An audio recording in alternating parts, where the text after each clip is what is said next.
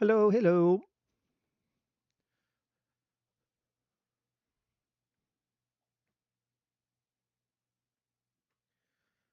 Let me know if you can hear me, please.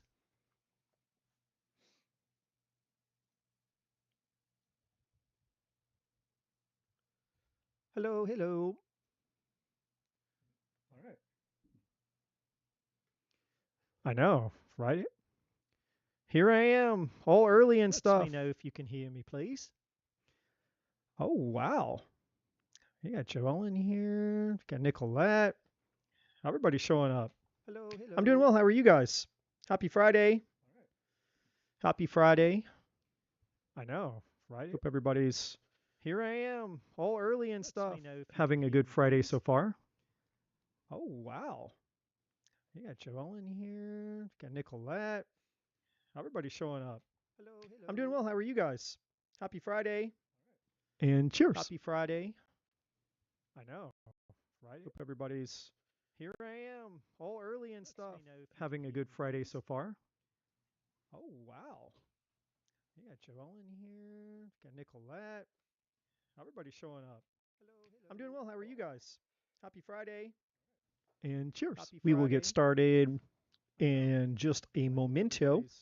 Here I am, all early and stuff. Having a good Friday. I know it's Oh, wow. You're lucky to catch me because you never know when I'm going to hop on. I never know when I'm going to hop on. I'm doing well. How are you guys? But I was like, and cheers. We will get started. What's like the Phil Collins song, right? I felt it calling. I felt it calling in the air tonight or something. So I was like, hey, I think tonight is a tarot night. You're lucky to catch me because you never know when I'm going to hop on. I never know when I'm going to hop on. But I was like, and cheers. We will get started. What's like the Phil Collins song, right? I felt it calling. I felt it calling in the air tonight or something. So I was like, hey, I think tonight is a tarot night. You're lucky to catch me because you never know when I'm going to hop on. I never know when I'm going to hop on. But I was like, and cheers. We will get started. What's like the Phil Collins song, right? I felt it calling. I felt it calling in the air tonight or something. So I was like, hey, I think tonight is. Oh, you sent me an email. You're lucky to catch me because you never know when I'm going to. Send me an email. Let me check because sometimes my for whatever reason my spam filter will catch things. Let me check in. Actually, a really good thing for me to do. Oh, you sent me an email, so I'll forget. Send me an email. Let me check. I bet you if you email me, I bet you it probably got flagged for some stupid reason. For whatever reason, my spam filter will catch things. We're gonna find out. Let me check in right now. Actually, a really good thing for me to do. Oh, you sent me an email. The beginning keeps replaying. The audio?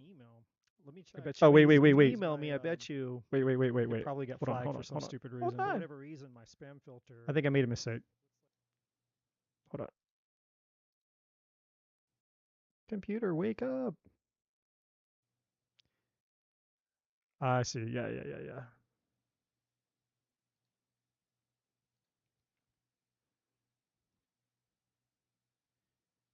Yeah, thanks for letting me know that, Nicolette. Yeah, I had I forgot to mute the audio on my program. I'm actually gonna need it in a minute. But thank you for letting me know that it was on right now, because it doesn't need to be on right now. That's gonna be very annoying for all you guys. Okay. Son of a gun, Joellen. Son of a gun. I see your email right now. It did get held in my spam. So what I'm going to do is whitelist your email address. And now I have it.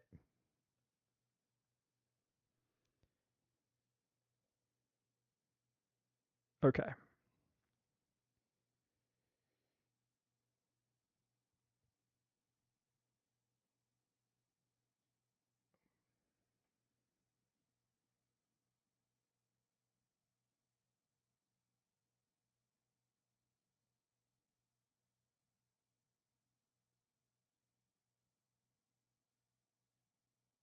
Okay.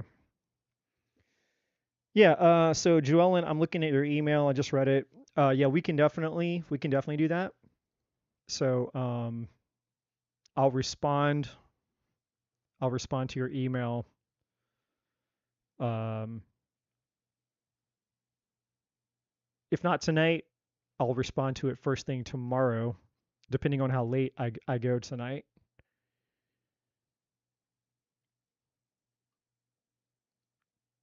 I'm gonna just wait about 3 more minutes. We'll start at 7:30. And basically, guys, what I'm gonna do is tonight I'm gonna start off with a collective reading. Um, and then what I'm gonna do is take that collective reading and I'll re-upload it for my channel. So you guys are just gonna basically, if you want, if you want to stick around for it, which it will apply to all of you because you're part of the collective, and there's a lot of channel messages that I have basically. Just I was getting a slew of downloads earlier, and I was like, man, I'm gonna have to go get online tonight because I won't remember all of this, and that's usually a sign, an indicator that the divine wants to talk. So I'm like, all right,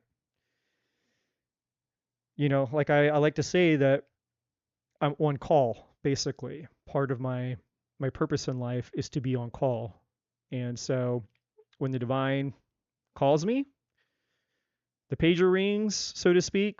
I'm like, all right, no matter what I'm doing, no matter what I have planned, uh, which thankfully I didn't really have anything planned this weekend.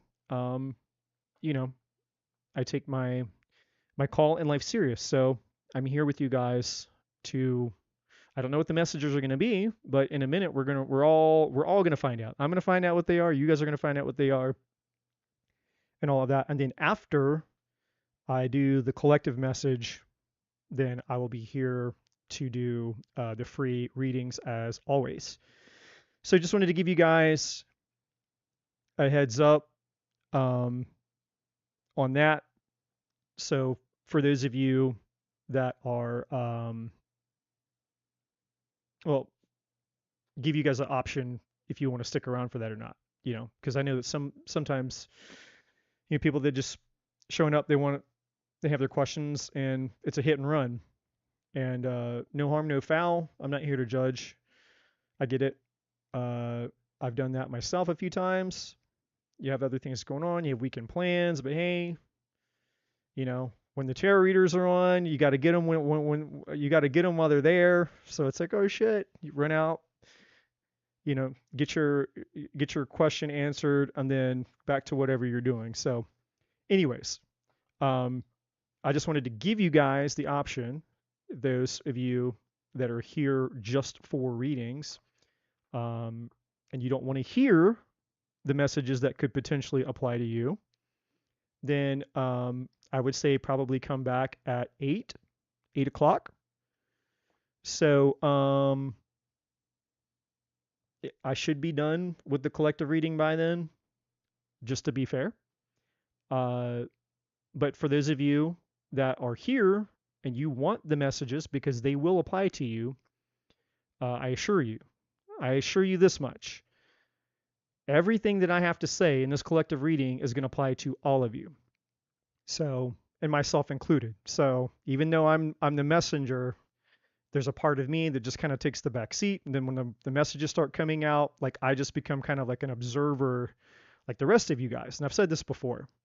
So, I just kind of like hand the microphone, being my voice, my mouthpiece. I hand the microphone over to the divine, and then whatever comes out of me is whatever comes out of me. That's kind of how it works. But anyways, I wanted to give you guys a chance, an opportunity to know, just so you guys all know what's going to go on.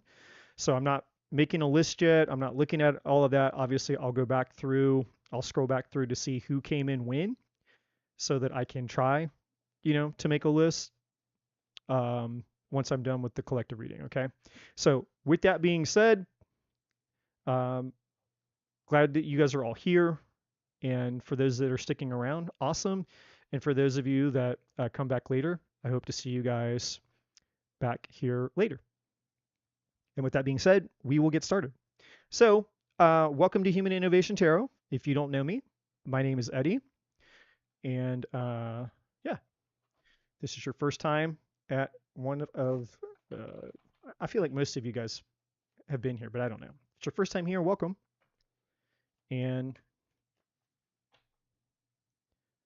let's see what happens. We'll see what happens tonight. All right. So while I get the cards going here, the first thing is we are obviously we're in April. What we're like actually moving into the second week of April. So time is kind of flying.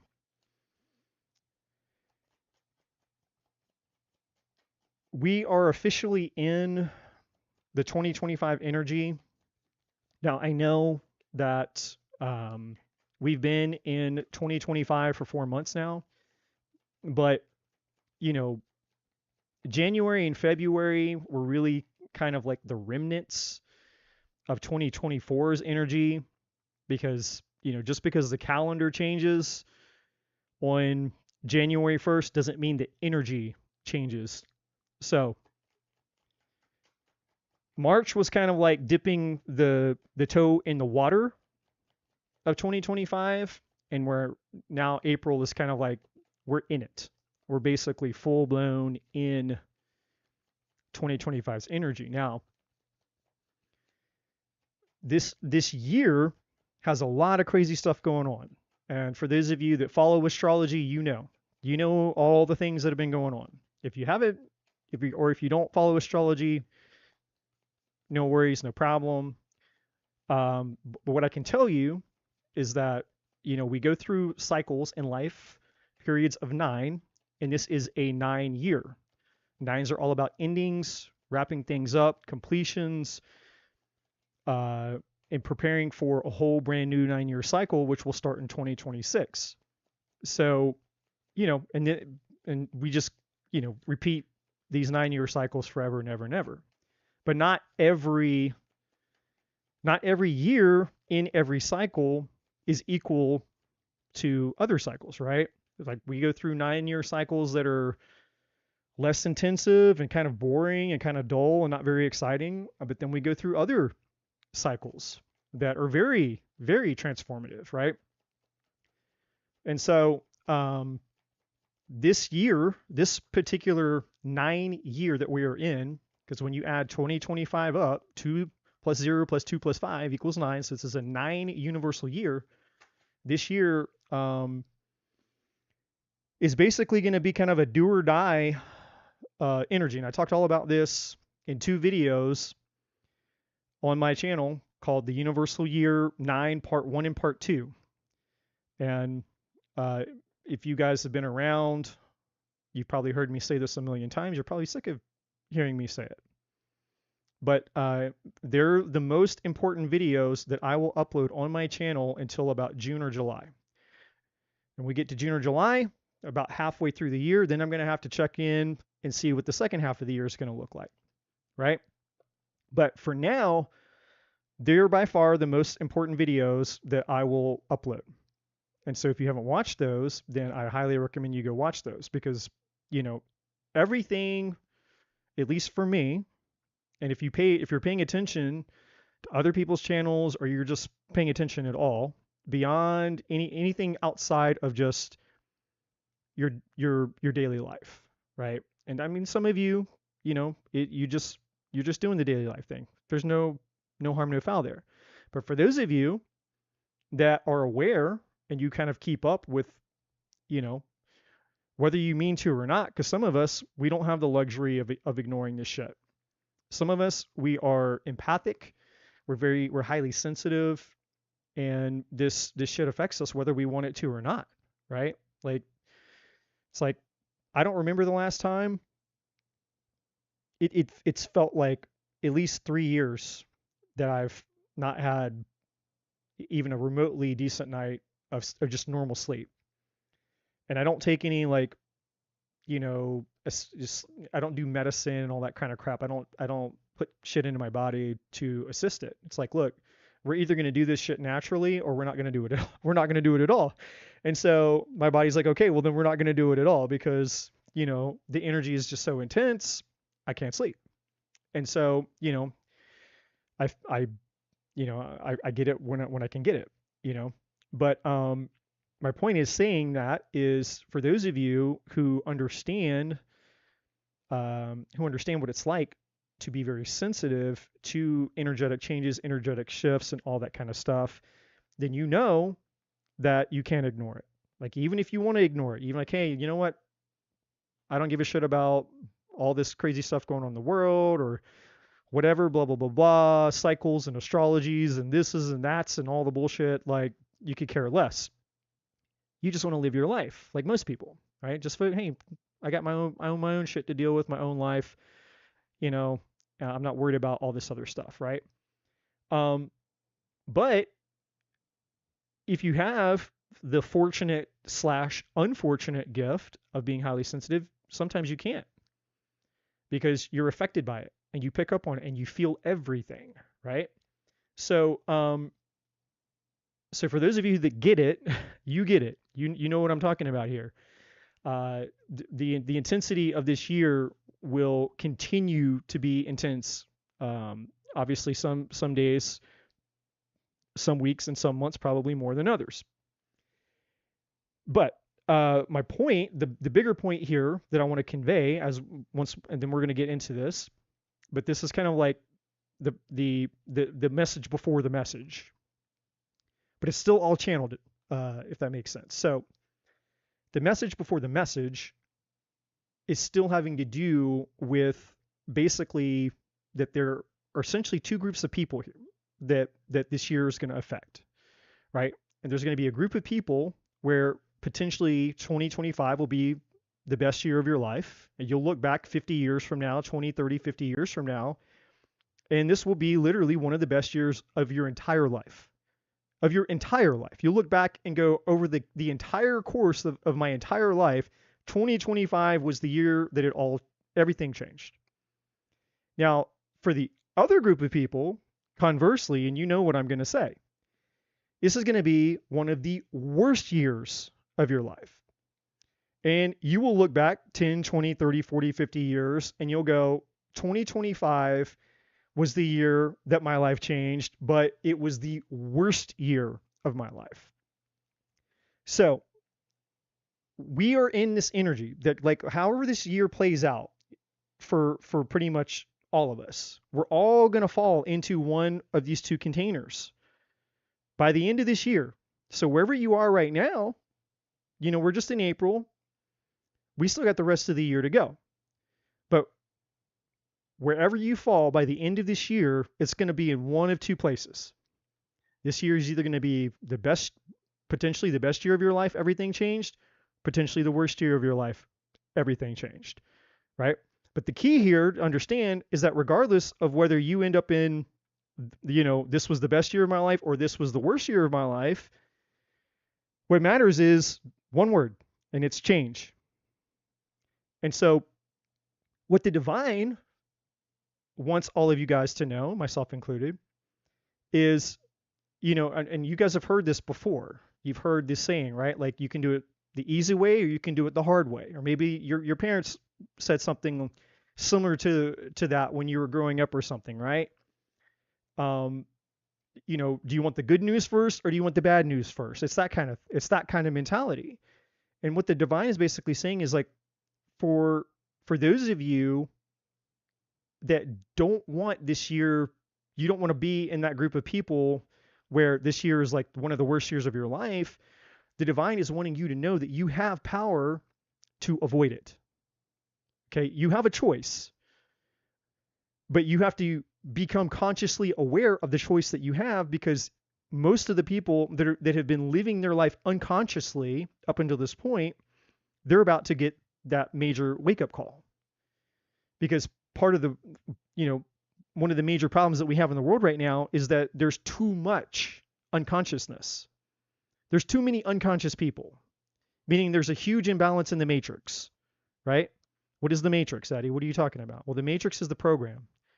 Everyone's asleep in the fucking matrix, believing that this five senses reality is all there is, and you're just here, to work your job, pop out some kids, buy your stuff, have your house, have your car, have your job, have your husband, have your wife, have your dogs or cats, go to Disney World, a few times a year, retire, raise your grandbabies, and then die.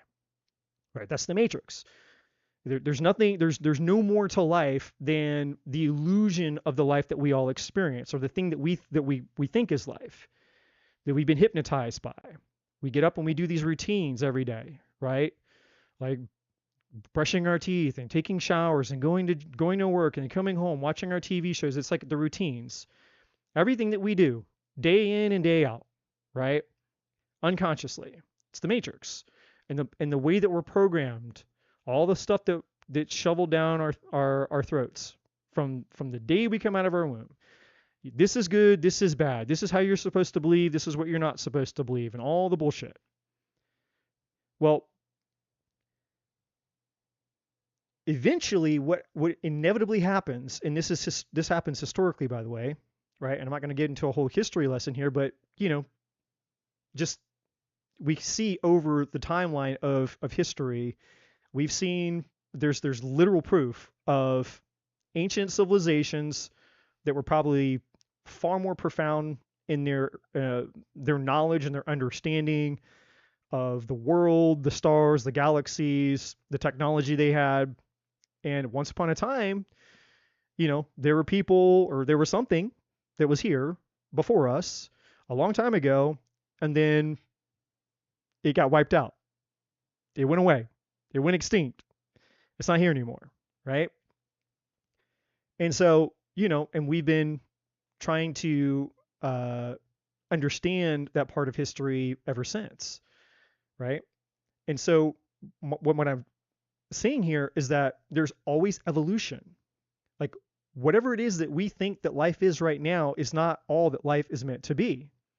We are meant to evolve and grow and evolve and grow, and that's the way it's supposed to go. And this is a law. This is a spiritual law. Like if you take a piece of bread and you throw it out on your front lawn, how many days is it going to take before that piece of bread is gone? It's just gone. What happened to it? Where did it go? Right? Anything that's not used in life gets taken away. Process of evolution. So you're either serving a purpose or you're removed. You're contribution, you're contributing to something, or you're removed, right? And what's interesting about this, for those of you who've maybe, I don't know, maybe you've had this observation, maybe you haven't thought this much into it, I don't know. But if you ever notice that old homes, like really old houses, as long as people are living in those houses, somehow those old houses seem to remain stable. Like somehow those old houses can they can hold up for a really, really long time. But what's interesting is the minute that you take people out of those houses and those houses no longer have a purpose, they start collapsing in, they dry rot, and all this stuff starts happening to them. It's like you can see this in anything in the world. The minute that something is no longer serving its purpose, it dies. Because this is a law of life. We grow and we evolve, or we die. And death could either be literal or it can be spiritual or metaphorical. So this year, 2025, is about that very concept. Humanity has been stuck in a state of consciousness, a state of evolution, where we have outgrown, like, the shoes that we were in, basically. It's like we've outgrown that. It's time for us to grow and time for us to evolve. But the problem is that we've confused growth and evolution with materialism.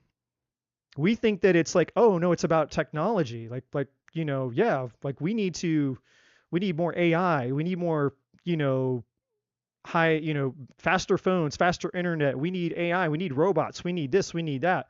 We need more money. We need more. It's like we've confused the concept of evolution with meaning shit outside of us. The world outside of us needs to evolve and grow and be different. We need, that part to be updated. Whereas human beings, we're not growing, we're not evolving. And in some cases, and I'm not here to sound like an asshole, but some cases, we're becoming even dumber, because we're so distracted and we have so many things available to us to make our lives so convenient and so easy. Things aren't challenging anymore. And when things aren't challenging, there's no reason to grow. But then you get so used to the distractions and you get so used to being comfortable that, any amount of discomfort or any type of challenge, people shy away from that.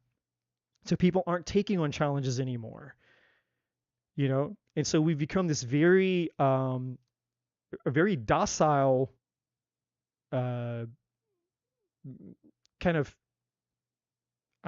what's the word I'm looking for?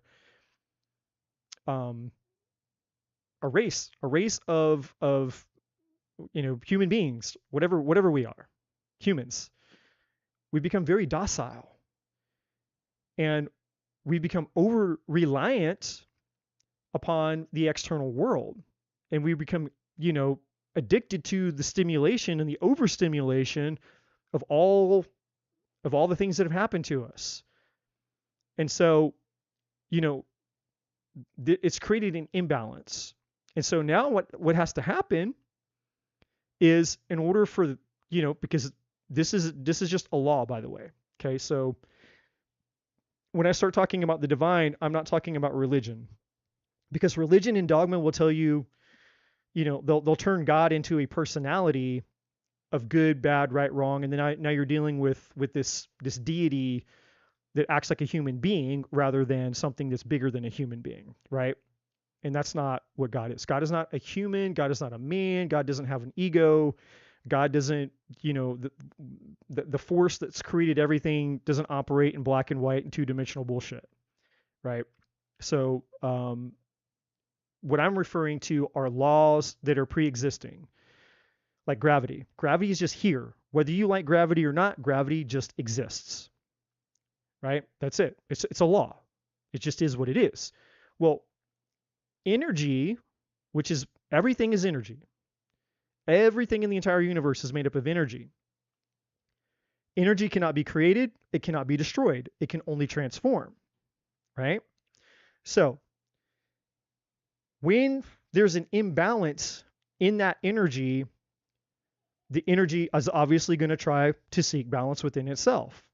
And so what we see is chaos. I'm just going to give you a quick example, and then I'm going to make this make sense. When we see chaos in the world, there's actually no such thing as chaos.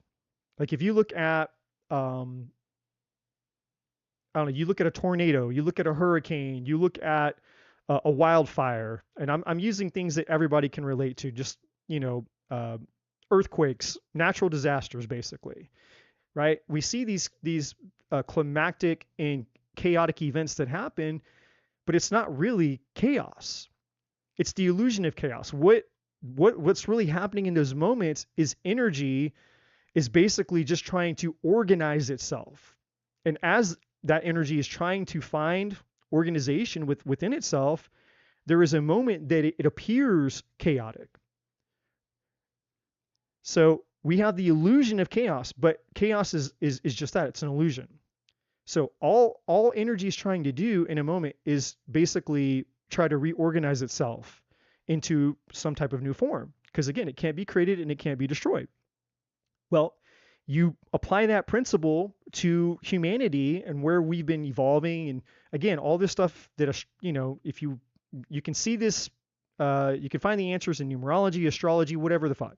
Like go pick your spiritual guru, pick your whoever's, your psychics or whatever's, and they'll all tell you the same thing. And you don't even have to be spiritual to figure this shit out. You can just see it. in the world around us. Like, you don't have to be a mystic. You don't have to get on spiritual YouTube land. I mean, you're living it.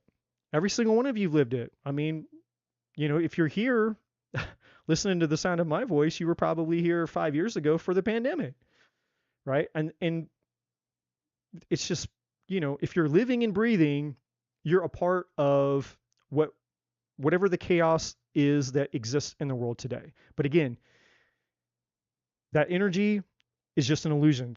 Chaos does not exist. Chaos is energy just trying to reorganize itself to something. Now, what that something is the part that matters.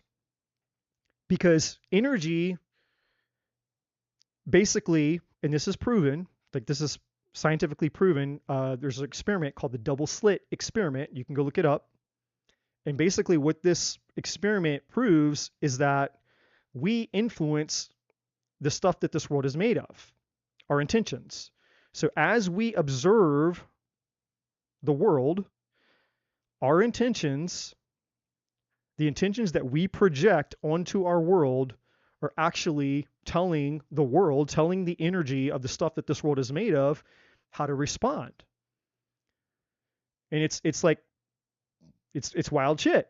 Like, this is like science. This isn't woo woo. This is like quantum fucking science. Like, they're figuring this shit out. It's really cool. It's cool because it's science, because science is proving what the spiritual people have been saying all along. So how does this have any relevancy to you all this year? Well, this is why. The first thing that the divine wants all of you, myself included, to know is the big picture is we all need to, there's an imbalance. We've been hyper-focused on materialism and superficiality. Now, what does superficiality mean in the way that I'm using it? So when I use the term superficial, I mean anything that doesn't add spiritual value to your life. And now that's lots of things. Now, so I'm gonna go just a little bit further and define what I'm talking about, because hypothetically, this glass of wine in my hand is superficial. This does not serve a spiritual purpose in my life. This shirt that I'm wearing is superficial. It doesn't serve a spiritual purpose in my life. This phone in my hand, this piece of technology that we have become so reliant upon these days, is superficial. It doesn't serve a spiritual purpose in my life. So I'm not saying that everything that doesn't serve a spiritual purpose in our life that we could call superficial is bad or wrong. It's the overemphasis. It's the power that we have given to these things for so long that we have become so dependent upon them that we believe that these things, or within these things, lie meaning, purpose, and fulfillment. And that's very, very key, guys. That's extremely, extremely important. That anytime that we believe that something outside of us, something out here in the material world, is going to give us fulfillment, meaning, or purpose. The size of your bank account, the size of your boobs, the size of your house, what kind of car you drive, the title that you have for your job, your kids, your husband, your accolades, your trophies or medals, how good you are at something. Oh, yeah, I'm so good at this, or oh, she's so good at that. There's all these things that we have available to us that we have been relying upon to medicate ourselves because of our spiritual bankruptcy. That's what this year is about. So what is 2025 about? It's about spiritual bankruptcy. Humanity has gone for a long time sicker than a dog, more spiritually bankrupt than a dog. And So the divine is having to kind of step in and be like, hey, it's gotten pretty bad. So now, we got to do a purge. That's not going to be fun. We got to do a cleanse. It's not going to be fun. And so essentially, that's what's going to happen this year. Every single one of us is going to go through a purge in one shape or form or another. And which takes me back to my point. The divine is going to give every single one of us an opportunity to do it the easy way or to do it the hard way, meaning you can use your free will conscious decision to be in alignment with that, with like going along with that process. I'm like, hey, you know what? I want the easy way. I want to do it the easy way, the less painful route. I don't want the hard way.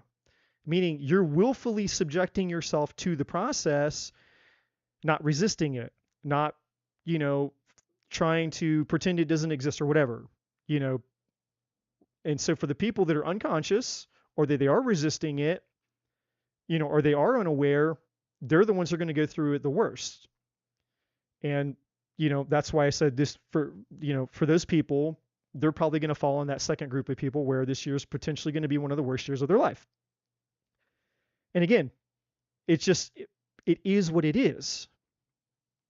It's not, this isn't like it's not some Zeus up in the sky, some sky daddy god or something who's like, I'm punishing the human race. It has nothing to do with that. It's the nature of energy.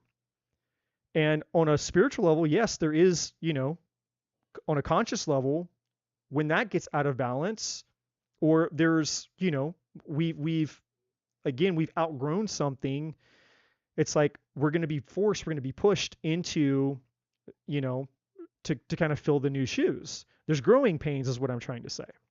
Okay.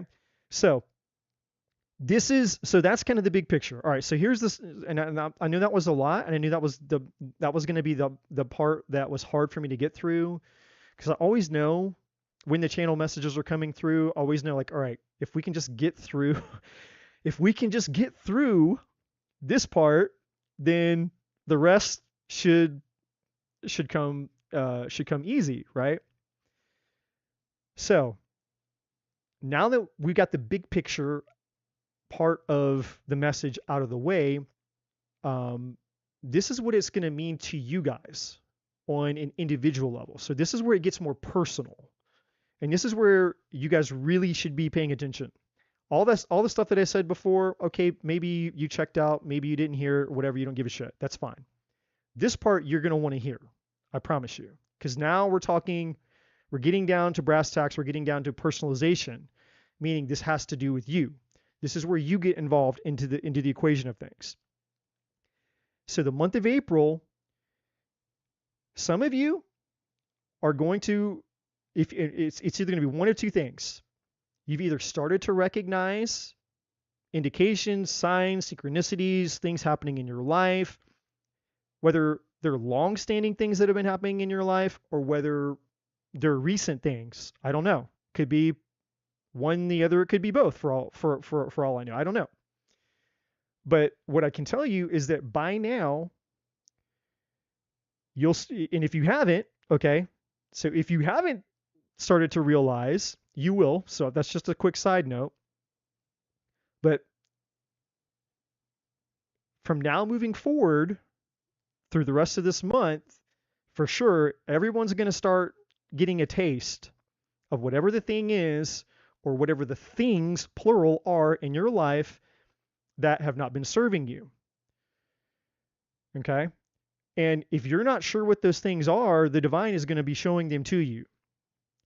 So and I'm just going to go through some quick examples. If it's love and relationship, you're going to know, because the divine is going to show you. It's going to start showing you things, bringing people into your life, or if they're already in your life, or if it's a thing having to do with something inside of you, some trauma, something that happened to you in your past.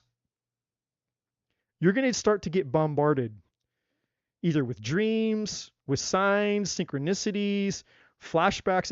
It doesn't matter. you're going to be consumed, inundated, basically, over, you know, just it's like this. It's going to feel almost like a curse or something. I don't know. It's going to be an intense. It may not start. It may not start off very intense. It might start off gradually, but it's going to become more and more and more intense until you acknowledge its presence.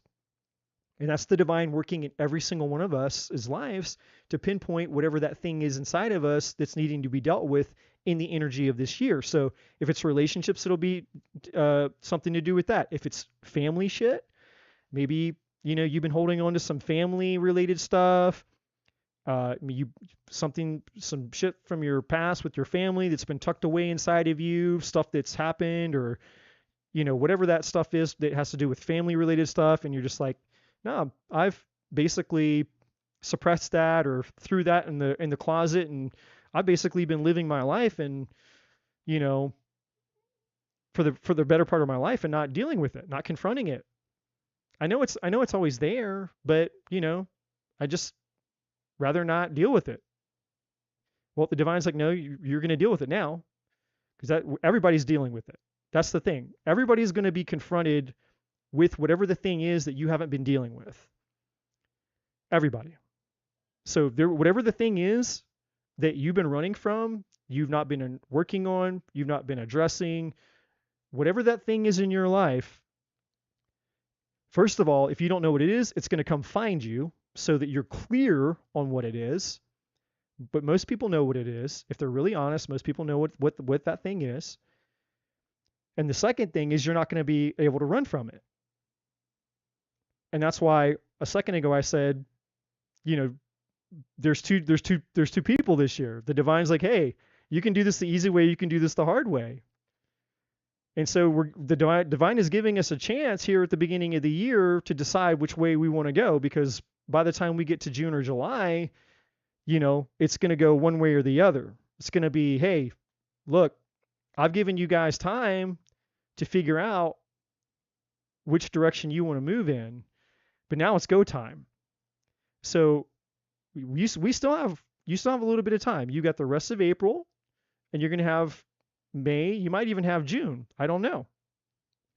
But what I can tell you guys is that every day, every week, and every month moving forward, that whatever that thing is for you guys that isn't being addressed or acknowledged, or you know, you're not working on it, you're whatever that thing is for you, it's going to get worse and worse and worse and worse and worse.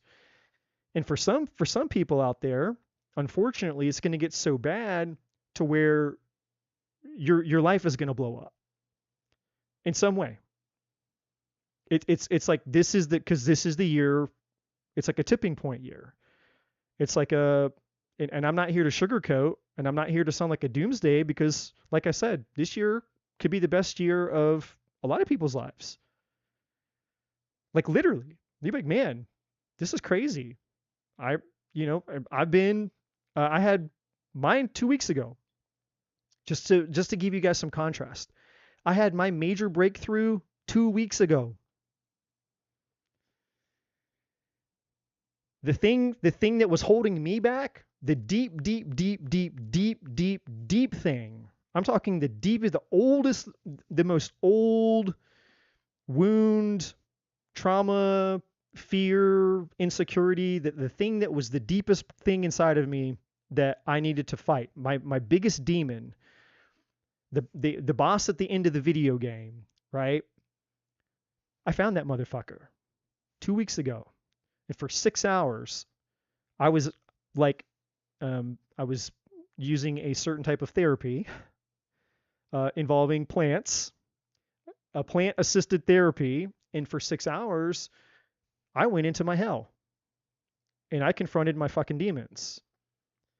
And I wrestled that bastard. And I won that battle. And I'm better for it.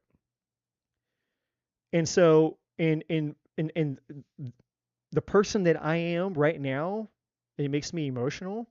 because that's how profound it is to go through that type of healing. It's like I could try to describe it to you all, and I would be disservicing you guys, because it's not something that words can convey. It's just an experience that you have to go through. But what I can tell you is, if I could impart to all of you, if I could pass to each and every one of you, like you could all just take a wire and plug into me, jack into me somehow, and feel what that experience feels like. I know every single one of you would want it too. I know that if I could package what that feeling and sensation feels like, I'd be a billionaire, if not a trillionaire, because people would be wanting to buy that, they would be wanting to buy that feeling, because that's what we're all searching for. What we're all longing for is the deepest level of fulfillment, not these little hits, not superficial, not, hey, I just needed to be distracted today. Hey, I just wanted a little hit of happiness today. I wanted a little bit of joy today. Happiness and joy and this and fulfillment, and like those are emotions that come and go. This isn't an emotion that comes and goes. This is fulfillment. This is spiritual level. Meaning once you've accomplished it, once you've grabbed hold of it, it's yours. It's lasting. It doesn't go away. It's not an emotion. It's not, hey, well, I'm happy today and I'm not happy today. Like, happiness, like let's just talk about what you ask, what most people want. Like, I just want to be happy. Okay, well, happiness comes and goes. You're happy because you got your Starbucks order right, but then 5 minutes later, your happiness is taken away from you from some stupid shit, right? Some person pulled out in front of you, or the traffic light was too long, or they got your drink right, but then they forgot the second thing that you ordered, or you ordered a drink for you, and you one for your kid, and yours was right and yours was perfect and you were happy, and then your kid's wasn't. You're like, well, shit. Now I got to go all the way back around. I got to get out of my car. It's fucking raining, and now your happiness is gone. That's not what I'm talking about. I'm not talking about something that's here 1 minute and can be gone the next minute, and it changes like the wind. I'm not talking about circumstantial emotions here. The fulfillment that I'm talking about is spiritual. A spiritual fulfillment that nobody, nothing, no situation, no circumstance can take away from you. For me, doesn't matter what happens to me. You want to chop my arms off? You want to chop my legs off? You want to put me in a wheelchair for the rest of my life? And I'm drooling and I can't talk and I'm just basically a vegetable in a fucking wheelchair, God forbid. Doesn't matter. I will be the fulfillment that I have inside of me that is mine, the spiritual fulfillment that I have inside of me, that I had to go find within myself. That can never be taken from me, ever. Nothing can take it from me. And this is what it means to go on a spiritual journey, but this is also what it means to have a relationship with the divine part of you. And so what this year is wanting all of us to do is to not resist a process that doesn't have to be difficult, just to put it in easy terms. This year doesn't have to be hell, but it will be. It will be for those who are determined to make it hell because they're resisting a very, very simple thing. And I'm not saying it's simple like, if it was simple, everybody would be doing it, but I'm saying the process isn't difficult. It's a lot more painful to be in resistance to the process than it is to just submit yourself to the process and reap the benefits of the process. That's what I'm saying. And it took me a really, really, really an embarrassingly long time to learn this myself. And I'm weird. I'm a weird son of a bitch. I'm here to admit to all of you that I am a weird motherfucker. Admittedly weird. Like everybody else is like, hey, I'm super happy, just like,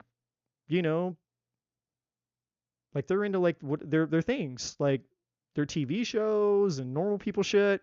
I'm over here in like self-help junkie land, like going down rabbit holes, like looking for the next best, healing thing, psychological thing, human behavior thing. Like I'm trying to like, decode the mysteries of like humanity and spirituality and all these things to make sense of like fucking reality.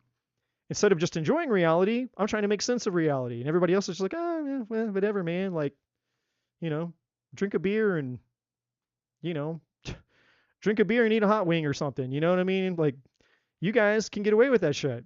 And a lot of times it makes me jealous because I'm like, man, I wish I could be like you guys, but I can't. I'm not wired that way, you know? So I'm over here obsessing over all these things and like, oh my God, I figure out all these ways of going through these things because I have to go through the same processes that you guys go through is my point. I'm no different than you guys in that, hey, I'm a human being. I've gone through shit. You've gone through shit. I have to heal. You have to heal. Like, you pay taxes. I pay taxes. Like, I'm just as human as the rest of you guys. But as somebody who has an obsession for being in this world, this arena of personal development, spirituality, and all this kind of stuff, I'm around what I've tried a lot of it, and around people who dabble in this kind of shit. So it's like, well, what works? What doesn't work? What's going on? Like, is this a waste of time? Is that a waste of time? And most of it is, if I'm being honest with you. Like, I would say 90% of the mainstream shit out there that's claiming to give you some type of peace, satisfaction, or some type of fulfillment, it's all bullshit. It's superficial. It's like, they're trying to sell you something that'll distract you long enough for you to get some type of positive emotion from it, but it's not going to help you long term because it's still dealing with the symptom and it's not dealing with the root cause. And that's what this year is here to do. What this year is going to force all of us to do. Okay, so just to put it plain and simple, all of you guys out there, if you haven't yet, you're going to start seeing and you're going to start feeling either signs and synchronicities. Shit's going to start happening in your life. And if you're ignoring it because you're not understanding why these things are happening, they're going to get more intense. They're going to get louder. They're going to get more intense. They're going to get louder. They're going to get more intense. They're going to get louder because this is your kind of your flashing light from the divine trying to get your attention to tell you, hey, this is the thing that we need to deal with this year. This is the divine highlighting the thing that, this is where you got to start. And you can distract yourself, you can resist it, you can deny it, or all these things that you can do.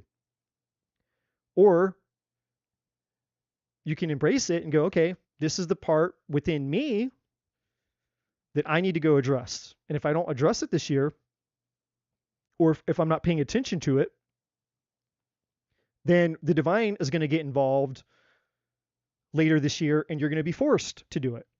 And I assure you that when the divine gets involved in it because you're not willing to handle it yourself, then it's going to be like 10 times worse. And that's essentially, that's kind of me being like a little bit more of like I kind of warned you, like it's the gentle message. It's the warning before the storm, the calm before the storm. The person who came out and said, hey, I see the clouds on the horizon. You probably don't want to, you probably got about this long and there's going to be some shitstorm that's going to come. So, if you're going to get out now. If you're going to prepare now. Like, that's what I'm here to do. I'm here to hopefully help you guys interpret and understand why things in your life are happening the way that they are right now. And some of you are going to go, but these things have been happening in my life, Eddie, for a long time. Okay, well, if this is still the thing that's being highlighted to you, even more of a reason why it's going to be dealt with this year. It doesn't matter if this is the same thing that you've been doing, the same problem that you've had. It doesn't matter. It doesn't matter if it's the same problem you've had your entire life, or if it's a new problem, or it's the most recent problem. It doesn't matter. It doesn't matter what it is. The divine will show you what it is. Your life will show you what this thing is.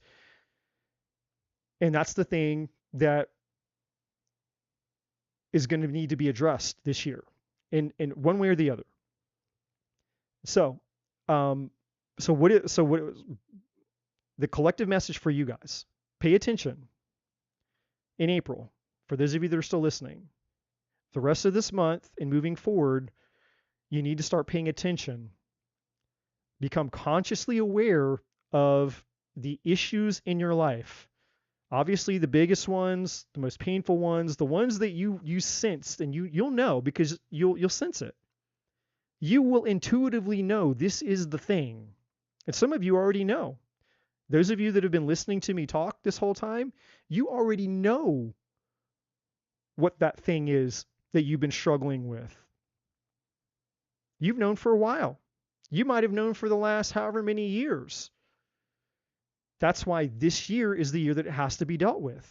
It's the 9 year. It's, hey, this shit can't be brought into 2026 because where the divine is wanting to take everybody in 2026, myself included, is not a place for trauma and unhealed and superficial and all this other shit. It is a purge. It is a mass. It's like we are the dirty water that's about to be run through the water filter. The collective, all of us, all of humanity, all 8 billion of us, we're all going to be ran through the water filter, whether we like it or not. All of us are going through the water filter. And so we have a choice in that. We can, we can participate with what the divine is wanting to do, and it won't be difficult, it won't be painful, and it can actually be a very beautiful process like it was for me, very empowering, very freeing. And then you come out the other side of it, and then it's like, holy shit. Like, I see the world in ways I've never been able to see the world before because there was a part of me that I had never become before. Because it was covered up under so much shit. And the divine is like, now you understand why this is important now, don't you? And I was like, man, you couldn't have convinced me before that. Because it would have sounded like someone trying to sell you snake oil or some shit. Somebody trying to come to you and tell you, like, imagine what it would be like if there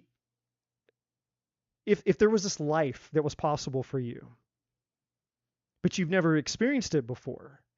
And that person was trying to come to you and sell you on this experience of this profound life that you could have. If they could somehow show you a video of yourself, like 5 years in the future, doing whatever these things are that you can't possibly fathom yourself doing, having things that you've never fathomed you're capable of having or being worthy of or whatever, right? But you see it, and this person's got this video of you 5 years in the future and said, no, this is you 5 years in the future. You became this, and you became it. It started this year. You started becoming this person this year, and then 5 years in the future, this is where you ended up because of decisions that you made now. If somebody came to you, you'd be like, man, this is such bullshit, man. And that's why it's so difficult for us to reach into ourselves and grab hold of the power to change our own lives, is because there's a part of us that doesn't feel where it's worth it. Because the value of anything is the amount of life you're willing to exchange for it. Let me say that again. The value of anything is the amount of life that you're willing to exchange for it. Most people do not find themselves that valuable. Most people don't. I sure the fuck didn't. I hated myself. That's what I uncovered in my recent, and that's a whole other story I'm not going to go into. But most people don't value themselves.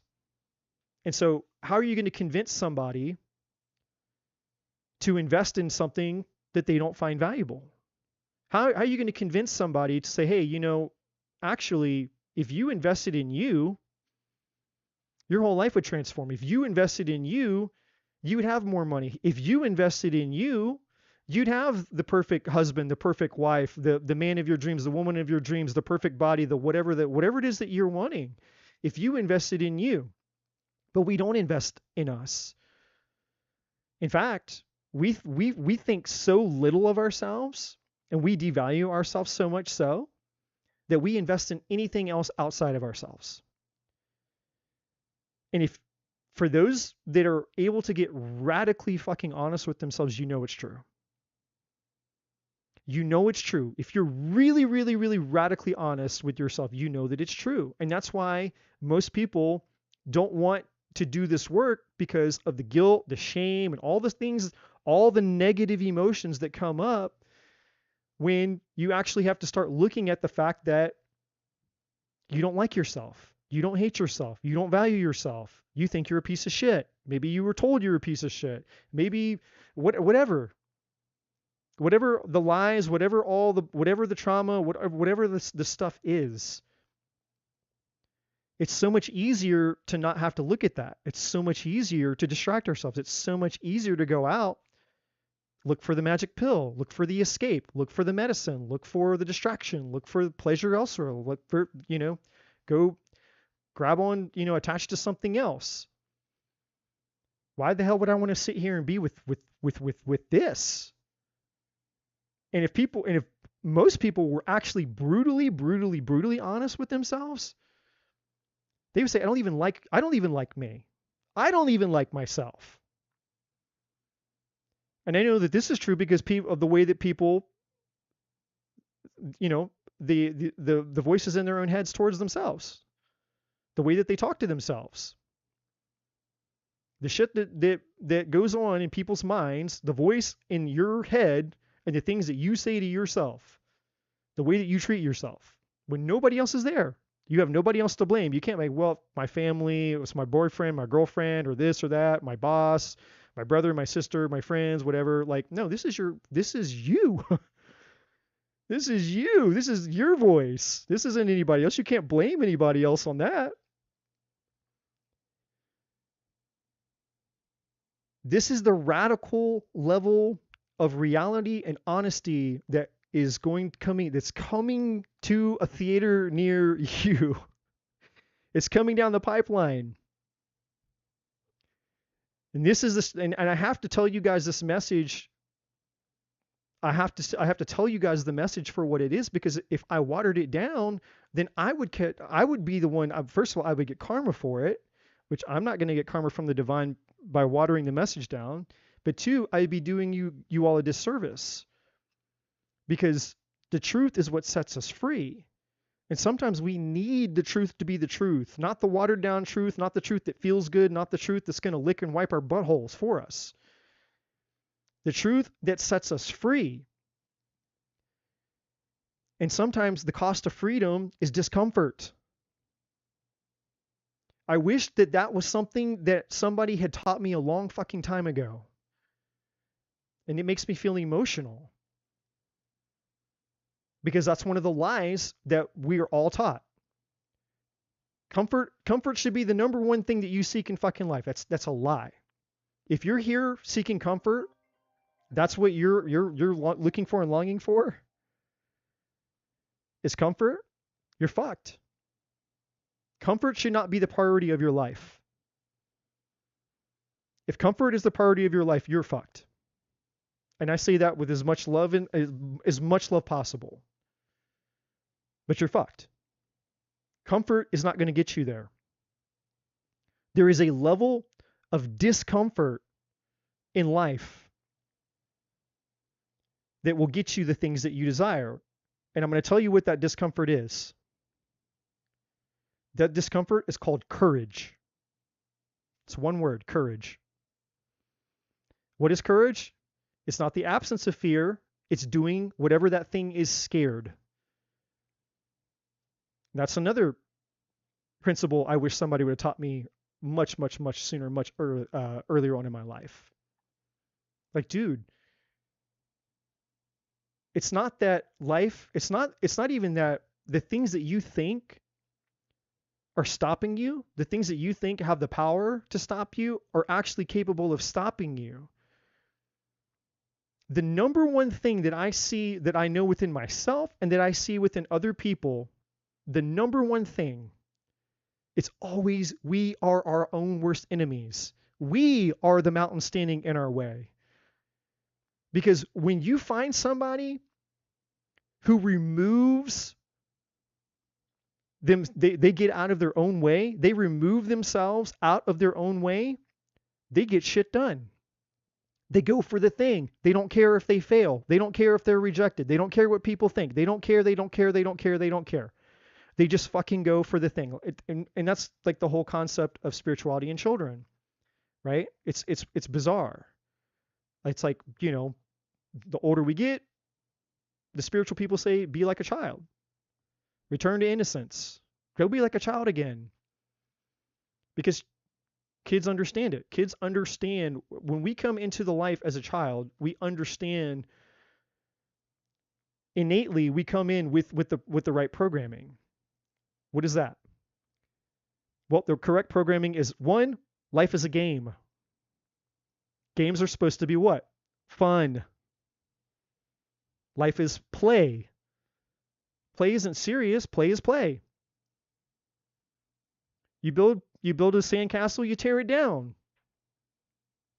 You go play on the monkey bars, then you get on the swing, then you go down the slide, then you go play with the sand again. You build something else new. You pick up a stick and it's a machine gun. You pick it up and it's a wand. You know, life is fun. It's a game.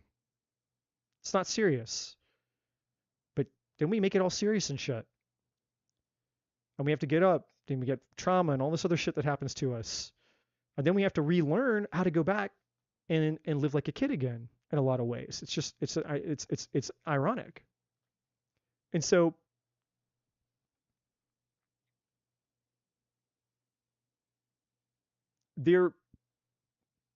what the divine wants you all to know in addition to this. So, you know, obviously, you guys are going to start, you know, probably seeing things or feeling things and experiencing things in your life that the divine is going to be highlighting for you all. These are the things that need to be worked on. Now you can run from them or you can embrace them, right? Obviously, the path of least resistance is to embrace them and not run from them. Lean into it.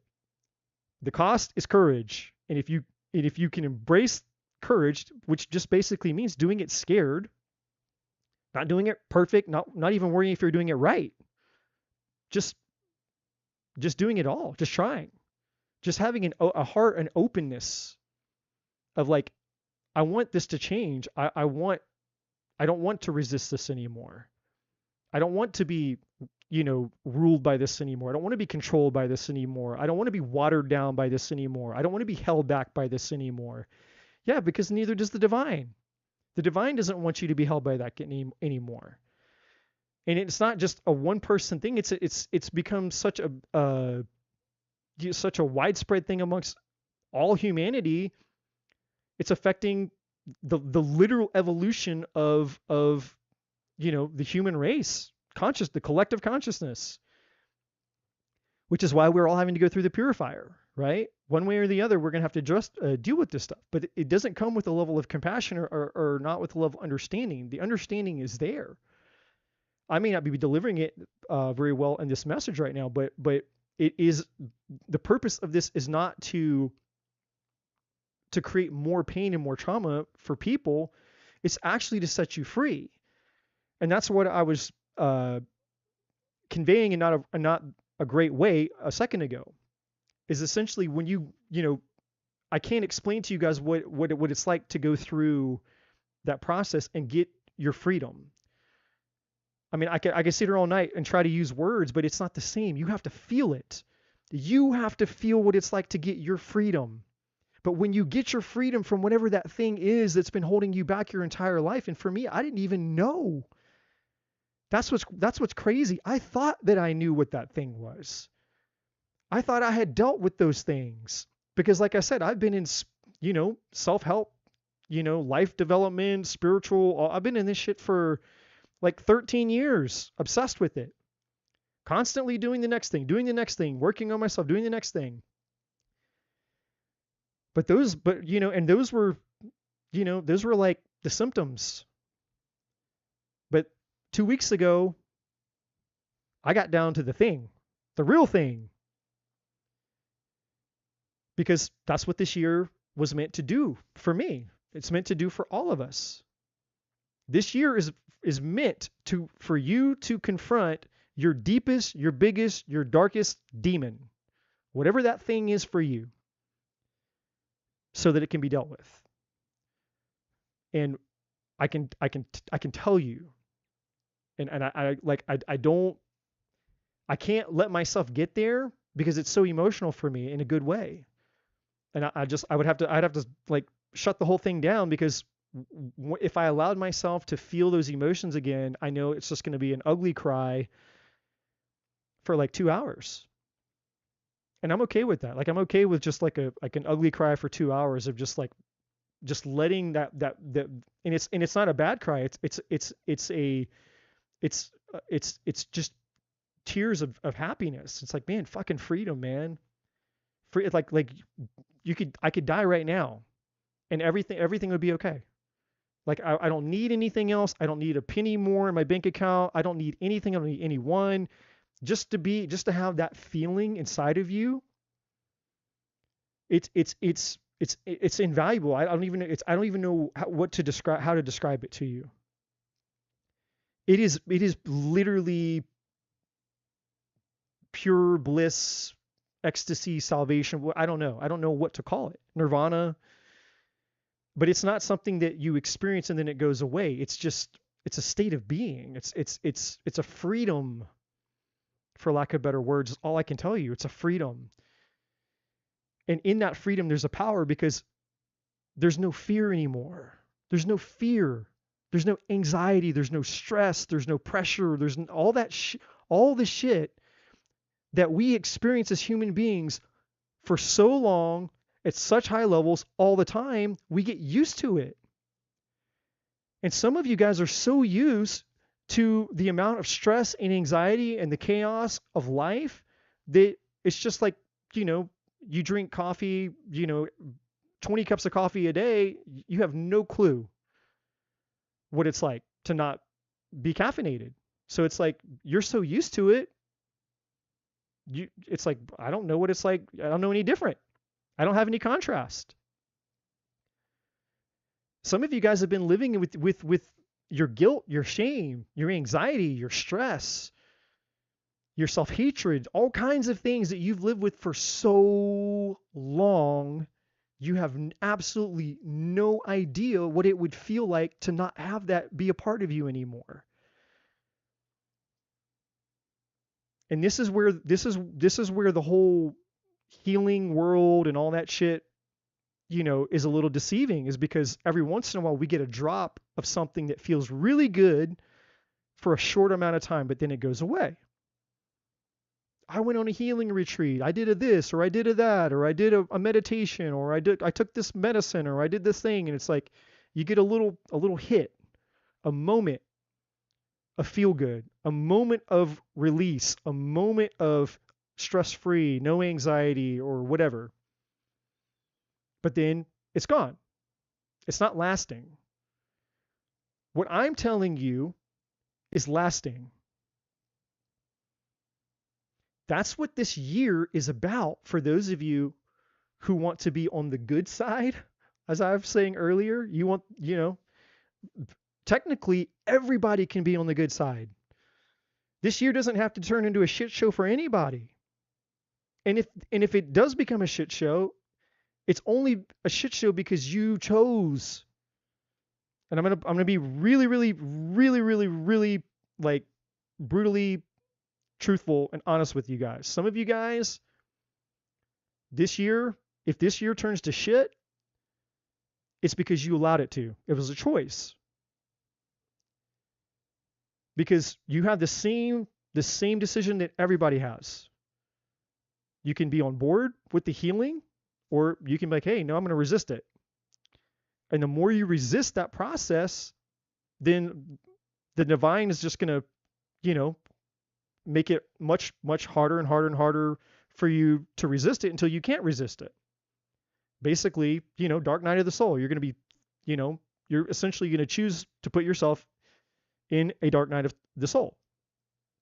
And some people will, because that's how stubborn some people are. Inevitably, some people are so resistant to change, resistant to doing things, or resistant to looking within themselves, or whatever the thing is. And I'm not here to judge, but I'm just saying that those people those people exist, and if you're one of them. If you're one of them. I'm not one of them. I'm like, hey, open up the fucking the portal to hell. I'm jumping straight in. You don't have to kick me or throw me into the portal of hell. I will fucking dive head first into the portal of hell with a smile on my face. Like, hey, I'm going to go find that fucker. That demon, I'll find him. I'll wrangle him. Because I know the alternative. It's much easier if I just submit myself to the process and be willful than to resist the process and then have to get the divine involved in it. I've been on both sides of the coin. And I can promise you guys, if you will just submit yourself to the process of doing the work that is shown to you, this year will be miraculous. And I'm experiencing some of that. That's why I keep getting emotional, because I've experienced this already. And if I could sell you guys, I would. And it's not. And when I say sell, I don't mean like, I'm actually selling you anything or taking money on, but I'm saying if I could sell you on doing this thing to get the experience of what I feel that I can't convey to you, because you guys would have to experience it yourselves to value it, I would sit here all night long trying to convince you guys, please do it, please do it, please do it, please do it, please do it. I beg you, I beg you, I beg you, I beg you, please do it. If you do nothing else the rest of your fucking life, please, I beg you, please do this. Because when you do, the gift that you will have, the result, this thing that I cannot describe to you that I have inside of me, this gift, this fulfillment, this peace, this knowing, this understanding, this love, you'll get it. Only then will you get it and understand it. And then me and you, we'll be able to look at each other and go, you get it now? I'm like, yeah, but I get it now. And then me and you will be looking at everybody else going like, can you explain to them? Like, no, I can't really explain it to them either. Like, do you want to try to explain it?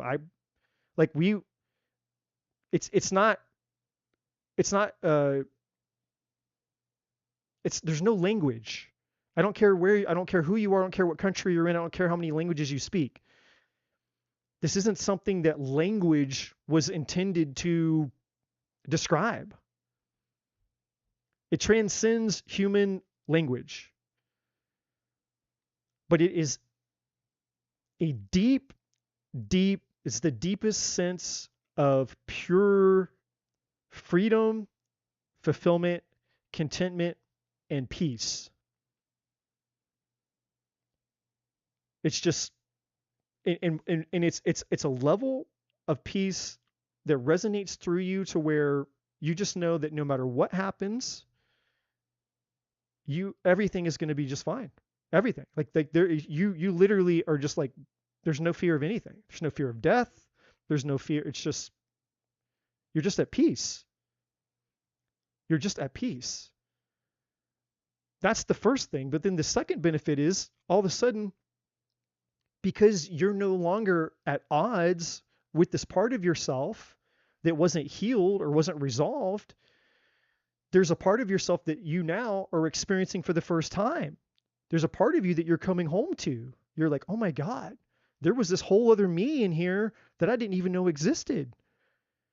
And the divine's like, yeah, that's that higher self shit, that divine self shit, the God and all that shit, source, the universe, all that shit. Like, yeah, that stuff was real, and that's that part of you.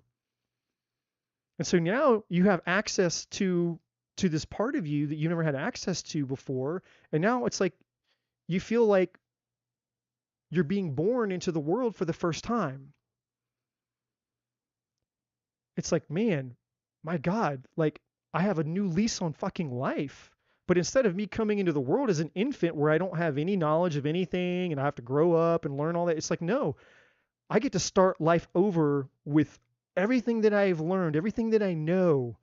But now I get to start life over with this new lease on life connected to this new me, where instead of there's all these limitations, now everything feels and seems possible. All of a sudden I live in a world, and it's the same world, mind you. The world hasn't changed, mind you. Who changed? Me. You. We are the ones that changed, not the world. Nothing out here has changed. Just you've changed. And yet that change that has occurred in you allows you now to have access to infinite possibilities that you never thought imaginable.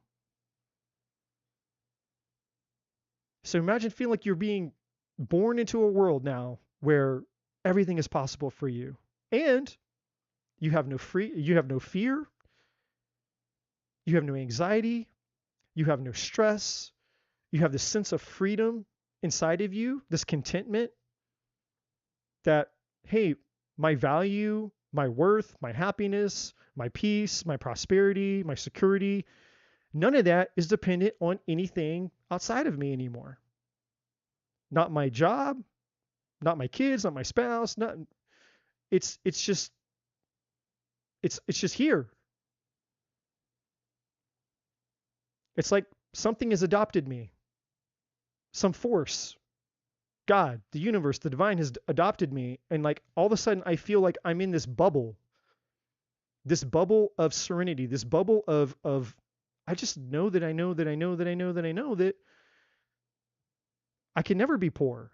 I can never be lonely. I can never be lost. It's like you're existing on another dimension where all those limitations that felt like your reality before no longer exist. Because they don't. That was the lie. That was the illusion. But I can sit here and I can tell you this again and again and again. I can sit here and tell you guys this shit all night long. Like, okay, Eddie, I hear what you're saying. Unicorns, fairies, and fucking rainbows, and blah, blah, blah, blah, blah. And trust me, guys, I get it. Because when the ego is involved before you've done the work, I get it. Skeptical, ego's listening to it, and ego's like, this guy's so full of shit. He talks too long. He's got a fucking really, really, really enormously huge fucking nose, his gray ass hair, and he trips and stammers all over his own fucking words. Who the fuck does this guy think he is? You know, like, he just likes to hear himself fucking talk. Blah, blah, blah. The ego gets involved. Trust me, guys, I get it. I get it. I know what it's like. I know what it's like. I've been on both sides. But I'm on this side now. And so this year, everybody has an opportunity. Everybody has an opportunity this year to do the work, go within and do this work, which will lead you to the same place that I'm describing. I've been trying to describe to you, or not. You can resist it. And so this month, many of you guys are going to get the signs and indicators because the divine is going to start highlighting it now.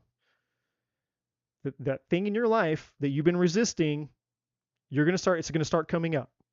So in a few minutes, when we start doing these tarot readings, you guys are going to start asking me questions. And a lot of the questions you guys have come in here tonight with have to do with this thing that I'm telling you about.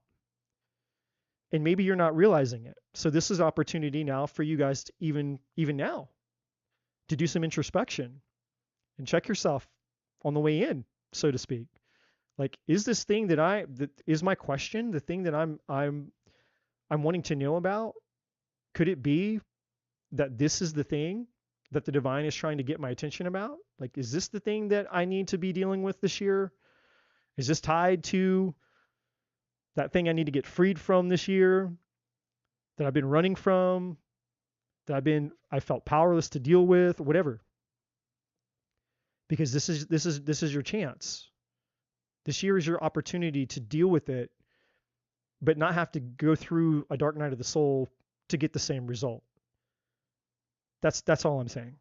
There's two paths here to get the same result. There's the easy path, just submitting yourself to the process and letting the divine work with you through that process, or resisting the process, and then you're going to end up, having to go through a dark night of the soul just to get the same result. So common sense to me, all I'm saying, I'm a common sense guy. Common sense says, hey, if I have to do the same thing, one way's easier, one way's harder. What's the saying? Work smarter, not harder. Well, yeah. Like if I could, not have to go through fucking hell to get the same result, then let's not go through hell. I'm human. Like I'm not, you don't get a trophy for suffering more than necessary. That's not how it works in life. And I have no desire to suffer any more than I've already suffered already. And I feel like you guys probably don't either. So I know that that was a lot. So there's really not a whole lot else to be said with that. And I'm going to just go with these. And I'm going to get 3 cards from this deck, and then that's basically it. And then we're going to jump into your guys' readings. Because anything that comes out in these cards are just going to be, it's just going to be the same thing that I've already just told you guys, just repeating the message. Because that's what the divine is basically saying. It's like, yeah, that's the message. There's no other message. Like, okay, well, that's the message. So, okay, so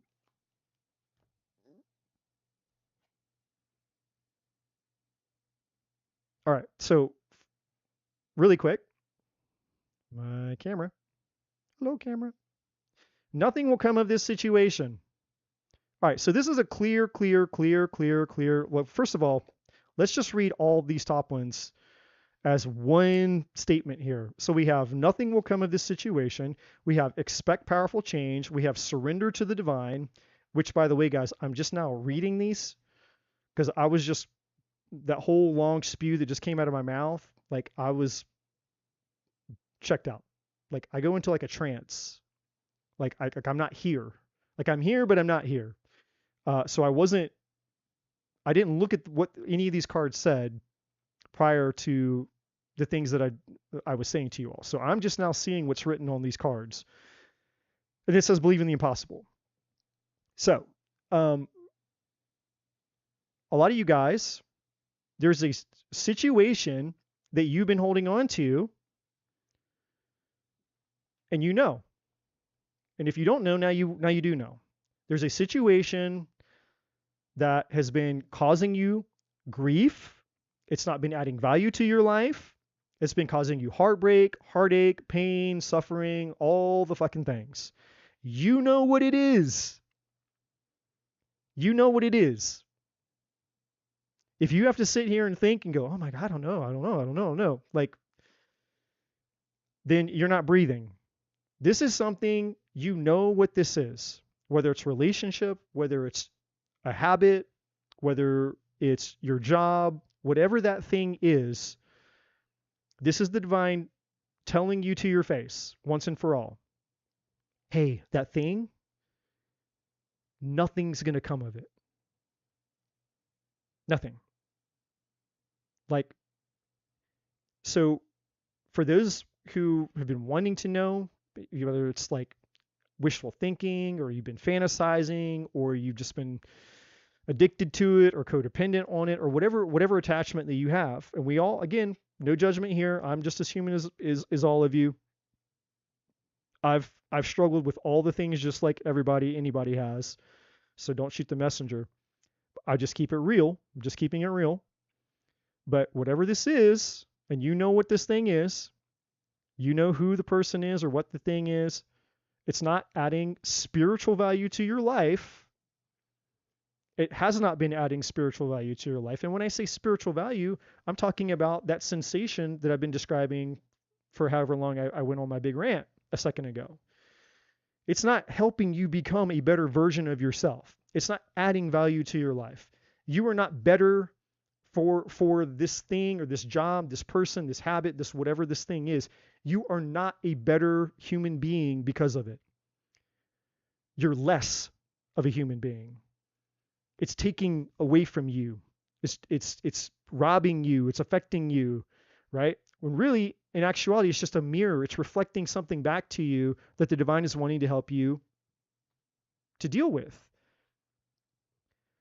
Because anything that we don't address in this season of our life will follow us into the next, and then the next, and then the next, and then the next, and then finally you get all the way up to the year 2025, and the divine puts its foot down and says, "Hey, if I let you guys, you would allow this thing to keep going and going and going for the rest of your fucking life."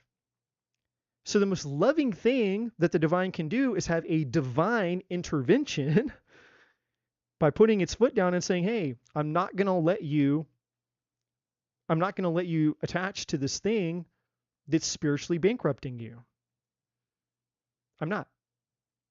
It's the most loving thing that anybody could, just like if you had a child and your child wants to play with a loaded gun. Your child wants to play with, a super fucking sharp knife. Your child wants to play with a rattlesnake. The most loving thing that you could do as a parent is not let your child do any of those things. And your child might throw a fit because they don't know. They don't understand. Why? They start crying. They're reaching out. They want the rattlesnake. They want the knife. They want the loaded gun. Why can't I have it? And they're crying. They don't know. So the divine's like, "Hey, look, some of you guys, if left to your own devices, you'll spend the rest of your life attached to the same person, the same habit, the same addiction, the same dysfunction. You wouldn't change." Essentially is what the divine is saying. If left to your own devices, you would not change. You would just keep going through life, having the same sets of problems, the same limitations until you fucking die. And the divine's like, "I love you too much. You're worth too much. The opportunities that are coming for the collective of humanity are too great. You're worth too much." So while you have free will, and you guys have heard me say this a million times on this channel, that there's only 2 rules that the divine has with all of us. The divine will not violate your free will, and the divine will not give you anything that's not in your highest good. That's it. Those are the only 2 rules that the divine has with all of us. Well, we have free will. It's like, okay, if you don't want to change, you don't have to change, but the divine is still going to try. It's like, I got to try, so you get a 2020, you get a year 2025. That's this year is the divine trying to help us. And again, a lot of people will be better for it, willingly so, because they submit themselves to the process. Other people will resist the process and go through a dark night of the soul, but come out the other end of the dark night of the soul still like, "Hey man, I had to go through hell because I was a stubborn son of a bitch, and but hey, I'm still glad that it happened." But then there's still going to be that third group of people who just no matter what,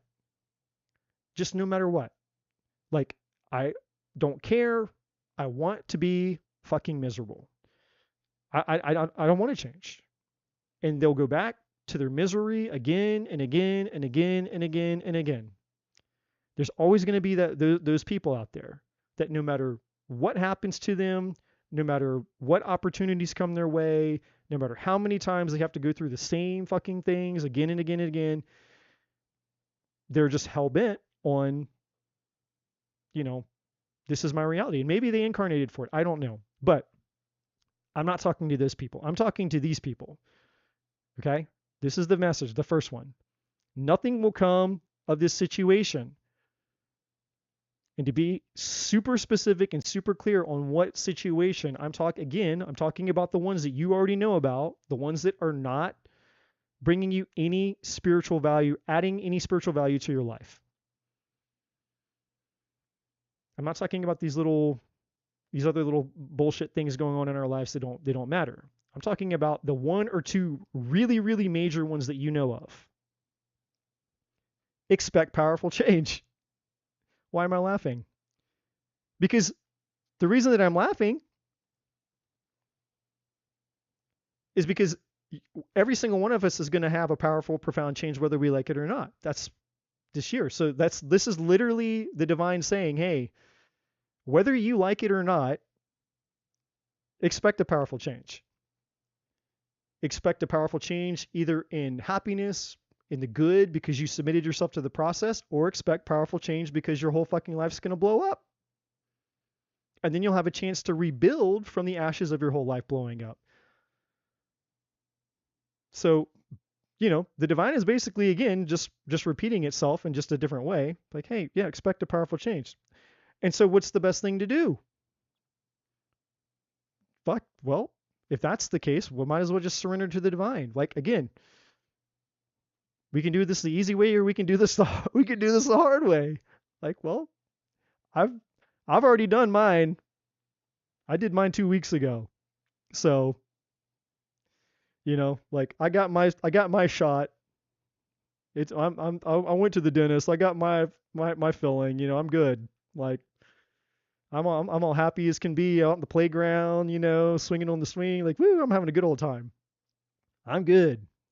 I don't have to worry about the apocalypse. I've removed myself from that.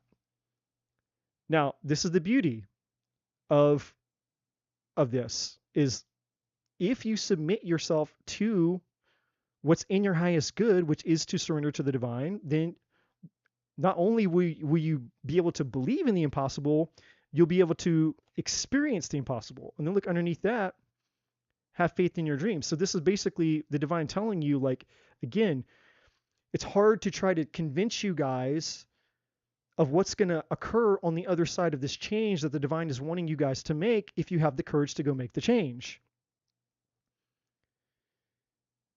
And so the divine is going to be digging up the deepest shit inside of you to be dealt with. Will you have the courage to confront it is the question. That is the question that we're all faced with this year. Are you willing to confront what? Are you willing to confront the truth? Because the truth is what will set you free. It's not the subjective truth, and it's sure not the fucking truth of the ego, which doesn't give two shits whether you're happy or not, by the way. As far as your ego is concerned, there's no work to be done. There's no healing that needs to be done. As long as you feel safe, and you can convince yourself that you're safe and you're comfortable. Because remember, comfort. As long as you feel safe and comfortable, then you're fine. You don't have to do anything else. Just be comfortable and safe. That's it. You're miserable is okay. Miserable is good. Depressed is good. Anxious is good. Stressed is good. Your ego doesn't give a fuck whether you're happy, you're in love, you're living your life to the fullness of your potential. It doesn't matter. It doesn't give two shits about all of that. Your ego is about one thing and one thing only: self-preservation at all costs. And so many people are living there 24/7. They just don't even know it. But this year, you're going to be shown it. The butterfly. Beauty.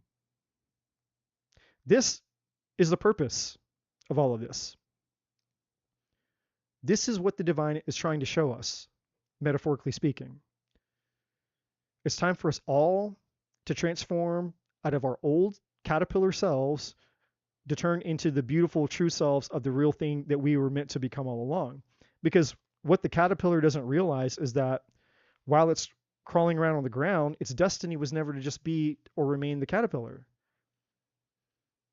The caterpillar was always destined to become the butterfly. It just didn't know it yet. And it also didn't know that it was going to have to die, implode and melt into a goo of weird shit on itself, literally basically go build its own coffin. If you think about what happens with a caterpillar turning into a butterfly, it's actually kind of morbid in a way. Like you literally you go make your own fucking coffin. Like how many people do you know do that? Like, what are you doing this weekend? I'm building my coffin. You're what? Yeah, I'm building my coffin. So when I die, they can put me in the coffin that I built for myself, right? I mean, essentially that's what a caterpillar does. It builds its own coffin, and then it dies. And then the butterfly comes out. Actually kind of profound. Focus. What are you guys focused on?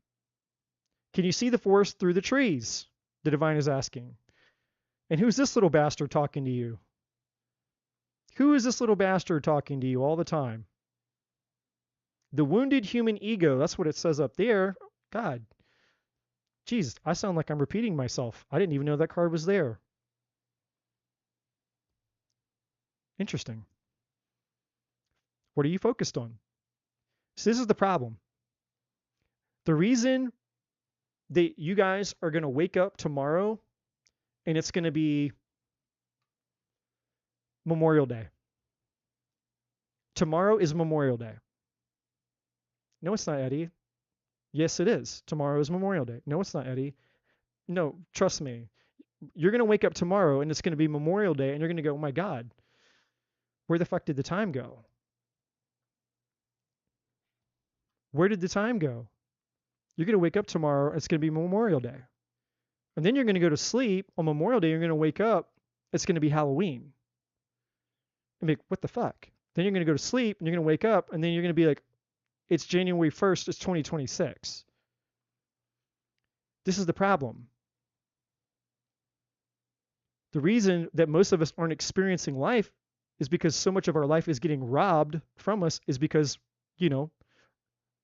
where's our focus? We're getting lost. You can't see the forest from the trees. We're so distracted by the meaningless things that we're not able to actually invest, our time and energy and focus and attention to the things that would actually get us the results that we need. So it's not just a problem of us, hey, we need to be doing the work. And here's the work that needs to be done, which is everything I've been saying, or not me, but the divine through me rather. But then there's the whole other challenge of, well, when are you actually going to do the thing by not being distracted by all these other things, right? So the divine is basically saying like, yeah, this is the challenge. The real challenge is courage and basically, prioritizing something or making it a priority or otherwise it's going to be made a priority for you. Because once time starts slipping away because we get caught up in life and get distracted by all these other things that we think are more important, then the divine's like, well, then I'm going to have to do this. And then now I've got your attention. So, whatever that thing is that the divine knows would probably get your attention. Like, I don't know, do you need to lose your job? Do you have to have a big health problem? Do you have to go into some kind of crazy psychotic, mental fucking meltdown with your boyfriend, your girlfriend, your husband, your spouse, and God knows what, right? The divine has infinite amounts of ways to get our attention, redirect our focus. So this is more kind of like a gentle, loving kind of heads up. And I know that I don't make it sound that way. Like, well, you don't make this sound like a very nice thing, Eddie. No, that's me. I'll take responsibility for that, for the way that I communicate. I'll take total responsibility for that. But I have to speak directly, because if I don't speak directly, then you won't take me seriously. Because there's too many other people out here on fucking YouTube land who are out here wanting to sugarcoat everything and tell you it's all unicorn, fairies, and rainbows because, hey, I've got crystals and incense burning and I can tell you, what an 1111 is and a twin flame, right? And it's like, I don't give a shit. That's not going to help, that's not going to help anybody do anything in 2025. Trust me. So, there has to come, at some point, there has to be a voice of reason, a voice of truth, when there's just unfortunately not a lot of, there's just not a lot of people, and I don't know, maybe it's not their call. I don't know. Maybe it's not for me to judge what it's not for me to judge. What am I saying? It's not for me to judge anybody. But in my opinion, there's just not a lot of useful information on YouTube in this regard. Not in this genre. Now, if you go look for it, that's different. You go into YouTube and say, hey, I want to, how do I get unstuck in life? How do I deal with this? Or, sure, there's videos for everything on YouTube. But in the spiritual space, the mainstream collective spiritual space that I guess tarot and astrology and all this shit fits into, for the most part, it's not very helpful, in my opinion. Not at all. And I actually am not a big fan of it in that regard. Because, telling people the same shit again and again and again and again and again and again, day after day, week after week, the same fucking tarot readings that you've heard 1,000 times, that's not helping anybody. It's not going to help anything. And so, sometimes we have to be willing to be told the things that we don't want to hear. We have to be able to receive the truth. And I'm one of those people that, hey, I'd rather know the truth and allow at least give me the information so I have an opportunity to do something with it than to not have that truth and then just be blindsided by life. Right? Like if I had the choice to choose between getting blindsided by life or just give me the truth, give me a heads up, then I want the heads up. Give me an opportunity if I can change or alter my course because, hey, maybe I'm on the path of destruction. Maybe I'm headed, I'm on the road where this isn't going to go, this isn't going to serve me well. Well, at least if I know, then I can make an informed decision. It's like, well, if you stay on this path, dude, yeah, this is probably what's going to happen to you. You can go on this path. This is what's going to happen to you. Your choice. What do you want to do? Well,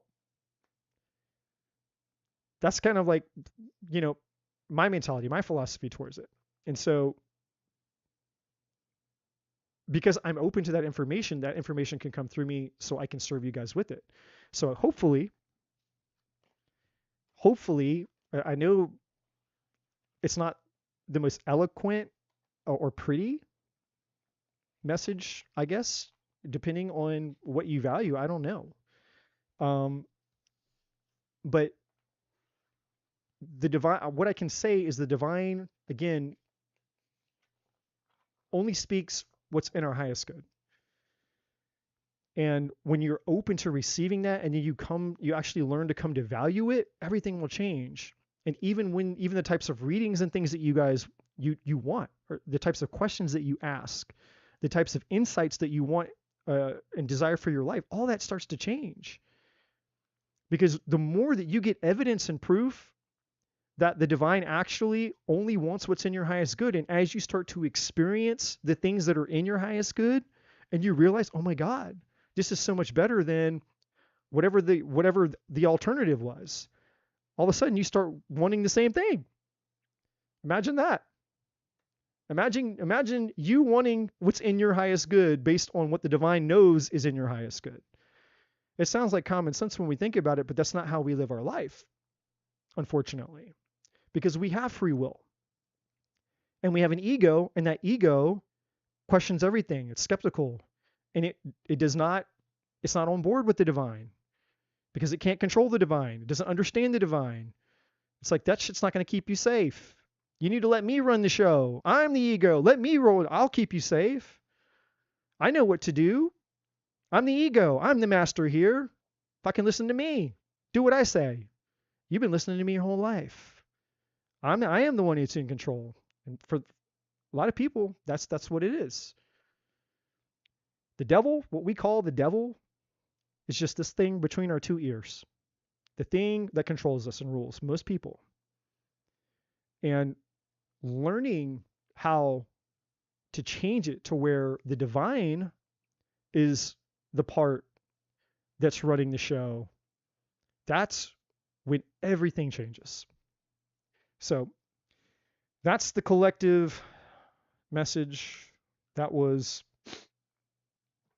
quite the experience. That was quite the experience even for me. And I had no idea. I have never have any idea what I'm going to say when I let go and I let the just whatever the divine wants to say is what comes out. And anyways, hello everybody. Welcome, welcome, welcome. I have no idea what anybody's been saying, so I have to get caught up on the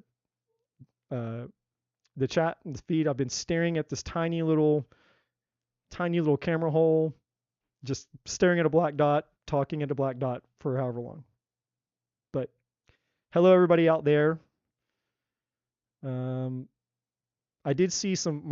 My phone was flashing up on the screen, so something was coming through. Ay ay ay.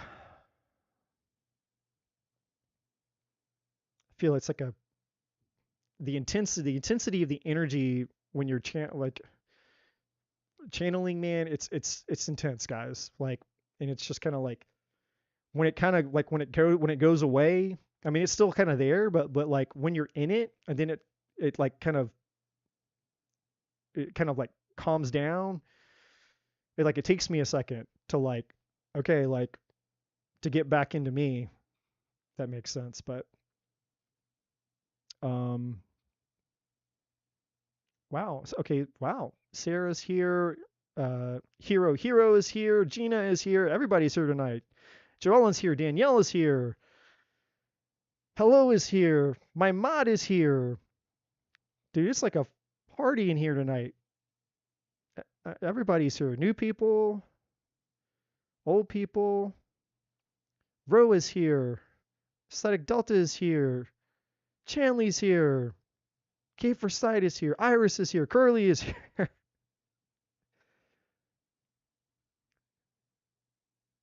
Verasphere is here. Everybody's here. All right.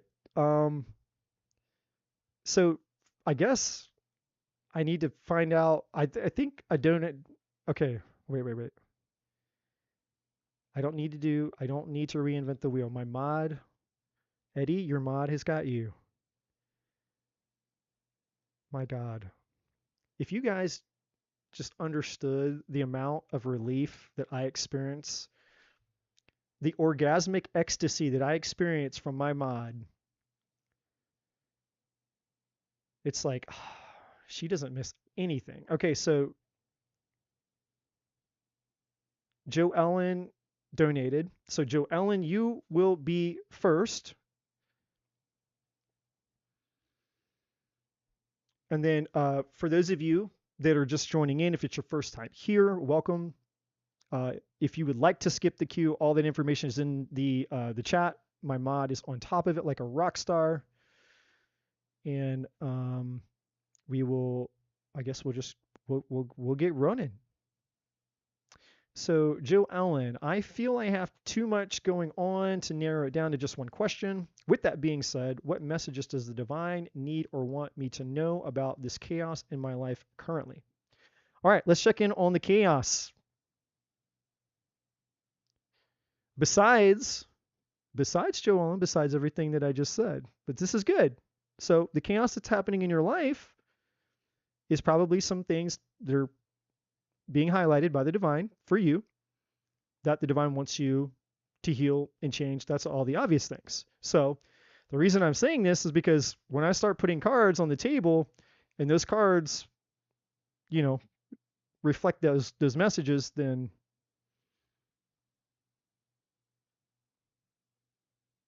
we'll have double confirmation, I guess.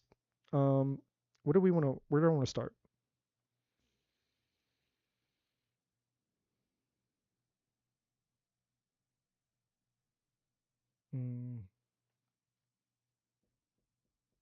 I know. Wait.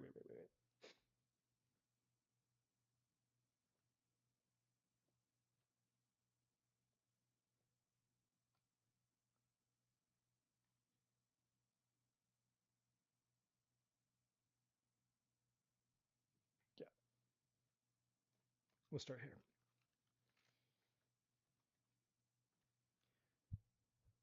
All right. So here we go. For Joe Ellen. Making sense of the chaos in her life. Now, while I shuffle the cards, one last thing that I'm going to say to the rest of you guys, and I say this every time, every live reading, it'd be easy for you guys to assume that because it's not your turn, it's not your question, that this has nothing to do with me. This has to do with her. But 99% of the time, the divine is going to say something to everybody. That's just the way that it works here. So it's like the divine is going to, kill two birds with one stone, so to speak. Even though I don't like that analogy, because why would you kill a bird? But anyways, don't think that because it's not your turn that the divine isn't going to be saying something. And I will do my best to let you guys know when I feel that it is a specific message that's intended for everybody, but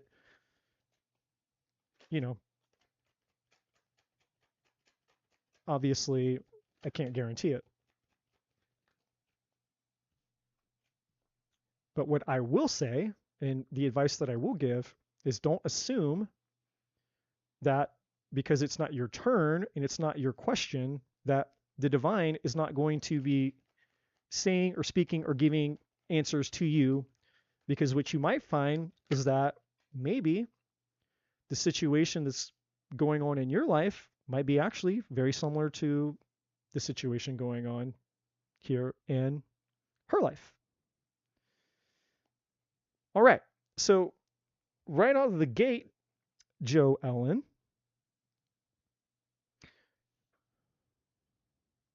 look at this.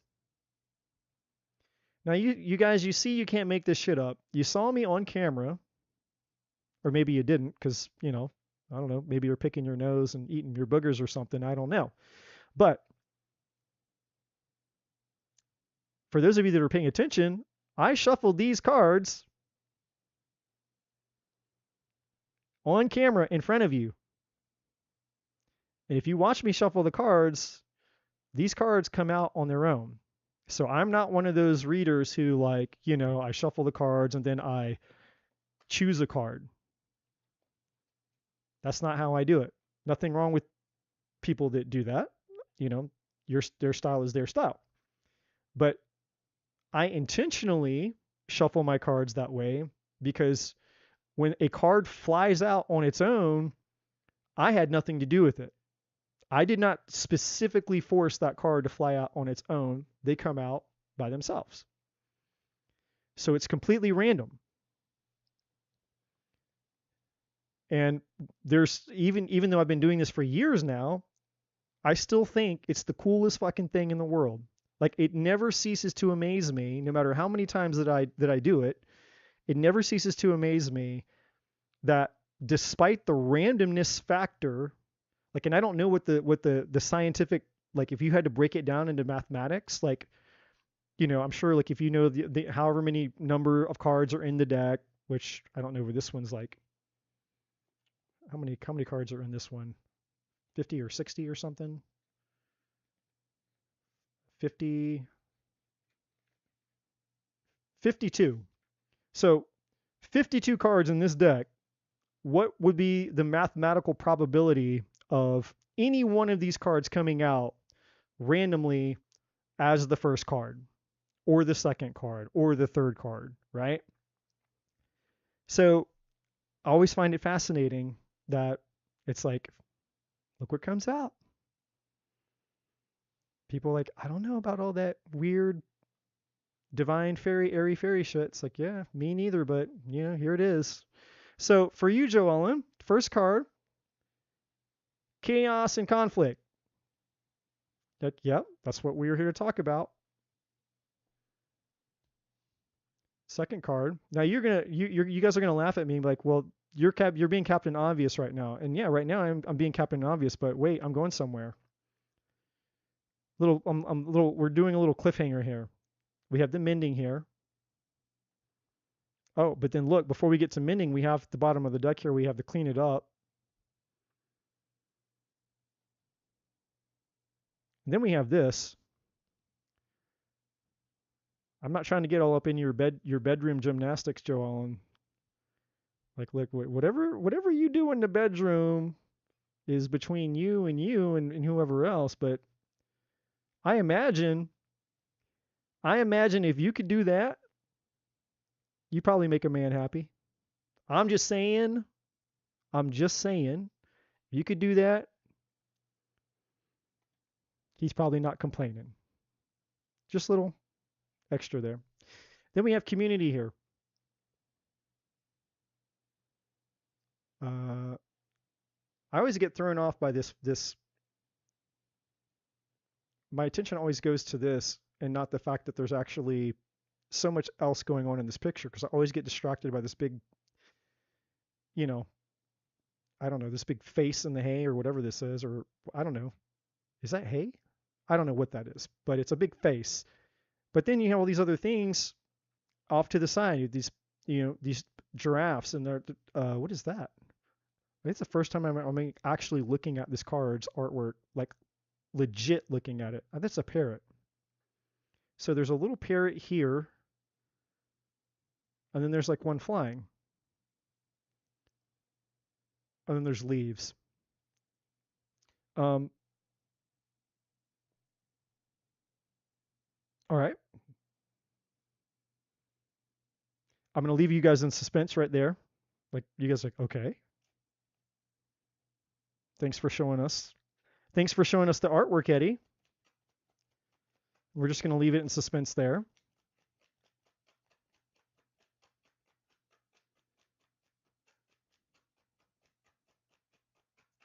Now, what the divine is telling me right now, Joel, is the divine is saying, the divine is wanting you to learn.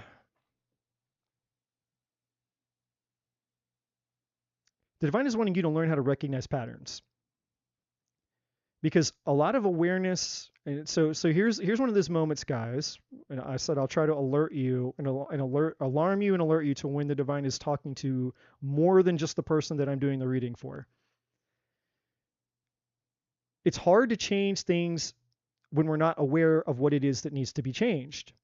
And we become so accustomed and so used to doing certain things in our own behaviors, our own blind spots, and our own patterns that, we don't know because we're not seeing it.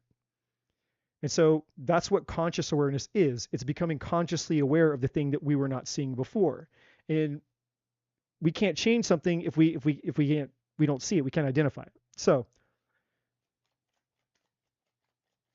the first thing that the divine is wanting you to become aware of, Joe Allen, is your patterns. But also,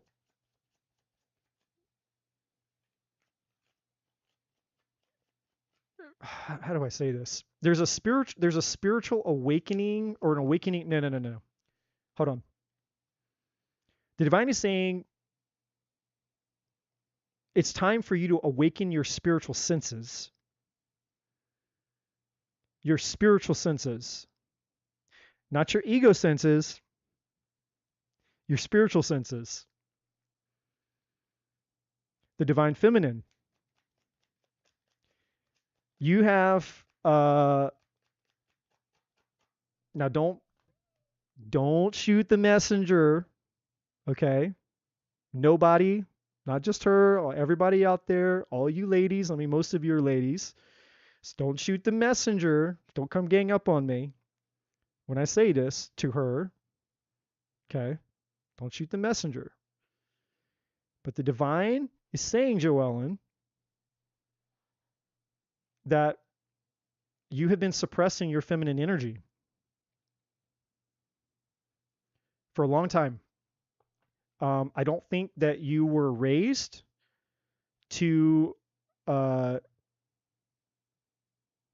I don't think that you were raised in a way to value your feminine energy. I don't think you were rewarded for it. I don't think it was really understood. I don't know that you even maybe even had a good role model for it or a healthy model for it. But there's something to do with your suppressed feminine energy. And since, or as a result, I should say, as a result of the suppression of your feminine energy, that has affected your spiritual senses. So when I was saying that the divine is wanting you to kind of awaken your spiritual senses, that's all tied to your feminine energy, because feminine energy feels everything. That's what a huge part of feminine energy is. It's the ability to feel everything and be aware of everything. It's diffused awareness. You know, naturally, women biologically and naturally, you know, and innately, until you're trained out of this, you're, you know, or it's suppressed or whatever, you're taught to be, you know, masculine, which is what, unfortunately, I'm not going to go, for the love of God, I am not going to go into this whole fucking thing, because I want to. I've done it before, and it's always right there, because it pisses me the fuck off. There is an attack and there is an assault on women, and it's dressed up as the feminist movement. So it's this whole concept of like, no, yeah, we're actually here like defending women and shit. It's like, no, they're actually really not. What they're doing is they're just trying to turn you into a fucking man. But you don't see it that way, because it's like what are those things called? A Trojan horse. You know, it rolls up to your front door and it looks all pretty and cute, and it's like, oh my God, you know, and then you let it in, and then it's like you think it's you know, it's got your best interest in mind, but that's not the case. It's a subtle psychological attack on feminine energy, and the reason is because what the men, the evil bastards behind the scenes, the puppet masters behind the scenes that are doing all this shit, what they're afraid of is they're afraid of understand. They know the profundity and the truth of this, that if they allow feminine energy to be just like, to actually exist in its natural state at the level and the power that it was intended to, that they can remain in power. And so the whole patriarchy thing and all of that, there is some truth to that. And I know I said I wasn't going to get into it, and I got into it a little bit, but there is some truth to that. There are men in power behind the scenes that want to keep women powerless. And it's not women per se, it's feminine energy. And so what do? Remove feminine energy from men. What do? They remove feminine energy from women. It's like, cool, we'll just have we'll turn everything into masculinity. We'll turn women into masculine, we'll turn men into, and then, but unfortunately, what they don't understand is that you know, you can't, if you over masculinize a man, then they'll just become like a woman. Because actually, in order for a man to be masculine, there must be polarity, there must be feminine energy. What are you talking about? Well, that's where the whole fucking concept of a hero, the guy that wants to go out, you know, the warrior who goes and fights for the queen and the princess and all of that. Feminine energy is what allows masculine energy to exist. If feminine energy didn't exist, masculine energy couldn't exist. They're two poles of the same thing. You can't take away one and then the other one exists. It's like we live in a dual reality, right? There's positive and there's negative. There's up, there's down. And so, unfortunately, the repercussions is when you remove feminine energy, you take feminine energy out of the population, then you have women that become men, and then you have men that start acting more like women. It has the reverse effect. And that's exactly what they want. Because, you know, historically, who Who goes to war? Who's fighting the battles? It's not women going out to battle and going to war. It's men. And so the people in power are afraid of, in order for them to remain in power, they don't need competition. They don't want competition.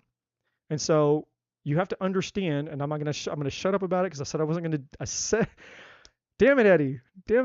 I said I wasn't gonna get into it, but it's such a blatant and literal attack, and it's very, very, very intentional, and it's very purposeful. And I say this because you ladies out there, every single one of you is potentially already affected by it, but at the very least you will be confronted with it. If you're not affected by it, and you've been lucky, one of the lucky few who've somehow haven't, taken on the masculine virus of the feminine movement, then you're going to be confronted with it at some point during your lifetime. In other words, you're going to be invited into it. Invited into the mind virus that, hey, actually being a true feminine woman is weakness. And that's what they tell men. If you're a man and you have feelings and emotions and you feel shit, you're a weak pussy. Having feelings and having feelings and being vulnerable and expressing yourself and telling, anything having to do with feelings and emotions, you're weak and you're a failure. And so now they're just doing the same thing to women. It's like, hey, I'm a woman. I feel things. Cool. We'll just punish you. And we'll keep punishing you until you turn into a man. And then when you turn into a man and you stop feeling things and you suppress that power, the divine inside of you that's expressing its power through feminine energy, then cool. Now, because basically we've turned you to a robot, a powerless robot. You're just, you're here. You still kind of serve a purpose, because you're a woman and, like you're hot and you're sexual and all these things. And we can still, utilize that part of you.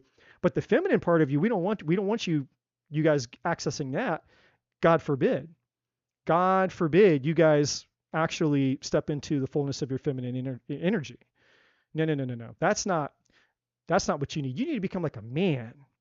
That's what you need. You need to be like a man. You need to go out, hustle and grind and do this and do that and be like a man. Now you're successful. Now you're approved by society. Now you get our stamp of approval, right? And I'm not saying that just because women can go out and be successful and build multiple bajillion-dollar companies, all that they're any less feminine. That's not what I'm saying. I'm saying learn to see the pattern. Learn to see the problem. Learn to see the pattern. Because if you're being affected by it, and then you have a child, a son or a daughter, then your son or your daughter is potentially also going to become affected by it because you're going to be the one passing it on to them, whether you realize it or not. Because how else are they going to learn if they're not learning it from or through you? So you're either going to perpetuate the problem, or you'll be the mechanism, the boundary that separates them, distances them from the problem, because you'll have opportunity to shield them from the fact that the external world is going to push that shit on them. And so we need to understand that masculine energy is not bad. Feminine energy is not bad. It's not bad nor good. Either one, if we just took each one and separated them individually and we looked at each one, they're just like everything in life, there's an imbalance. Too much or too little is going to create a problem. Too much masculinity, too little masculinity, problem. It's an imbalance. Same thing with feminine energy. Too much feminine energy, problem. Too little feminine energy, problem. So the perfect dynamic is healthy masculine and healthy feminine energy. And we all have both. It's just that in, the natural world, women predominantly have more feminine energy, men predominantly have more masculine energy. And that's why things have always worked in balance and harmony until all the fuckery, right? So, enough with that. But for you, Joellen, with you specifically, something to do with your feminine energy is affected. What is the? Damn it! Give me the word. it's an unconscious pattern. There's been an unconscious pattern that has followed you for your whole life that's been perpetuating a lot of your problems. So a lot of the problems you've been experiencing in relationships and a lot of the problems that you've been experiencing with yourself and the way that you talk to yourself, the way that you beat yourself up and all the negativity, all the things, and you have and the self-criticism. Like I mean, hopefully nobody has like ever literally said things to you like really vile and nasty to your face. I don't think so. But even if somebody did, like let's just say, somebody who really hated you or really had it out for you and they wanted to say some really nasty things to you. It's like there's nothing another human being could say to you that's worse than the things that you already say to yourself. Like that's how bad. Like you've had those thoughts.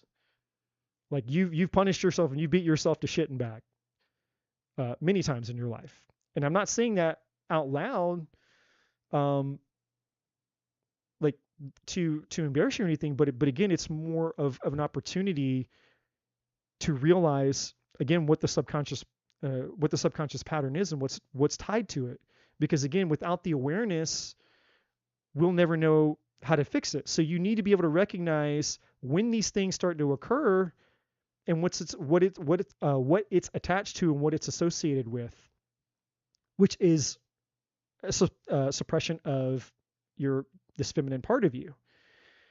And I'm not saying it's completely. I mean, obviously, there's parts of you that you probably have no issues with, parts of your femininity that you have no issues with.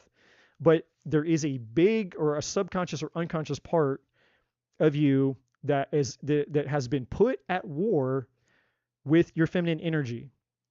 And I don't know if it was a parent. I don't know if it was a trauma. I don't know. The divine isn't showing me exactly what caused the programming to exist, which is ultimately turned into a pattern.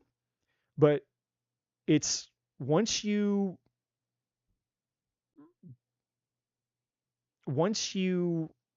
rediscover this part of yourself and you're no longer at war with it, because I don't think it's not even that I think that you're consciously aware that you're even at war with this part of yourself. It's just, again, it's more of almost like an unconscious belief of something that was either given to you or a perception or a meaning that you placed upon yourself because of an experience that you had, something. It's something that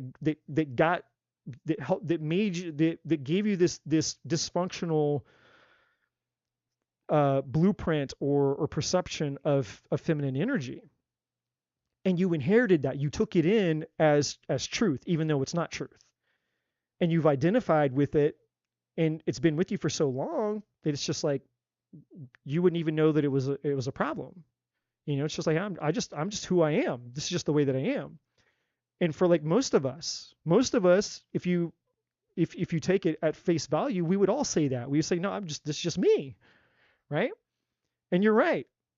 That is right now. This is the me. This is the you that you are. But that doesn't mean that the me or the you that we are in this current version of ourselves doesn't include our dysfunction, our baggage, our problems, and all this other hidden shit, right? It includes all of that. It's just like, well, all this stuff is going on inside of us. Like, holy shit. It's like, yeah, right. And it's no wonder why we're having problems in life and this and that and things aren't going the way. It's like, yeah, because there's all this stuff that's going on. We're not aware of it. So the divine is wanting you to learn how to start becoming self-aware, because again, part of the problem is that we spend so much time living out here in the external world. And there's no value. We don't have a value system for doing the work, because we've never experienced it. We hear about it. We think it's bullshit, or we've just never, we've just never had something painful enough in life to stop us in our tracks to make us value it. Like I was just going along with my life until all of a sudden my life fucking blew up, and then now, I was forced to think about things. There's all kinds of different ways that we can end up in a place to where finally, after X amount of time, however long it takes, where the divine finally stops us in our tracks and gets our attention. And so this is that, obviously, the divine has got your attention because the divine got you here and you're receiving this message, and, you know, you have an opportunity now to, you know, to take this information with what you will with it and potentially make changes, adjustments through self-awareness so that you can experience freedom. And not just freedom, but you get access to all kinds of other things, because you get your feminine power back. Oh wow, you become a whole new woman, has a whole new perception of herself and the world and the people around her and the way that she can relate and the things that she has access to and thoughts that she didn't know that she could think, ways of perceiving the world and other people's experiences, all kinds of things, all kinds of new perceptions and meanings and opportunities and ways of being and ways of becoming. It's freeing and it's fucking empowering. And all you have to do is just start getting a taste of it. Because the minute you start getting a taste of it and you start to see a sliver of change, it doesn't have to be a night and day difference. That's the beauty of this shit, guys. All you need is just dip your toe in that pond and you'll experience something that you've never experienced before. And I guarantee you that the taste of just the time of dipping your toe in the pond will be enough to keep you going. Because that's how the divine hooks all of us in. That's how I got hooked in. If it wasn't pleasurable, if there wasn't something more to pull you, you wouldn't be here. You'd be like a waste of time, right? People don't continue to investing in something because it's pointless and it has no value and it doesn't do shit for you. You know, like you got better things to do with your time and your life and your energy. But the reason that you're here, or the reason that you've continued this far down your journey, is because there's obviously something.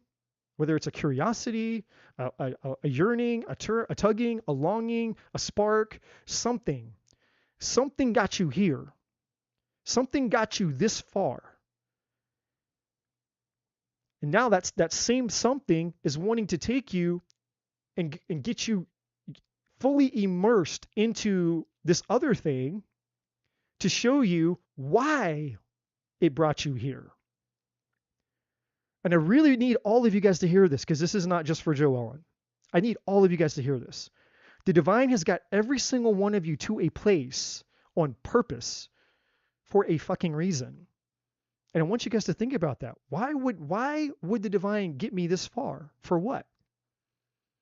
Have you even thought to ask that question? Why would I be brought this far? And if you haven't asked that question, ask it to yourself right now. Why has the divine brought me here this far? Why? Why would the divine, the force, the creator of everything, the force that is everything, why would it have brought me this far right here, right now? For what purpose? For what meaning? Where is it taking me? Where is it wanting me to go? What is it wanting me to experience? I'll tell you. It wants you to go into the depths to find your freedom. It's leading you to everything that you've ever wanted, that you've been looking for and thinking that was outside of you. You've just been looking in the wrong place. You've been taught to look in the wrong place. You thought you had to be something other than the thing that you already were. What do you mean, Eddie? I mean, most of us, we don't believe we're good enough. Most of us are trying to be like other people. Now, I'm not a woman, you know, and like I said, I know most of you out there are women.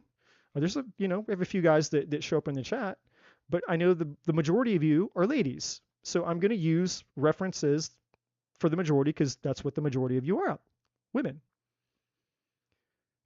So you're not allowed to be you. Your hair's not good enough. You got to go get other hair. You got to put extensions in. You got to put, and I'm not bashing any of this stuff because look, I'm a dude and you ladies can look super hella fine, good, nice, and I'm all about it. Okay, I'm a dude and I like you ladies and you guys look beautiful and wonderful. So I'm not by any means dogging on the beautification. But I'm talking about the psychological shit because I know how it works. I know the way that you ladies think. And I know the way that you pick each other apart and the way you pick yourselves apart. And then the way that you compare, constantly comparing yourselves to other people, especially other women. Constantly comparing yourselves to other women. Well, well, she's got this hair, she got those nails, got that. Well, I got to get the nails, I got to get the hair. Oh, she's got the boob job, I got to get the boob job. I got that. It's like constantly, constantly, constantly, constantly. You live in a world where first you've been objectified, societally you've been objectified. I'm not going to get into all of that, but then now you live in a world of competition where everywhere you go all the time, you know, you're constantly like you're surrounded by other women who are constantly in competition with each other, whether you're consciously aware of it or not consciously aware of it. And that's just the way that the world is put, the pressure that the world has put on you guys. And if you guys tell me that I'm fucking wrong, that I'm lying to you when saying this, this is the pressure that has been put on you women, on top of all the other shit that's already going on inside of yourself. So let's shrink that way, way, way, way, way back to you just being a little girl. Let's go back to when you're 3 or 5 years old. Did the extensions matter? No. Did the makeup matter? No. Did the nails matter? No. Did the fake boobs matter? No. Did even male attention per se matter? Well, maybe some, like, obviously, maybe wanting your father's love, or, having a friend, like another kid that was still a child though, or a brother or something. I'm not talking about that. I'm not talking about what would be considered normal for a 3 to 5-year-old little girl. I'm talking about sexual male attention, wanting men to notice you, your body, your looks. Did that matter to you when you're 3, 5 years old? No. Did you know that 3 and 5-year-old little girl is still right here with you right now? That for most of you ladies, that's most of you. And I'm getting emotional feeling this because I'm feeling it in all of you, by the way. I'm connected to all of you right now. The innocence and the purity of that part of you. So who taught you? Who taught you? Who taught you that? How did that little beautiful 3 to 5-year-old innocent girl grow up to believe that she had to become, I got to get the extensions, I got to get the fake tits, I got to get this, I got to have the male attention, I got to, and really what's going on beneath all of that is what? A need for what? What is the longing? What is the desire? What is it that you're actually craving and longing for by needing and wanting those things? I need male attention. I need male attention. I need this. I want to feel beautiful. That's the surface level. Go deeper. What's really going on? Go deeper. Go under the next emotion. Go deeper. Go deeper. Go deeper until you know that you've gotten real deep to the thing that's really going on inside. Get real deep. Get so deep to where you're asking that 3 and 5-year-old little girl, because you haven't gotten deep enough until you're talking to her. And when you're talking to her, when you're talking to the 3 and 5-year-old and she's the one answering, she's the one telling you who programmed her, because you're still that little girl. You're still her. Who programmed her? Who told her that? Hey, when you grow up, get your fake nails, get your fake tits, get your fake hair, get your fake this, get your fake that. Oh, also, all these other little girls out here that used to be your friends, now you're in competition with all of them. Oh, and all these other things out there called dudes with dicks, Yeah, they just want to fuck you and use you and abuse you and then leave you. And then, you're going to pop out their kids and then, they're not going to have anything to do with it. And you're going to have to, raise those children by yourself. Like, I could go on and on and on and on and on and on and on. You get the point.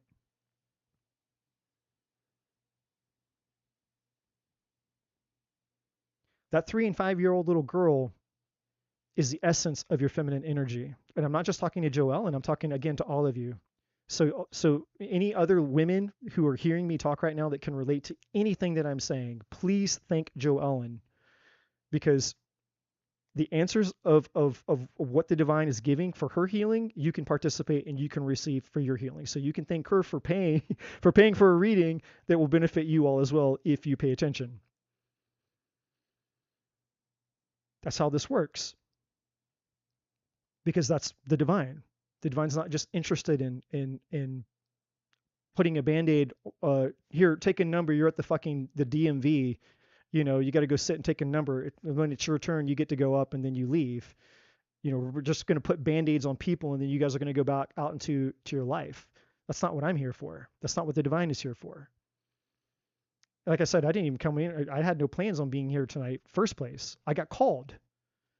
I was on call tonight. The divine said, hey, I got shit I want to say. I was like, cool. I'll do it. I'm on.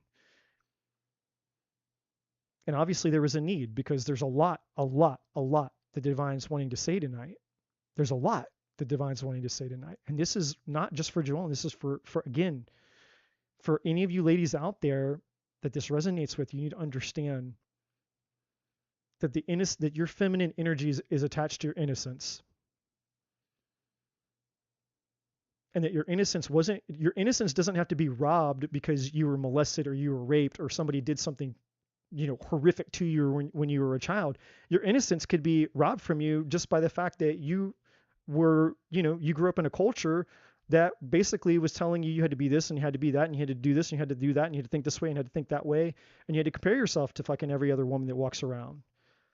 Because they're, I don't know, for some reason they're a threat to your existence, whether you consciously or subconsciously are aware of it or not. And it's not even really that it's other women. It's just feminine energy in general. And so when you've been hypnotized into believing that feminine energy is a threat to you, then you just perceive anything that's feminine as a threat as well. Well, half the world is one of you. Half the population is a female like you. So half the population is potentially a threat to you because you perceive feminine energy as a threat. Because you've been programmed to feel that way or to think that way. Your innocence was robbed from you because that's what that feminine part of you comes from, that 3 to 5 year old that you are. They didn't care about those things. You didn't have to be those things. You didn't have to be fake and superficial. You didn't have to, there's no part of any of that stuff had to be added onto you. And you were probably more free, more carefree, I would imagine. Not everybody has a great childhood, I understand, but I would say most of you probably had an okay childhood. And even if you just had a normal childhood, I guarantee you're probably a hell of a lot more carefree when you were a child than it was growing up as being a woman adult. And I would say it's way more harder than being a man. Why? Why do I think it's harder than being a man? Is because, let's just be real. First of all, men don't have to have children, and that's very taxing on the female body. Second of all, women typically, more times than not, the children end up in the custody of the woman. Not all the time, but in my experience, most of the time, children, 9 times out of 10, they end up spending more time with the mother than they do the father. I could be wrong about that, but I don't think that I am. And so I think overall, the trials that women face are more difficult. I think women have had it more difficult historically than men have when it comes to women's rights. I mean, I could go on and on and on. I can make an argument for this all night. And it's not me just choosing a side because I'm out here trying to like blow smoke up all your ladies' asses to win brownie points. That's not why I'm doing this. It's not me over here trying to like, oh, look at you, Eddie's so nice. Like, It's not me. I'm being real. I'm being real about the problem. I don't care about the bullshit. I'm here to bring awareness to the problem. There's layers and layers and layers of bullshit that a lot of you ladies have been indoctrinated into, and you need to see the toxicity of it. Because as you inherited it, forget the external symptoms of it, like whatever. We can only control what we can control, which is ourselves. It's us going within and realizing the effects that it's having on us.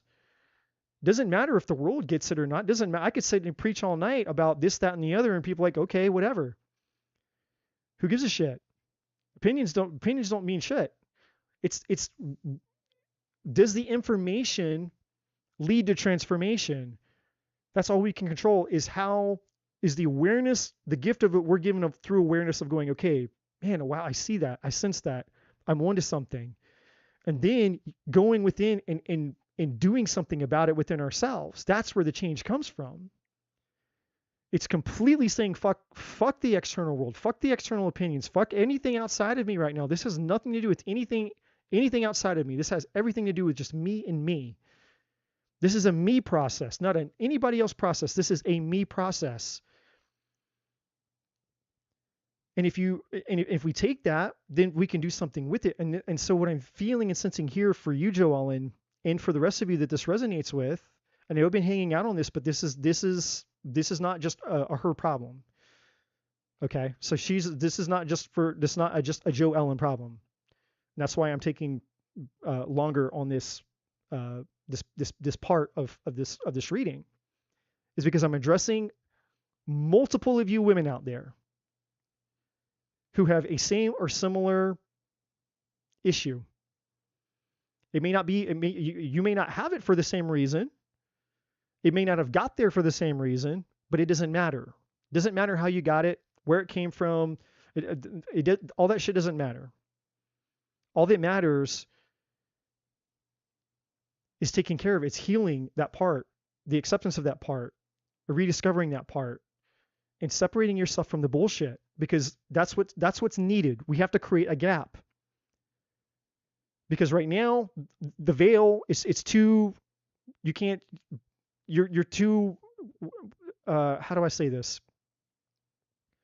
When you're one with a belief, while you're still one with the current mindset and belief system that you have, you cannot embrace another belief system. But when you create separation, which is typically the experience that you feel in your body, is called confusion. When you start to feel confused, all confusion is the mind preparing itself to receive new information. Confusion is actually a good thing, because confusion is a side effect or a symptom of you being willing to receive new knowledge. So anytime you start to feel confused, celebrate. That's a moment of fucking celebration. When you feel confused, celebrate, because it means that you're potentially on the precipice of a breakthrough. You're willing to receive new information. The brain's tripping out. It's going, wait, what? Holy shit. Hold on a minute. I thought I had this figured out. And you're like, it starts to realize maybe I don't have it figured out. You get confused. Confusion is good, because now there's an opening. There's separation from the old paradigm, the toxic shit that you've been programmed with, that's been fucking you up your whole life, and an opportunity to learn something new. And I'm not here to tell you the new thing, because I'm not here to program you. It's not Eddie's programming versus somebody else's programming. This is you learning how to connect with the divine inside of you, which can happen in many different ways. So for you, Joellen, and for the rest of you, hopefully they're still paying attention. For you, Joellen, this is what the divine is wanting you to learn. It's wanting you to learn by coming back into awareness and rediscovering that lost part of yourself, that feminine 3 to 5 year old little girl that somehow got lost or forgotten or swept away or something, tucked away. There's some part of you, the feminine part of you, that got lost somewhere or suppressed or put off to the side or something. And as you rediscover her and you take her in and you nurture her, no other place and through no other place or through no other vehicle will the divine speak to you more than through her. She is the source of divine inside of you. She is the most pure, most real, most tangible, most raw part of who you are. She is the real you that's inside of you. And she knows the truth, not the lies, not the bullshit. And the only reason that we would ever lie, you would even know that there were lies and bullshit is because she hasn't been here. I mean, she's in there, but you haven't. She's been tucked away, or she's been lost, or she's been out of sight. You haven't been connected to her, is what I'm trying to say. But when you get connected to her, the lights are going to come on, and you're going to realize all the bullshit.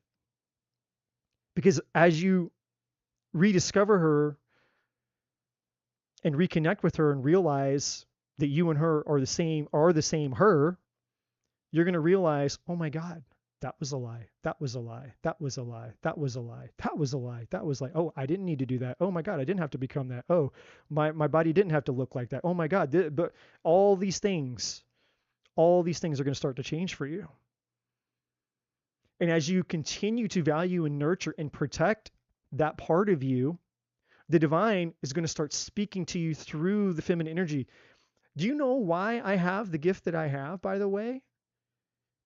The reason that I can come on here and do this, even though I'm a dude with a penis, is because I have way more feminine energy. I could show this to all of you in my numerology chart, and I could show this all to you in the Myers-Briggs. I'm not saying this as a brag, it just is what it is. I am the most rare personality type. There's 16 personality types. I'm the most rare personality type that you can be as a man. I'm an INFJ. What does that mean? It means that basically I have way more fucking feminine energy than the normal man. And guess what? I'm not gay. Guess what? I like women. Guess what? I still do man things. Guess what? It's like, just because I have more feminine energy than the normal guy doesn't make me a fucking woman. But what it does do is it allows me to experience a lot of the things that many of you women already have access to. Like the whole psychic thing, feeling, sensing, compassion, empathy, feeling. Look, just being able to look at someone's face and just feel what they're feeling. And you just like, oh my God, I'm going to cry. And you're like, most men would be like, what? Why are you going to cry? Why are you going to cry? What are you talking about? It's like, oh my God, look at their face. Like, he's like, so what? They're ugly. It's like, no, dumbass, you don't get it. He doesn't get it because he's not feeling what you feel. And so why am I saying that? I'm saying that as a man who has feminine energy, which allows me to feel and sense and channel the divine, not even just for myself, but for people around me, people that are miles, people on the other side of the country, some of you, but you're here, energetically you're here, and so I can pick up and I can feel you, even though I'm nowhere near you, right? This is that whole thing about quantum entanglement. Miles away from me, and yet I can still connect with you. I can feel you. This is the power of the feminine. You have your access, ladies. Your access to the divine is in your feminine energy. Your power is in your feminine energy, the innocence of that 3 to 5 year old little girl. And if you haven't seen her, if you haven't spoken to her, if you haven't talked to her, if you haven't connected to her in a really, really, really, really long time, the path to your healing, I assure you, is to do so, is to find her, connect to her, rediscover her, understand her, fall in love with her, listen to her, nurture her, and let her teach you all that you've forgotten. Because you're still her and she's still you.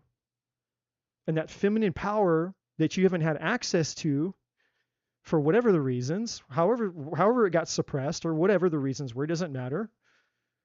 You'll get that power back. And in doing so, you get your beauty back. You get everything back. Everything that makes you truly a beautiful fucking woman. It doesn't have to do with any of the superficial shit. Because that's not what being a woman's about. It's not about the superficial shit. That's what culture has told you it's about. But that's not what it's really about. And if you're feeling unsettled or have felt unsettled with yourself ever for any amount of time, ladies, it's for this reason. It's not because you need to look more beautiful. It's not because you need more male attention. It's not because your daddy didn't love you, or your boyfriend didn't love you, or your husband or your person or however many exes you have didn't love you, or you didn't feel wanted, or this or that or the other. It's none of the bullshit. All the stories and all the things you've been telling yourself and all the experiences that you've had are not the problem. Those are easy places to run and escape and be led to believe that those things were the problem. And that's why you feel like you never get a solution, you never get an answer, because you're all looking in the wrong place. No wonder why you feel like shit all the time. No matter whatever you do, why you try, it's like, I tried to do different. You know, every time I try to do something different, I get the same result. Why? You know, like, okay, I lost all the weight. Okay, I got the bigger boobs. Oh, I got the better hair. Look, I got the bigger lashes. Look, I got the more of this. Look, I got the next guy, but he did the same thing. He did the same thing. That same result. You keep trying to do all these different things. And I know you ladies have. You've tried to modify and change and learn and do all these different things, but it's like you keep getting the same result. Why? Because the problem isn't out there. The world is not allowed to tell you what it is to be a fucking woman. That's the lie. The lie is you listening to the fucking matrix telling you who you are as a woman, instead of you understanding who you are as a divine being, that nobody had to tell you that, because that's part of you's always been inside of you. That little 3 to 5 year old girl that you were when you were 3 and 5 has always been you.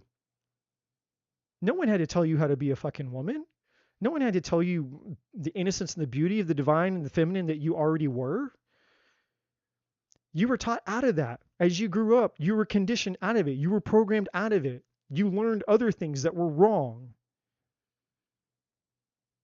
You bought into the bullshit and the lies. This is who I have to be and what I have to do to deserve, to be, to get, to have, all that.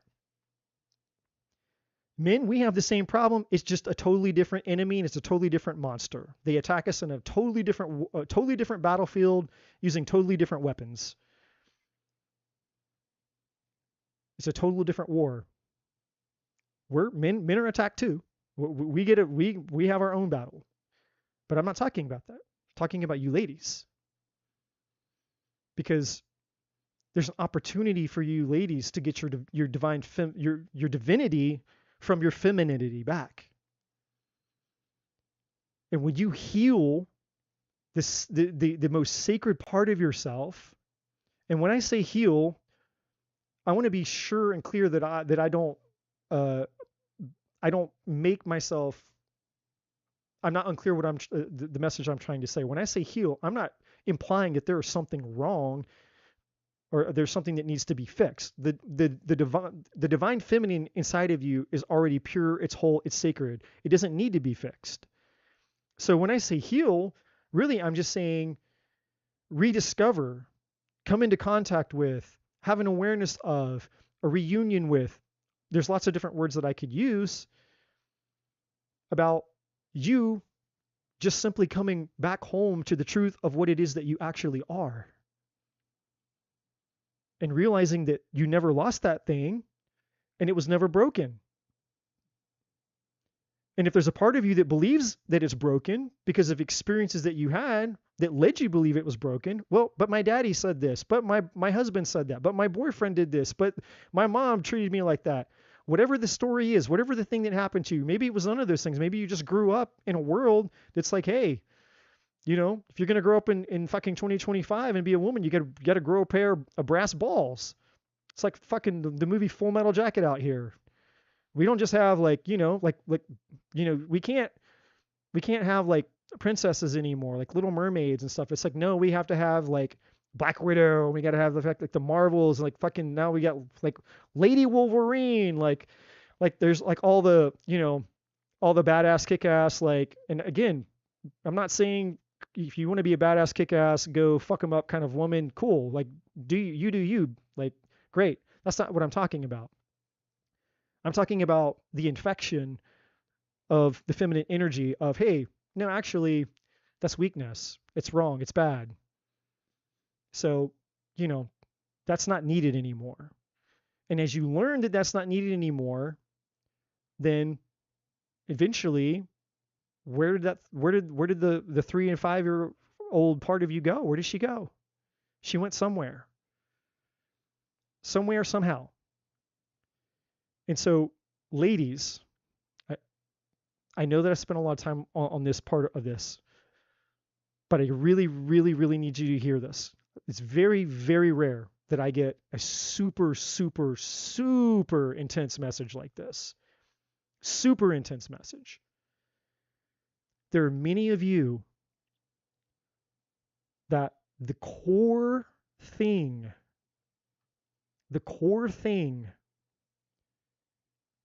that you're missing, you're wanting, you're needing, you're looking for, that needs to be healed, whatever words you want to attach to it, all that it is just an absence of a connection that you have to that 3 and 5 year old you that represents the divine feminine inside of you. And when you lost her, you lost a sense of yourself. And because you lost her, and because you lost a sense of yourself, you've been looking outside of yourself for a sense of yourself. That's why it feels so important for you to have male attention, to be loved by anyone, whether it's a man, whether it's your mother, whether it's your son, whether it's your daughter. It doesn't matter. The reason that you're looking for a sense of yourself outside of yourself is because you're missing her on the inside.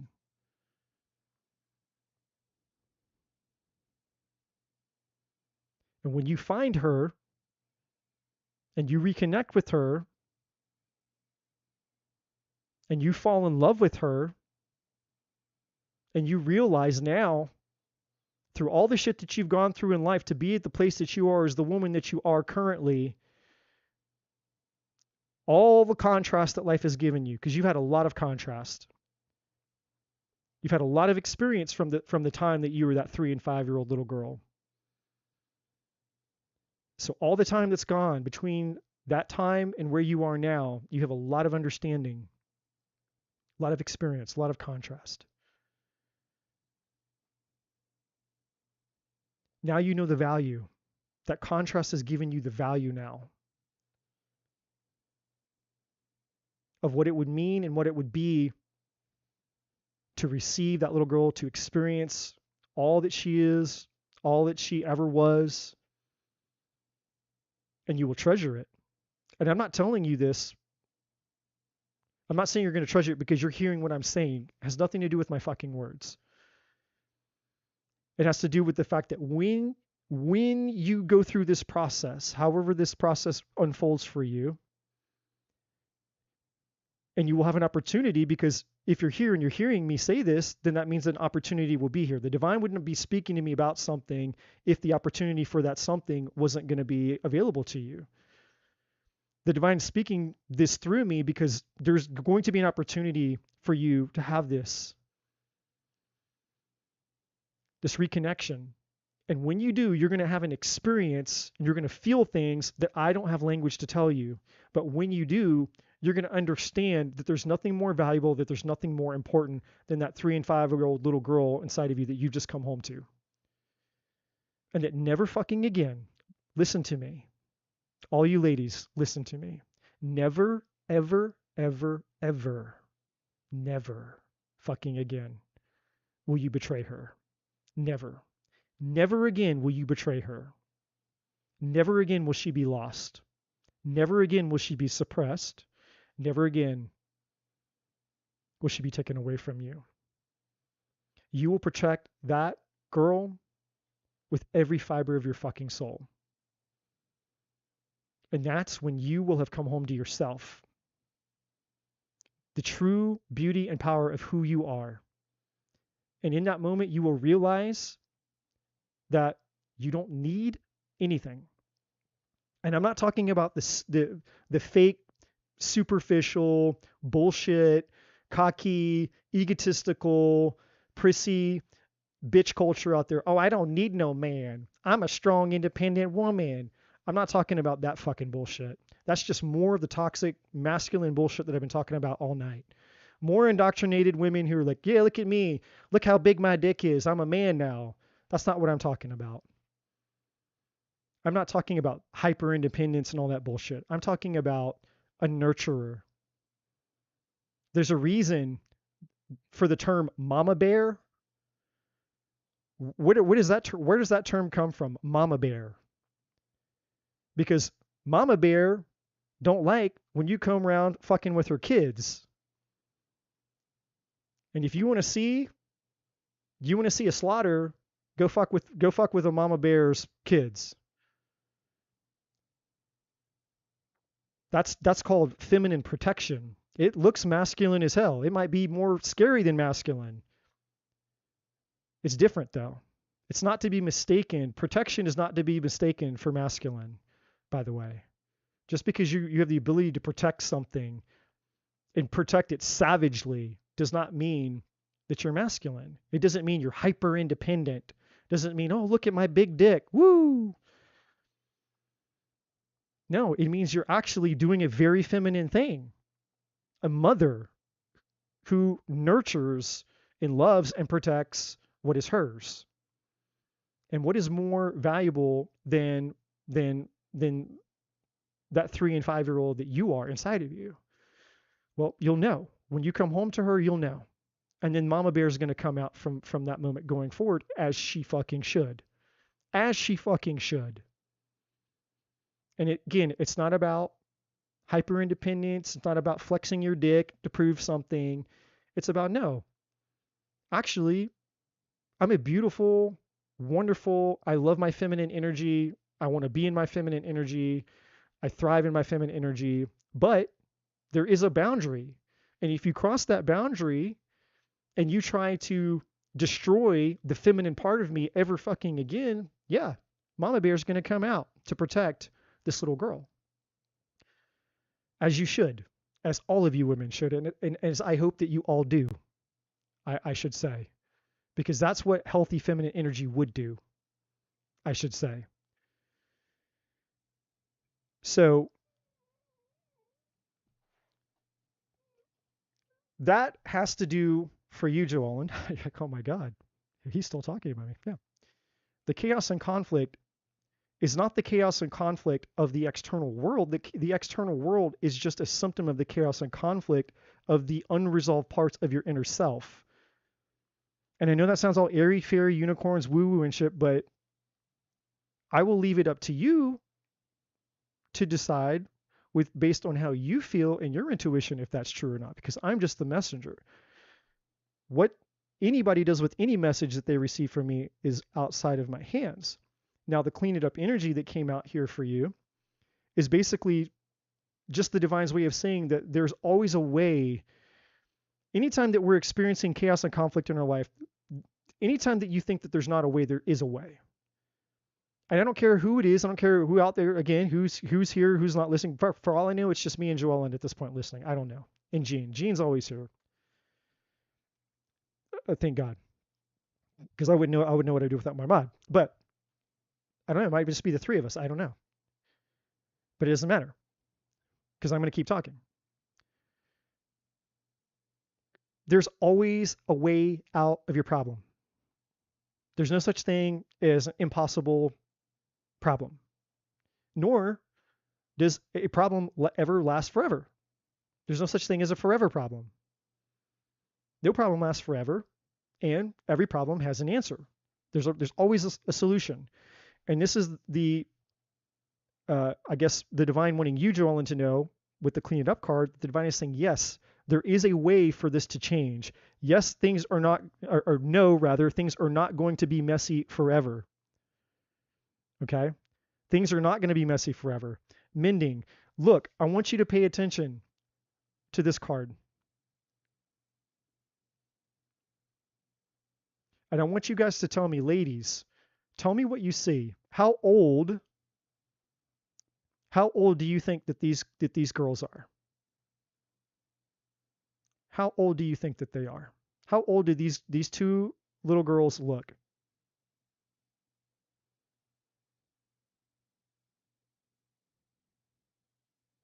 And what does the card say? It says mending. And why is there two? Why is there two girls? Because there is the you that you think that you are separate from the you that just waiting for you to come home to. And by the way, do these girls not look like they're probably between maybe, I mean, at least like 5 years old, right? 3 and 5 years old? So this mending card is basically everything that I just said in my big long rant.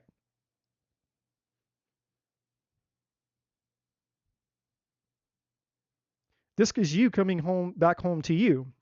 The answer to your chaos, the chaos and conflict, is you realizing that whatever happened to you, that whatever hurt that little girl inside of you, this is what's been causing 80 to 90% of the trouble that you've had your whole life. That's how, like, literally, this is how deep this is. This issue has affected you at such profound levels for so long across every area of your life, your career, your work, but especially your relationships. Especially your relationships. Because relationships are always the biggest mirrors of life. So the conflicts that you've had with men, the current conflicts that you've had with men, and all the shit that's come with it, it's all in some way, shape, or form. It's all been trying to reflect back to you, this Joellen.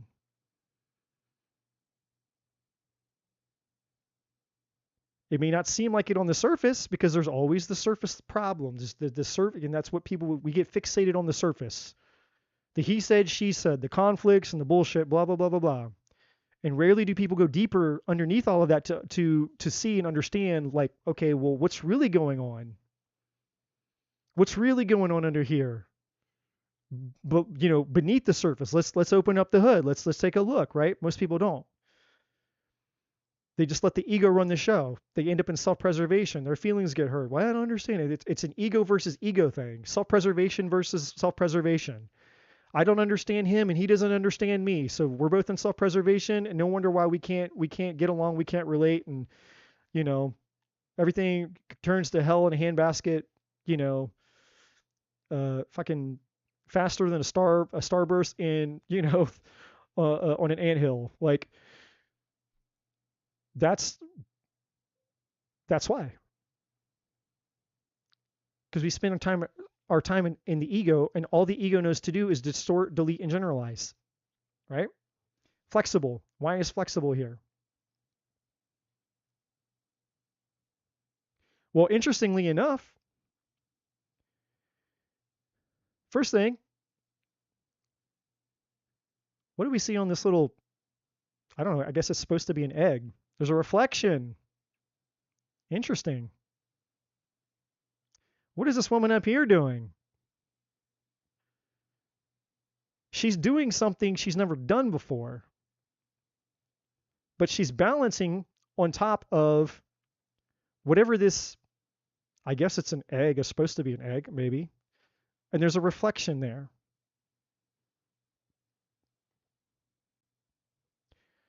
What the divine is showing you is that there's things that you will never know. There's things that you have not been able to do that you did not know were possible for you in all areas of your life as a result of the changes that are coming. But where are the changes coming from? The changes aren't coming from out here around her, they're coming from within. That's why the reflection is coming from the inside of the egg, not from the outside. So it's not really about, forget the word flexible, first of all. Forget the word. That'll just confuse you. It's more about doing things that you've never done before. Things that you didn't know were possible. Like, wow, I didn't know I could do that. Well, you're about to find out that you could. Because as you unlock this part of yourself, you're going to realize what all has been missing the whole time. And that's really all the spiritual awakening is, guys. Is that we hear all this, we hear these terms all the time in spiritual communities, and it's like, well, okay, spiritual awakening. Well, who gives a shit? Who gives a shit? Like, if it doesn't do anything, if it doesn't actually add value to your life, then who gives a shit, right? Maybe I'm just the only person that thinks that way. Like, spiritual awakening, woo, who gives a shit? Like, what does it mean? Who cares? Why? Why should I care? That's the way I think about things. I'm practical. I'm a Virgo. I'm a Virgo sun. I'm practical. Like, And I got a shit ton of Libra, so I'm logical. I'm practical and I'm logical. Like, okay, convince me why this should be important to me before I invest. Spiritual awakening. So what? Well, spiritual awakening that uncovers a whole bunch of shit inside of you that actually allows you to do, and experience all the things that you want out of life is a pretty big deal, in my opinion. And so in my journey, as I began to, quote unquote, spiritually awaken to these things going on inside of me, it gave me access to other things that I never knew that I could do. And hence, here I am out here on YouTube land doing one of them. Ironically, here I am. Ask me 3 years ago if you thought I'd be out here on YouTube land doing this shit. I'd have laughed in your face and said, you're fucking crazy. Not a chance in hell. That was only 3 years ago. That's not a long time. Here I am, doing the thing I never thought I could do. Oh, wait, but there's other things that are happening in my life that, obviously you guys aren't following me around like with cameras and stuff, so you wouldn't see. But there's all kinds of things going on in my life that I didn't think I could do, because I've just uncovered another part of myself. And every time you uncover part of yourself, you uncover part of your divinity. And every time you uncover part of your divinity, you tap into a new realm of possibility. But oh yeah, when's it my turn? When's it my reading? This doesn't have anything to do with me. This has nothing to do with me. This is somebody else's reading. Community. For you, Joel, and community. This is actually a very non-spiritual message. This is just a very common sense message. The divine is saying you can't heal in the environment that hurts you. You can't heal in the same environments that would hurt you.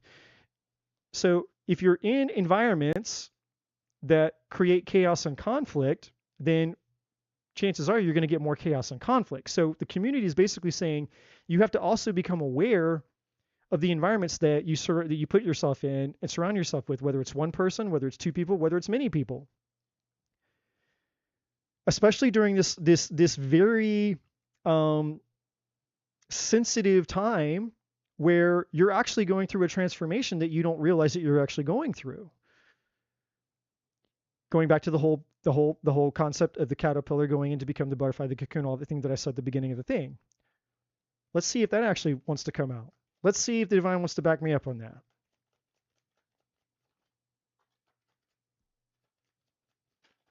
Let's see if the divine wants to back me up on that.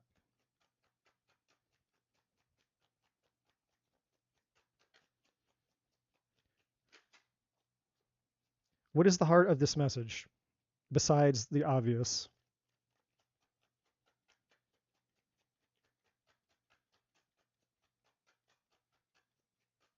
Man, the energy that's going on in here tonight for me, I mean, obviously you guys aren't me, so you probably don't know what the hell, but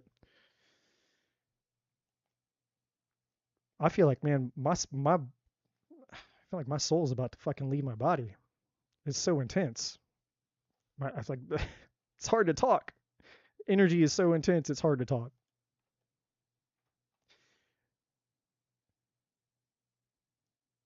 So here's your answers. So creation. So this is the new you. You're becoming. Paradigms. There's the problem. Your beliefs. All the shit that we talked about. What's coming up for you, just as a side note, as a result of doing the work, if you needed the incentive, celebration is coming, commitment is coming, love is coming, and synchronicities. Basically, hey, the divine is going to start showing you what's up. The divine has somebody for you, Joe Allen, specific. There is a specific person that the divine has in mind for you, and it's up to you to choose whether you want this or not. Because remember, the two non-negotiables that the divine has with all of us: the divine will not violate your free will, and the divine will not give you what's not in your highest good. So this is basically saying the divine says, hey, I have somebody in mind for her, but obviously you can date, marry, be with whoever you want to be. You have free will. But there is somebody for you that the divine has in mind for you, and the divine will be sending you clues as to who this person is as you continue on your healing journey. But this is what's gonna this is gonna be the you know, and you don't need more than this, by the way. I know I've said a lot, but again, this was like basically a whole other collective reading for like basically all women essentially that were here. And of course, the ones that didn't get it, then I can't help them. But thank you, first of all, thank you for being the person, because you know you basically were the one who brought these messages through. Because of you, these messages came through for a bunch of women that needed to hear, hopefully hear whatever they got from that.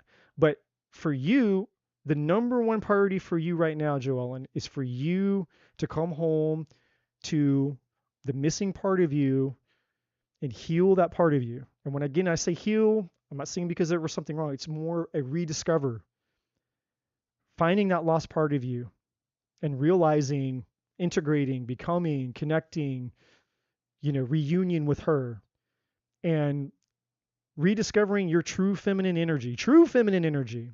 Not what culture and society and all the shit have been telling you feminine energy is, which is having brass balls and being a fucking man with a huge dick. That's not what I'm saying. Not that feminine energy. I'm talking about the divine feminine energy that only you will know that you know that you know you're at home with when you connect to that little girl inside of you, because she is the source of it. And anytime you feel any feminine energy, she is the source of it.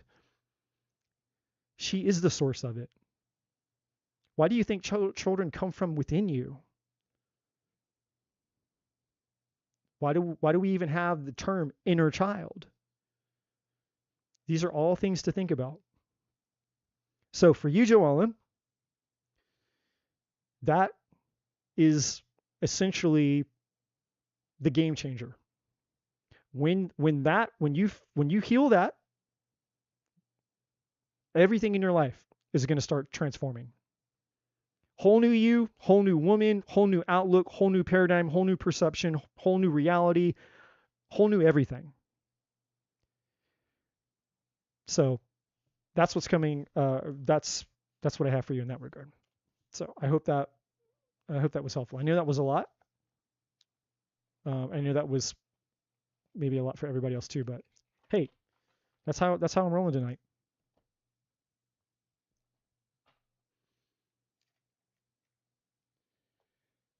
All right. So Is there? If there's no other donations, then I'm just jumping in.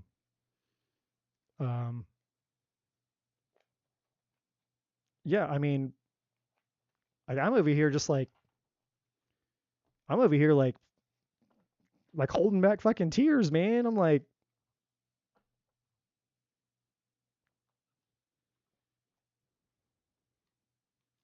it's intense, man. But it's beautiful. It's such a beautiful thing.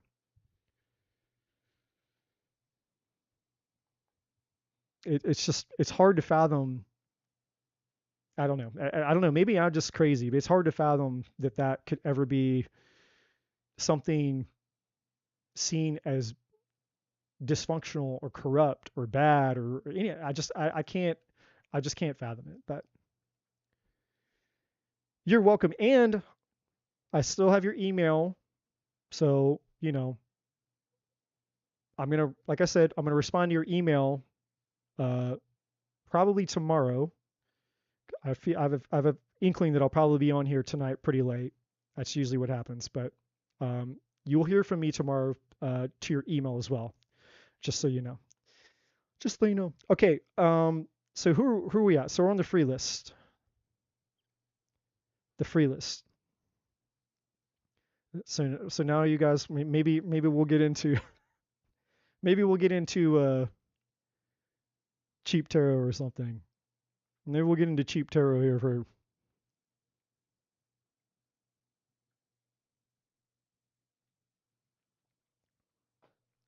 Oh, God, that wine is terrible. Let's see.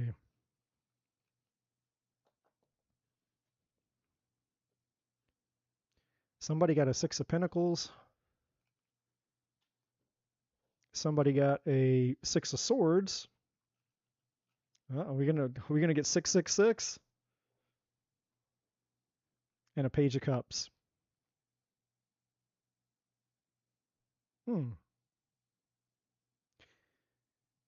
Yeah, somebody out there should get excited. Uh, this is a little message for somebody. I don't know who, but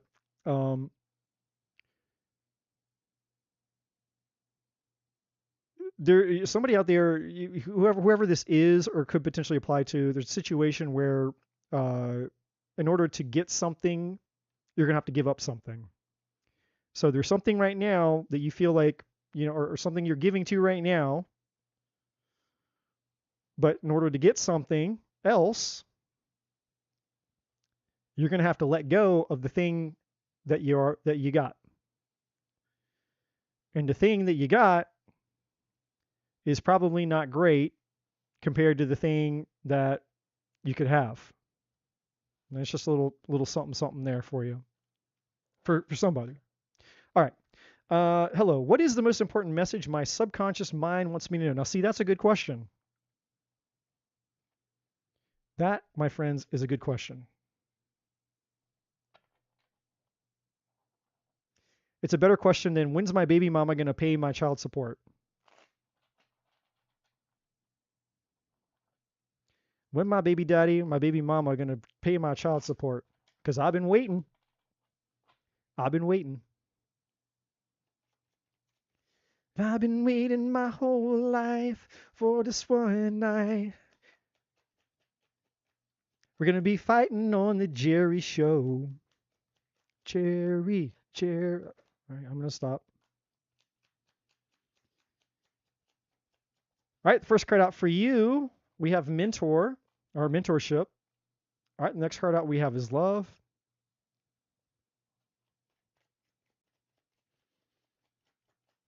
Ooh, man, there we go. Okay, we got all kind of messages coming through for you. I'm going to have to consolidate.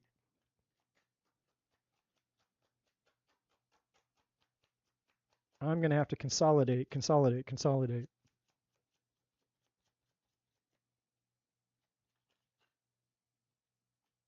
Warning.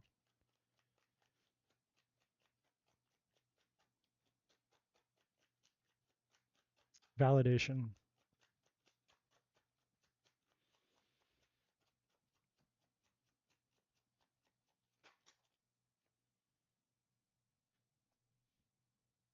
Okay, yeah. So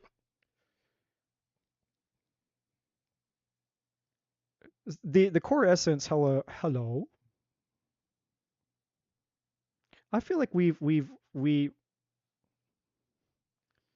gave you a name last time. I feel like we gave you a name last time, other than hello.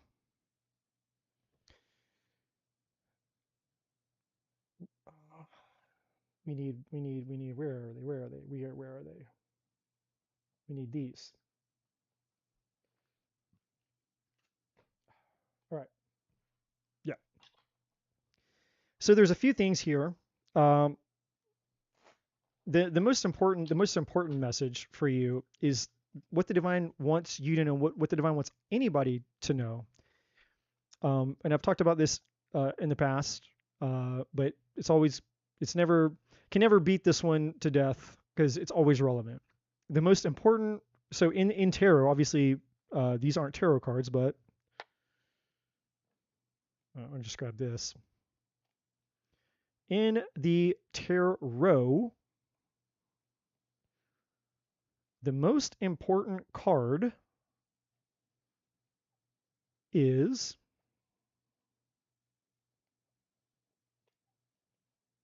you're going to be all the way at the back, aren't you? Yep. Is this guy. This is the most important card in the entire deck. The very first one out of the gate. You're like, well, wait, what about the Fool? Well, the Fool is technically spirit before we incarnate. The Fool is nothing. The Fool is just source, God, the universe, the divine. It's spirit without form. So the first step in the journey is the Magician, where we learn that we are the creators of our own story. We are the directors of our own movie. We are the creators of our own story. We are the ones in power. This is why this is the first step in the Fool's journey, is that we learn that we're supposed to be the ones in control and in power of our world. We call things that are not as though they are. As above, so below. There's the divine above our heads saying that, hey, we are spiritual beings having a physical experience, but we are, full of infinite potential and power. And all the elements which are on the table there, the swords, the wands, the pentacles, the cups, representing all the four elements of our world, the fifth element above the head is spirit, that basically we are the magician. So it's vitally important for us to understand that are we powerful people? Or are we disempowered people? Are we being powerful or are we being powerless? See, most people don't think that they have the level of power that they actually do. And so that's really what spirituality is about. There's a reason it's called a universe. It's a universe, not an outyverse. Innies versus outies, for those that know. Innies versus outies, for those that know. It's a universe. It's an inniverse, right? Universe. Spirit, Spirit, your reality. Spirituality. Divine. Dive in. Divine. Dive in. It's not an outyverse, it's a universe. That's what this is here to tell you, all of us. But we come into the matrix, we come into the world, we believe the matrix bullshit lie, that we're powerless people, life is happening to us, we have no control, everything is random, everything is just fucking random occurrences, and life is chaos and random, and we're just here just floating around like a turd in water, just whatever, wherever the water decides to blow us, it's where we end up. No. We're the creators of our reality. And the beauty is we create our reality, and the negative is we create our reality. The blessing and the curse. We create our reality and we create our reality. You either create the reality that you want or you create the realities that you don't want. But nevertheless, you still are creating your reality. So this For you, hello, it has everything to do with what I'm about to talk about up here. Okay? Which is why I went and got this card for you, by the way, because this captain card for you is what this is about. The captain in this case for you is about you learning how to be the leader of your own life, how you being the director of your own movie, you realizing the power that's within you, within you, within who? You. The where? The you what? The universe that's within you. Your power. So let's go through this real quick. Mentorship. Now, there's a few energies attached to this card for you. The first one is there are things that you have learned that have disempowered you. And there are things that you can learn that will empower you. So essentially there's one is kind of like a bit of a warning, but one is also kind of like advice. So the warning side is like, hey, we all have to be careful of who and what we allow to influence us, because the most powerful force in the universe is influence. You say, well, wait, but love is the most powerful force in the universe. No, love is a form of influence. Well, anger and fear and hate is the most powerful force in the universe. No, that's also a form of influence. Everything is a form of influence. Everything is influencing something. Right now, I'm influencing you, you're influencing me, the atmosphere in your room, the temperature in your room, everything, the sounds that you're hearing, the sensations in your body, things that you're consciously aware of, things that you're not consciously aware of. Distractions, everything, all the time, doesn't matter. If you're living and you're breathing, you're influencing something and something is influencing you. From the greatest to the least and everything in between. Influence is the most powerful force in the universe. So as a result, we have to be extremely careful what we allow to influence us. And we also need to be super aware of our level of influence with the outer world because of cause and effect or karma. So this mentorship energy is calling you into an awareness of the level of influence that things are having over your life that are interfering with your power. So if you're not creating the type of life or you're not having the type of experiences that you desire or crave, it's most likely because of influence. So how do you get out of, how does anybody, not just you, but how does anybody get out of a state of powerlessness and into a state of power? How do we become the magician? By becoming the leader of our own life. We have to become the strongest sense of influence, the strongest force of influence over our own lives. But we have to be careful because we have one of these. We all have one of these. I'm going to show you this. And this might be the second most important card. This is by far the most important card in the tarot deck, and this is the second most important card in the tarot deck. Right here. As far as I'm concerned, these are the only two tarot cards that any person ever needs to be concerned with. These two. I don't care what tarot reader, I don't care who you see or what they talk about. These two cards right here are the most important. Because if you don't want to end up as one of these two people, chained and ruled and enslaved by this asshole, then you have to become this. This is the only way that you avoid this. And where is this guy, by the way? Is he out there somewhere in the world? Is he down underneath the ground in a place called hell? Where is this motherfucker? You know where he is? He's right here between your two ears. Every single one of you. Right here between your two ears. It's called the ego. Every single one of us has one. That's who this is. This is the ego.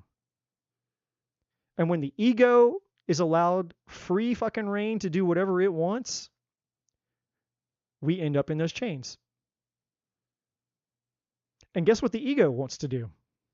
Well, first of all, why is the star pointing downward?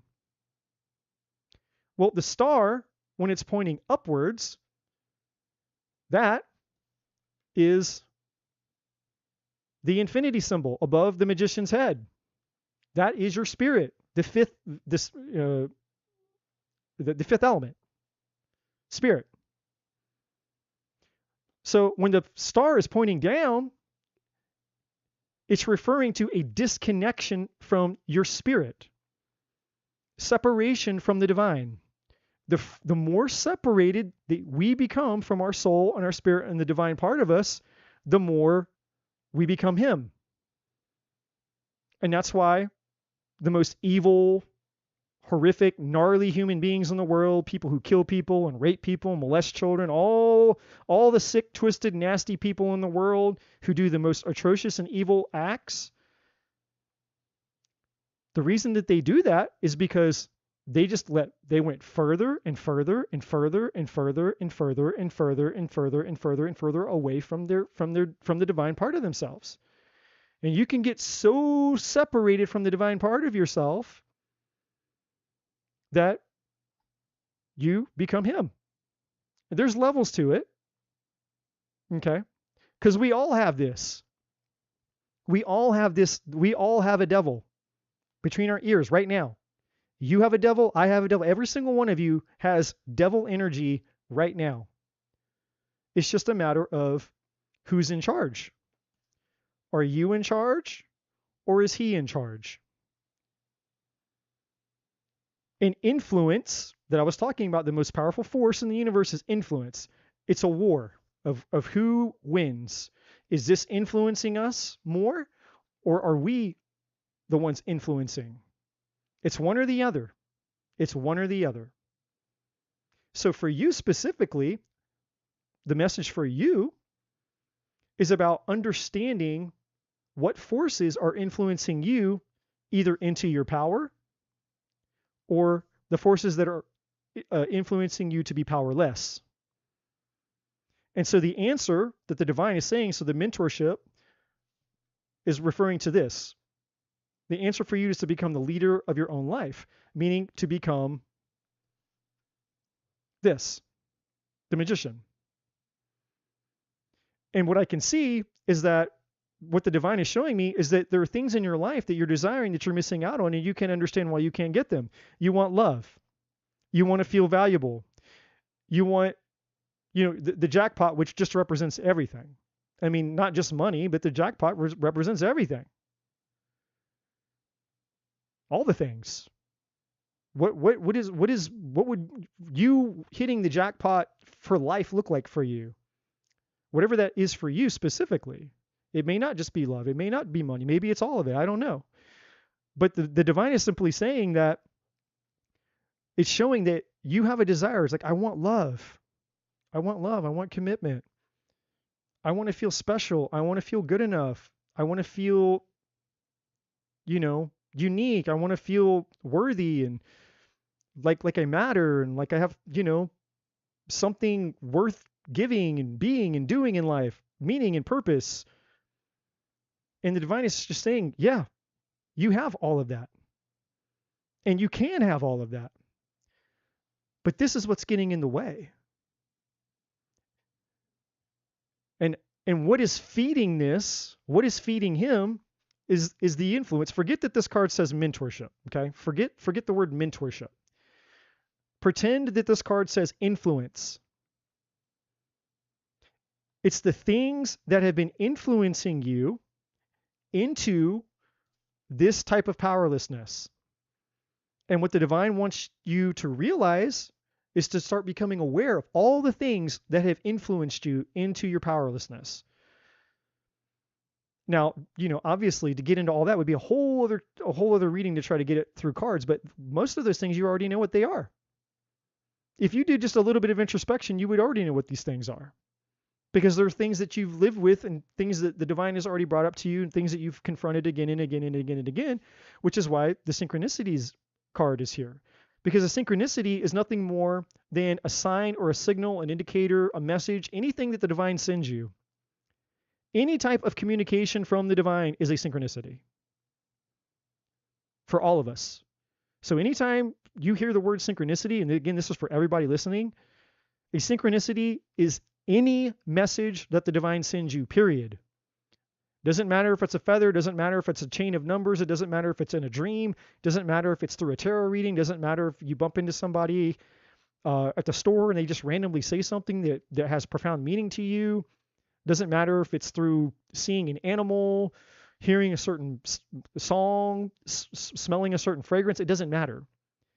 If it has, if you know that you know that you know that it is a spiritual meaning, because you sense that it's a spirit, that spiritual relevance has a spiritual meaning, then you are experiencing a synchronicity. Because people think that synchronicities are just numbers and feathers, or it's a very limited scope. It's not true.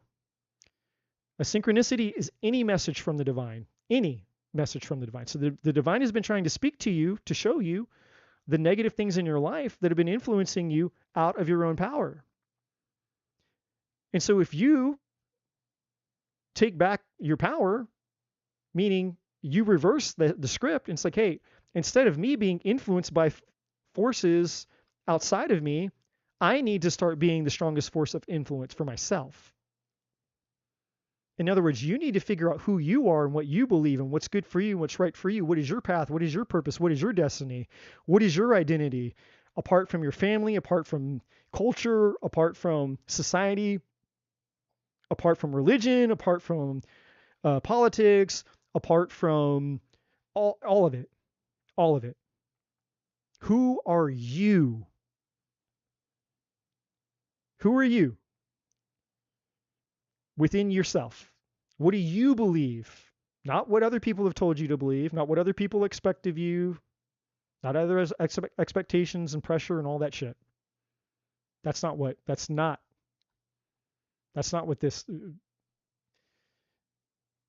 it's you needing for you to really figure out who it is that you are.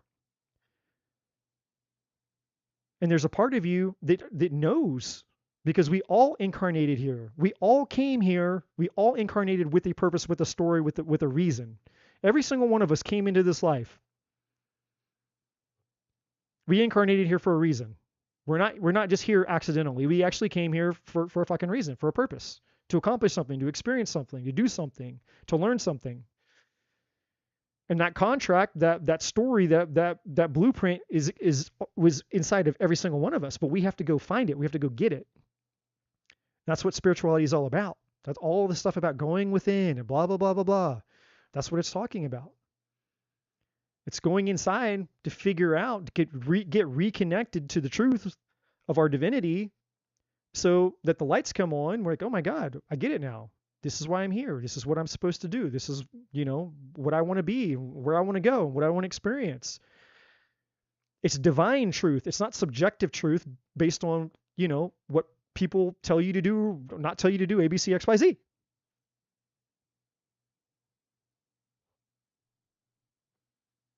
So, and I'm not going to tell you, just really quick, last thing here. I'm not going to tell you that this is easy, because we had, I saw it a second ago. I thought it was, I must have reshuffled the cards. But a second ago we had, yeah, I must have reshuffled it. The courage card was at the bottom of the deck. And that's all that it takes, is it just requires courage.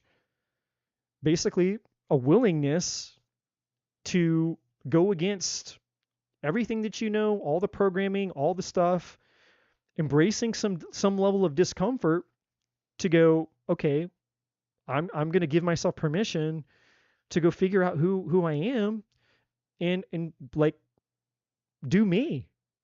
And for some people that's really hard. For some people they are, that's their problem. Some people they're doing them too much. It's like, hey man, you're so fucking rebellious, it's hurting you. So some people don't have a problem with that. Other people have a really hard time with it, because maybe you grew up in a very difficult home, or you had a lot of expectations, or maybe you just have really, really strong people pleasing tendencies. There's lots of reasons that you could have that that the pattern could be there. There's lots of reasons that could have created the pattern. But the answer, the way out of the pattern, is to go in and investigate it and find your power. And look, here's your surrender card. The divine is saying surrender to inner peace. And look at this card. This girl, she's just like flying. She's just free. And it's kind of, I'm trying to get her face. It's not going to get, there's only so much, just only so close I can get her face to the camera before it distorts. But if you could see the expression on her face, it's just calm. Just carefree. Completely carefree.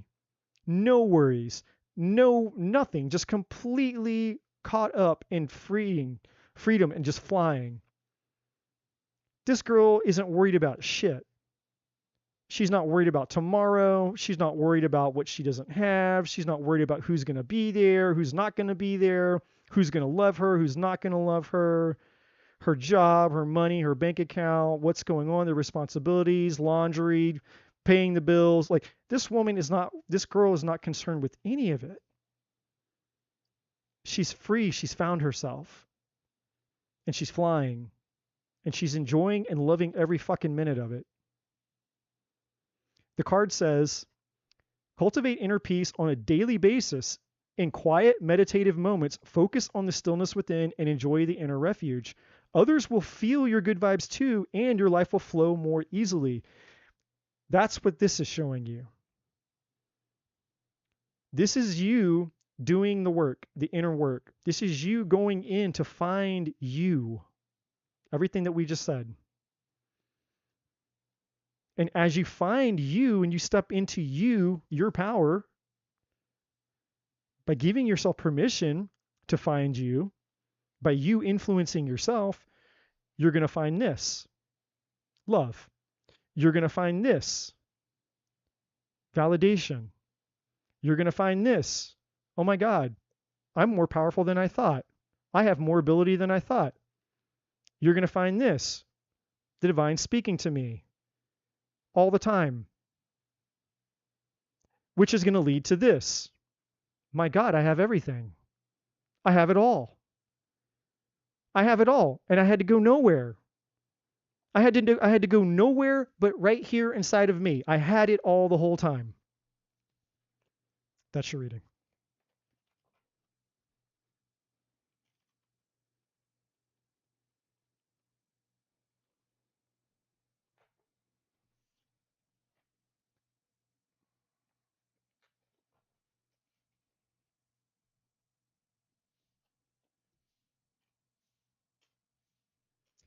That's wonderful.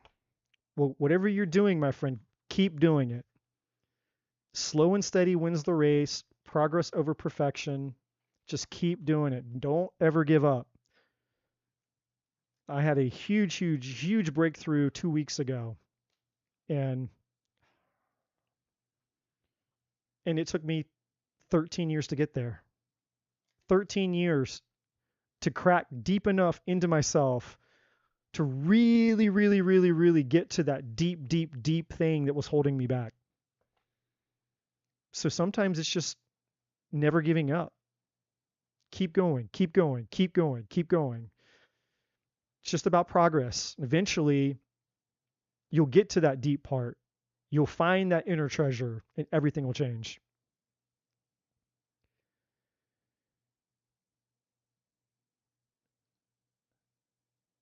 Okay, so let me check the donations really quick. Do we have any donations? Anybody else? Or is it just, oh, okay, no, Cherry Blossom, got it. Just making sure, because I don't really read once I'm doing a reading, I don't really keep up with the comments very well. Cherry Blossom, okay. What's coming towards me that I'm not expecting?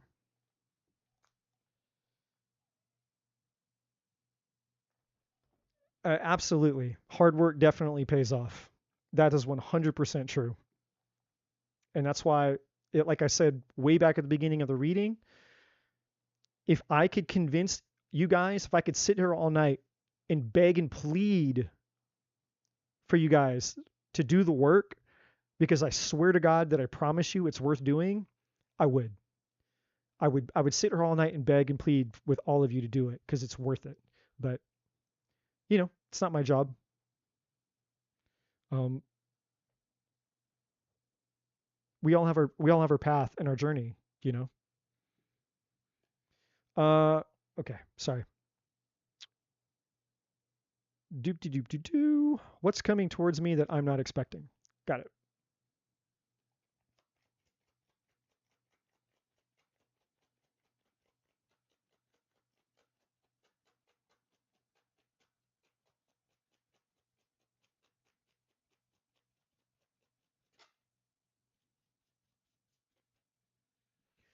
One thing that's coming through. I feel like you may have a trip coming up, and if you don't, um, something about a trip. I don't know, and this hasn't cherry blossom. Just so we know that when I'm talking to you. Something about a trip, and I don't know. It's nothing having to do with cards yet. I mean, only one card came out on the table, but this is just something coming through separately. But there's something about a trip, and I don't know that you know. Um, I don't know what it is, but I know that you need to go. I don't know if you need to go on a vacation or there's a trip coming up. But there's something about needing to go on a trip or taking a trip. Okay, so I don't know anything having to do with a trip. The way that it feels to me is more like almost like you need to take a time out, but it's not like a vacation because a vacation can just be a distraction. A lot of times people go on vacation and it's not really a vacation because they just distract themselves. And so then they just, the time goes by and then they go back to living life and they don't even feel like they were ever on a vacation. It was just like, oh my God, I'm back already. And it's like, yeah, you weren't doing a whole lot of vacationing, were you? You were just distracting yourself, right?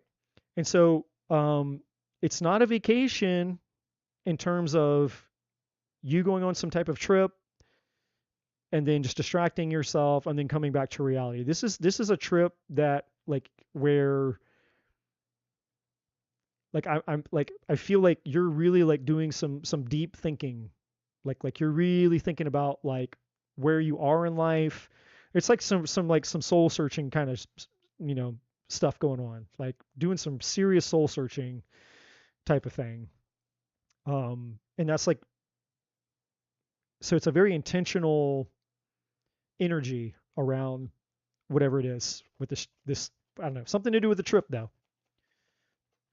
And it doesn't necessarily, I'm not going to tell you that it's like a spiritual thing. You're supposed to go out and like go to do some retreat. It's not because even that would be like a distraction. It's nothing like that. I mean, this could be just even like you just going for a long car drive. Like I'm just going to go on like a 6-hour car drive and just do some deep thinking. It could be something like that. I don't know.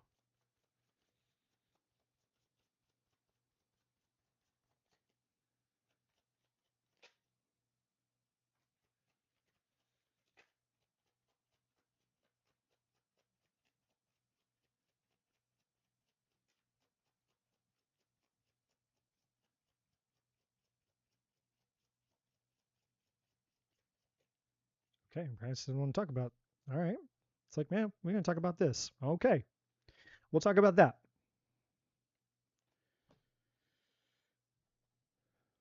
All right. Tell me a little bit more about all this.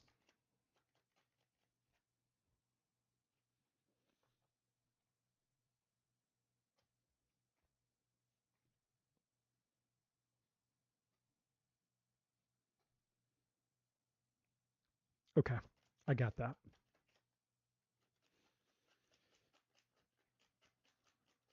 So I'm going to tell you this much. I'm going to tell you this much. You have, there's a potential here for something really, really, really incredible, actually. But there's a big but. You're potentially cock blocking yourself. You're being your own worst enemy here because we got the overthinking card right here, superficial right there underneath it, and we have the calling, but right underneath it, we have the shadow self, which is like the devil card peeking out there. So I'm going to explain that to you in just a second here. But, you know, and these are all, I have these off to the side because they're in the bottom of the deck. That's just for my reference. But we have the favored energy, we have building, and we have mastery. So it's the way that you could see just, and I know I'm kind of jumping ahead of myself here, but if I don't say it, I'll forget it. These two cards were on top of these three cards, which is saying that there are things that you're doing to yourself right now that are preventing you. So basically, you are your own worst enemy here. There are things that you're doing that are cog blocking you from some really amazing things that you're meant to do. And when I say meant to do, it's because this is part of your calling.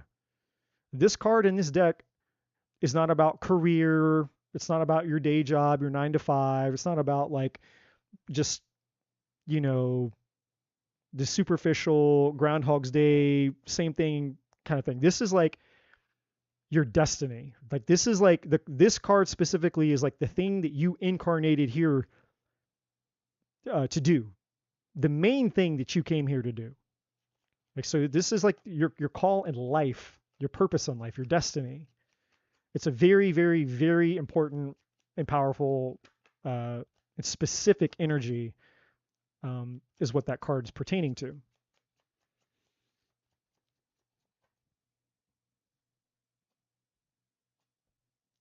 Okay, interesting. So we have a lot of relationship stuff coming in through here for you right now. So I don't know if you're in a relationship or not. I don't know what your relationship status is, single or not. I don't know. The energy is not very clear. We have the two of cups here.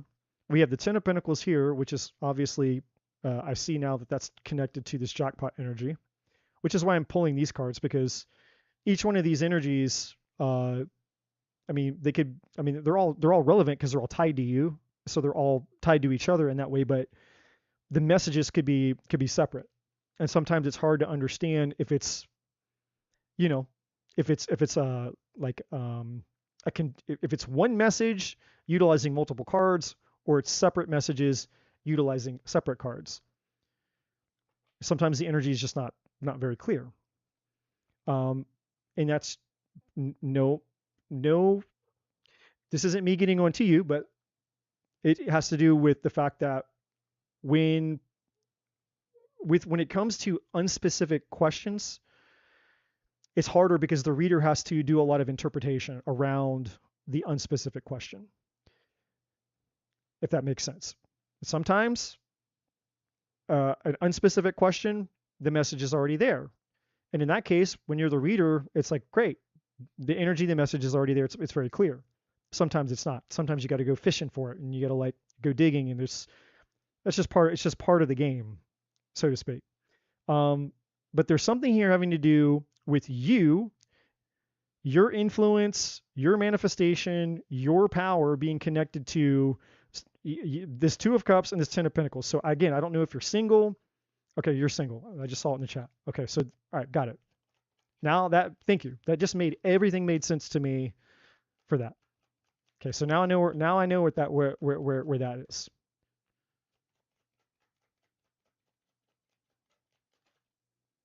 It just saves a hell of a lot of time.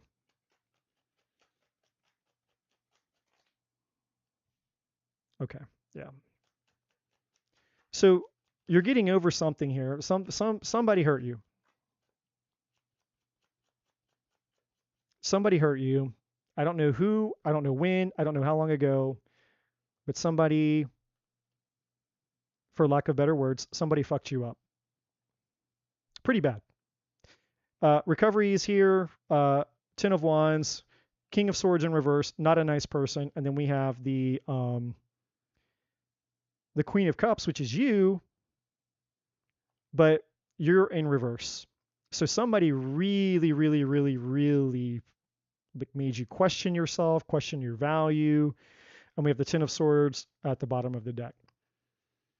And so the 10 of Wands is the baggage. Whoever this person is, whatever they did to you, yeah, it all makes sense now. So this was very similar to Hello's reading that I just did before your reading. Again, talking about the most powerful force in the universe, which is influence, which is why I specifically put this card in this deck that I created. That's why I made an influence card for this deck that I use. And this one over here is just the updated, the 2.0 version of this one. It's just for whatever reason. Sometimes, I don't know why, sometimes it's like the divine's like, hey, you need to use that one versus this one. And I guess it could be certain images feedback differently. I don't know.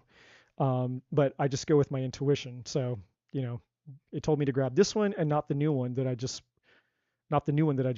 made for myself, because this one actually has more cards. But the divine's like, no, I want you to use that one. So anyways, so this card specifically in this deck is talking about what I was just saying to Hello a second ago, that the most powerful force in the universe is influence. Because we're all being influenced all the time, whether we like it or not. We're influencing things, things are influencing us all the time. And so inevitably, what happens is the more powerful force, meaning the stronger force of influence, wins out. So if I can influence you into believing something, being a certain way, doing something, then I'm the one with the power. You're not in control, I'm in control because I'm influencing you. Now, it's not direct. I can't control you because you have free will. And this is one of the things that people, they want to like bitch and moan and scream in the law of attraction community and the manifestation community. It's like, oh, you're not messing with free will, blah, blah, blah, blah, blah. You can manifest a specific person back and you can do this and you can do that. And basically they're essentially bullshitting you into believing that you can somehow change somebody's free will, and you can't. And then you have other people, just like there are people out there that believe in a flat earth, and they're like, you don't have free will. Free will doesn't even exist. It's like, Jesus Christ, man. Everything is, there's some kind of bullshit for everything on the internet, for sure. The reality is there is free will. I don't think the earth is flat, but I'm going to leave that one alone. But there is free will. And while you can't directly change someone's free will, the next most powerful thing that you can do is influence, is you can influence somebody.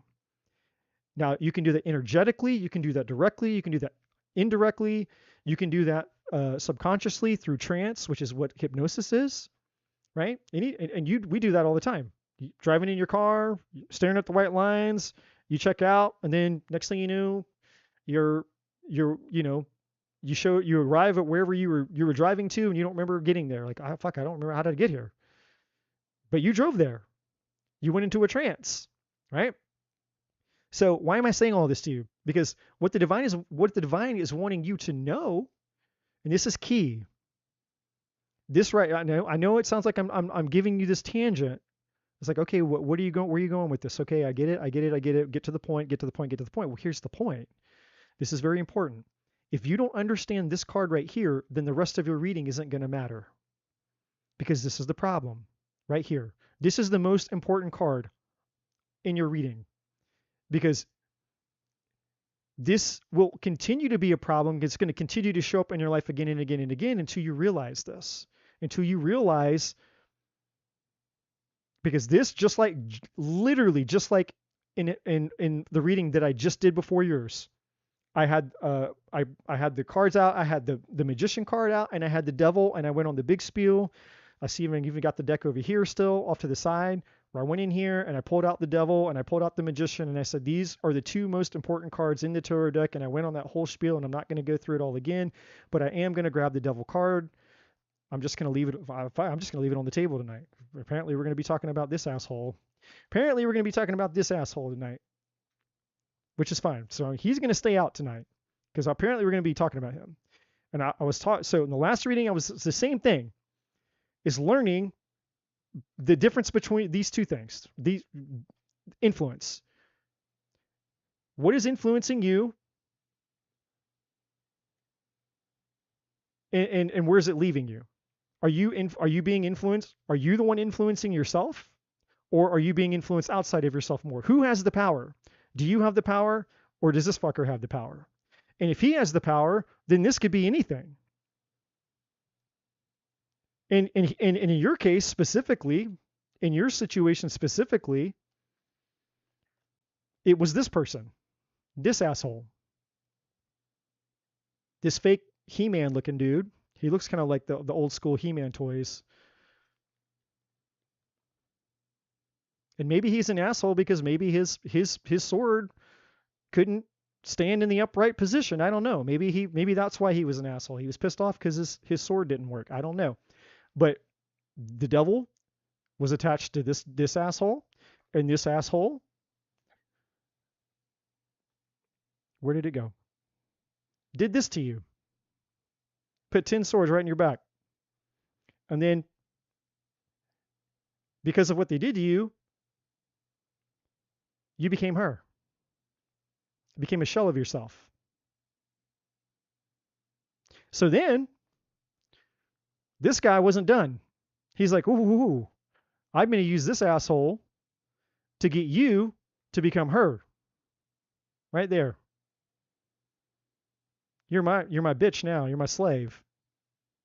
I got you in my chains. And so now,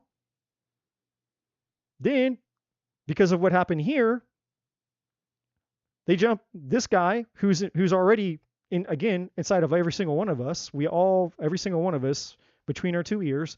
Then he jumps in over here. And he starts pouring gas on the fire by making you do this. Overthink everything. But it's not just overthinking. This is also the pain that you've been through. It's not just overthinking. It's the pain. The pain of betrayal, the pain of so many things. And there's a lot of lies. A lot of lies. There's a lot of lies that you believe. And some of the lies pre-existed. Some of the lies existed before this man came into your life.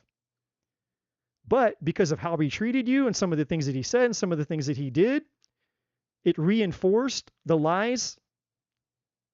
It gave those lies even more power. So you believed in them even more. So instead of this man coming into your life to help you break the chains of those lies by helping you reinforce that you're actually her upright, he did the exact opposite. He joined forces. Well, he didn't really join forces. It was just this fucker in disguise. So this dude shows up like this. Like this is who he really is, but he shows up looking like He-Man, like Fabio. You know, it's Giga Chad Fabio, and he's like, "Hey baby, what's up, bish? You want to come ride the train? You want to come ride the stinky train?" And you're like, "Hi babe. Damn boy, what you do? You eat that broccoli? Shit, you got that six pack? Damn, oh look, you got them flowers over there too." He's like, "Yeah, baby, look, I'm gonna put some of them flowers right here. I got these flowers. I done cut them and put them up in your hair, girl.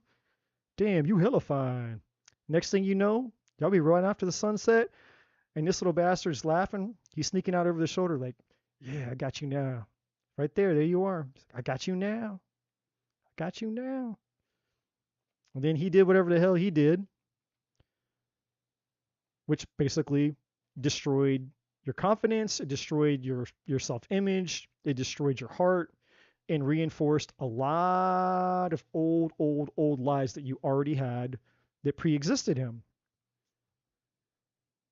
So before he even came into your life, there was already shit that you believed about yourself that you didn't want to believe was true, but he kind of came in and poured gas on that fire, so to speak, and so you kind of believed it. It's like, oh man, maybe it is true. Not that the parts, not the parts that are separate from that he did weren't painful enough, because clearly, I mean, it doesn't get more painful than 10 swords and 10 wands. I mean, the only other thing that's missing here is like a tower, but it's implied. These two cards together is essentially the same thing as a tower energy. You got a 10 of wands and a 10 of swords. Basically, you've been through a fucking tower. I mean, it does, the card doesn't have to be on the table for the energy to be implied. So you've been through essentially a tower with this person. But here is the silver lining. The silver lining is now you get to understand this. You get to take your power back because there's always a treasure in a pile of shit and you never lose if you learn. So let's learn something. Let's find the treasure in the pile of shit. You had hopes that this guy was going to be your forever. That's implied here. I see that. The Ten of Pentacles, the Two of Cups, all of that. I can see the image of the things. I'm going to put Mr. Asshole over here. Actually, you know what? No, we're gonna slide him where he belongs underneath this dude. There you go. That's where he belongs. It's implied. I can see it. I can see that you had expectations, that you thought you had a future with this person, and I mean, to put it really, really lightly, the rug got pulled out from underneath you. That's an extreme exaggeration of what really happened. Under exaggeration, rather, of what happened. So what the divine wants to show you is, okay, this is what we call spiritual alchemy. So you've been handed a big stinky pile of shit. Well, alchemy is the spiritual art of turning shit into treasure. That's what this card is about. The divine is saying you can only move forward continuing to feel this and this because of this. Meaning, it is your belief in the power that you give the meaning and the power that you give to the meaning about what's happened here. And when this guy is telling you, when this guy is influencing you, this guy is basically told you the meaning, then you're fucked. Versus you saying, wait, no. I'm not taking answers from you anymore. I'm going to get these answers myself. Because this guy's already told you. This guy's been telling you the whole time, which is why you've been in this energy, the Ten of Wands energy, and the Ten of Swords energy. This guy is the person who's been in charge, telling you all the shitty things and ruminating on it. Like how are you going to feel any different when the story that's playing in your mind on repeat over and over and over again is a shit show and a horror story, which is what most people do. That's what he's doing. He's basically got all the bad shit on repeat in your mind. All the arguments, all the fights, the betrayals, the backstabs, whatever this person did to you, and all the shit all the self-hatred that you've had before he came into your life. All the things that you said to yourself, the ways that you shit on yourself, you beat yourself up, the way that you treated yourself, which is why you attracted him, by the way. And that's the mirror. This is the lesson in the mirror. You attracted this man who treated you this way because this guy was already inside of you, calling out for this guy to come and basically show you what you were already doing to yourself. And I know that's a really hard, brutal truth, but the truth is what sets you free. So recovery is here because the divine is wanting to show you where your power is, but you have to see it before you can conquer it. We can't change something that we're unaware of. But once we see it, once we come face to face with it, once we call the demon by name, we have something. We can go, oh, okay, I know what this is. Now I can fight it. It's not this invisible force that I feel powerless to do anything about because I feel powerless. It's like, no, you're not powerless. You're fucking power. You're the divine. You're an expression of the divine. You can't possibly be more powerful. You're not powerless. And so this guy comes into your life to basically bring the belief that you had before he ever came into your life. He came into your life to show you, to bring up the unconscious things that were already going on inside of you so that you could become aware of the things that were going on inside of you. But see, most of us, we live with our with our self-loathing, our self-hatred, our insecurities, our jealousy, our envy. We live with our fears. We live with all of our shit for so long. We become one with them. And because we're so used to being that way, we don't see those blind spots anymore. So we need something massive to come smack us in the face and show us what's really going on. Which is why you don't attract what you want, you attract who you are. And people get pissed off left and right when I say that, because they'll go, I'm nothing like that person. I would never do that. I would never treat somebody like that. And I'm like, wait. Time out. Hold on. Just because I said you don't attract what you want, you attract who you are. I didn't say that you behave the same way that they behave, because behavior is a symptom. Behavior is a symptom. It's not the problem. You can have two people who have the same core problem who behave entirely different. One person, they shut down, they stonewall, they pretend like problems don't exist. Somebody else, they laugh it off, they turn it into a joke. They don't take anything serious in life. Everything is just a joke. Everything is funny.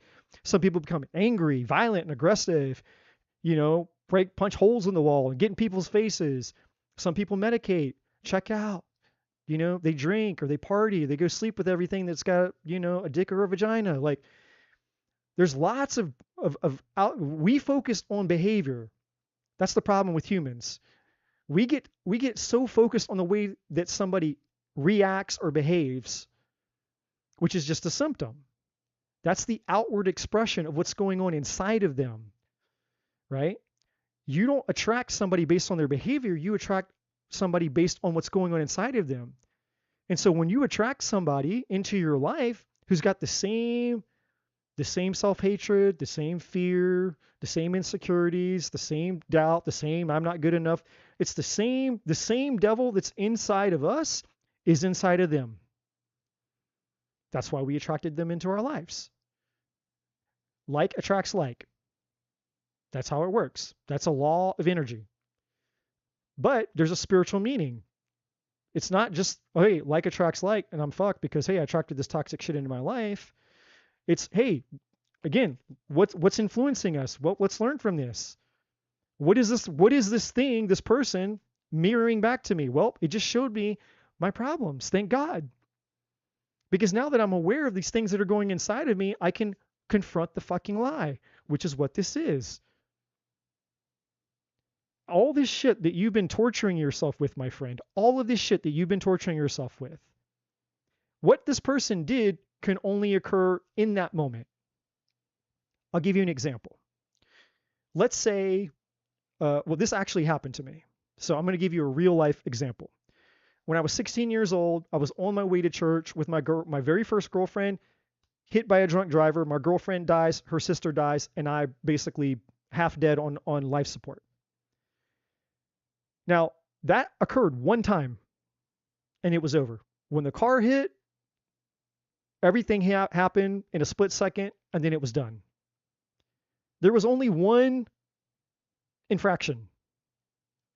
But the effects of that one infraction potentially lived on in my mind, my subconscious, forever.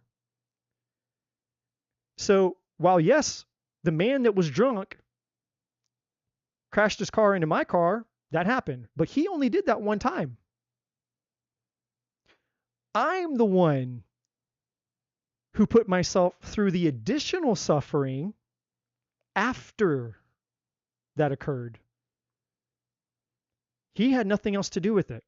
What I did with that experience had nothing to do with him after it happened. He caused that one, he did one thing, he did the one thing. And everything else that I did with that experience was on me after it. I can't blame him for that. I can't blame that guy and go, yeah, but I had to live with this and this. It's like, no, he had nothing to do with that. It's not his brain. It's not his pattern. It's not his subconscious. It's not his emotions. It's not his trauma. Yes, he caused it, but I only can suffer for as much as I give my power away to the trauma so that I can suffer. Or I can say, because there's two options here. This guy runs the show, and then I'm fucked because I'm insured that I'm going to suffer. I will not only will I continue to suffer with this asshole in control, but I will probably attract more things in my life to continue to suffer because he's in control. That's the power of influence. Or I take my power and I find the treasure in the pile of shit, which is why the recovery is here for you, which is basically saying, hey, but let's find the empowering meaning in this. Let's look for the empowering meaning. And that might take some effort. But when you start to take your power back by realizing that, hey, the most powerful force in the universe is influence, and I have all the power because I'm the one who's controlling how much influence is allowed. You don't have to let this influence you. It's a choice. And I know I'm not saying it's easy. If it was easy, everybody would be doing it. Okay, so I don't want to be clear here. I'm not saying it's like, oh, well, okay, well, I'll just, snap my fingers and I'll just be okay with it all. That's not what I'm saying. But I'm saying that it's possible. And we all have to start somewhere. That's why it's called a healing journey. Recovery doesn't happen overnight. You cut yourself, you don't heal overnight. You break a bone, bones don't heal overnight. You get heartbroken, devastated. Your emotional pain doesn't go away overnight. It's a process. So I'm not here to promote or to sound like I'm here implying that there's any different process, but I'm saying that what most people do is they give their power completely away to this, and they choose and they live in suffering well beyond what was needed. Like, you don't have to spend the rest of even April suffering from something that happened. It's possible. You certainly don't have to spend the rest of 2025, and you certainly don't have to spend the rest of your life feeling like her, like you're broken, that you're all fucked up, you're not good enough, that you're just going to keep attracting the same thing, whatever the beliefs are, because you're not the Queen of Cups in reverse. You're her. This is who you are. This is who you really are. You've just forgotten because of this influence. And so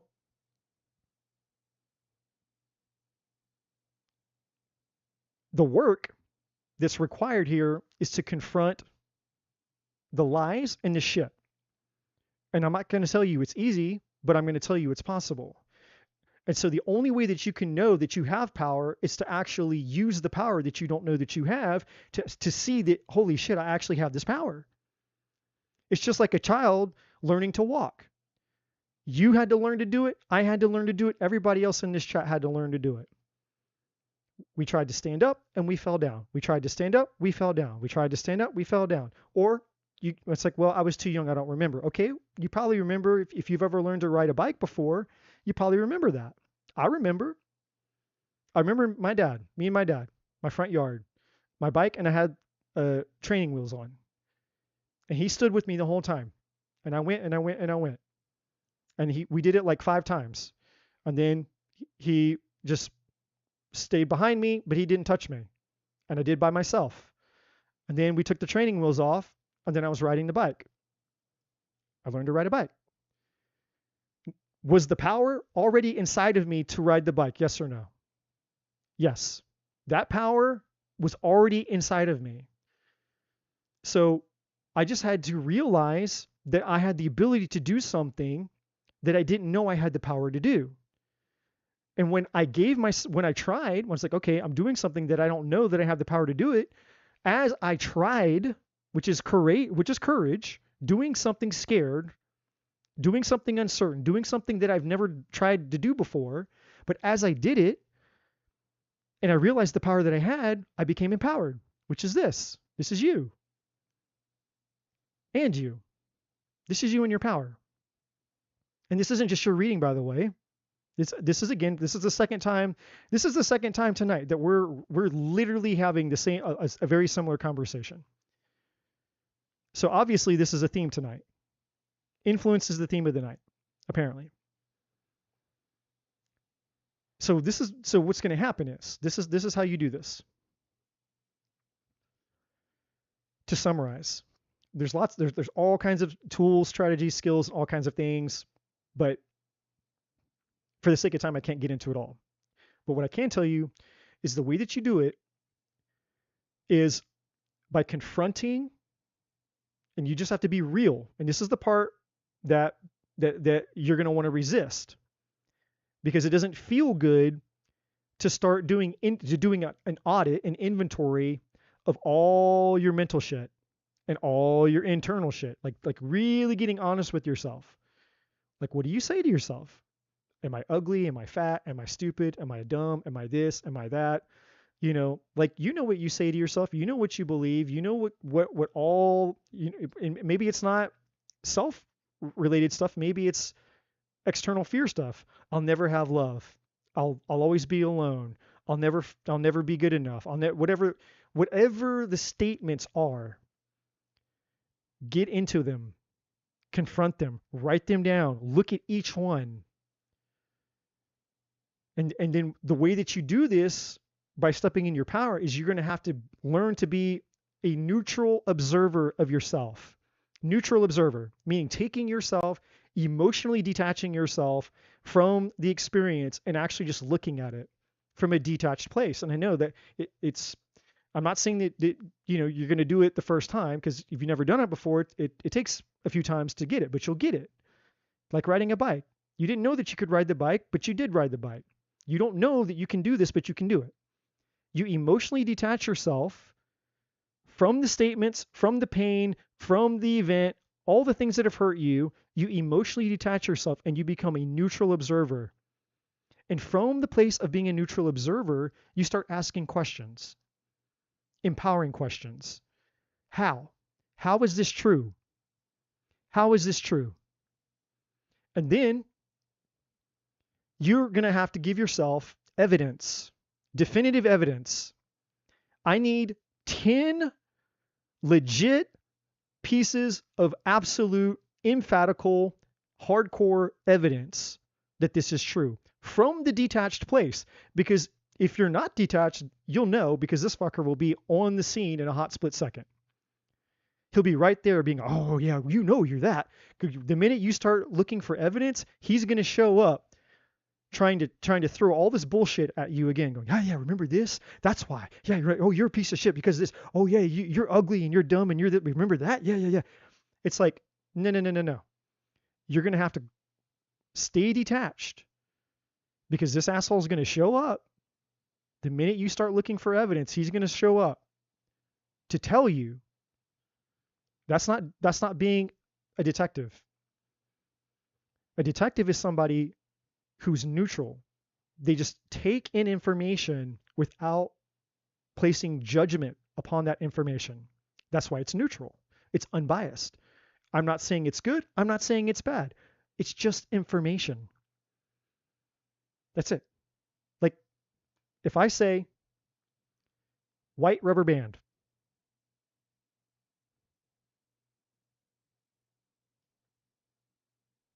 white rubber band. Oh, okay, Eddie.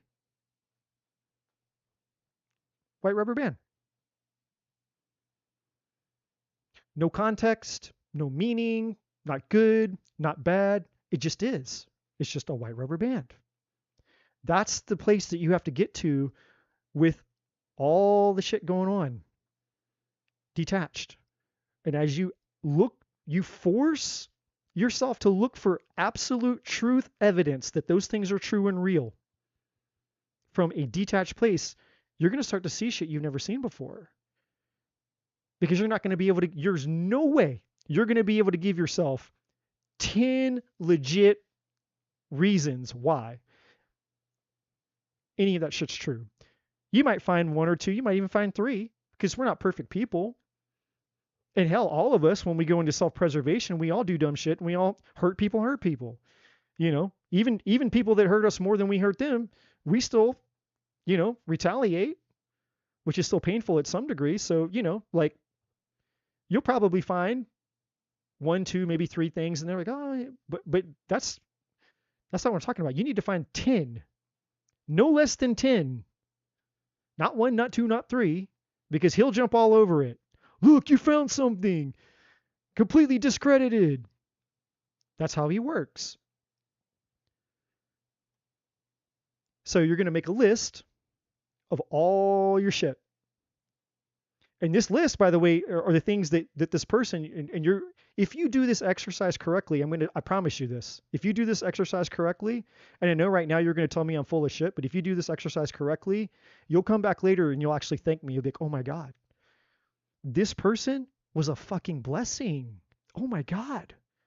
They reflected all this stuff to me that I did not see. And now that I see it, here I am. I'm encountering it. I'm observing it. And I'm realizing it's all shit. It's all lies. And that basically most of it was stuff that I was already believing about myself before they even showed up. So this person wasn't my attacker. They actually were my savior. Because I would have kept believing this shit about myself if they hadn't showed up. I would have kept, torturing myself, putting myself in hell with this fucker, had this person not shown up to throw this all in my face so that I could have an awareness of it so that I could deal with it. That's what this is. This is you coming to your own rescue. You getting your power back. And the beauty of this is, once you do this, you'll never do this again. Never again. When you get your power back and you realize this, you will never learn this lesson again. I'm not saying that there won't be other lessons in life, but you will never go through this lesson again. And you will never attract one of these again. Well, really one of these. Which means you'll never go through this again. Or this 10 of Wands again. Or this 10 of Swords again. So that is basically what's all been playing into your overthinking, your pain, and basically, attracting superficial shit into your life and feeling like a fake, like a fraud, feeling like your life is fake, feeling like your life is a fraud, feeling like you attract fake, superficial people, all that shit. These two things, a fake, unfulfilling life where you feel like you have to fake it and you have to make it because what's really going on inside of you, what most people don't see is that you fucking hate yourself. That's how you've been feeling. Just some way, some shape, some form. Now, you may not call it, I hate myself. You might have other words for it, but, doesn't matter. It's the same thing. So here's the good part in this. So once you find the treasure in the pile of shit, and we went through that process as quickly as I possibly could, this is what you have coming towards you on the other side. So this is the silver lining. On the other side, you're going to realize, hey, actually, holy shit. I came face to face with the divine inside of me. I actually realized I have a mission and calling in my life. Guess what? That I'm not. I'm not this. And she is just him.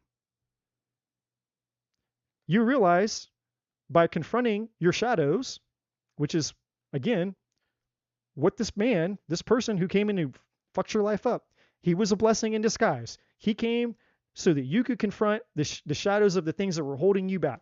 Because the only thing that's been holding you back from everything you want is all the shit that we've just been talking about. He's just the trigger to come and bring it all to the surface so that you could deal with it, so that you could move on and experience this. The blessings, the favor, the call on your life. You're meant to go out, build, create, have. Then you have mastery. Mastery is basically saying when you've mastered something, you now have a gift and a treasure to give to somebody else, because our miracles are not meant for just us. They're meant to be given away. So as you master this, all of a sudden you've done something that maybe less than 1% of human beings actually do, which is do the actual work to overcome their shit. Now that puts you in a position, a very rare position, and a very highly needed position to go out and show people how you did it. And even if the way that you did it is not the same exact way that they're going to do it, you bring awareness to them like I'm bringing awareness to you, so at least they have the option. Because people don't know they have an option. Because they believe this shit so much. They believe that this is the truth.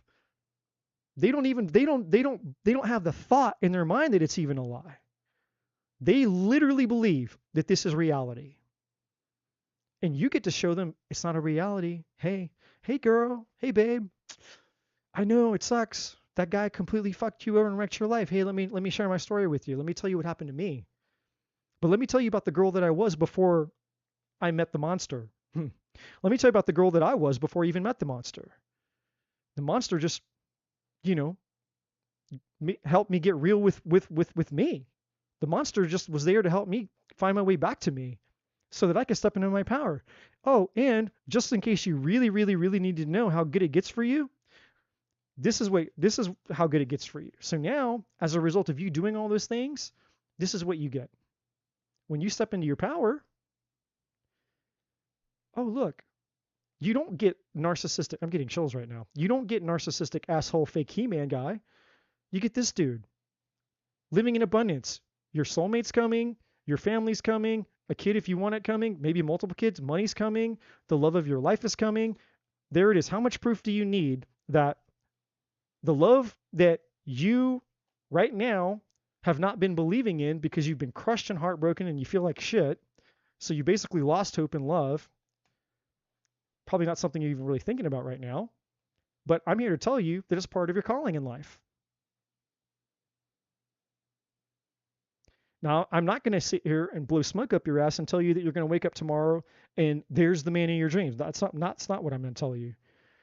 I'm not going to tell you this is even going to come to you until you confront this. But I'm telling you, the treasure you seek is in the cave you fear to enter, and this guy is the fucking cave, but he's also the illusion. For the rest of your life, if you hear nothing else other than this, even this reading that I've shared with you, the most powerful force in the universe is influence.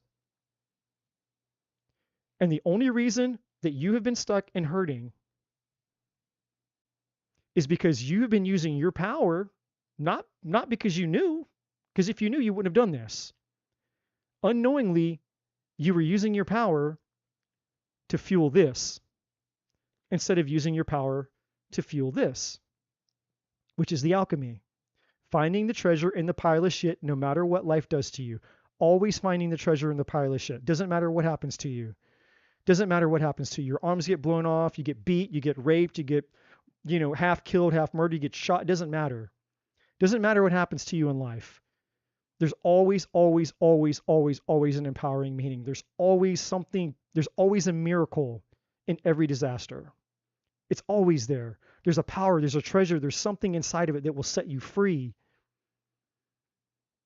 And when you grab hold of that miracle, you will be able to reproduce that miracle for other people's lives.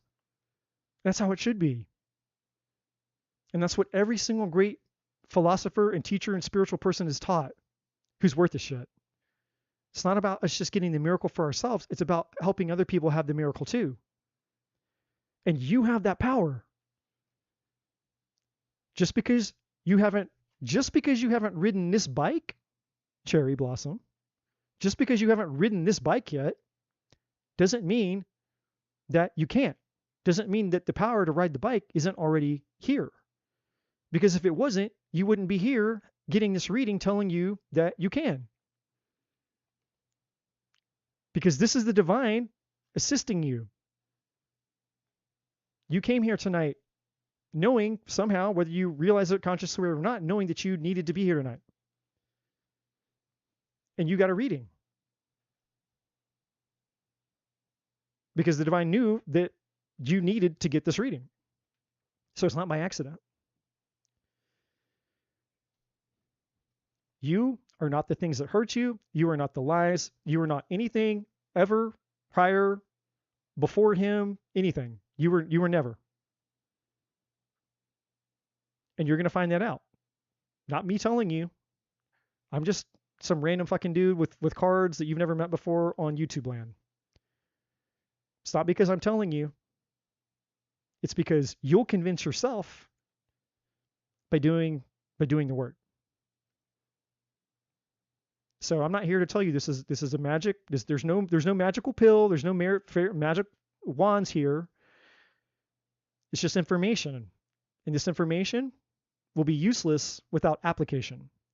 So it does require you to do the work. But if you do the work, you will get the result, and the result is pretty fucking amazing. And I'm also sorry that you went through all of that, because I could feel the energy of it, but I have to push it away for me to function. Otherwise, I'd be a mess because a lot of people are going through a lot of shit in life, and I feel it.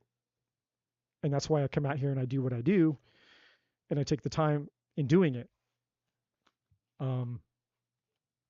It's hard. I mean, it's not hard, but it's like it's hard to take things that are going on in people's lives and water it down to some superficial. Here's a couple of cards. Hey, yeah, this that. It's like I don't know how to do that. Not very well. Apparently, apparently. So anyway, I hope that was helpful. Bridgella, please place your question. Bridgella? Bridgella. Hope I'm saying that right.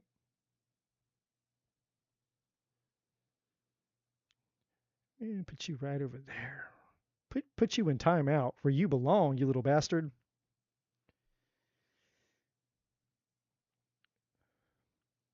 Yeah, I'm getting there.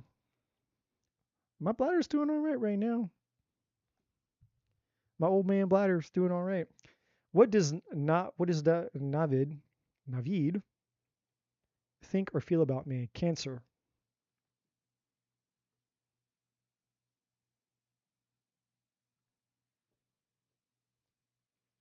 You're welcome, Cherry Blossom. Thank you for being here. I appreciate you.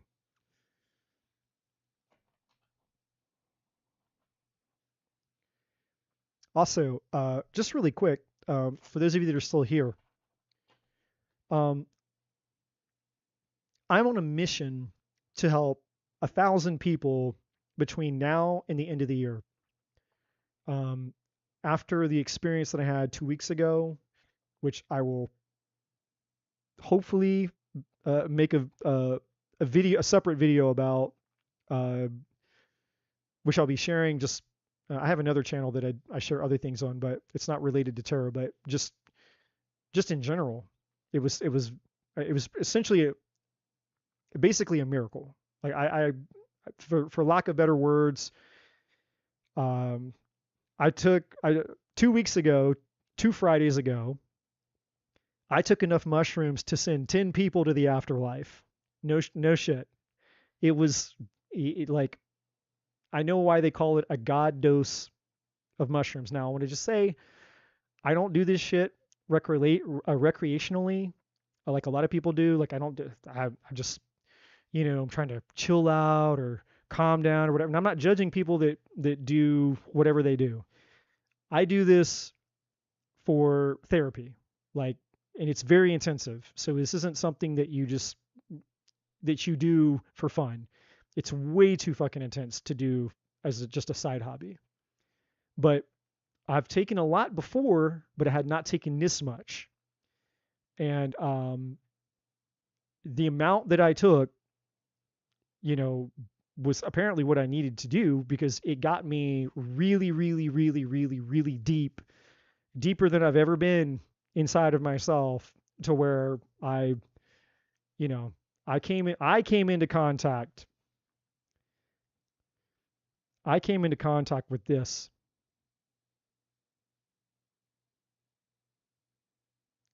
I came into contact with this guy. And I thought that I had him on the leash. I thought it was the other way around, because I've been working on myself for 13 years obsessively. And what I realized is sometimes we can have issues that we've had for so long that they've literally become one with us at a very, very deep, deep level. And while I have worked through a lot of the surface layers of things, like peeling back an onion, I'd never really gotten into the core. And I got there.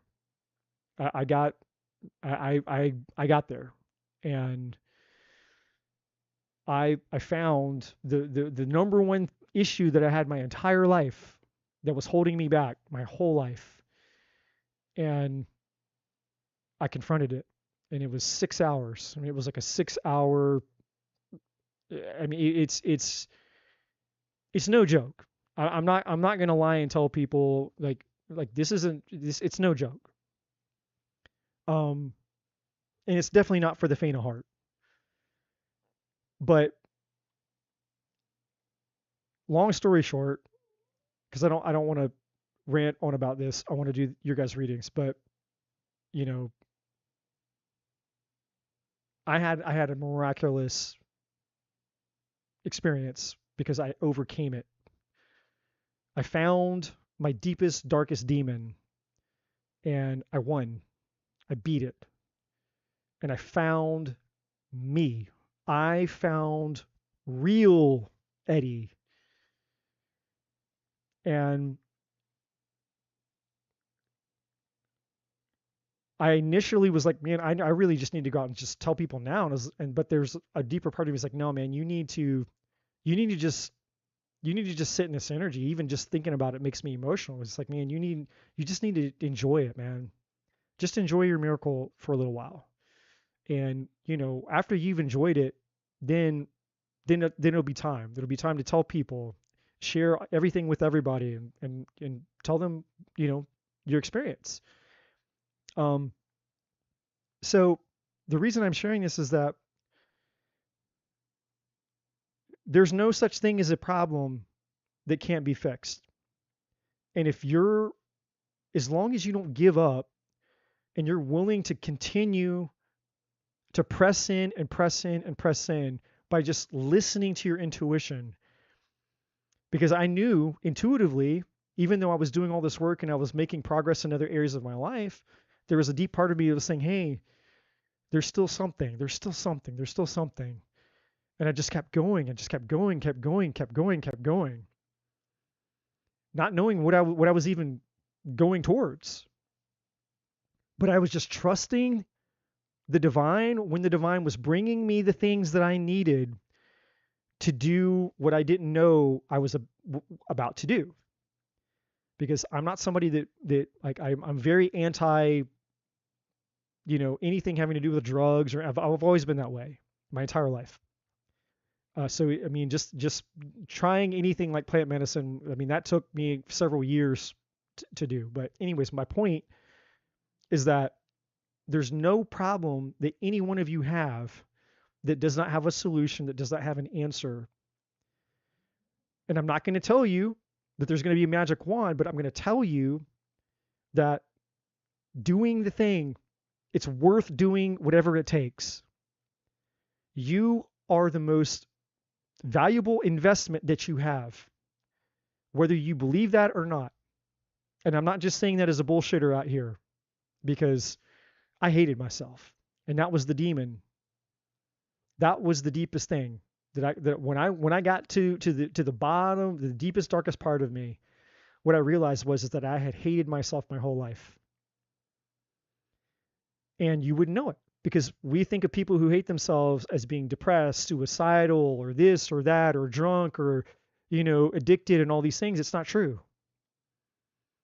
There's not one specific symptom that you can attach to self-hatred. For me, self-hatred was just, okay, I hate myself, so what? Which I can just go be a people pleaser. I can just, disassociate with parts of myself, or pretend that I'm something that I'm not. I had lots of ways of doing it, but that doesn't matter. My point is, for those of you out there who are struggling with something, and you may not know what it is, but you intuitively feel it, just keep going. Don't give up. And if you're unsure, ask the divine. Pray, whatever that looks like for you. It doesn't have to be religious. Just ask, when you're going to sleep at night, just you and nobody else. You can do it in your mind. You don't have to say anything out loud. Just call out to that force and say, help me. I want to change. Help me understand. Speak to me. Send me something. Send me a person. Send me a message. Send me information. Like, whatever it is, get my attention. Make it super obvious. Make it stand out that I can't miss it. Like just call out to that force, even if it's just in your mind, and mean it, and then be willing to follow through with whatever comes to you. And then just go with it.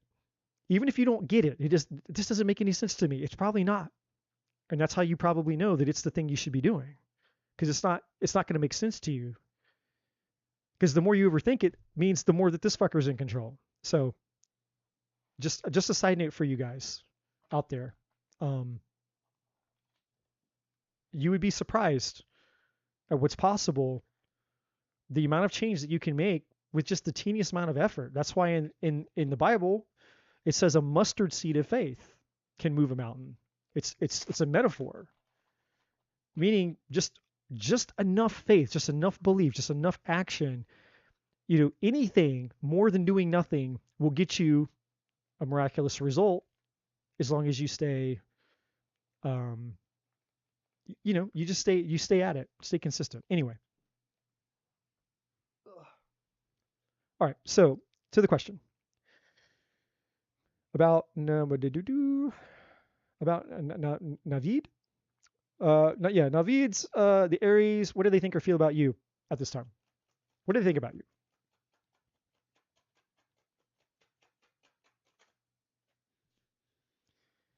Well, you got the Lovers here.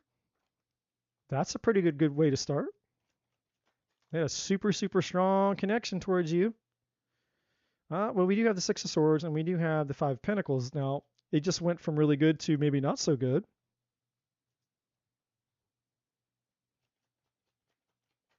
Let's see. How do they feel about you?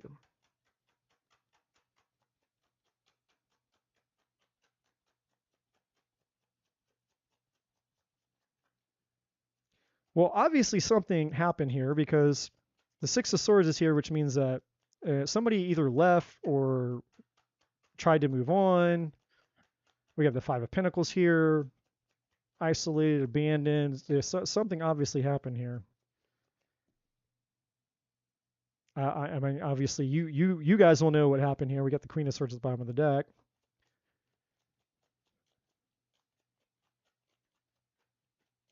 I don't know. Did you cut this person out?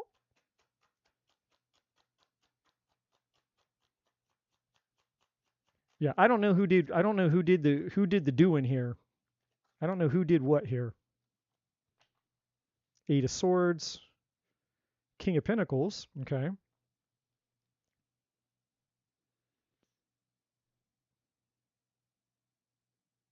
You had Aries and Cancer. So you're Aries, he's Cancer. Interesting. We got Gemini, we got Leo, we got potentially Earth energy, but it doesn't have to be.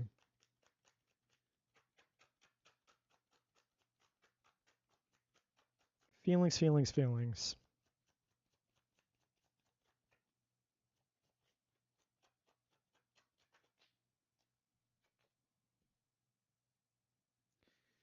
Okay.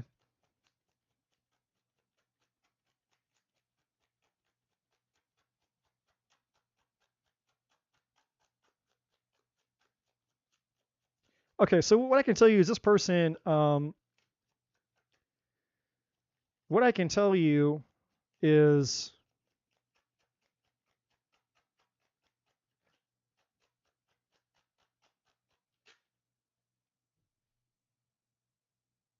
this person's got feelings for you, but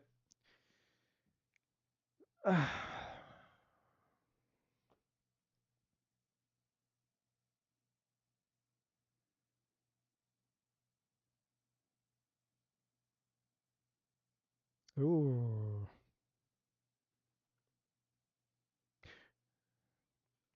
Well, that's not good. So, did this person cheat on you? Bridgella?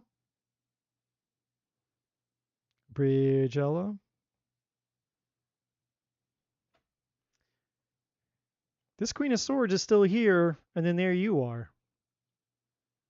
And I am not getting these are the same people, and we got the Seven of Cups over here. So High Priestess and the Three of Swords, that's not good.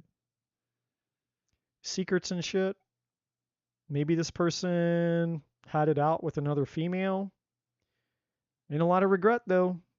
They realized they fucked up.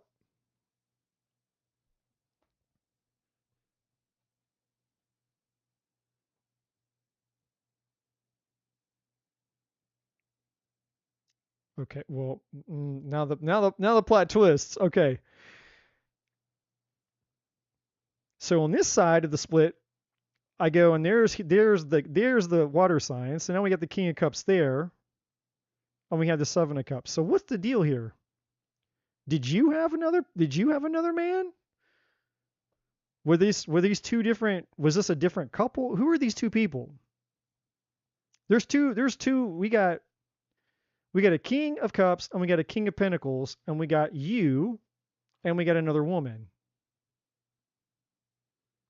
I mean, are you guys swingers? You like an open relationship and that kind of got out of control or something? Like what's going on here?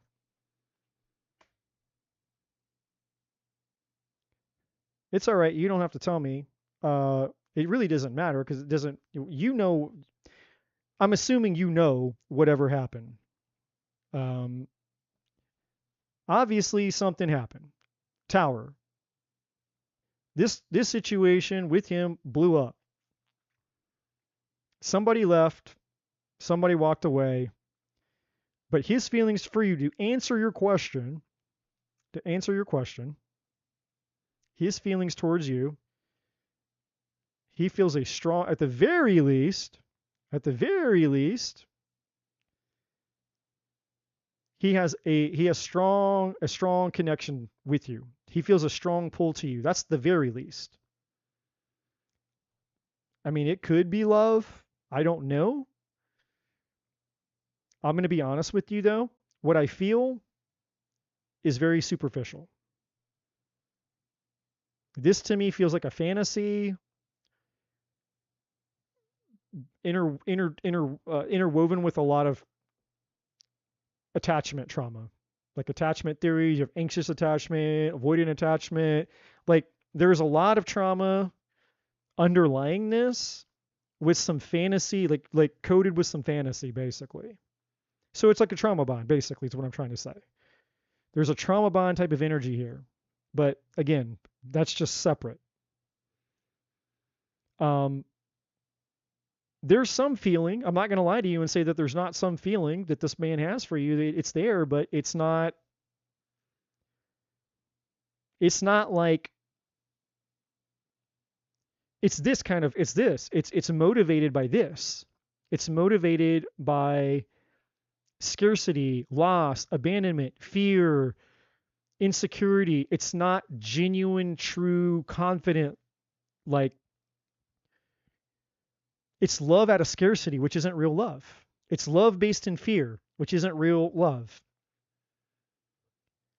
But there is some type of, I mean, it's still possible that you can have a potential soul contract. I mean, I'm not really getting that, but it's possible that, this is somebody that, you meet and you have a little bit of soul recognition with.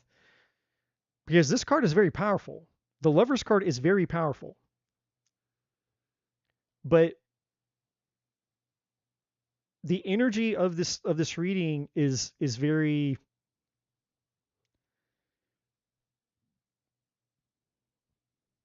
It feels like the MTV's Real World or something. It's like reality TV love, where it's like you're watching a reality TV show and that it's alluring in a way. It's like it's drama, so you're into it. You watch reality TV, like, ooh, it's drama, But and it's like the people in there, they're acting like, oh man, they're acting, they're doing all the things, they're acting all the parts of being, romance and chemistry and passion, all the things. But intuitively, it's not real. It's like reality TV. That's the best way I can describe the energy. Okay, I'm going to be super clear on me saying the energy of it. Okay, so that you know that I'm not telling you that it is superficial. I don't know. I'm not you. I'm just telling you the energy that I feel because I don't want to get murdered. But I feel that this person, they've been holding back though. I don't know why. So, the strength card is typically about courage and bravery and all this, but it's also like, for whatever reason, this person's been holding themselves back. And I see it twice here because we get the 8 of Swords. So this person is withdrawn from you. I don't know why. Or you've withdrawn from them. I don't know why. We have the 8 of Swords here. And I don't know if it's because of insecurity. I don't know if it's not good enough. I don't know what it is. I don't know if, they're just a negative thinker, or I don't know. But it's a negative energy. This person's feeling held back from you for some reason. And then these two cards, if this is the same guy, and again, I'm not so convinced that it is, but whatever. If this is the same dude, and he is both guys, if he's both, let me get the card out here. If this is the same guy, so there he is, the Cancer, and then the King of Pentacles is also representing him, which again doesn't make sense to me because we got the 7 of Cups there, and there's other things here, but whatever. If it is, then basically, he's either consumed with work and money, or he doesn't feel good enough because maybe he feels like he's not successful enough, he doesn't have enough money, or whatever the hell it is. Pentacles is just material stuff. It doesn't have to always be money. Most tarot readers immediately go to Pentacles, money, money, money, money. Not true. Anything in the material world that you interact with your 5 senses is a pentacle. Anything tangible is a pentacle, not just money. So with the 9 of Pentacles, it could be, hey, I don't have 6-pack abs, and you want a dude with 6-pack abs, I'm a hippie, and I'll paint my hair blue, and I drink coffee in my, my blue bathrobe. I do that kind of shit. I'm an artsy kind of guy. I'm a Cancer.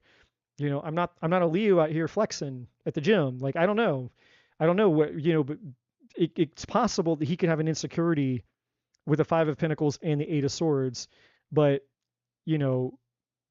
what I can tell you, the bottom line is this guy's got feelings for you, but they're not deep feelings for you. They're confused feelings. This dude has got a shit ton of insecurities, and he's holding himself back, and he's getting in his own way. Something else happened between you and him. I don't know what. This Tower is here. We got other females here, and we got 2 dudes here. And he feels stuck. But your energy's attached to this also. So you're both sitting here basically like in limbo over this. I don't know if either one of you is doing anything really about it. And so you're kind of, in a way, you're both kind of perpetuating your own suffering here. Like, this dude's wondering about you and you're wondering about him, and then there's all this other shit going on around it. So, to cut through the bullshit and to cut to the chase, if I were you, and this is just me, but, again, I don't know enough about your situation to really, really, really, really, really do you justice, but, that's what this is. It's like a check-in on you. You asked about their feelings, so, I can only check in on that. But if I were you, with the Ace of Swords here, I would swallow my pride. What's the rest of the lyrics to that song? Swallow my pride, choke on a. I'm not going to say it. I'm not going to say the word that's in my mind. Swallow your pride, choke on a thing, and just bite the bullet and communicate. Because you have nothing to fucking lose. You have nothing to lose. And here's the problem. Here's the problem with people. And it pisses me off. And I'm allowed to be pissed off, and I'm allowed to have opinion about this. You can be right, or you can have a relationship. And guess what? We're all going to fucking die. Every single one of us. You, me, all, we're going to die. And you're one day closer. And people get so caught up in this petty bullshit of, oh, I'm not going to make the move. I'm not going to make the move. Oh, I'm not going to move first. Oh, I'm not going to go first. And everyone has all their reasons of why.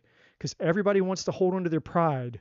and their ego and their reputation and what they think and what other people are going to think. And then when you got the internet telling you, oh, no contact this and not that, all this shit about what do you do and what do you not do, and it's like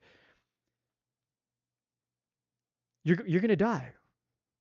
You're one day closer and you don't know when that's going to happen. Do you really want to get to the end of your life and go, man, look at all the opportunities that I wasted and I blew because I listened to a bunch of bullshit that never fucking mattered. And for what? I wasn't, like if you have a desire in your heart to do something, then do the thing and live without regret, right? Because there's the regret there's at least the acceptance of knowing, hey, I took courage and I went for it, and I either got the outcome I was seeking or I don't. But at least I feel good about the fact that I knew that I was in control of my own life, I was in control of my own destiny, and I wasn't sitting around waiting around and wondering what people were thinking and wondering if I was doing it right and doing it to please other people who are doing the same fucking thing, which is leaving them just as miserable. Miserable people taking advice from other miserable people who are doing scared, stupid, silly, petty shit also. Doesn't make any sense. And I've done it. I did it a few months ago. I had nothing to lose. I was like, hey, I was thinking about this chick that I dated like 3 years ago, 3 or 4 years ago. No, 4 years ago, 2021. I dated this really cool chick. And we had a big misunderstanding. And we didn't talk about it. And we just stopped talking over a completely ridiculous misunderstanding. And because of my pride and my ego, and because of her pride and her ego, neither one of us wanted to take responsibility for the misunderstanding so that we could have continued having the connection in the relationship. And so, 4 years later, I'm sitting there thinking about this chick and I'm like, man, that chick was really cool, man. I was like, man, that chick was really cool. And I was like, you know what? Fuck it. I'm going to reach out to her. I'm just going to reach out to her. And I did. I still had her number in my phone. I put just typed the whole thing out. Was like, hey, I don't know if you'll get this, but, it's been 4 years. And, after a lot of thinking, a lot of hindsight's 2020, I realized that, my reaction to our last interaction was completely petty, completely stupid. I was being completely egotistical and prideful. And I realized that, it cost me an opportunity, to get to know somebody that, I was very extremely interested in. And, I just wanted to come to you and tell you that I had this realization. I forget what all I said, but it wasn't very short. It wasn't short, but I put my heart, my soul into it, and I threw it out there. Because what do I have to lose? What is she going to do? I'm either blocked, so she never got the message. 2, she saw the message, didn't give a shit for whatever reason. She's with somebody, she's not with somebody, she's not interested.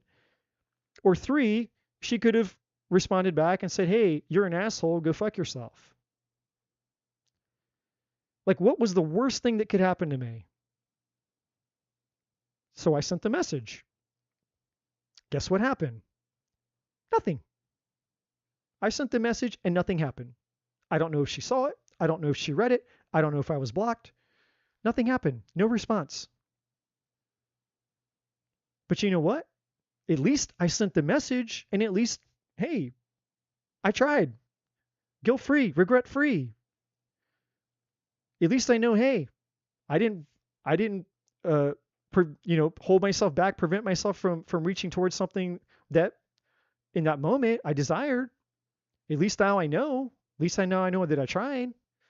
I'll never be sitting around wondering what would have happened, what would happen. All you had to do was write a thing and hit the send button. And see, people do this petty shit all the time. This 5 of Pentacles, 8 of Swords, all this petty shit all the time. Pride and ego, because this bastard right here gets involved. It's called your ego. So that's what I would do, Bridgella, if I were you. uh, you know, if you haven't heard from this person, you have their information, you have a way to reach out to them. Because again, you can only control you. And sitting around waiting, wondering what somebody else is going to do will drive you insane. And God knows I've done that. And I've just decided, I decided this a few years ago. I'm never fucking doing that shit to myself again. And all of you, I hope to God that none of you are doing this anymore to yourselves either. And if you have been, I hope that tonight you stop. Because nothing is worse than sitting around waiting, crossing your fingers and hoping, or obsessively going getting tarot readings and doing all these things, wondering what somebody else is going to do.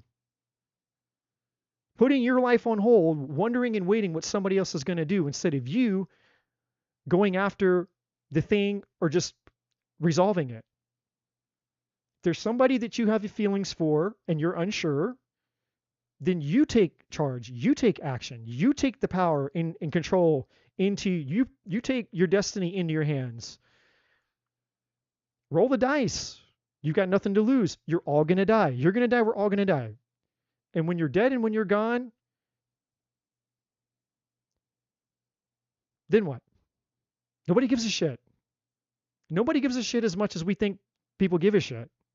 We give a shit way more about things that we shouldn't even be giving a shit about, which is why we don't live the life that we should be living. Too many shits given about the wrong things that we should be giving shits about. So if I were you, I would just go for it. And then you'll know that you know, and then whatever happens, let that be the outcome, and then you can free yourself from all of this. You can free yourself from him, the energy. You'll know what you need to know from that situation, and you'll know if there's something that could be or meant to be, if you want it to be. And if you don't, then I don't know why you'd be asking the question, but hey, I'm not you. So does this person have feelings for you? To answer your question, they have some degree of feelings for you, but I don't think that it's deep. I do think this person has fears, insecurities, abandonment issues, attachment issues. There's something that's going on that's driving this guy. At the very least, the Seven of Cups is confusion about what they want. I think there's other things going on, but again, whatever. At the very least, there's definitely a lot of confusion. And the Nine of Pentacles is always, at the very least, a self-image, self-worth card. But then you have to look at the other energies around it, which not really great. At least in the context of this reading, it's not great. So, and I'm not saying that he's a bad person. I don't know. This has nothing to do with the character of the people involved. I'm just talking about the energy that is involved in regards to your question. So, but again, to me, that defeats the purpose. Who gives a shit? Who gives a shit what he feels and what he doesn't feel? What matters is the power that you have. You can be a powerful person or you can be a powerless person. You can take control of this. You can be the one with the sword of truth, and say, hey, you know what? I'm an Aries. I mean, you're an Aries, for God's sake. You guys are like legitimately like the zodiac of action takers. Like, you are the ass kickers of the zodiac. Like, that's you guys. Take action. Take the sword. Go out to the dude. Reach out and find out. How does he feel? Reach out. Find out. You've got nothing to lose. That's what I would do.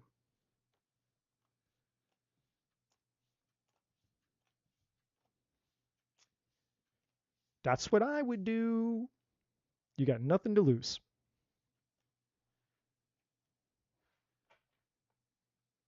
And the cool thing is, think about it this way.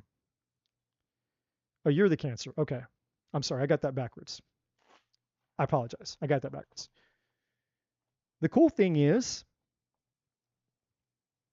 if he does respond, then you've got your foot in the door, because as long as somebody is communicating back with you, then there's an opportunity for you to keep that communication going. So it's just being strategic. If you get a response, it's about being strategic, which means getting out of this. If you bring this to the table, then yeah, I would say forget it. Don't even reach out to him. If you bring this asshole to the table, then essentially you're wasting your time. But if you can keep that asshole away and you reach out and he responds and you can keep that asshole out of the way, then it might, who knows? Because that lover's card is there. And so I see that as potential. It's a potential for something. Who knows? I don't know. Maybe it grows into something. That was unexplored. That's why I feel you should take the leap of faith and find out. That's what I would do. Okay.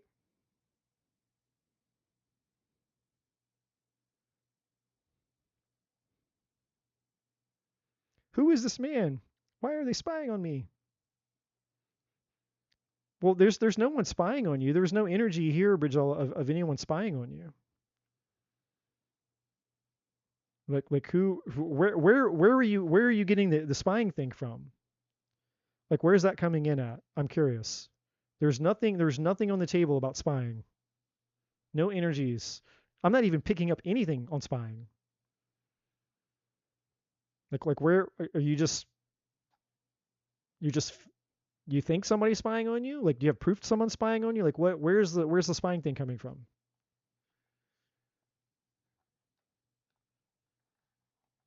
That's what I'm confused about.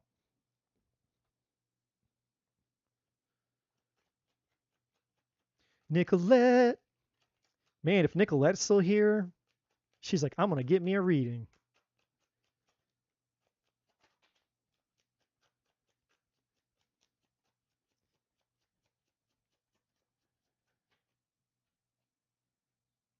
She says a married man is in the chat. What? Oh, she feels like someone is spying on her. Well, I'm going to get you 3 cards, Bridgella, because I'm a nice guy.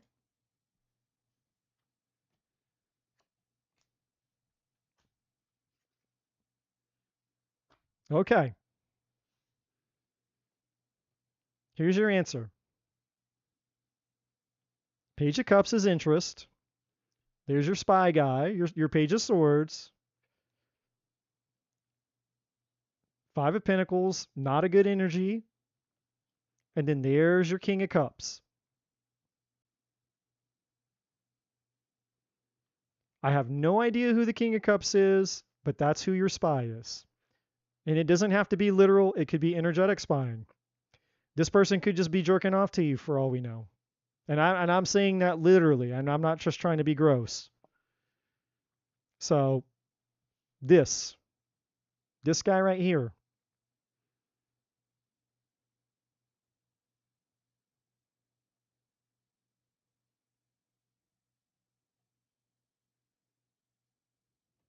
whoever this guy is,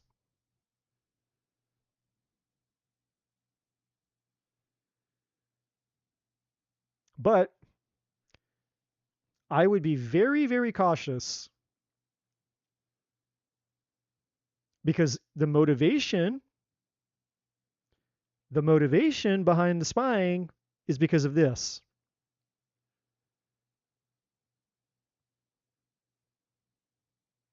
So this person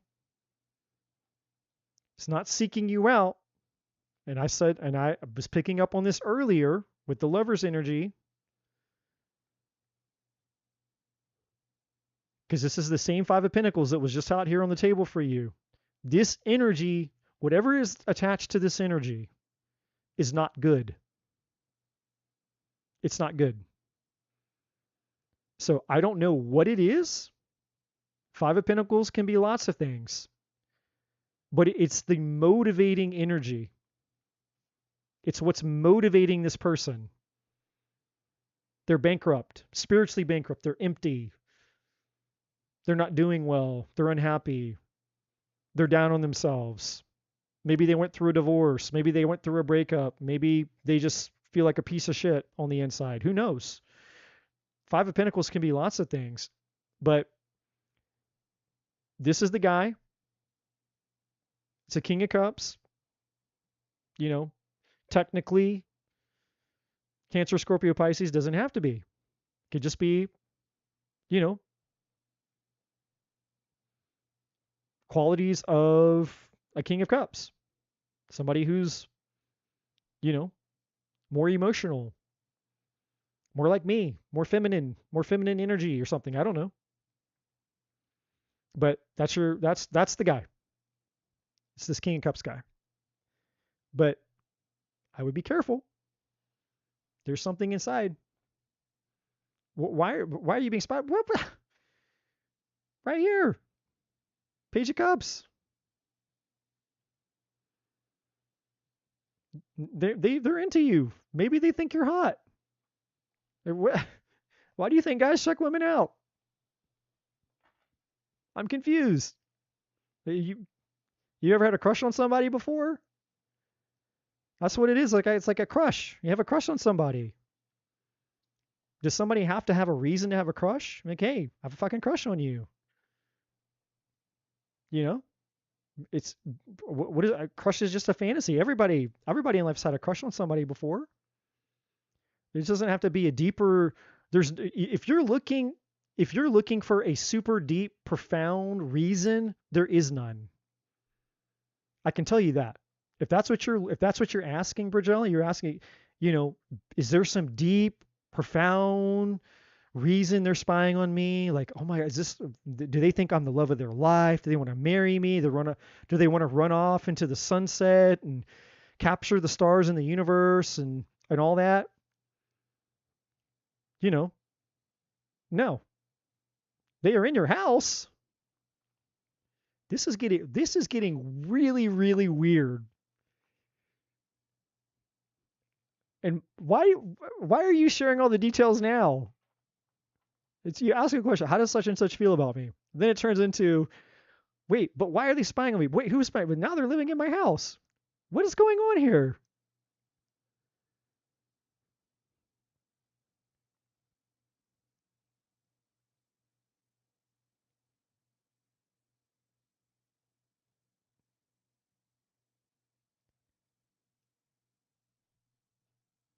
I mean, okay, even if they're spying on you,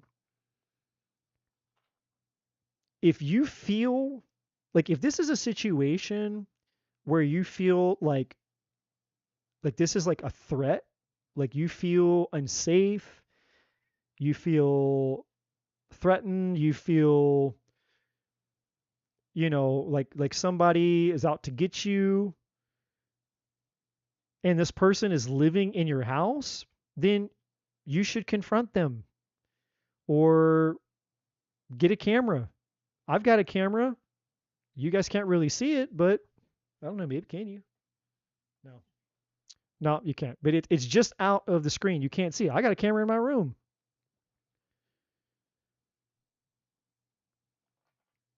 I couldn't say anything. Why can't you say anything? What do you mean you can't say anything? What do you mean you can't say anything? If someone's in your house, you can't say anything? Are you living with somebody else? You're afraid they're going to kick you out?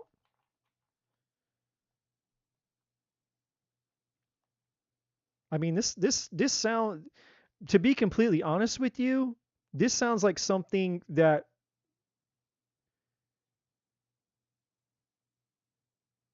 they're watching you in your home somehow. Well, then I would tear my house apart. I'd go through everything.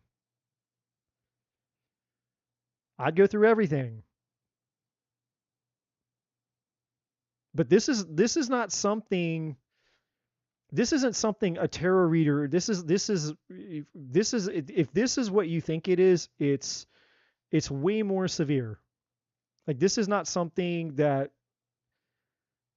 a tarot reading is going to solve for you.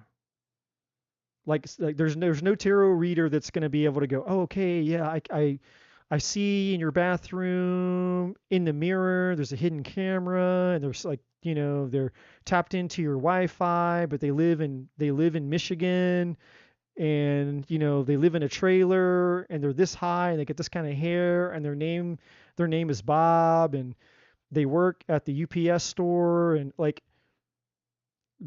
this is not, if you have a serious concern that somebody's invading your privacy somehow, then you need to like talk to the police. You need to like do something, not come out on YouTube and try to get a tarot reader to do the work of a real private investigator. Like this is, yeah, a tarot reader is not going to be able to be a real private investigator for you.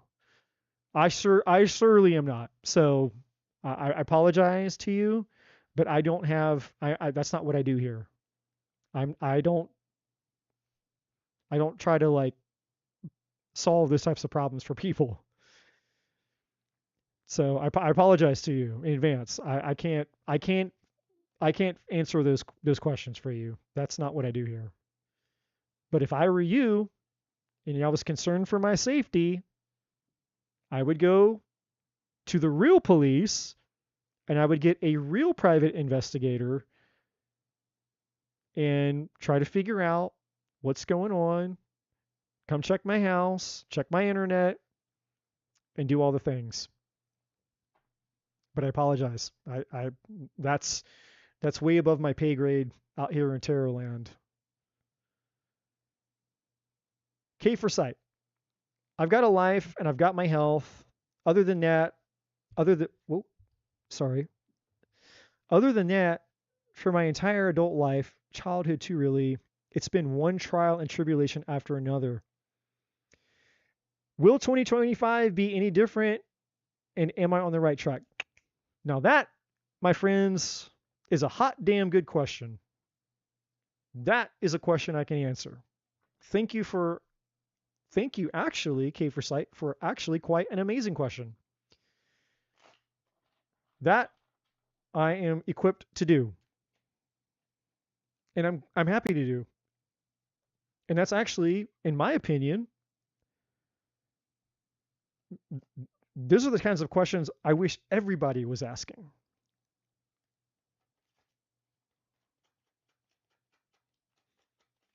All right, K for Sight.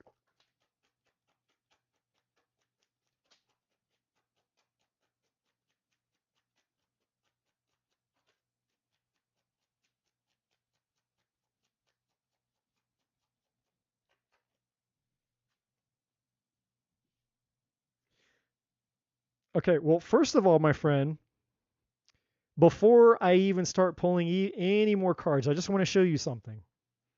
You're wondering, it's been trial and tribulation after trial and tribulation. Is 2025 going to be any different? Well, you can tell me what these two cards here say. First two cards out for you. Well, this one over here says success, and this one over here says celebration. So I don't know what's coming up. We're going to look, but I would say so far, things are looking good and good.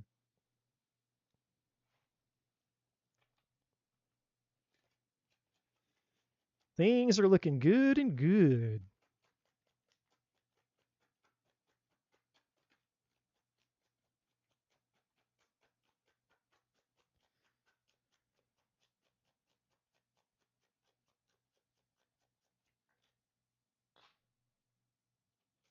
You might even be going out to the Clizza. Maybe I'm going to the Clizzy. Like, yeah, I'm gonna roll up, put on my fancy shoes, and get down to the club. Like, oh man, you be going partying down.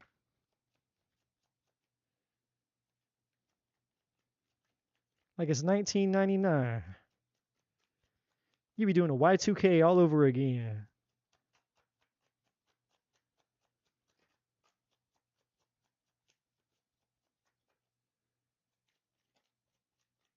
That's where I was last Saturday.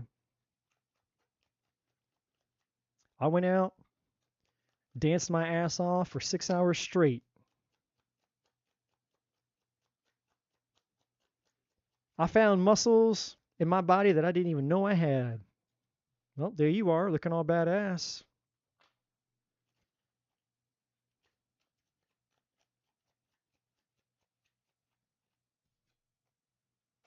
Woo! Well, sir, it just keeps getting better for you. Ascension.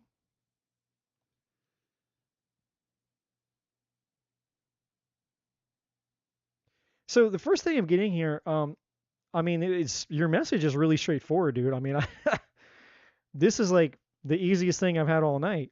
But this is interesting. Look, the same card that keeps coming out all night long just came out for you at the bottom of the deck. Influence again. This has been the theme all night. This influence coming up again and again and again and again and again all night. The divine's like, yeah, we're going to talk about this all night. Influence. The strongest force in the universe is influence. And look underneath, it's the higher power. Underneath, that's the future. Dude, you can't make this shit up, bro. Okay, but here's the deal. Here's the deal, man. The divine is telling me you've learned something. There's something that you've learned. I don't know that you learned it though. It's interesting because your question implies that your question was implying like there you had this concern that you're going to keep going. You're going to keep having this unfortunate, set of circumstances happening again and again and again in your life. But the divine's like, I don't think so. I don't see that at all. Divine's like you, and the message the divine's giving me is like, he learned his lesson. He learned his lesson, so now he's going to get his blessing. But I don't know what that is. And it's not that I have to know what it is, but the divine is very clear in saying that you learned a lesson. There's something that you've learned, and you had to keep doing like whatever you went through. It's like you had to keep going, kind of repeating, maybe not the same exact thing, but you had to like keep revisiting or repeating a similar kind of thing, because each time you went through the next thing, it was like you were one step closer.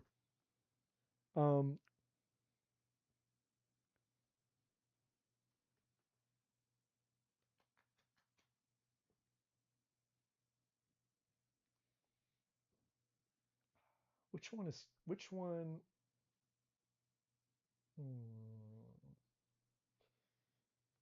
Whatever one you pick, man. Okay. Divine's not being picky. Divine's not being picky with me. Divine's like, hey, whatever one you pick, man. Whatever one you pick.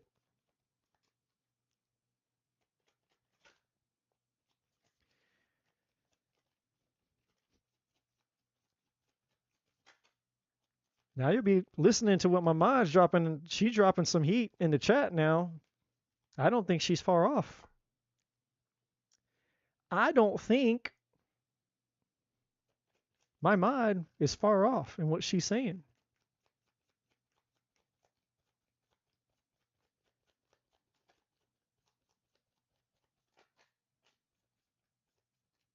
Okay, well, we knew that.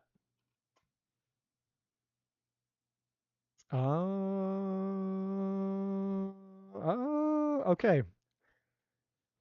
Well, see, I got a little bit curious because I'm like, well, what the hell did he do? I'm like, well, damn, I want to know. Like, this is what you do. Anytime somebody else is doing something good and they're getting a breakthrough in their life, like, be a student of life, man. Like, let's learn something, right? Why not? I'm here to learn. What are you doing, man? What are you doing to get all this success? Because I'd like a reading like this. What's he doing? The divine's like, well, let me tell you. So this was you basically doing all the things that I've been preaching all night, but I'm going to summarize it as saying, my friend, you found the treasure in the pile of shit. Because this is what it looks like. The phoenix rising from the ashes only rises from the ashes when you find the treasure in the pile of shit. So you have found the treasure in your piles of shit. And as a result of doing the work, which I've also been saying all night, a mustard seed of faith will move a mountain. You applying, doing the work, doing the healing, putting the work in, it's paid off for you. And it's about to pay off for you in a very tangible way. Now, this is what you actually did. Forget the word grace. I mean, it's applicable, but this is really what you did. You became your own hero. This was the you that once upon a time was lost, abandoned, didn't maybe love itself, all these things. This child, the most divine, innocent, pure, but yet powerful part of you, was waiting for you, which is represented by this woman. And I'm not calling you woman, I'm just saying it's represented by obviously the woman holding the child. But it's a metaphor of saying you became your own hero. You came and rescued you. You decided that you were worth it. You decided that you were going to love yourself. As cheesy and as cliche as that saying is, you decided that you were going to do it. And that's exactly the same thing that I did 2 weeks ago in my experience. And I had the same exact revelation that all of my suffering in my life was because I, the big me, had not chosen to love and protect the real inner me. And so the little scared inner me that was left all alone and isolated because I, the big me, thought that I needed to hate it, decided, hey, why do I hate it? What did it ever do to me? Where did that hatred come from? Who put that hatred there? Why was it there? And when I realized that I didn't hate it, that I loved it, and then I came and I went and I rescued it, and I stopped looking for saviors outside of myself. Saviors meaning success, women, attention, needing to feel special, needing to feel significant, looking a certain way, feeling good enough at something, being good at something, whether it was music, drumming, writing, whatever, it didn't matter. All these saviors, all these things outside of myself that I could reach for and hope that that thing would come and rescue me. But what I had to learn through all of my trials and tribulations was the only person that could rescue me is me. I am my savior. And when I came home to myself and I realized through 6 hours of crazy shit that I went through 2 weeks ago, going into the deepest, darkest parts of me, I realized my truth. I realized that I didn't hate me. And as a result of that experience, I can tell you that no one, nothing, no thing will ever separate me from the love that I have for myself. And that's not egotistical, dude. I'm not talking about this fucker. I'm not talking about this asshole that's up here. I'm talking about my truth, my divine truth. Nothing can ever separate me from this. Me being at home with me loving me realizing the divine inside of me, embracing it, owning it, protecting it, valuing it. And never, ever, ever again will this me be without this me ever again. Nor will it ever, ever, ever not be loved unconditionally by this me ever again. And my friend, I think you may have done something similar. I don't know, but it's here and it's implied because here you are. Something you've done. You have found your light, you have found your truth, and you are stepping now into your strength, whether you realize it and see it in its fullness or not. And look, underneath, you can't make this shit up. This is what you're about to step into, dude. Delight. Look at these kids, man. They're throwing this huge, huge party, cool thing going on up here. And then all this up here. I can't add anything else to this reading. Like, there's nothing else to add. But the divine is saying one thing. And this is a reminder again for everybody. This. If you all, anybody that can hear the sound of my voice tonight, if you remember nothing else that I say the rest of the night, the most powerful force in the universe is influence. When you get this, when you learn this, and you take this seriously, deathly seriously, you understand the profoundness of this law that I'm speaking of. Your life has the potential to radically change. When you become the number one source of influence over your existence and your destiny, you will become the magician and you will become unstoppable. If the stronger forces that are influencing your life are affecting you that are outside of you, then you'll probably experience this. Enslavement, bondage, suffering, pain, misery, hopelessness, despair, powerlessness, depravity, poverty, spiritual bankruptcy, depression, all the things.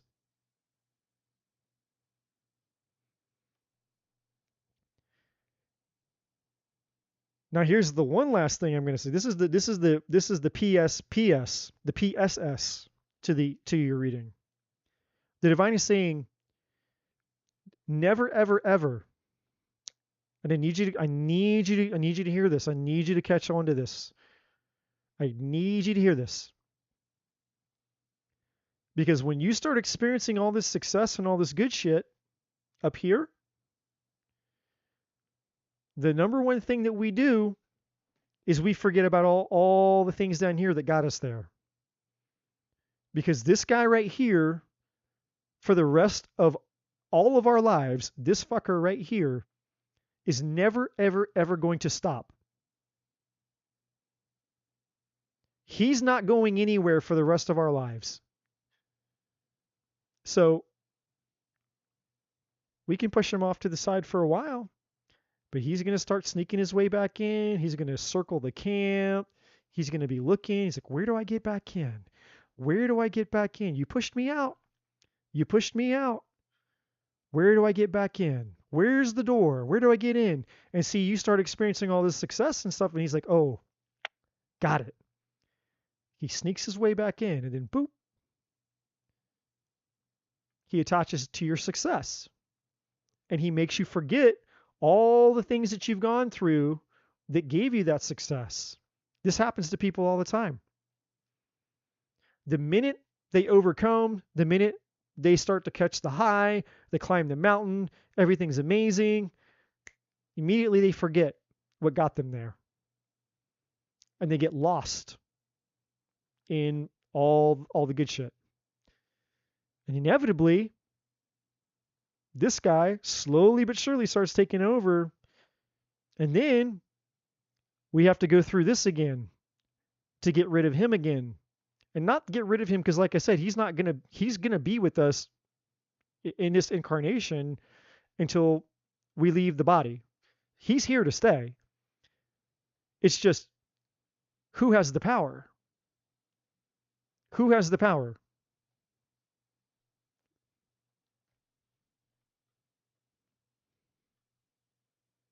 there's you in your power, you connected to the divine inside of you, and you're being influenced by that, or you're being influenced by this. For the rest of your life, everybody, not just you, me, everybody. And this fucker right here is relentless. He's never going to stop. He's never going to give up. He's always, always, always going to be looking for a way to reclaim this, the power. He's always looking to reclaim the power. So just keep this in mind, my friend. You have this beautiful, awesome, amazing things coming towards you. And it's gonna be a development because we have the future card here. So it's not, again, you're not gonna wake up tomorrow like, oh my God, I've won the lottery. It's, this is gonna be an unfolding over the year as the days, weeks, months, continue on. It's gonna be an unfolding of things for you. But just keep in mind, always remember, the most powerful force in the universe is influence. It's your power. What are you giving your power away to, and where is your power? And the minute things start getting choppy, just remember this. Have you started to give your power back away to this guy? And if you can remember that, then you'll do well, because you'll always be able to pull yourself back and be like, oh, wait. Yep. I started to lose my power there for a minute. I'm going to turn around and take it back. As long as you step in your power and you know what's influencing you and what you're feeding by giving your influence to, then you've essentially mastered most of the game of life. Because when you get a handle on this, you'll be unstoppable. Anybody can be unstoppable. So this is amazing, my friend. This is incredible. So you have an amazing, potentially amazing things coming up for you.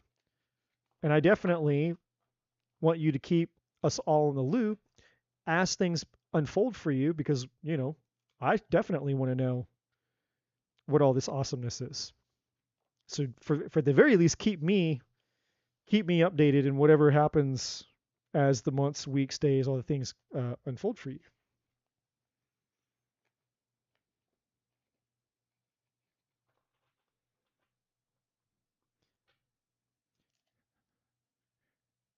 Now, with that, I want to share with you guys something. I just remembered I had this thing that I wanted to share with you all.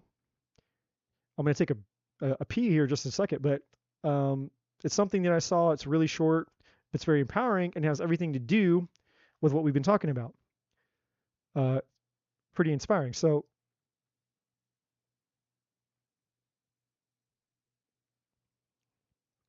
got to get my... Is it going to let me go back over here? No, it's probably not. Yeah, I didn't think so. So hold on.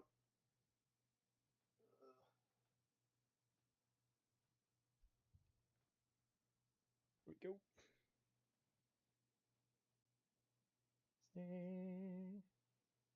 The Bluetooth sucks. Why? Why do you make me do this? All right. Here. Now, some of you may have seen this, maybe not, don't know, but we're going to watch it anyway. Super short. 1 minute and 56 seconds.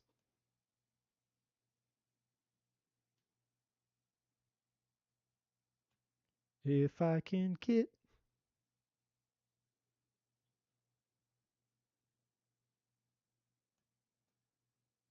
There we go. No. This one? Yes. Gotta enable the volume, make sure this works. I want you guys to pay attention to this. This is really profound.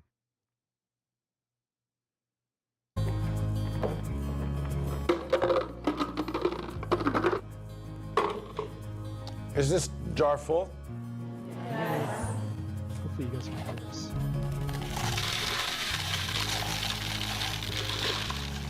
And is it full now? Yes.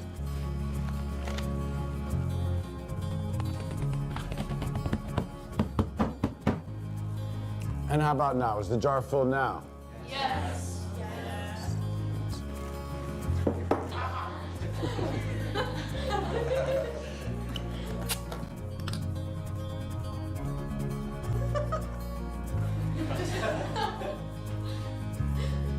Now, I want you to recognize that this jar represents your life.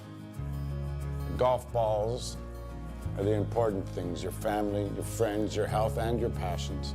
The pebbles are the other important things, your car, your job, your home. And the sand is everything else. It's just the small stuff. Now, if you put the sand into the jar first, you won't have room for the pebbles or the golf balls. And the same is true in life. If you spend all your energy and your time on the small stuff, you won't have time for all the really important things that matter to you. Pay attention to the things that are critical to your happiness. Take care of the golf balls first, the really important things. Set your priorities, because everything else is, it's just sand. Yes? Professor, what does the beer represent? I'm glad you asked. It goes to show that no matter how full your life may seem to be, there's always room for a couple of beers with a friend.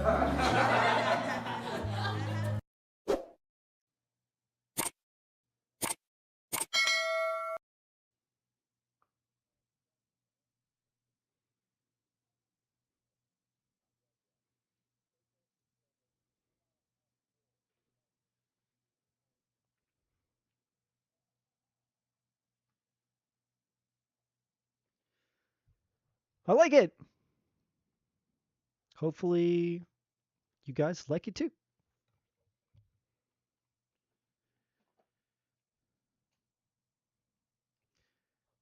Truth. The truths of life.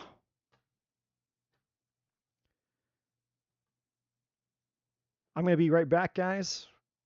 I'm going to hit the restroom really quick, and then we will continue on. Speak amongst yourselves. Ponder the greatness of all that has been shared in the video. And ponder this last little message here before I go to the restroom.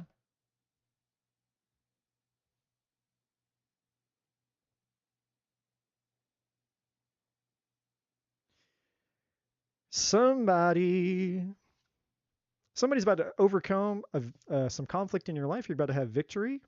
A conflicting time in your life is over. So there's the conflict. We got the 5 of Wands. Going to the 6, overcoming challenges and stepping into your beauty and stepping into your power. The Empress. For somebody specifically, I don't know who, someone's going to get some good news in the next 2 weeks. Between now and the next 2 weeks, somebody is going to get some really, really, really good news. And I do not know what it's about, but that's why it's just a little something something here. It's not meant to be a big old thing, but somebody is going to get some really good news.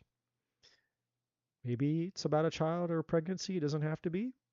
Or just something that's going to make you feel really, really, really wonderful and abundant here. Right, everybody? Take a few minutes. I will be right back. Just got to go to the restroom. Get back, and we're going to jump into it. Keep the train going.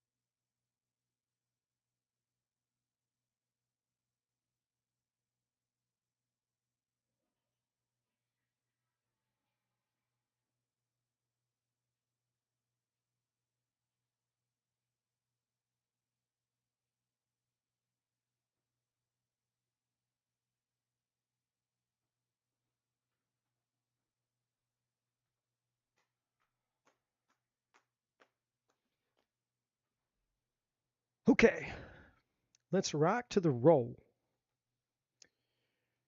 Now, while I was trying to have an intimate moment of urinating in the bathroom,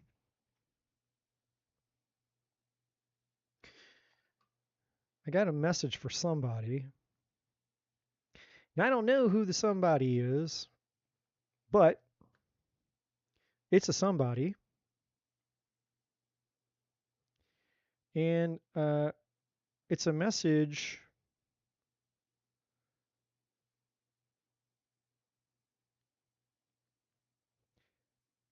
regarding forgiveness.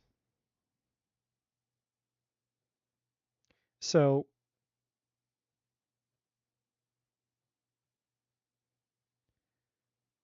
oh my gosh, hold on. No.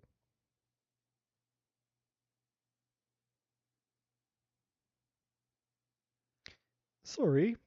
Okay. All right. Let's get the distractions out of my face. So this is for somebody. I don't know. It could be maybe for more than somebody, but there was a strong message while I was relieving myself that there's at least one person who may uh who may be struggling or has been struggling with forgiving somebody. And this is something this isn't like I feel like this is something that's probably been between 3 and 5 years, if not longer. So this isn't like, hey, I broke up with somebody last year or 6 months ago and, I still haven't let it go, the pain or whatever. Like this is something that's been there for a while. And I don't, it's probably not something that you think about a whole lot. It's you probably don't spend because it's something it's in your past, but if it was brought to your awareness, yeah, you'd be like, yeah, that person could go fuck themselves or something. I don't know. But the reason for the message, regardless, is that the resistance of the unforgiveness that has not been dealt with or released within you is preventing you. It's symptomizing for you basically out in the external world. And so you're having a lot of issues and a lot of problems with things in your life, like breaking down. You may be having like random, like for example, like you get ahead. Like let's say, and this, I'm not saying that this is literal. I'm just giving an example. But let's say like you got an unexpected tax refund. You're like, most of the time, maybe you have to pay more, or maybe you just break even. But let's say that this year, for some reason, you're like, wow, I actually, got some money back or something. And then you get the money, and then like a week later, like, you know, your tire blows on your car, or your washer or your dryer completely burns out, or your refrigerator stops working, or some major appliance or something happens, and then immediately that money is gone. Right? Like that could be an example. Or you keep having these frequent health problems. It's like you'll get sick, like just random things. Everybody else is fine. It's not flu season, but you're the one. You get sick, or you eat something and you have a bad reaction, and it's always like random. It's inconsistent, and it's always like not at a good time. It's like you have this important thing that you have to go to, or you just took, you just got back from vacation or time off at work, and then you get sick. So it's like, nah, I can't afford to miss more work because I was just on vacation. It's going to look bad if I get sick now. It's like there are all these inconveniences that are happening in your life. This is how you'll know if this is you. There are these random inconveniences that just keep happening, and they seem very inconsistent and very spontaneous. And the reason for this is that the unforgiveness is symptomizing out in your life, but it's also created other issues and hurdles and challenges with other people. So you might have like some person who randomly you've never had an issue with, and all of a sudden, out of nowhere, they're taking up issues with you, and you're like, what the hell? I'm not treating you different. What happened? Everything's been fine. Like, why are you why are you coming at me? So so again, you know, there's something here for somebody. I don't know who, and if it's nobody here, it could be somebody that maybe comes back and sees us later. I don't know, but I do know that, and it's not something like, hey, I'm not here calling anybody out. It's not like, hey, raise your hand if you're the person. Like, this is between you and you. But just know that the unforgiveness is creating difficulties for you, and releasing and giving, allowing the forgiveness is not, it's not you saying, it's not you giving that person a free pass for whatever they did to you. It's not you saying it was okay. It's not you partnering with it. It's not you saying it was acceptable. None of that. It's you energetically freeing yourself from the effects that it's having on you, right? It's just like me. I had to get up and I had to go pee. My body's like, hey, it's time to, it's a natural part of our body. We take things in, the body processes it and wants to get rid of the waste. Well, when we hold things in, even emotionally, it's no different than trying to hold your pee forever and ever. Eventually, your bladder is going to burst. You're going to be in pain. It's going to symptomize. You're going to suffer. And so we're not meant to hold that stuff in. It's meant to be released, removed from your life, discarded. And if it really was something that hurt you and it was really something toxic, then it doesn't make sense for you to hold on to it, right? Because you're just poisoning yourself. You're literally holding on to it still. It's like, hey, this thing hurt me, and I'm just going to sit here and hold on to it. And the reason that it's so hard for us to forgive in this case is because of this asshole. This guy gets involved and says, yeah, no, we got to hold on to it, because if the longer we hold on to it, the more justice we feel. We feel a sense of justice by holding on to it. Resentment. Remembering what they did so that we can hold resentment against them, right? That's where we get a sense of justice for it. But that's bullshit. That's not real justice, because nothing's happening to them. The divine karma will repay the person for what they did. And people come into the chat sometimes like, is this person going to get karma? I'm like, dude, does fucking gravity exist?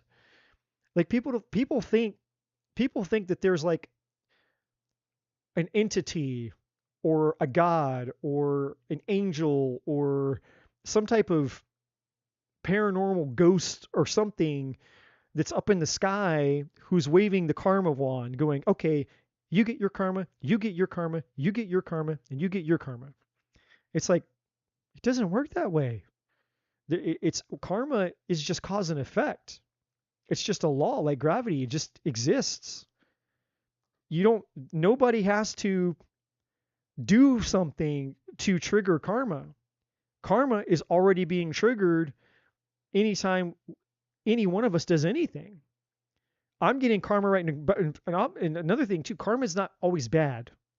People talk about karma in a negative, like there's only bad karma. Like they'll say karmic relationships, like it's a bad, I had a karmic relationship, it's a bad relation. No, there's good karma and there's bad karma. There's just cause and effect. Everything that we do, there is karma. There's a good or there's a bad ripple effect, side effect. I'm getting karma right now for being out here with you guys, right? Everything we do. So you don't have to worry about someone getting their karma, because it's already built into the system. They will get their karma when it's their time. And then people want to become God and go, yeah, but I want them to get their karma now. I want them to get this, and I want them to get cancer. I want their testicles to shrivel and die and rot off, and I want them to burn in hell. And it's like, it doesn't work that way. You don't get to decide when they get the karma, and you don't get to decide what karma they get. That's more of this. That's more of this. So whoever that's for,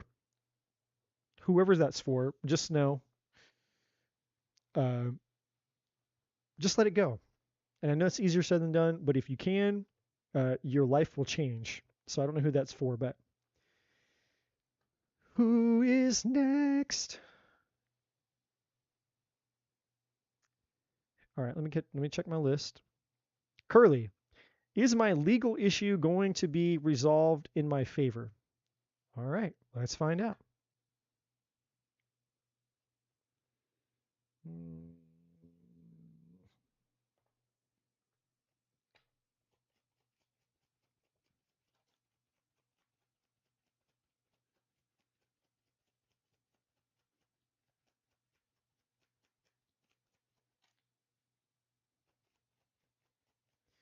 Let's find out.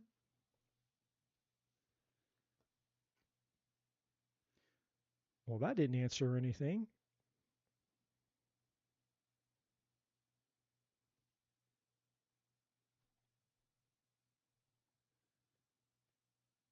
Okay.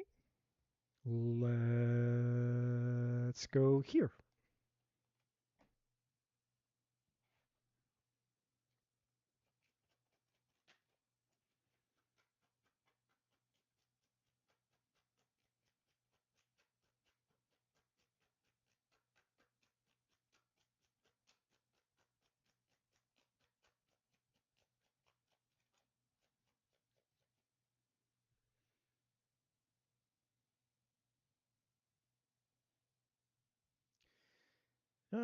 It keeps wanting to tell me about the situation.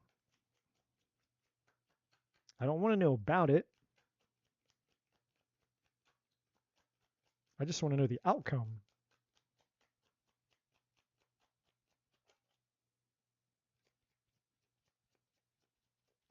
No, don't want to know. Don't need to know that either. Give me the outcome, please.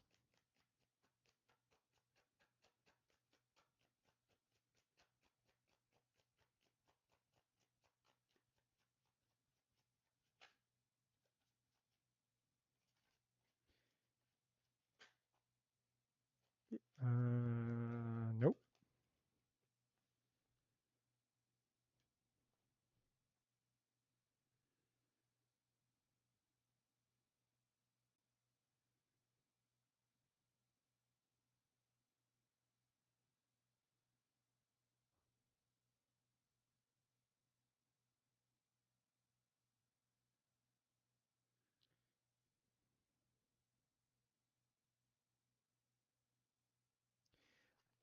Hey,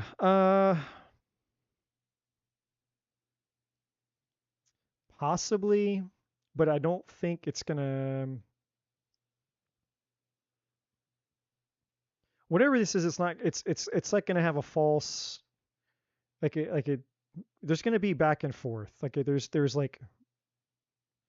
It's like. It seems like it's progressing, but then it doesn't. It seems like it's progressing, and then it doesn't. It seems like it's progressing, then it doesn't.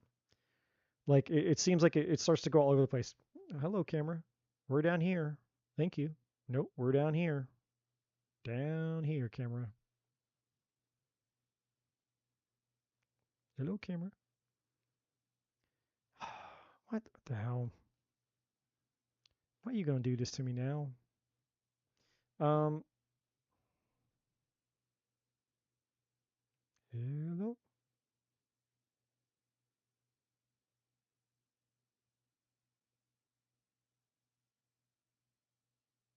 That is so fucking weird. It's like it's. It's like it's got some. It's like it sees something. It's not there. That's weird. Okay. Um. Let's see. Let's see. Let's see. What do I got? What do I got?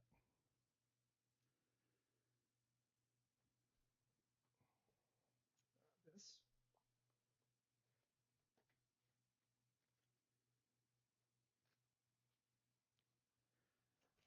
We got to get a little bit creative here.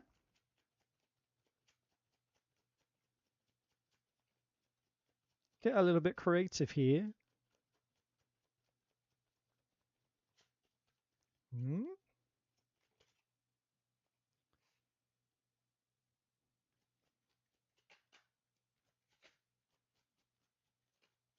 Yeah, we knew that.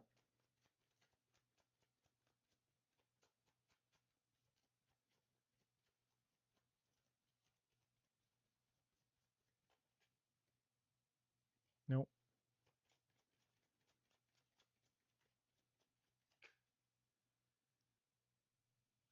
Nope, don't care about that.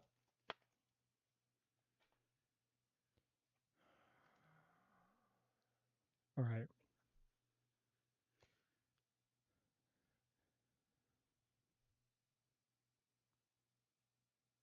Okay, so what do you want her to know? So when this happens, which is it's just rare that it happens, but when it does happens, I know what this is. This is the divine's like, no, she's asking the wrong question.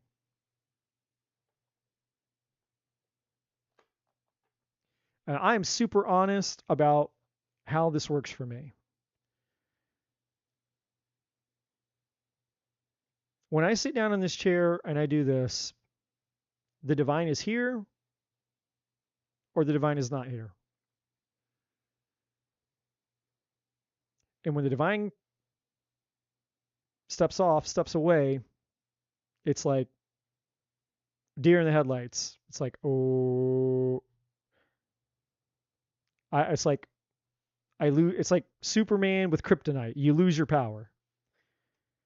And when that happens, and it doesn't happen often, which is why it takes me a moment to catch it that it's happening, it means the divine's like, no, we're not talking about that. I'm like, okay. And I'm subjected to the will of the divine because I'm the messenger of the divine. So I can't force the divine to speak of something it doesn't want to speak of. So let's try something else. All right. Doesn't mean you're not going to get an answer. It just means that there's something else that the divine wants you to know. So we're going to go that route. Here. All right. So you don't want to answer that question.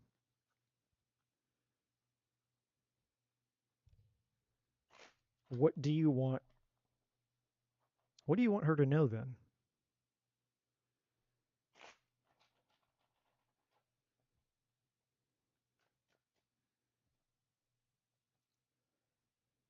All right. What is in her highest good? That's the question that the divine will always answer. What is in your highest good? About the situation, the legal situation. What is in her highest good? What does she need to know? May not be what she wants to know, but what does she need to know? What's in her highest good, please? Okay. Now that I like. So far, I like it. So we have ascension here. Okay, we have excitement. Okay, we have the void.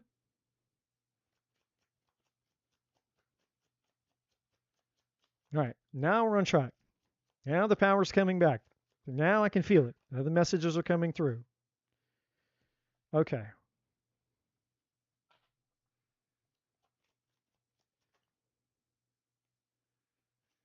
Oy. And I don't know what this is about, but now this card came out in the other deck just a second ago. So we got a repeat there. So somebody's really, really, really, and I don't know if it's you or somebody else, is really buckled down. Like they're really dug in. They're not moving. Like they're not budging from their stance, is what I'm trying to say with the fortress energy.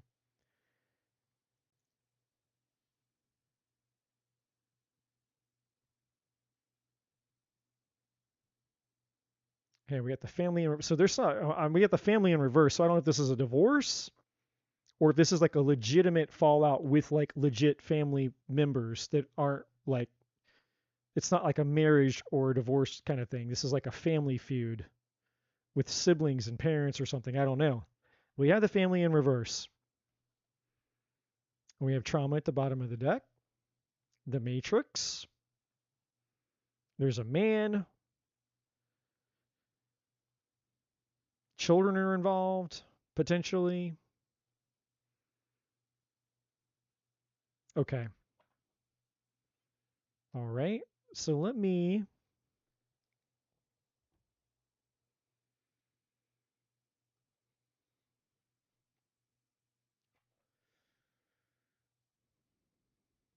Why is this here?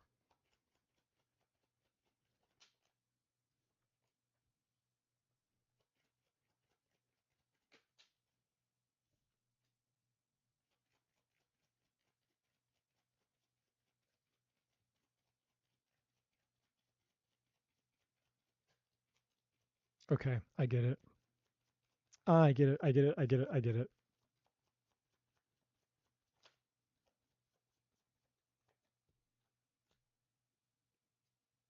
Yeah.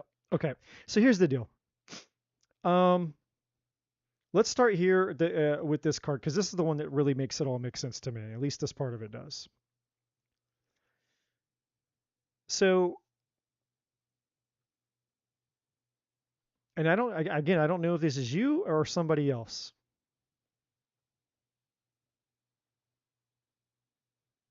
Yeah, and there's the rest of the story right there. Oh shit. Okay, so we got the rest of the story here. I think I got it now. All right. This could be you. I'm not 100% sure, but this could be you.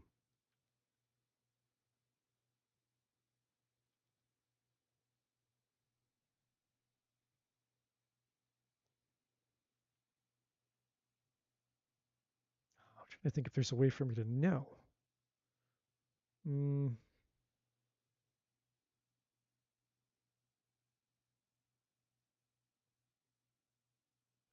All right. We're just gonna go with it because I can't think of a way to really know. So here's the deal, and it doesn't matter if it. I mean, it does and it doesn't. I mean, it matters because obviously it'll affect you, but if it's not you, then it's going to affect this other person. So we're going to start here. The void. Now the void is essentially like just what it says. It's a void. It's emptiness. It's anything at all that we put. It's anything at all that we think that we put our time, our energy, our life, our resources, especially ourselves, our purpose, our fulfillment, our meaning. It's a spiritual. It's the intention of the card when I created it is all about spirituality, basically, like the void inside of yourself. Like when you're so empty, you're lost, you're empty inside. You're spiritually bankrupt. You literally are just completely empty on the inside. And when I say empty, I mean empty, empty. Like not even running on fumes empty. I'm talking like you've been empty for a long time. And this is like the black hole that people throw random shit into their whole lives. Oh, I know. Let me make more money. Throw it into the void. You make more money, you're still empty as fuck. Oh, I know. It's relationships. Let me just get the right man or the right woman. Into the void you go. Empty as fuck. I know. Let me go work out obsessively and try to get the perfect body or go get all the plastic surgery and all the things. Like, nope, that goes into the void too. Still completely empty on the inside. Oh, I know. I'll climb the corporate ladder until I reach the highest level. Nope, into the void you go. It's all the shit that we keep doing. We keep going after in search of deep inner satisfaction and fulfillment. And every time we go towards something, every time we reach for something, every time we pursue something, we end up feeling completely void, bankrupt, empty, no fulfillment, nothing. It's like, I thought I would, I got the thing, I got the person, I got the job, I got the money, I got the fake tits, I got the whatever, like I got the things. And it's like empty, miserable, nothing, depressed. And no matter what you throw into the void, you never, ever, ever, ever get anything out. It's just an abyss of nothingness inside of a person. So now that you know what the card means, somebody thinks that the outcome that they're seeking as a result of this whole legal thing that you're going through, and there's the contract that represents all the legal shit. And I'm also going to show you this really quick. So there's other cards that are relevant here, but let me just get down to the one that I want to show you so that this makes sense. So here's the court shit. There's the justice, right? And there's the other part. So these two cards referring to your legal situation.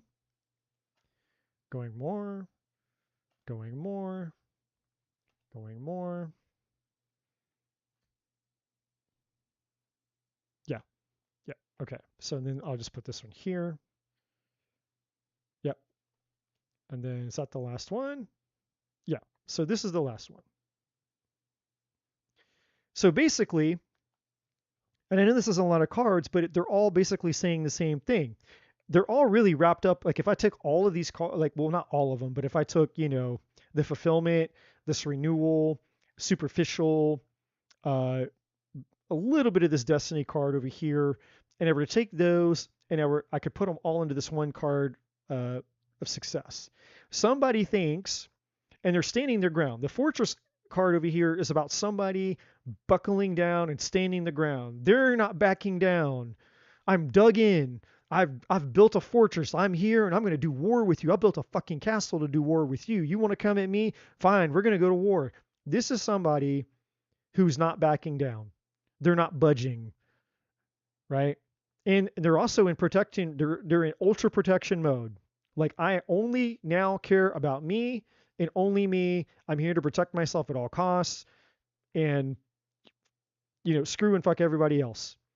They've gone into their castle ready to do war, and they're not coming out. They're here to do battle, and they're dug in. Now, what's interesting to me, and I'm going to come back to this in just a second, but what else is interesting to me is we have the soul contracts card here. And then we have family. So I don't know if this is a super nasty divorce, but whoever this person is, you have a soul contract with this person, or somebody that's connected to it has a soul contract. So this is like a big, big, big deal thing. Like, and with the Fated Destiny card over here and the soul contracts, this is like something that you met this person to basically, this is like one of those things that was written in the stars. You two met to go through this, as crazy as that sounds. Now, it may not have been just to go through this, but this was inevitable, is what I'm trying to say, essentially. And I actually would be very surprised that this doesn't show up in your astrology chart. Now, I'm not really great at reading astrology. I've been learning how, but I do know that, depending on your chart and this other person's chart, where your north node is, where their south node is, where your vertex is, and obviously your anti-vertex, where their vertex is, their anti-vertex, and then of course the planet placements, and then of course the house they're in. This, you would probably see this. My point is you would probably see this in your chart or that person's chart, because it was a fated event. In other words, hey, you were going to eventually, you were going to meet this person, this soul contract, you were going to come together, and then all hell is going to break loose, basically. So, I don't know. I just find that interesting. The family card in reverse, again, it could be a divorce or somebody that felt like family to you, or their family was involved. I don't know. There's something to do with family involved in all of that. But again, be that all aside as it may, here's the other thing. So going back to the void card, because this is really where the answer to your question is about this legal situation. There's somebody who thinks they're really excited because they're like, "Ooh, we did it. We won. We're gonna get them. We've got you. We're gonna win this thing." They're super excited because they're convinced that the outcome is going to be in their favor, And by getting the outcome, they're going to experience this success. But here's the problem. This is what they don't see. Is all this shit's going to go into the void. So complete emptiness is really what they're going to experience as a result of this, and it's not going to go the way that they ultimately think that it's going to go, which is what we see here. And I don't know if this is literal, and I don't know that this is not, if this is metaphorical.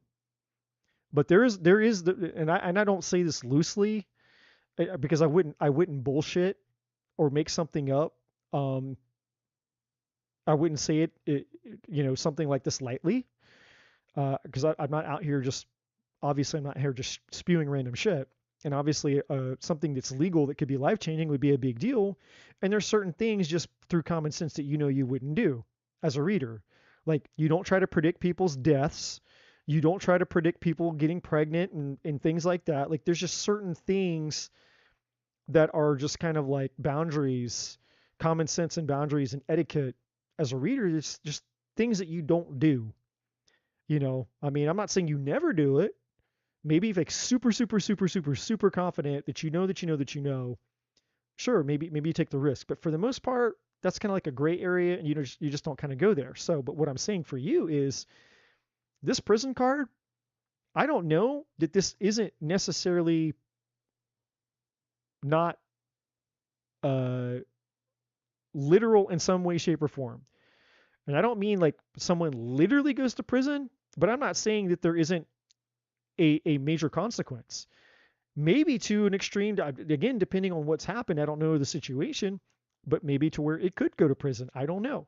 But this energy right here, and this stuck energy and this unknown is like an unexpected outcome and an unexpected turn of events. So again, there's this sense here of like this excitement of kind of like, it's kind of like you're watching the Super Bowl and the one team is up by 1 touchdown. The other team gets the ball and they only got 5 seconds left. It's like, it's over. It's over. You can't score in 5 seconds. The other team is winning. They're partying. It's like, we did it. We won the Super Bowl. This team's got the ball. They got 5 seconds left. They hike the ball. The dude throws the ball and they get a touchdown. Now the game is tied. Nobody can fucking believe it. They can't believe what just happened. Like, how is it possible that they literally just got a touchdown at the last 5-second mark and now the game is tied? But now it's not just tied. They get to kick the field goal because they scored the touchdown. So they kick the field goal and they win the game by 1 point. Complete upset. No one saw it coming. That's what this card is saying. There's an excitement. It's similar to that. There's like this excitement of like, oh, we won. We know we won. We got it in the bag. But then it's like, oh, wait. Well, wait. There's this turn of events here that no one sees coming. And so I can see that through this justice card, and this renewal energy is tied to this excitement energy. Like, again, kind of like we got it in the bag. But then there's like this lesson happening here. This is a superficial card thing here. The divine feminine. This could be you. This could be another feminine energy. This could be a mother. There's a few energies attached to this. But then there's this. Here's kind of like the fate and destiny, the karmic side of the destiny, which is tied to the karmic side of justice over here. This card is actually literally says karma on it. It's hard to see, but this card just says karma, and I created it intentionally that way.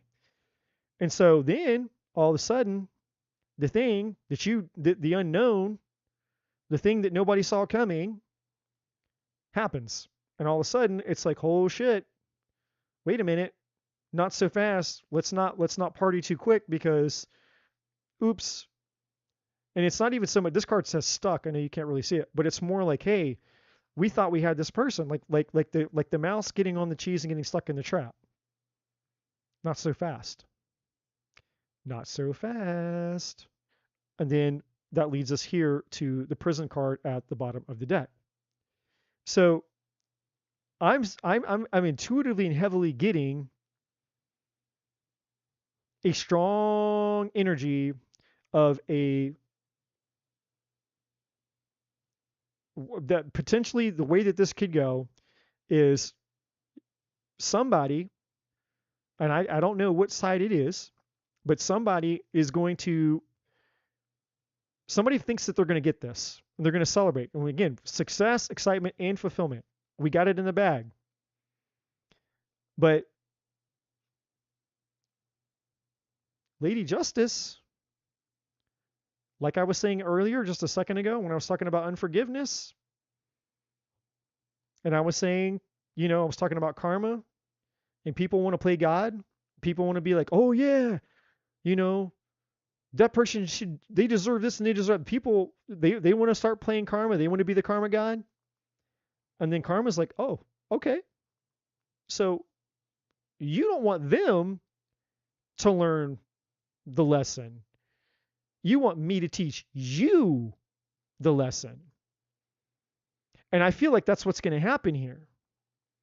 It's kind of like they're over here celebrating something that's already kind of fucked up to begin with, because all legal situations like this are fucked up.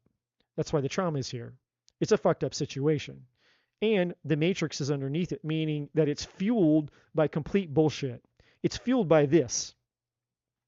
This is the guy that's running the show. Behind the scenes. This is the dude that's running the show. And so the divine gets involved, says, oh, okay. So you're going to celebrate somebody else's downfall or demise or whatever. Well, maybe it's not them that needs the lesson. Maybe it's you that needs the lesson. And all of a sudden, what they were so sure and certain of that they had in the bag, the divine goes, whoop, I'll just flip the script. Now it's you. Now you're the one who's quote unquote going to prison. Again, whether it's literally or metaphorically speaking. And what I find very interesting, and I'm not saying that earlier when I was talking about unforgiveness, I'm not saying that that was for you, but I do find it very intriguing that I got a message about unforgiveness in the bathroom, and then the next reading that comes out is something that literally screams for, this situation would really, really, really, really would have been better resolved just through, forgiving and releasing. Like whatever this is, probably didn't have to get here. I'm assuming. Maybe I'm wrong. I mean, trauma, that could be something serious. That could have been violent. I don't know. But I don't sense that here. We have sickness over here, something from the past. I mean, these could be lots of different things. I don't know. But the superficial card tells a little bit of a different story. It's saying, hey, the superficial is about people making things out to be different than what they really are. Covering things up, exaggerating things, blowing things out of proportion, people being petty. I wanting to fuck you over. I want to hurt you because you hurt me. And because you hurt me, I want to hurt you more. And they're like, oh, you want to hurt me more? Well, then fuck you. I'm going to hurt you more. There's all kinds of petty shit going on here. And I sincerely and truly don't feel that this ever had to get to this point. But but that's not the reality. The reality is it is what it is. Here you are, you have to deal with it.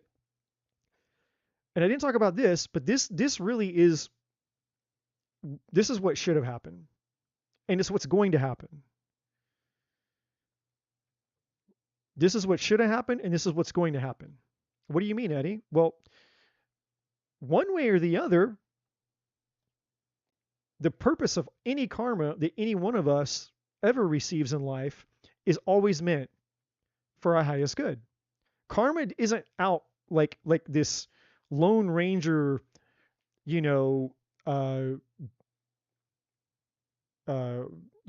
what are those people? I forget what they're called. There's dudes that go out and they're like bounty hunters. That's what they're called. Like these bounty hunters on the TV show and shit, where they're out like, I'm gonna come hunt you down, find you, and I'm gonna, like these karma is not like the divine's not out there like hunting, tracking people down to serve up karma. Like I'm gonna get you. It's like no.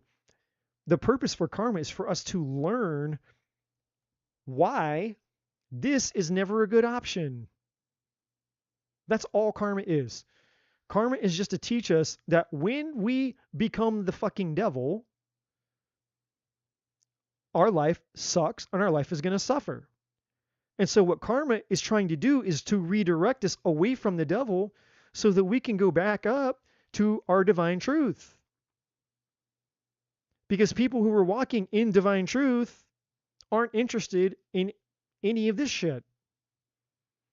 They would just as much rather be like, hey, I have boundaries. I'm like anybody. I don't want to be I'm not going to tolerate being walked on or being fucked over to some degree. But if there's another way to handle it, and it's not petty, it's not superficial, it's not ugly, like people who get in divorces, for example, right? They become super petty in a divorce because they're hurt. And because they're hurt, their mission becomes to hurt the other person more because they feel that that person is trying to hurt them intentionally. So now you have two people that believe that the other person is now intentionally out to get them. And so two people who once stood before each other and pledged their forever love to each other till death do us part, I love you forever, now are mortal fucking enemies. Right? How do we get there? How do we go from I'll love you till the day I die, sickness and health, doesn't matter, I'll follow you into the gates of hell and back, and then, we get to this. I hate your fucking guts. I hope you burn in hell, and I hope you rot in a prison somewhere. I don't know. And yet it's even more ironic is that you created life. Most of these people created life with somebody. Like you literally created children together. You birthed life together. Your love created human beings. Oh, but no, we fucking hate each other now. And we're going to do everything we can to make sure that all of our hatred, all of our anger, and all of our stuff, that we weaponize it towards each other. Because that's the most loving thing that two human beings could ever do, right? That makes a lot of sense. No, it doesn't make sense. It only makes sense because of this.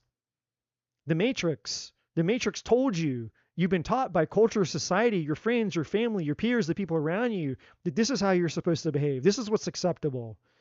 No, you got to hate people. You got to stand up for yourself. You got to go and if they come at you, you got to go back at them 10 times harder. You can't, that's all the Matrix bullshit. That's people living out in their powerlessness and their ego and their pride. And then they suffer. There's no winner here, by the way. So even if for you, Carly, even if this situation goes in your favor, there's no winner here. Nobody wins here. Because the scales of justice are on both sides. So while I don't know if you're the one who it might start to look like you're going to get this victory and everything that I said is applying to you, or if it ends up being whoever's on the other side of this. I don't know. It's not very clear.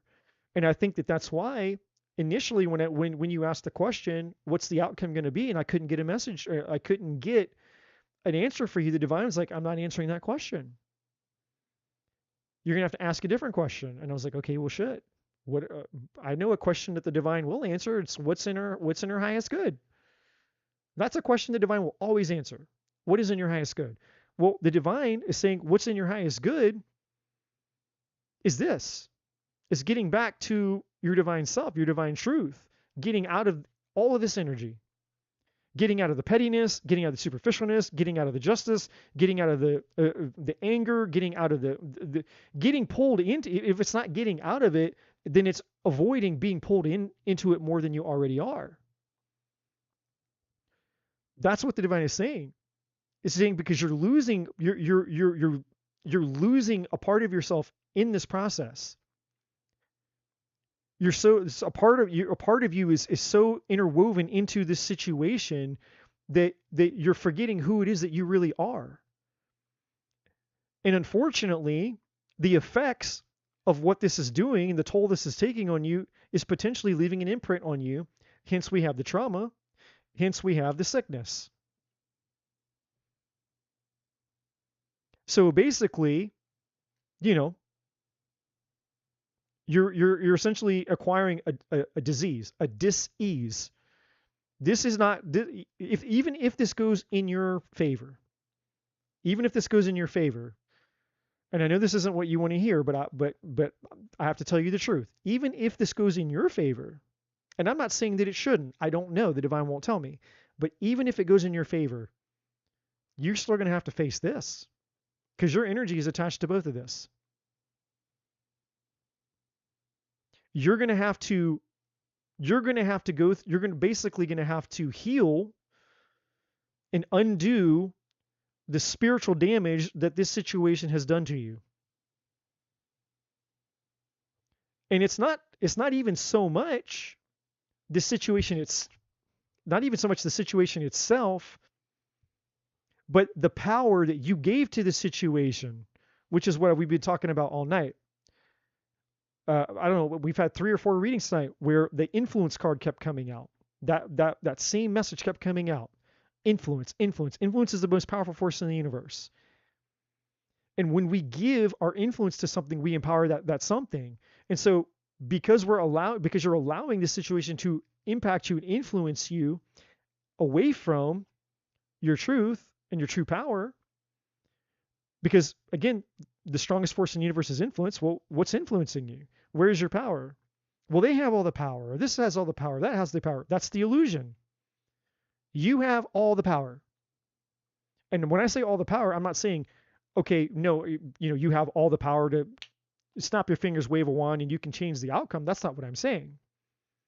I'm saying you have all the power within you to determine who you are as a result of the environment that you're in and what you're experiencing. And if any experience that you go through in your life, let me say it to you this way. Never lower the standard of who you are based on experiences you have with other people who betray themselves. And I'll say it one more time. Never lower the standard of who you are based on experiences you have with those who betray themselves. Because once you've lowered your standard because of an experience that you had with somebody or multiple people who are betraying themselves because they're listening to this asshole, this guy's running the show, then essentially they've influenced you into betraying yourself as well. And so this asshole still wins because through indirect means, he was able to get to you, to get you to betray your divine truth. The devil wants you to play the devil's game. And when you play the devil's game, you always lose. Or as I like to say, making love to the devil hurts. It seemed right at the time. It seemed like a really good time. Making love to the devil always hurts. And the devil, pardon my French, but the devil really likes to fuck. And the devil will fuck you every chance he gets, quite literally. And it never goes well. So, but the devil doesn't care. The devil's like, hey, you can fuck me or I can fuck you. It doesn't matter because either way, you're still getting fucked. And that's not in a good way. Not the fun way. Not in the, hey, the crazy bedroom way. That type of devil energy, cool beans. That's not what this is. This is the shit that leaves you broken and shattered. Leaves you cleaning up the mess for a long time. And that's what this trauma and this sickness energy is attached to, which is why I'm talking to you about it. Why I'm spending so much time with you on it is because what the divine is trying to protect you from, which is more important, which is again why I think that this is the message the divine wanted to have for you, is because the divine is wanting to tell you, hey, I know that what you're concerned with is the outcome because sure, you're human and the outcome feels really important to you, but what's more important than the outcome in and of itself is who you become as a result of the experience that you have. Because once this is done, this part of it will be over with. But the effects that you potentially live with, you might live with the rest of your life, because that's what trauma is. Something bad happens to you, that was an occurrence. Like, God forbid, say somebody rapes you, something terrible. You get raped or something. It's like, well, that happened to you one time, but you will live with the trauma of that potentially the rest of your life. So it's like you're reliving it, going through it again and again and again and again, and the misery and the suffering and reliving its trauma, right? That's what trauma is. Trauma is remembering something that isn't happening anymore. Something way back in the past that happened long time ago. But yet in our nervous system, it's like it's still there. We're reliving it every single day. And those knots are the hardest are the hardest ones to untangle in our lives. So what the divine is wanting to share with you is like, hey, let's not do that. Let's not create suffering just because people are betraying themselves. Let justice, let karma, the real justice, the real judge, not the court system that's full of humans and full of corruption and full of bullshit and full of unfairness and all that. We all know that. We know that the court system is pretty fucked up. All of us do. That's not justice. This is justice. The divine knows how to give true justice. Let the divine handle the justice. That's more important. And again, I'm not giving you legal advice about what to do or what's already happening. I'm more just trying to protect the integrity of your soul and your spirit so that the result of whatever happens doesn't lead you into giving more of your power away to this so that you become that. Because if you allow yourself to become this chained person, you're going to have this trauma and you're going to be full of this sickness. And you're going to experience this stuck. And it's going to feel like this for a long time. It's going to affect this, your fulfillment. And it's going to interfere with this, your life, your future, and your destiny. It's not worth it. Whatever this person or this situation, whatever it is, whatever it's about, whatever your feelings have been towards it, whatever, it doesn't matter. I mean, I'm not saying it doesn't matter in the sense of like, if somebody really wronged you, I'm not invalidating the fact that somebody done something wrong. I'm saying that the infraction in the bigger scheme of who you are and the effect that will have on you in the long term, it's not worth it. And the divine is saying, hey, let go and let God. Take your power back, protect your peace, let go and let God. Let the divine, because when you hand the steering wheel back over to the divine's got your back. It's like, hey, okay, you know what? I don't know what's going to happen here, but I'm not going to get sucked into this. I don't have to get sucked into this. I can just say, hey, you know what? I've done my due diligence. I'm going to surrender to the divine. And I'm going to let the divine do what the divine needs to do. I'm going to get one surrender card here for you.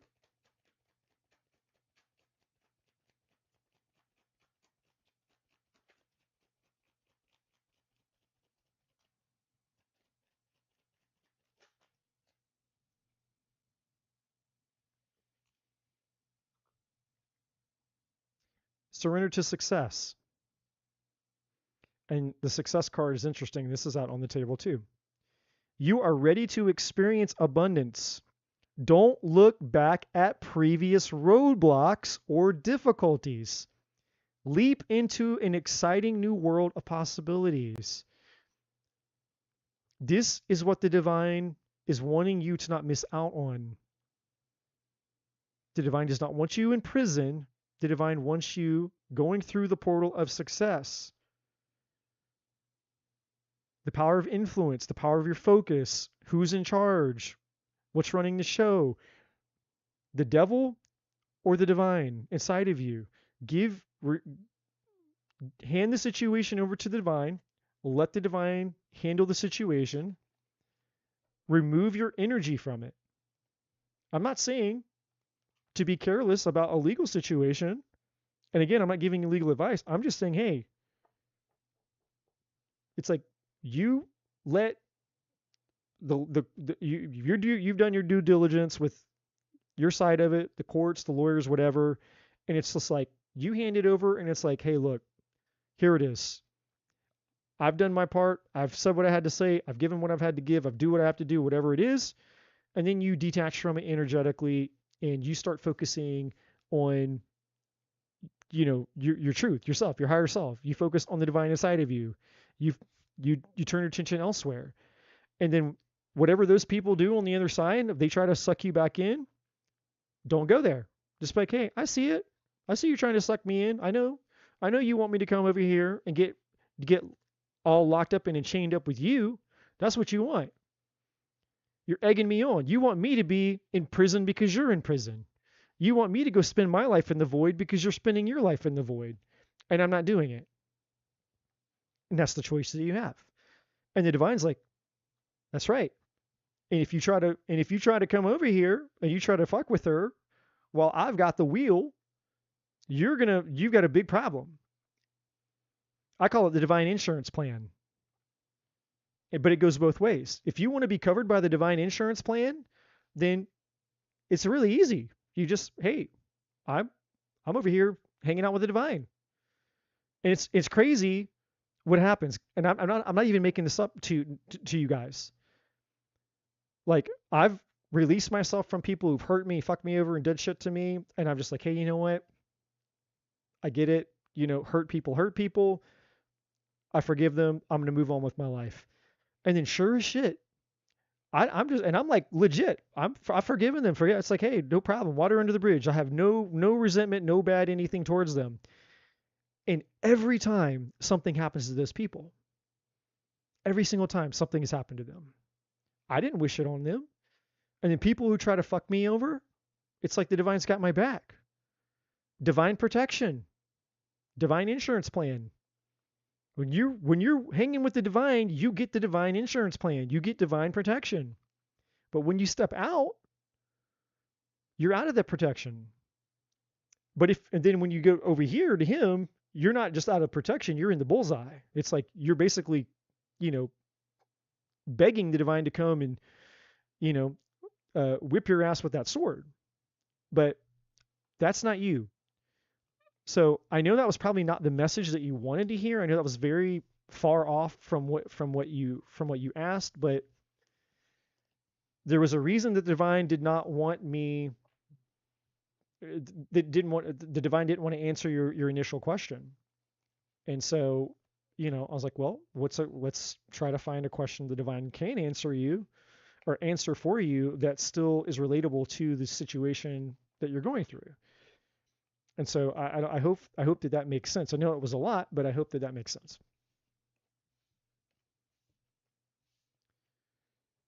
Okay. Hello, Brandy. Brandy is here, everybody.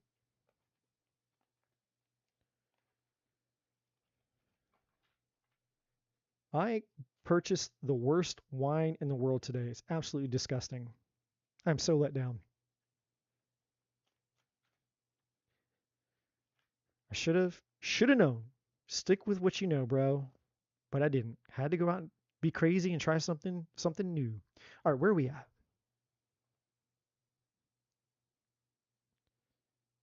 Get to my list.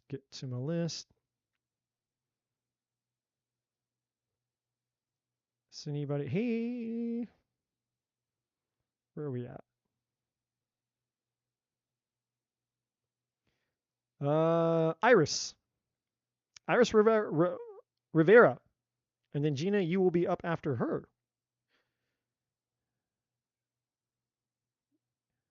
Is Iris here? Yes, Iris, you are next. And then Gina, I see your question. So I will. Curly, you are welcome.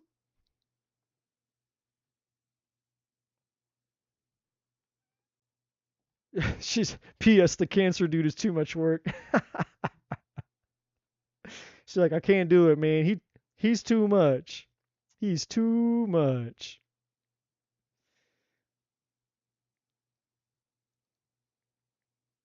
All right. Well, Iris, I will give you a moment to type your question.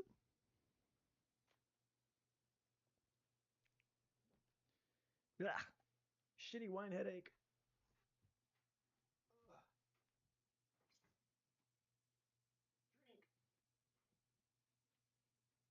Come to me.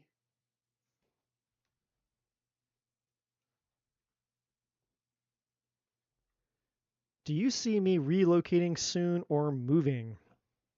All right. Don't spill.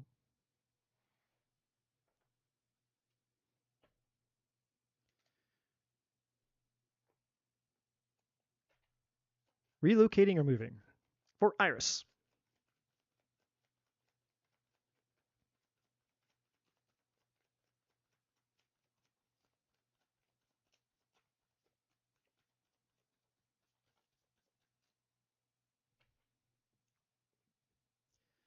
Yeah. I shouldn't have, but I did. I sure did. I make shrimp gumbo. I make shrimp soup. I make shrimp bread. I make shrimp. I make fried shrimp. I make big shrimp. I make small shrimp.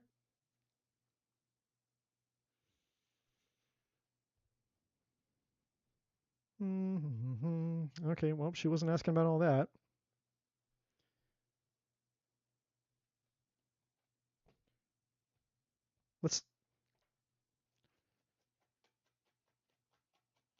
Will she be relocating?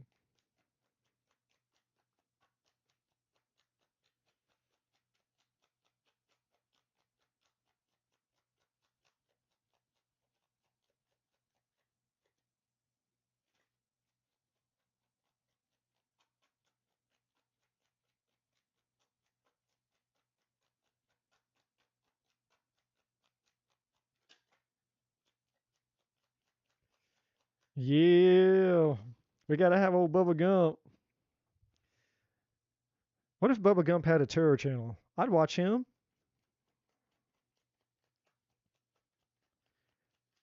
And I want to tell you guys the craziest bastard, hands down,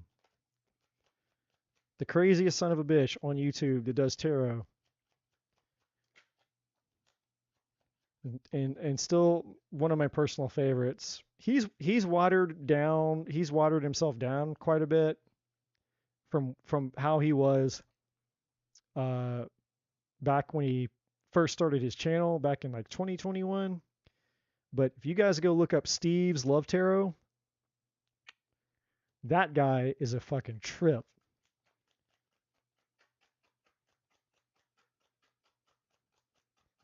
He used to be crazy. He used to be wild, man. The shit that he say. When I first found his channel, I thought he was kidding, like making fun of tarot. That's like he was so crazy. I was like, dude, this guy's he's hysterical, like a comedian, and he's like making fun of tarot. Then I realized he wasn't making fun of it. He was legit. He's like, it's like a real channel.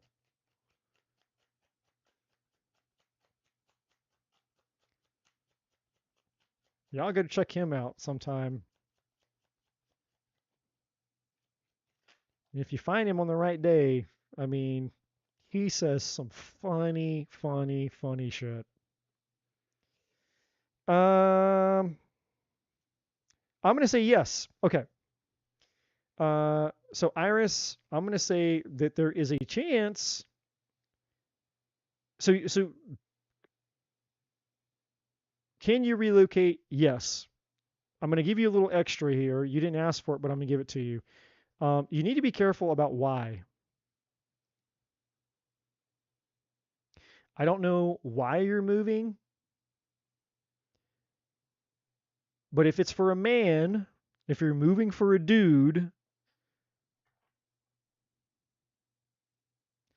you need to be careful. All right, but first I'm gonna show you why I think that it's a why I think it's a, you could. I mean, again, just to answer your question, you got the Three of Wands.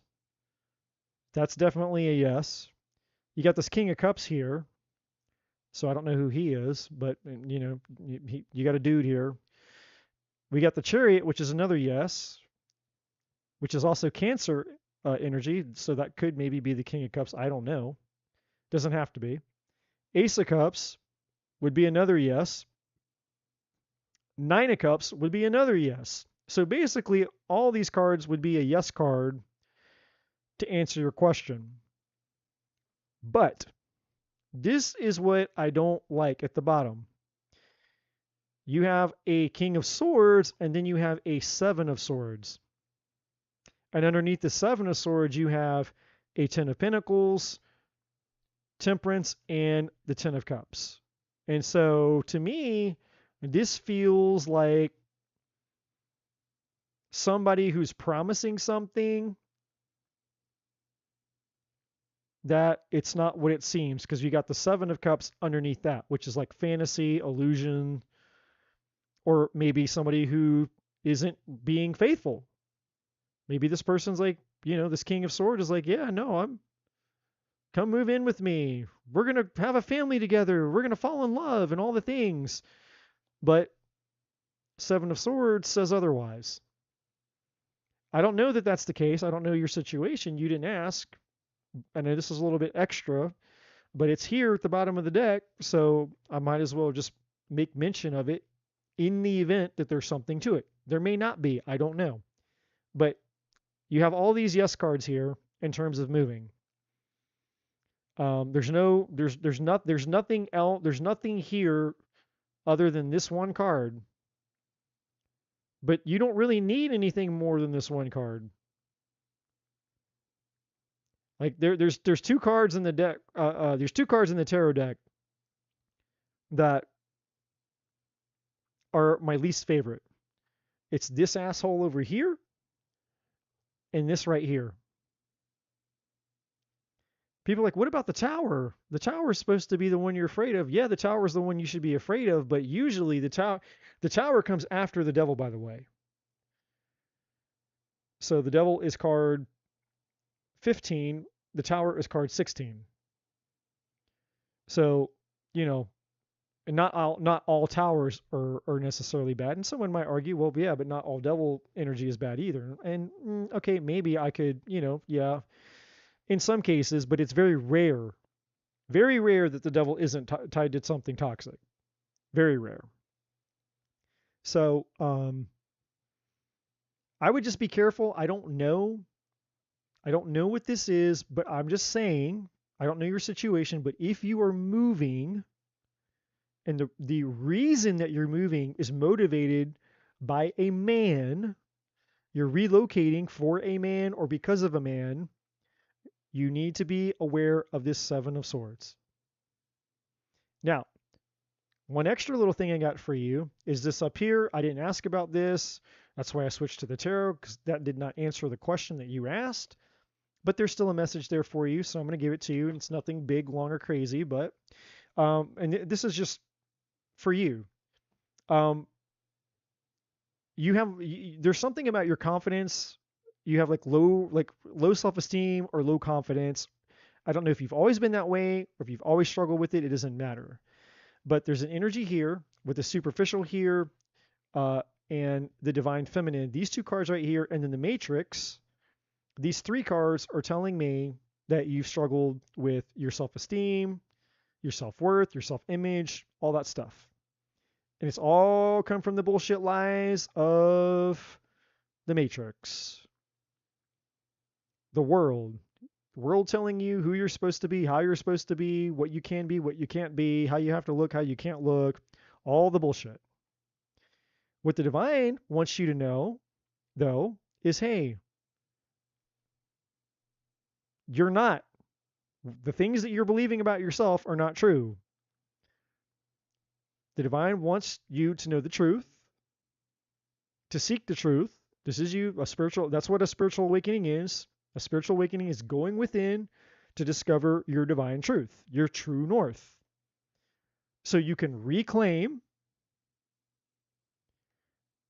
your true sense of worth, your power, leadership, you knowing the truth about who you are, so that you don't feel insecure, you don't feel unworthy, you don't feel, low self-esteem or however that looks for you. Because that energy would obviously, put you in a vulnerable position because of the types of things you're going to attract into your life. And I'm not saying that that's what's going to happen to you here, but let's just say hypothetically, you did meet somebody who was dishonest, but they told you all the right things. They promised you this big fancy future, and you're just really, you're caught up in the fantasy of it, potentially, because you're just happy that you found somebody who loves you so much, cares about you so much, and they say all the right things that make me feel good, right? That's a vulnerability. And women fall for these things all the time because, they're so down on themselves that they're willing to take crumbs from anything that will make them feel good about who they are, right? And that's a vulnerable place to be in. So that's just a little side message from the divine. And I'm not saying that that's what's happening here. I was just using that as an example, but I am saying with the Seven of Swords, if you are moving for a man, be careful, because I don't know that the intentions that man has for you are legit. If you're not moving for a man and has nothing to do with the man, then everything's green light. No red lights, no challenges, no obstacles. Everything is green light.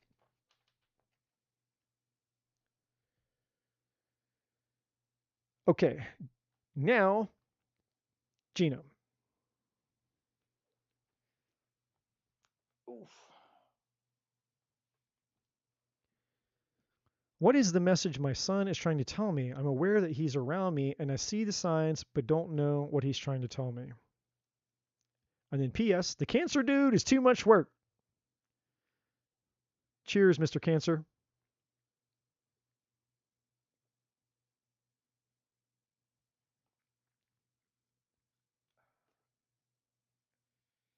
Okay, messages.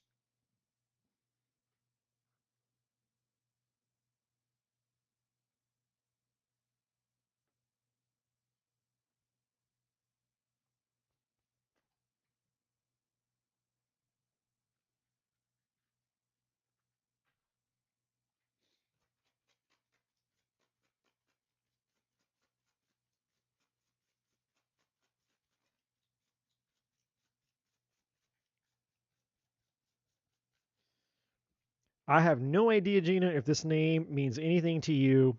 It may not, but I keep hearing the name Colby, like Colby. So I don't know if you know a Colby. I don't know if your son knew a Colby. No clue. But that name just kept coming to me. I have no idea. It may have relevance. It may have zero relevance. No clue.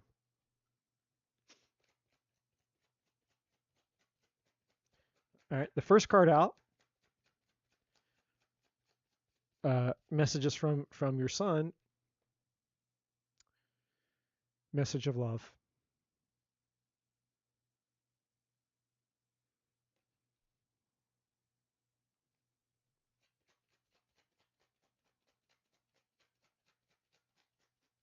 Oh, not all cancers are, cancer.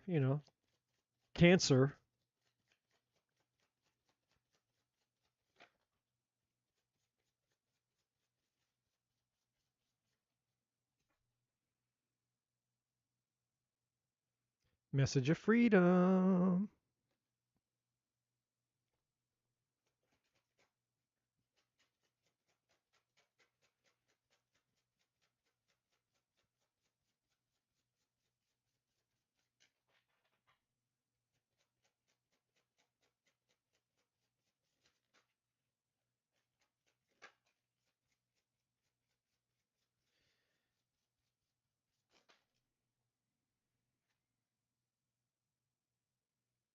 Freedom twice. And help. Okay. All right. So message of forgiveness. Ooh. And there's other messages attached to these, by the way, that I'm getting. I'm just showing you the cards first. Repression, because you're holding yourself back. Help, because your son's trying to help you, but you're also hyper independent. He says, "See, you've been going at it. You've been going at it for so long on your own that it's not easy for you. You don't like to ask for help, and your help like you would, even though you're a lady, you would give the shirt off your back, to the to the right person. But other than your son saying that he would help you, it's like, hey, it's okay to let people. It's okay to let people help you. It's okay to let people in. Because your son is saying you don't let very many people in, and your son's. I don't know, your son or the divine or both of them. I can't, it's just the messages. I don't know who's speaking here, but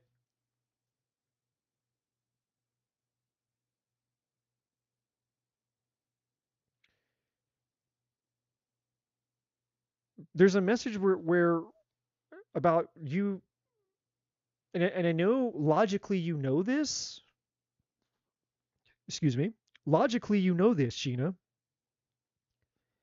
But the divine is saying, or your son is saying, maybe both of them are saying,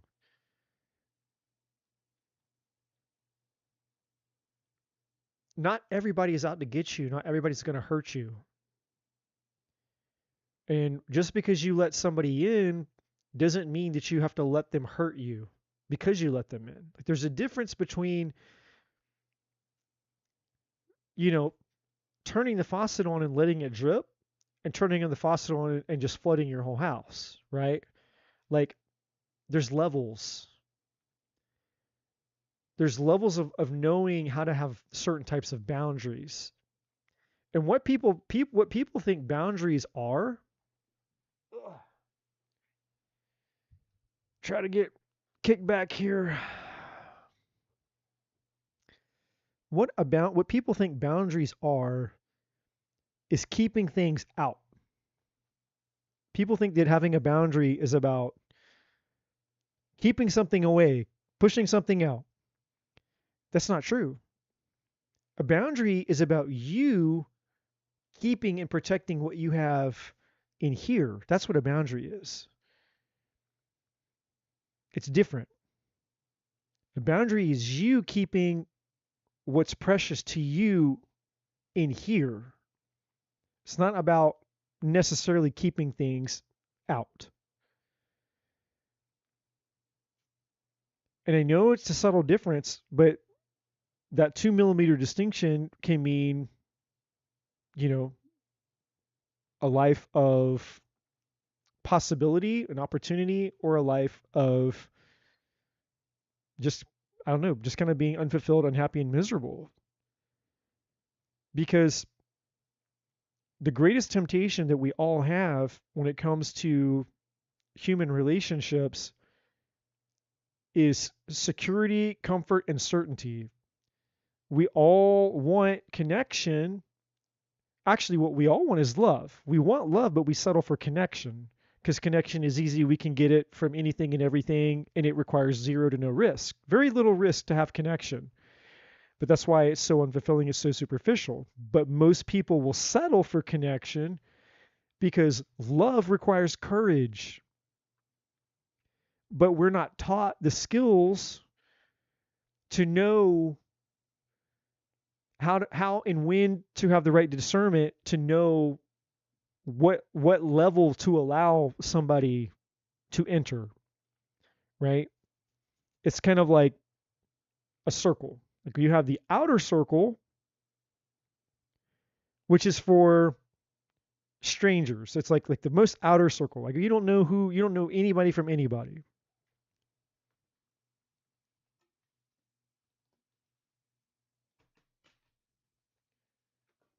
Always keep it handy. Always keep it nearby, because you never know.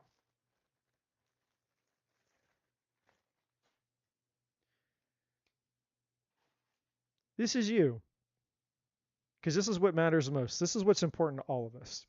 It's our heart. We don't want to get hurt. So here's the most outer boundary.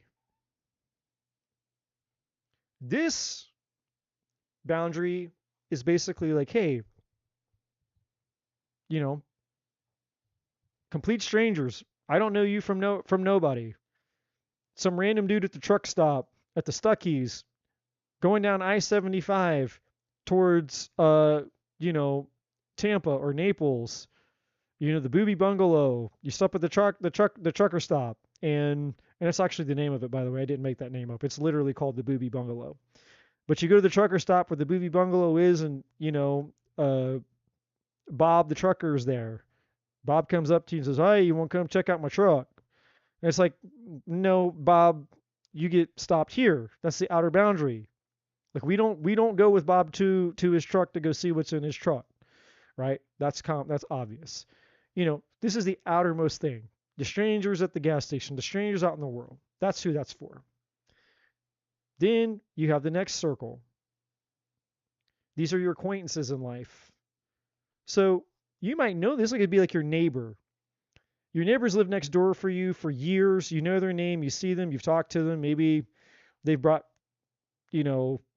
macaroni and cheese or some housewarming gift or something for Christmas or something, and you've invited them over for your cookout or something. You know who they are, but they're still not like, you don't know them, but you know them a hell of a lot more than you know Bob.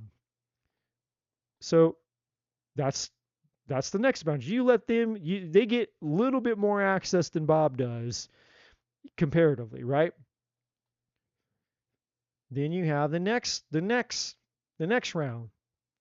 And so this might be your friends, not your close friends, but your friends. And then you have the next circle, that's your close friends, like your best friend.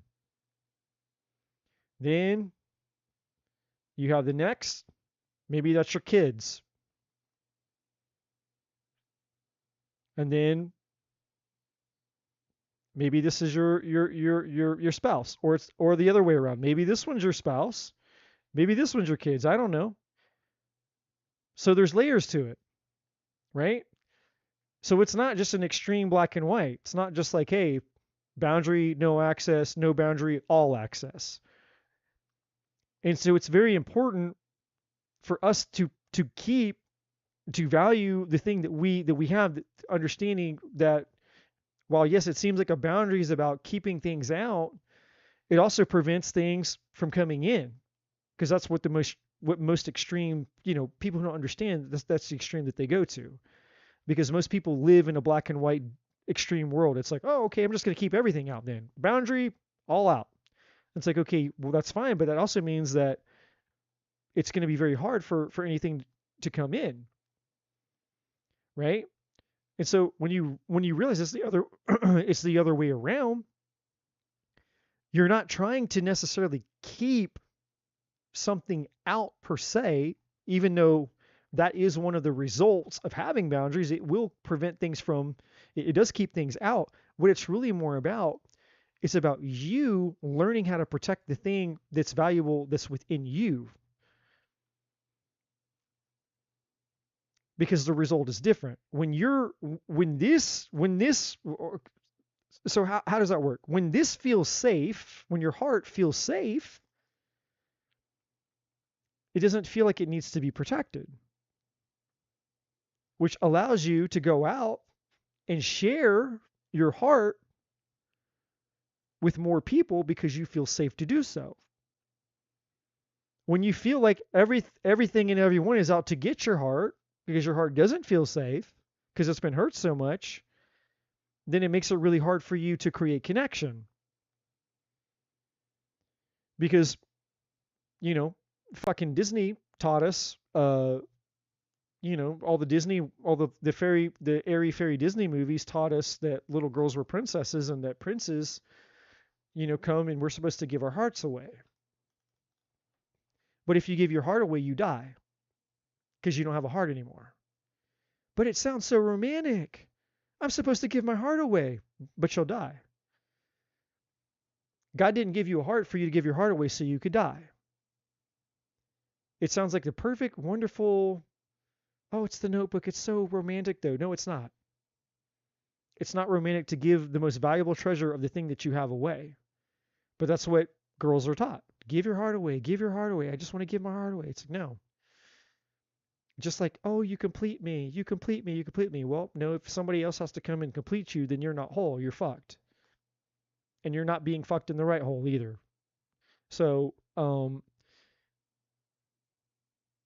we have to understand the lies that society and culture teach us about love and relationship, because once we believe that, we acclimate to it, and then we identify with the lie, and then we become the lie, and then we suffer as a result of the lie. So here, we don't give our heart away, we just share. It's like, I'm just here to share. Meaning, this stays right here with me. It's not going anywhere. This is mine. It's not going anywhere. But, assuming that you're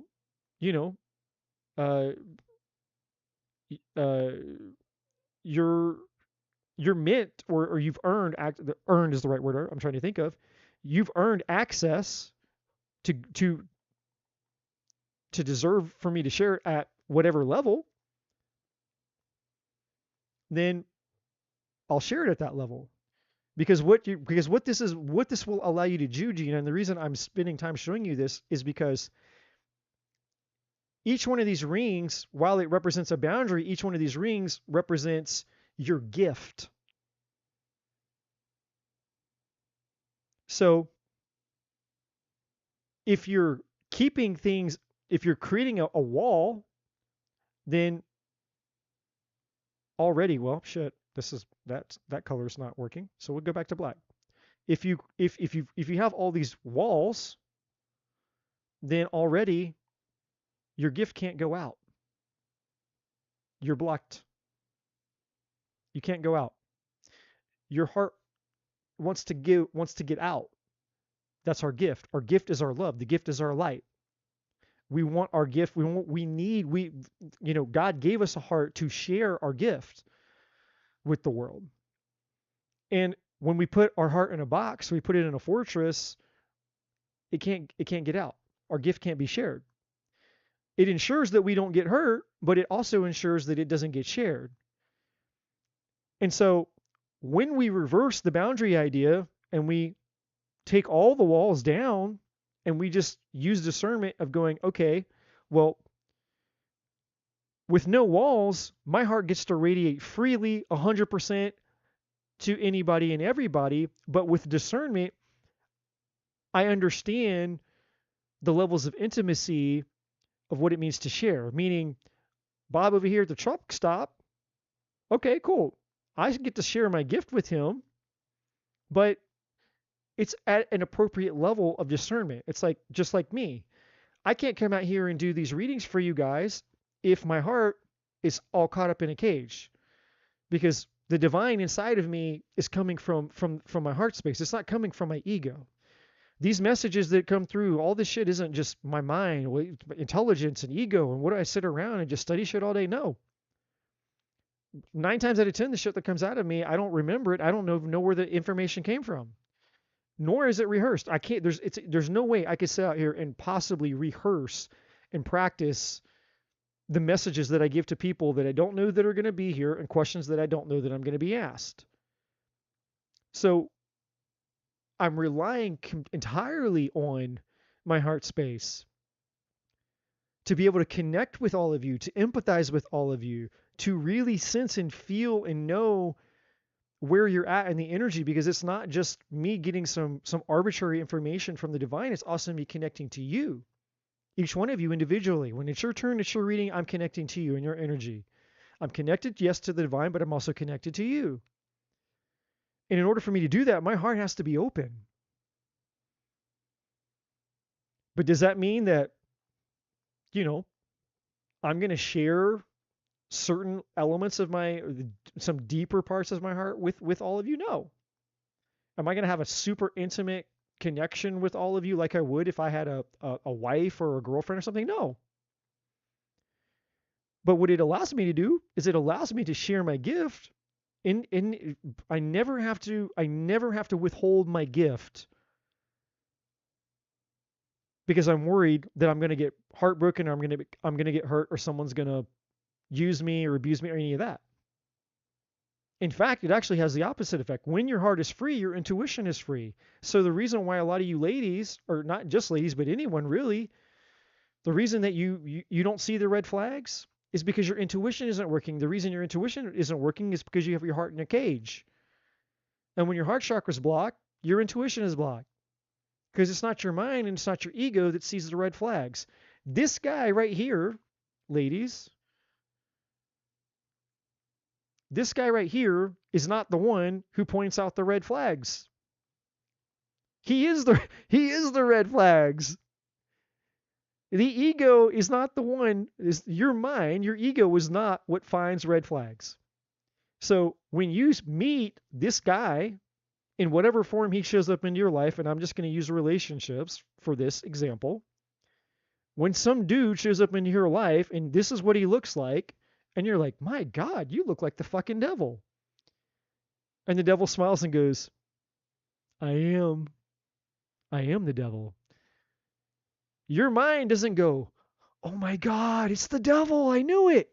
Your mind's like, fuck yeah, dude, come in, dude, I've been waiting for you, come in, I want you, come in, I want you right now, let's do it, I want you. The devil in you, your ego, is blind to the devil when the devil shows up. It's like your old best friend from college coming to party with you. Dude, let's party, let's throw down. Your ego cannot see the red flags. Red flags are not an act of intellect. It's an act of intuition. Intuition, not intellect. You cannot see the red flags if you're not connected to your heart, because you've tucked your heart away in a box because you think your heart's going to be safe in the box or in the fortress. So we have to take our walls down and know, how do I protect my heart then, Eddie? I don't want to get hurt. And I know it sounds paradoxical. I know it sounds like an oxymoron, but the way out is actually, or the answer, or the way out is the way through. That is the answer. The answer is, we'll take your walls down and let your intuition do what it's meant, what it was created to do. When the devil shows up and your walls are down and your heart is doing its job, your heart's going to go, hey, that's the devil. And you're going to feel it all over your body. And your mind's going to go, wait, this was our best friend. And your heart's going to go, dude, that's the fucking devil. And you're going to feel it and you're going to know it.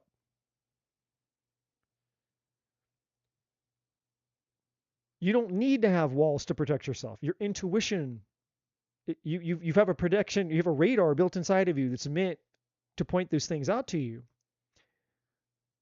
And then you have discernment. And that's just basically being intelligent and smart enough to go, okay, I feel the red flag. Like, how do I know if, Eddie, how do I know if it's my intuition? This is how you know. When you feel something, anything, I don't care if it's strong, I don't care if it's a little something, I don't care if it's a tinge, I don't care whatever, a tingle, I don't care how it manifests in your body, it will be a pull away from energy. It could be the teeniest, slightest energy. I don't care. It doesn't have to hit you like a freight train. It could be the teeniest, tiny little something that's like, just enough of a little something where it makes you want to back away from it. There's all kinds of ways, but you'll feel it. It will not be a hell yes, pass go, green light, collect $200. It's not going to be that feeling. It's going to be something else, not that. And even if it's a neutral doesn't necessarily mean red flag. Neutral means stop. It means don't go. It just means yellow flag. It means wait a minute, something's off, but I don't know if it's bad yet. So if you get a neutral, it's not. I don't have red flag, but it's definitely not green. It's like yellow. It's like that's just saying, hey, just stop where you are, and let's take in a little bit more information here. Let's get a little bit more information here. Definitely don't go forward, but doesn't mean hey, it's red flag either. And then the more that you do this, the better at it you get, right? But if you haven't done it in so long because your heart is tucked away, you won't know anything. Because you're not tuned into your heart, you're tuned into your logic, and you're trying to make logic rationale about human behavior. And that's how people get fucked, because anybody can pretend and act to be anything to your face, and you're like, well, this is all the evidence that I have, is the way that this is what they're showing me. And until they show me something different, what other evidence do I have? Somebody can put a mask on and pretend to be something, and you're going to have to find out the hard way when they fuck you over. When the red flags are screaming at you the whole time, but you didn't see them because your heart was tucked away inside the fortress. And so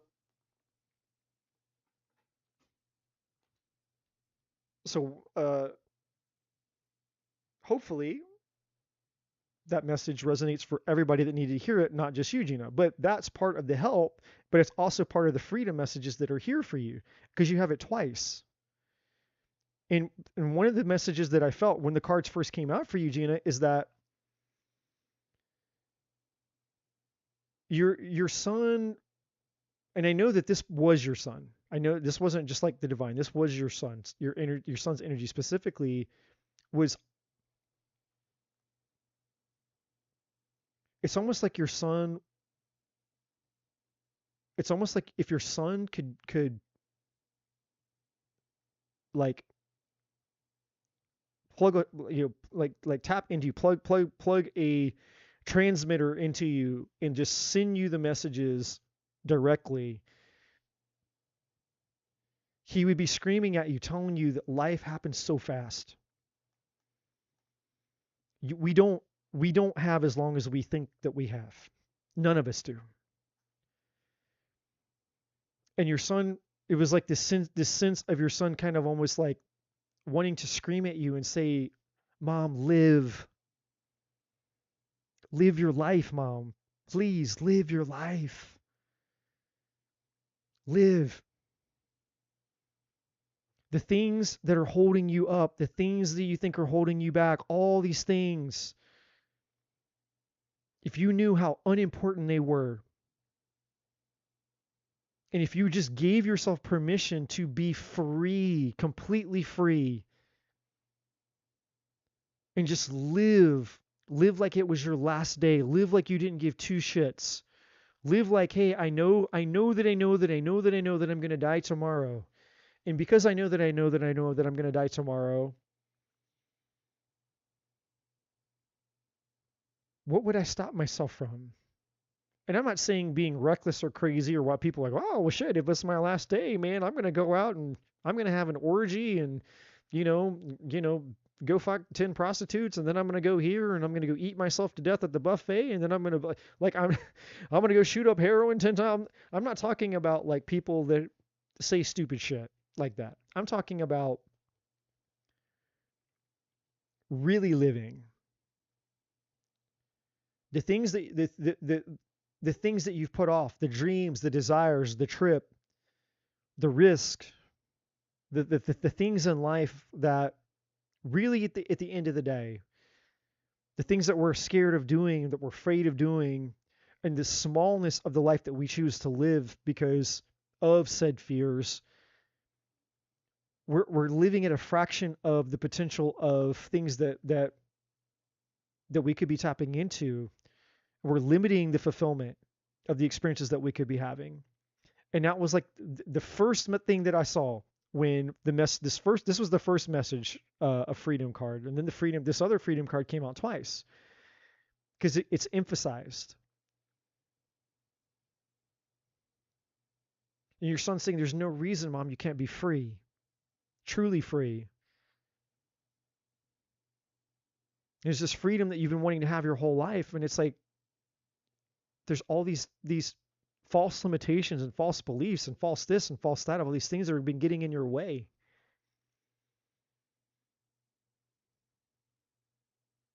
And it's because a lot of it has to do with this repression energy, which is tied to a lot of everything that I just said about your heart. You've made the mission and the goal of your life, whether you're aware of it or not, my friend. You've made the mission and goal of your heart, of your life rather, to protect your heart. And that's an honorable mission. It's an honorable mission. Protecting your heart's an honorable mission, but it comes at a cost. Living your life in such a way to ensure that you're never hurt, you're never let down, you're never betrayed, all of that also ensures that you never live a fulfilled life. And when you come to terms, a part of the spiritual journey is coming to terms with the reality that pain is a part of life, suffering is a choice. Every single one of us is going to go through pain. It's part of the human experience. It's part of contrast. Suffering is different than pain. Like I said earlier tonight, for several people, trauma is remembering. Trauma is what we experience.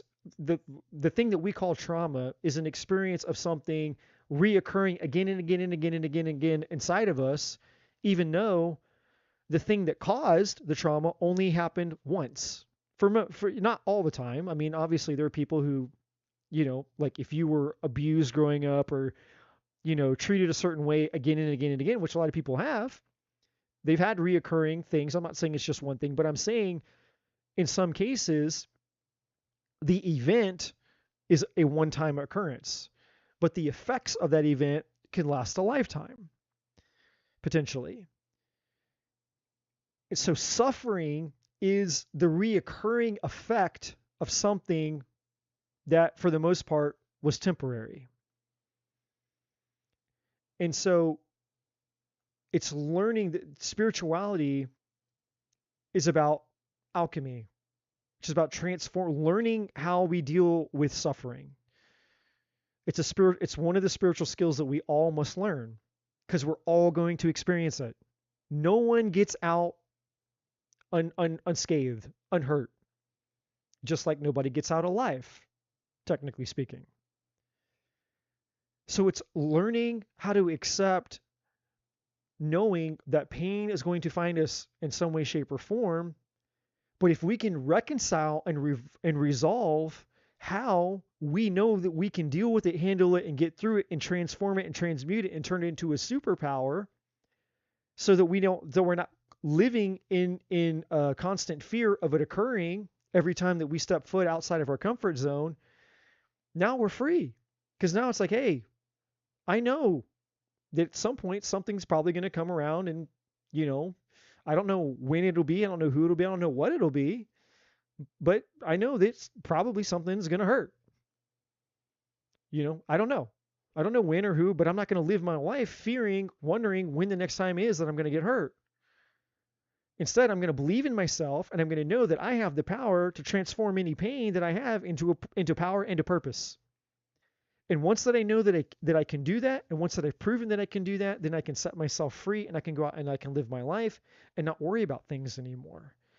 And one of the beautiful benefits and side effects of that is self-confidence, and you being able to go out and know, hey, I actually have true confidence now because I'm unrattled. I believe in the power that I have within me to deal and handle with anything and not be afraid of it. Like, and this is how I feel. Do your worst, man. There's nothing that anybody can do to me. There's nothing that can happen to me that can steal the power that I have inside of me, because that power is the divine. You can't steal it from me. Whatever. I mean, I'm not, obviously I'm human. I'm not asking for pain. I'm not looking for it, but God forbid, let's say it happened. Like, dude, I don't know. Let's say I ended up in a wheelchair, or something terrible happened to me. I lost an arm, or I lost my legs or something. I don't know. Had a really terrible stroke, and I was like, I was, in a coma for 3 years, and then I come out of coma, and then I'm like, oh my God, it's been 3 years, and I got to relearn how to fucking walk, and maybe I can't. I don't give a shit. I don't give a fuck. It cannot take from me the power that's inside of me. And whatever happens to me for the rest of my ever-living days on this planet, this power will be inside of me, and I will utilize anything, any weapon formed against me will not prosper. I will turn it around, and I will use it for my power. I will use it for my good, and I will turn that shit into a fucking miracle. And it'll be a miracle for me first, and then it will be a miracle for somebody else. So bring it the fuck on. You want to give me miracles? If life wants to give me miracles, give me miracles. Give me the miracles. I'll go out and I'll share them. And I'll turn it into somebody else's miracle. And that's just how I am. It's the path that I've gone. It's the work that I've done. And it's so ingrained into who I am that it's inseparable from me. And because of that, I don't have those fears anymore. I don't have fear of being hurt. I don't have fears of being betrayed. I don't want those things. I'm not going to be reckless. I'm not going to be stupid or any of that. I'm not saying be an idiot, which I'm not. But I'm saying it's the irrational stuff. It removes the irrational shit, right? And so for you, the repression of your power and your gift was what is the heart that you have. And ironically, Gina, the people who have the largest hearts, who have the most to give, are the ones who tend to suffer the most.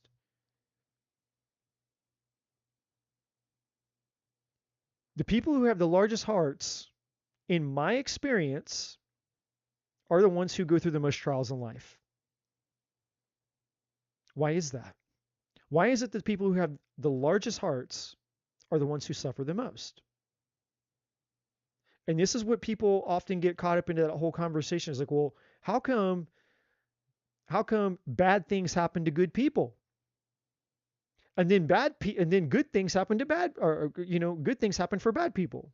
You ever had that thought? The reason,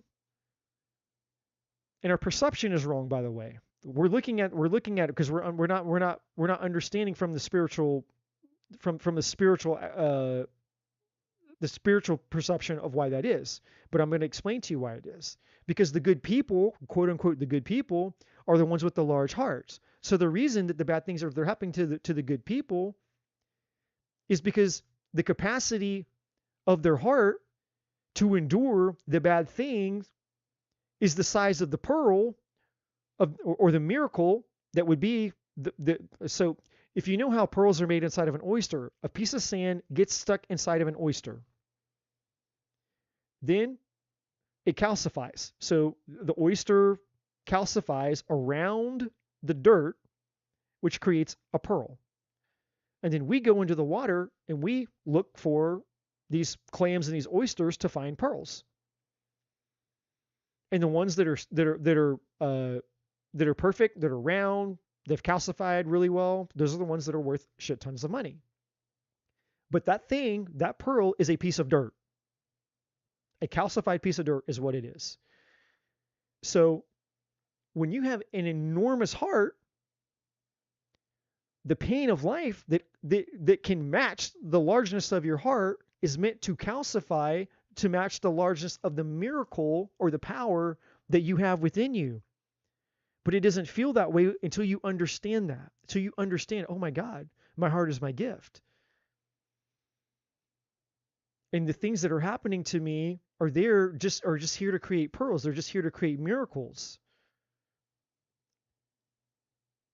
And that's why a lot of people with good hearts endure a lot of shit because they don't understand that the amount of shit that they're to endure is the amount of treasure that they're capable of possessing. And then with that treasure, they could go out and do amazing things with it. And it doesn't mean that you're cursed to have that experience forever, because most people don't. Once they learn the spiritual lesson, those people, a lot of times, they never go through anything really major again. And if they do, they don't flinch at it. And so your son is basically screaming at you to go out and live your life because you're unfulfilled and time's ticking by, and the only thing that's standing in your way is this, and this is right here. And this has convinced you that this is not allowed to come out and play. And that's what the repression is. The repression is living your life convinced that the safest place for your gift, the safest place for your treasure, is deep, deep, deep, deep, deep down inside of you, locked away in a vault that nobody will ever open. Not even you. You can't risk it. Not even you. You can't even risk opening it up. What if something gets in there? It's locked up tight and fucking shut.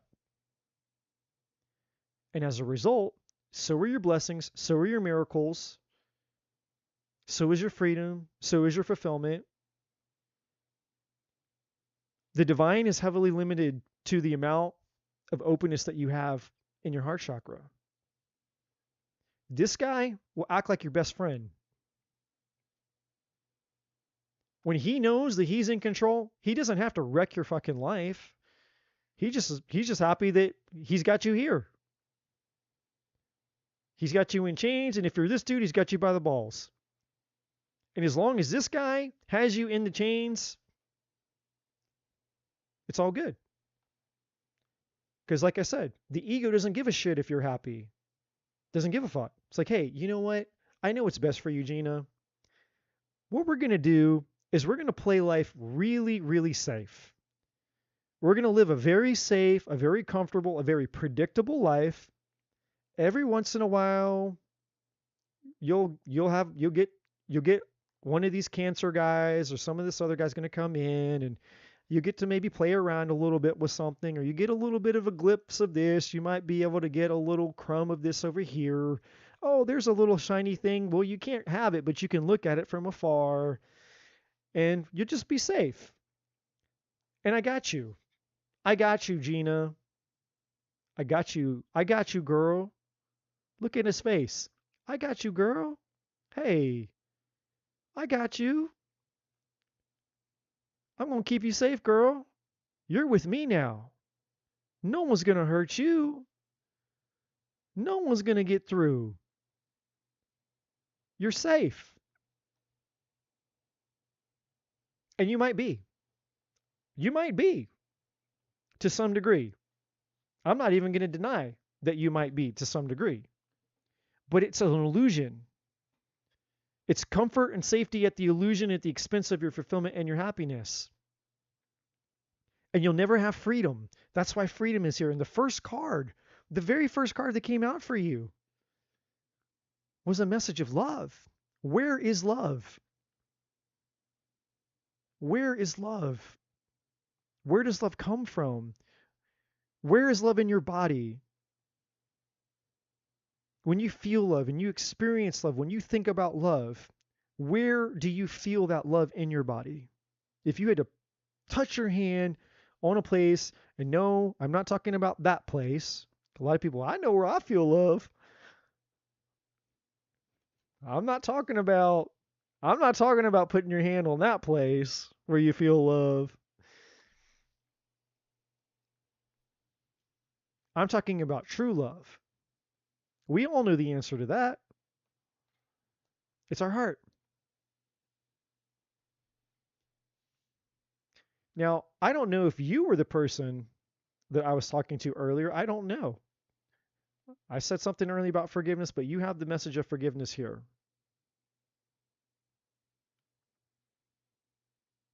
I'm happy to put all of you to sleep, by the way. That's my new job. That's my new job in life. My mission in life is to put every single one of you to fucking sleep. And I'm happy to do it. And apparently I have the sexiest voice in the world, according to all the feedback I keep getting, that I'm basically a porn star voice. So my sexy voice puts you ladies to sleep. Rock and roll Eddie. Message of forgiveness for you, Gina. This message, this isn't about somebody else, Gina. This is about you. Your son is wanting me to tell you, Gina, to stop. Gina, stop. You have to stop beating yourself up. Your son is telling you to stop. Stop beating yourself up over the past. You get nothing from beating yourself up. You don't prove anything by beating yourself up. Woulda, coulda, shoulda, wish I woulda. This guy is way, way, way too involved in the way that you talk to yourself and your perception of yourself and your past. You beat the living shit out of yourself over the past because you let this guy do all the talking. And your son is saying, Mom, stop. Please. Please stop. Setting yourself free, part of setting yourself free is forgiving yourself. Gina, we have all, every single one of us, Gina, has done shit that we regret. Shit that if we knew what we knew now, we wouldn't have done the thing that we did back then. I'm going to share something with you guys. Super vulnerable. That I did the other night. Randomly. Completely randomly, I did this.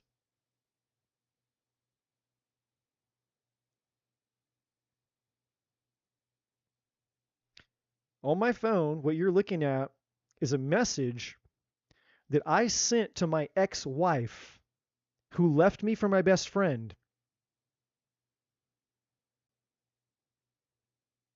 She left me in 2013. So 12 years ago. It's been. And because of the experience that I had 2 Fridays ago that I've been telling you guys about, I had a massive, massive and crazy breakthrough in my own healing.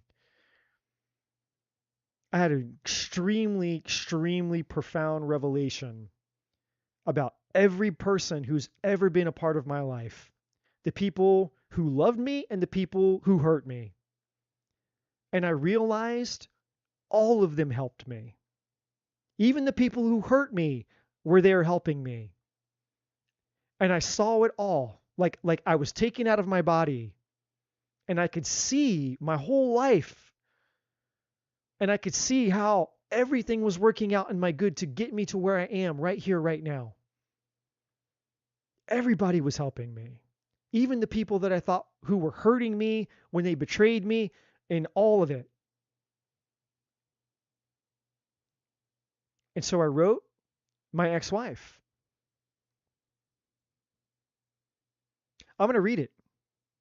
I'm going to go super vulnerable, and I'm going to read it to you guys. This is what I said. I said, I don't know if you'll get this. Anything I say won't be sufficient, but I need to say it. I failed you, Sam. Her name is Sam, short for Samantha. You were the single greatest love of my life. I don't blame you for leaving. If I knew what I knew now, I would have never lost you. I've spent the better part of the last 12 years grieving the loss of the love of my life and my brother. And when I say my brother, I mean my best friend, because she left me for my best friend. And that version of him, I do grieve, and because he was my best friend. obviously whoever he became when he betrayed me and left me, he wasn't that same man anymore.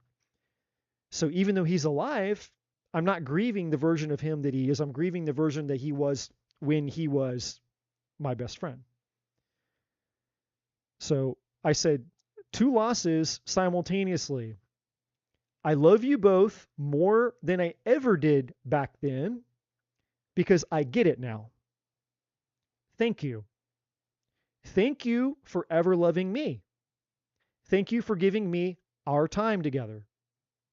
I will always love you. I'm sorry I failed you. Sorry is an understatement, but to respect you and your life, I'll leave it at that. Thank you for being a part of my journey. You will forever have a piece of my heart, which is true, and so will my best friend too. He has a piece of my heart, the version of him. And I said, no response needed. And I sent it. Now, why did I do that? Why would I reach out to my ex-wife that I don't have any interest in getting back? It wasn't about that. It wasn't about me. Why was I apologizing for, she's the one who left me and cheated on me and betrayed me? Well, the reason why, again, is because of the awareness that I have that, oh my God, you guys actually had a huge part in my life that I misinterpreted. I misinterpreted the meaning of the experience that I had at the end when everything went to hell and you guys betrayed me. I misunderstood. But I was also apologizing for the fact that when I was with her, she did not get this version of me. So it's easy for me to say, oh, she betrayed me, she cheated on me, and she did this and she did that. But you guys don't know the version that I was who was with her. I wasn't this guy. It doesn't mean I was an asshole, but I wasn't this. I didn't know what I didn't know.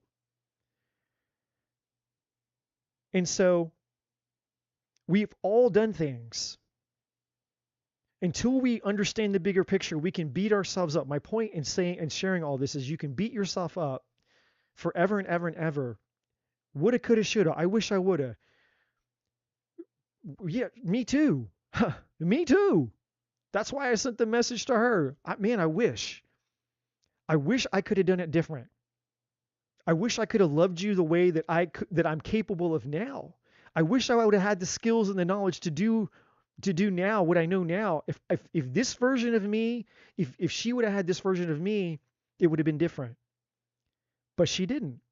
That's not how the story unfolded. That's not how the journey went on. And I don't regret the journey. I don't want to change the story. But I'm just here to take accountability for the fact that, hey, it wasn't just her. And I'm also here experiencing a sense of gratitude for the fact that she wasn't evil. She wasn't bad just because she did something bad in a moment. Just because she made a choice that I didn't agree with, and it wasn't obviously the best choice. She could have done it 50 different ways, but hey, you know what? All have fallen, all have fallen short of the glory of God. All have sinned. He or she who has no sin cast the first stone. So this whole thing within any of you, holding on to the past, holding on to resentment, limiting yourself and beating yourself up because you think that if you can punish yourself enough, that somehow that's going to justify the things that you didn't know any better that you could have done back then. But that's the point. If you would have been the you now that knows, you wouldn't have done those things back then. But you weren't, because you were in the process of becoming. You were in evolution of a spiritual being that had not gone through that awakening yet. So the best thing that you can do instead of beating yourself up, that's not how you make up for it. You don't make up for the things that you didn't do right in the past by punishing yourself here in the present. The way that you make up for it is by turning your past into a treasure and going out and utilizing it and helping people out in the world. That's how you do it. by unleashing your gift. That's how you do it. Setting your heart free to share your gift.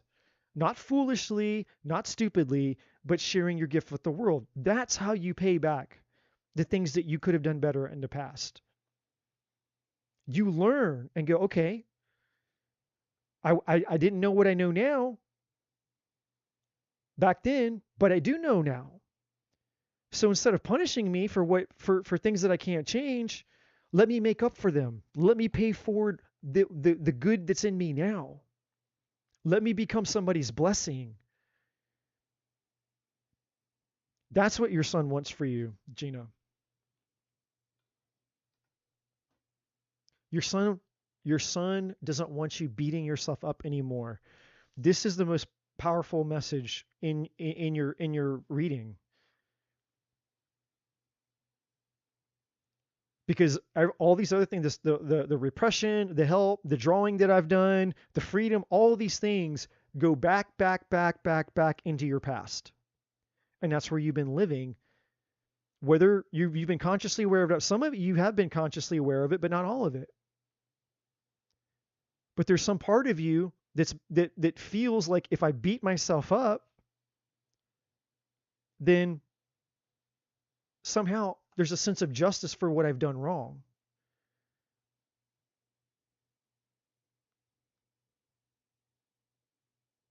And that's this guy talking. Here he is. Hey, Gina, it's me again.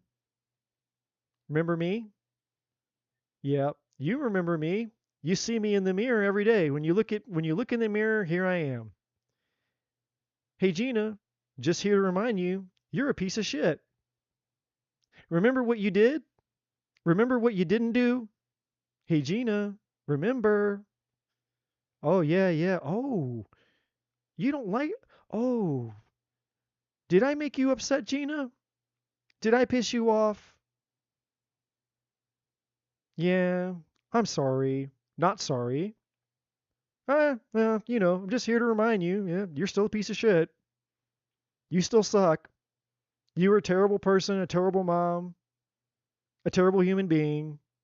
And I'm going to be here forever to remind you just how shitty of a person you are. Well, anyway, I just wanted to tell you, you suck. And, talk to you again in about 30 seconds. And then I'll talk to you again about 30 seconds later. Oh, and maybe tonight we'll get on a roll. Maybe tonight we can have another, I'll just take a shit all over myself all night long. Well, maybe we'll do another one of those. Oh, and hey, Gina, I got a surprise for you. It's another dirtbag shit show man who's going to come in here because you feel like you deserve it. That's right, Gina. I'm here. I know all the things because I am all the things. That's right, Gina. This is who's been running the show, Gina. We got to see it. We got to confront it. We got to know. Who's in charge now? Is this motherfucker in charge for the rest of your life? Is this asshole going to dictate to you who and what you are, the power that's inside of you, your truth? You came here tonight asking what messages your son had for you. You didn't come here asking what messages this asshole had for you. So why do you listen to him? Why is it that he's the one who apparently is the voice of reason? Not just you, Gina. This is for all of us. Why is it that we listen to this fucker? Why is it that every time this asshole right here starts talking up here to any of us, we're just like, oh my God, yeah, yes, anything you say. Why is it that we don't question when this motherfucker starts talking? But yet when the divine starts talking, we're like, I don't know. I don't know. I need more. I think I need to hear more and I need to know more. It's like, I can tell you guys why. Because when this asshole is guarding the doorway of your divinity, your heart and your soul, he's already up here. He's always going to be up here. He lives up here. This is his kingdom. This is his lair, his castle is between your two ears. The problem is that we allow him to come and rule what's in here. This is not his kingdom. He does not live here. He's not welcomed in here. Not our devil or no one else's devil is allowed or welcomed in here. But when we invite him in here and we let him rule this kingdom, which is not his kingdom, it's bad enough that we let him rule this one. But when we allow him to rule this one, we're fucked. That's how we get there.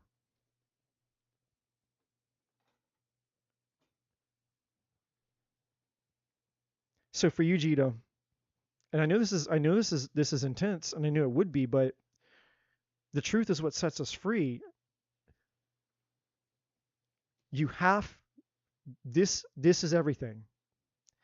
When you start unraveling this at a true deep level within yourself, you're going to get this, not just message of love. You're going to get love. You're going to get, well, I got a better card for that. You're going to get your freedom. And you're going to get help. And help is a good thing. Help is sharing. Part of being in the spiritual, part of having a spiritual gift is not just that we give, it's also receiving, because as we receive, we give other people opportunities to use their gifts. And when our powers combine, we become Captain fucking Planet. Because we're all meant to share. That's the beauty of life. What would life be if we weren't here to share? What's the first thing that you want to do when you come across something online, you're scrolling, oh my God, I saw the funniest thing. What's the first thing you want to do? You want to go share. I gotta share this with somebody. You're looking for the first person on your phone you can send that funny thing to. What happens when you're driving and you see something crazy happen? Oh my God, the car flipped over in front of me. Something shocking happens. It's the first thing you want to do. You want to share it. You get really bad news about something. Oh my God, what do I do? What's the first thing you want to do? You want to call somebody. Life is about sharing. This card, 2 hands. It's not help, it's sharing. So for you, Gina,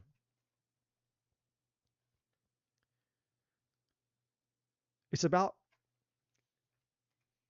there's nothing to forgive. I'm just going to say this to you. There's nothing to forgive. There's nothing left to forgive. Because no one's holding a grudge against you. The only grudge that anyone has against you is this fucker right here. And he's not really a person. He's just a voice inside of your head. That's it. This is the only person who's judging you. This is the only person who has anything against you. The divine doesn't have anything against you. Your son doesn't have anything against you. I don't have anything against you. Nobody in the chat has anything against you.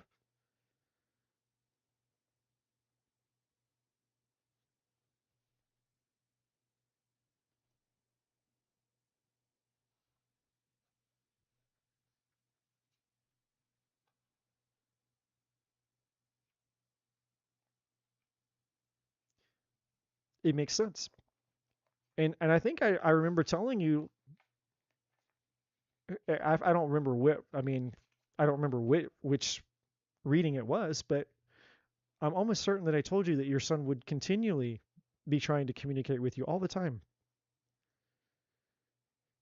Your son has not left your side, and he's not going to. He is your wingman. He's your co-pilot. And just because he's on the other side of the veil, and the veil is thinner than the air that we breathe, doesn't mean he's gone anywhere. Your son hasn't gone anywhere. And he's not going anywhere. He's committed to being by your side. He's committed to doing life with you. He's committed to being your wingman. And I can tell you,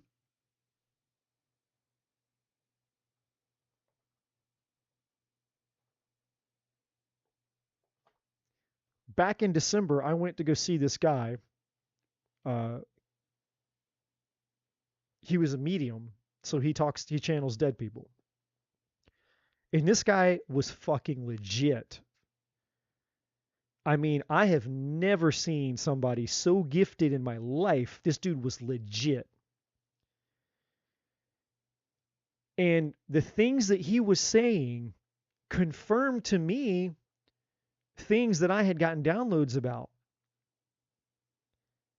That people on the other side are going out of their way to speak to all of us. They literally go out of their way to try to send us messages. But we're so checked out and we're so distracted that we don't perceive it. And so when they can find somebody who can channel something, they'll jump all over that person to get a message through to you if you cross paths. But it would be ideal for them, or not for them, it'll be ideal for us to recognize when they're trying to communicate with us and the ways that they communicate with us.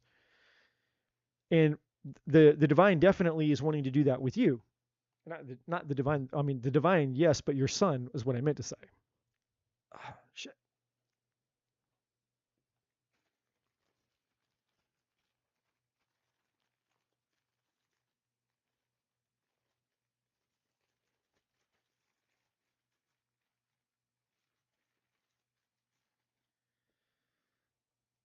Ironically, my son's dad got my best friend pregnant, so I know exactly where you come from with that.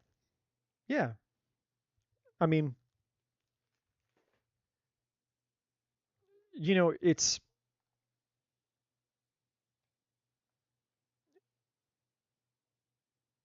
there's so many, life will give us as many reasons as we need to betray ourselves, to be hopeless, to fall into anger, resentment, bitterness, lies, and to just live this kind of life. And the devil takes many forms, by the way. The devil doesn't have to just be, you know, the dude in the red suit with the fork and he's evil and satanic and all that. The devil shows up in lots of different ways. Takes many different forms, but they're all still out of self-preservation and fear, which is the opposite of love.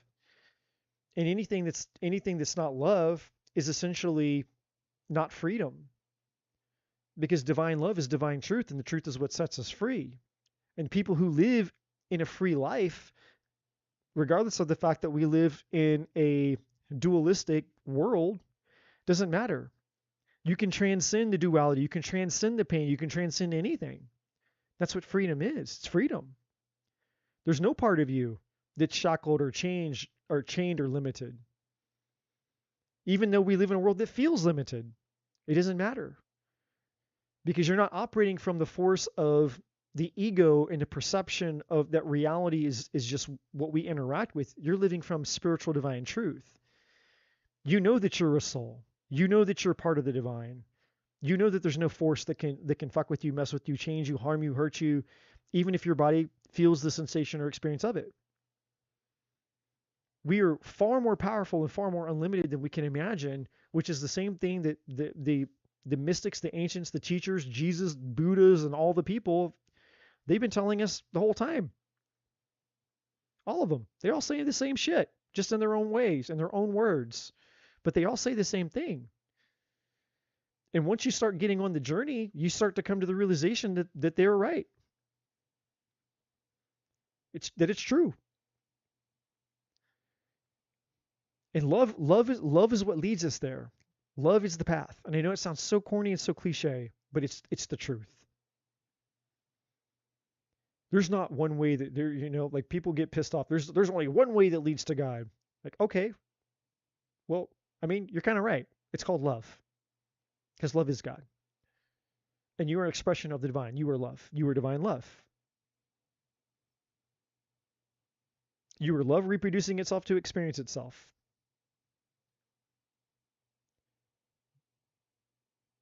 So when love becomes your way of life, in your divine truth, in your true north, freedom. Freedom is born. Gene, may I ask what you see coming towards me in love? Well, you're absolutely. You may ask anything you want. You're my mod.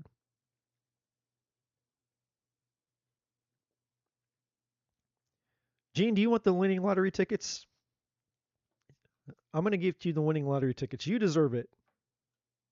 Here are the winning. I forget how many. What's Powerball? 6? How many is Powerball? 6? I think it's 6.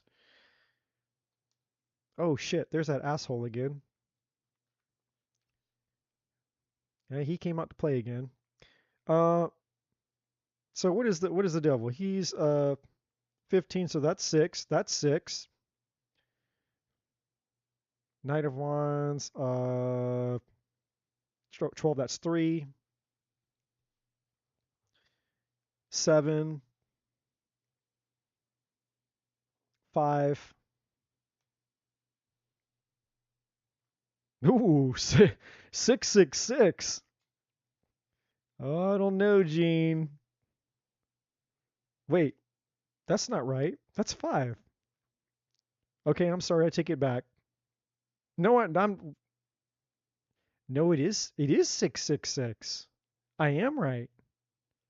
666, because this is 15, which reduces to 6.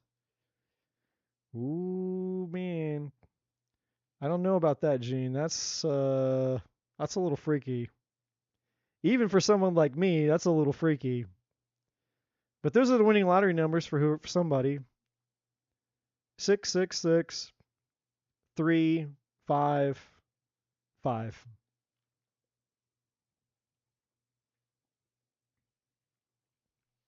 And Gene, stay away.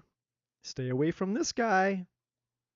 Because he's going to come in looking like this guy. And you know what he's got in his hand right there? It looks so good. Like, hey, baby, I got my hella wand. You've been playing with that Hitachi thing you plug into the wall, girl. Wait till you get your hands on this. You can't even wrap your hands around it. You can't even wrap your hands around this one.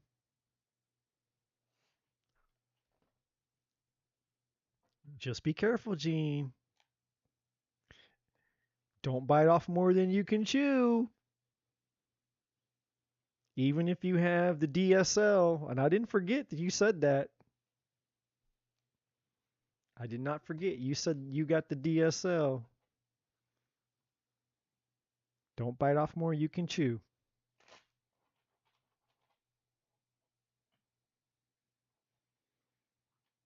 Mm-hmm. I know what you be out there getting that snooky. We get you a little midnight Snicker bar. Get you a little Snicker bar from the fridge at night. I'm gonna sneak downstairs and get me a little Snicker bar from the fridge. Mm-hmm. All right, let's take a look and see what's coming towards you in love. Let's hope that this bastard don't come out. Oh, right out of the gate. Man, you can't make that up. That came right out the gate. Ooh. This could get interesting. So you got who does this guy look like? I can't put my finger on it. He looks like somebody.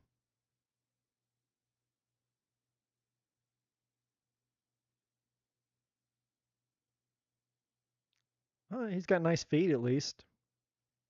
His feet look clean. So maybe if you're into feet stuff, I don't know. I'm just saying. If you're into feet, he's got clean feet. You not only put like some oatmeal or some grits or something on it, whatever you're into.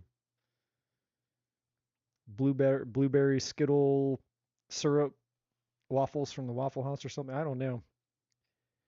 And then we got the Hermit. We know about him. I'm going to check on that.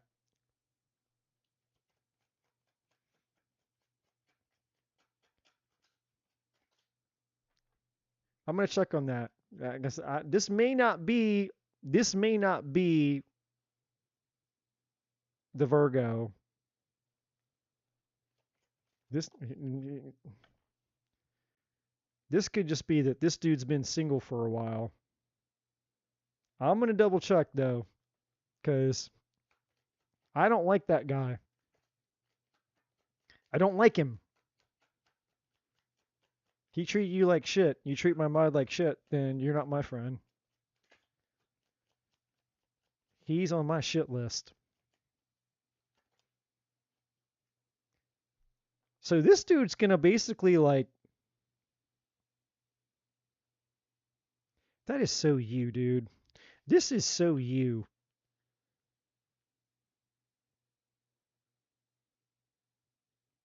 Like, this is like the paradox of you, of who you are, Jen. You'd be like, yeah, hi, I'm hot as fuck, but I'll chop your dick off. Like, whoa, wait, hey, girl, I just wanted to walk up and say hi. Like, back the fuck off. I'll chop your dick off. Damn, girl, shit. I'm just over here like, look, man. My name's Ralph and I work at the Starbucks. Shit, I just want to buy you fucking coffee.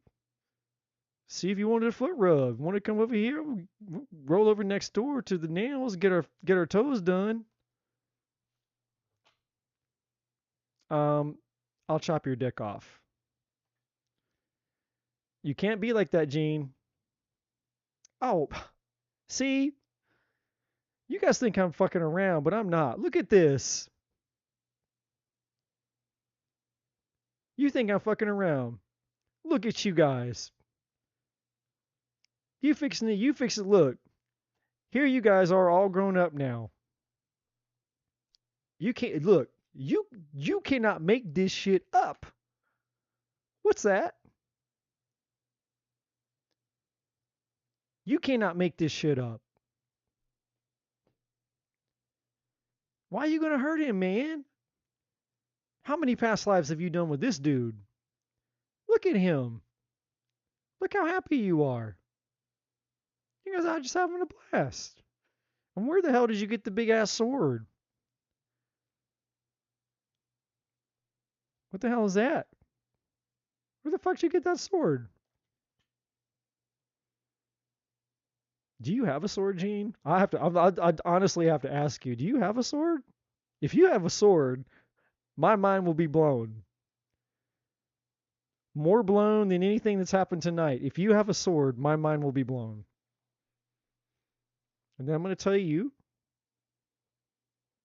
guided message, put the sword down. And no Lorena Bobbitt. You're not chopping any dicks off. You need the wand. The wand is a good thing. God gave men a wand for you women. He didn't give it to it for us. You want to know how I know that God didn't give the wand to us for men? And you ladies wouldn't know this because you don't have to sleep with it every night. Crushing on it all night long. It's like everywhere you go, man, you sit down, you get in your car, it's like always in the way. Always got to rearrange, and if you don't get it out of the way, you're crushing it and then you're in pain. It's like we got all that to work with and it's a pain in the ass. We don't want that shit. All hot and sweaty and all kinds of shit, man. It's a pain in the ass, man. God gave us the one for you guys. But you don't need to go out chopping it off because this dude coming at you. Oh, that's why you got the sword up. I see now.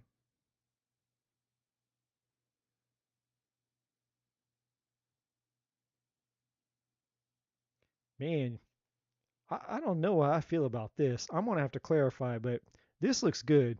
This guy, this here, Ace of Cups, something you're not having something.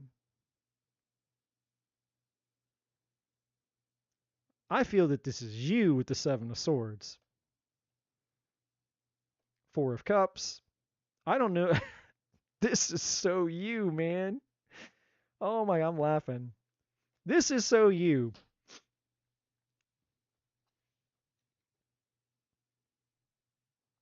I bet you have a resting bitch face. I bet you have an amazing resting bitch face. In fact, you might be one of those chicks that the reason that you're so hot is because you have a resting bitch face. You're one of those women, aren't you, Gene? Where you just something about the way that you wear go fuck yourself on your face. Something about the way that you wear go fuck yourself on your face is super hot. And I know what that is because I have pursued women for that reason. There's something about certain women who just the resting bitch face is super hot. Like I don't know how to describe it to you, but it is super sexy. And there you are. Kind of twice, actually. This one is not as bad, but it's definitely there. This one's way better though. I mean, this guy's like, hey Gene, remember when we used to go and hang out like all this past lives? It's me, it's Kevin. Can I buy you a mocha latte? And this is you. What the fuck? What'd you say? Come on, Gene. It's Kevin. What did he do? He just wants to buy you coffee. Here's the coffee. I'm not lying. He wants to buy you coffee, and you're not having it. Like, I know you're gonna fuck me over, Kevin. I know it. I don't trust your kind.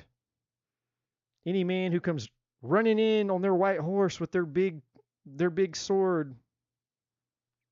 Let's take a look and see. Dude, this is coming quick, man. All joking aside, quick and quick. Something's coming at you faster than the speed of light. Temperance. I've been waiting my whole life for this one night. It's gonna be me and Kevin in the Starbucks, getting our pedicures.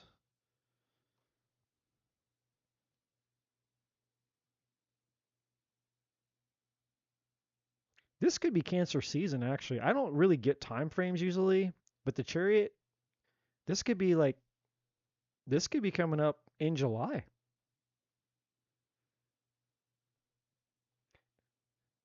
You're going to be unsure about this. Do you have the Seven of Swords and the Seven of Cups? Yeah, you're going to be conflicted here. And I think what's going to throw you off about this dude is the fact that he's going to come at you with like a certainty. Like he's going to see you and he's going to feel this.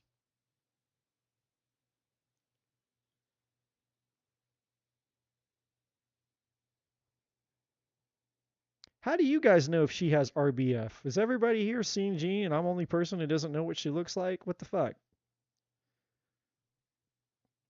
You guys are all in the chat. You don't have an RBF. Do you have a picture of Jean? Somebody out there is floating around Jean on the internet somewhere? I can't find her. Like, oh, you're the one stalking me, stalker. Knight of Cups. Ace of Swords. Yeah, you're...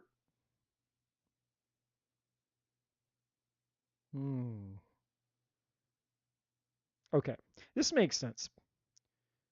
So there's basically...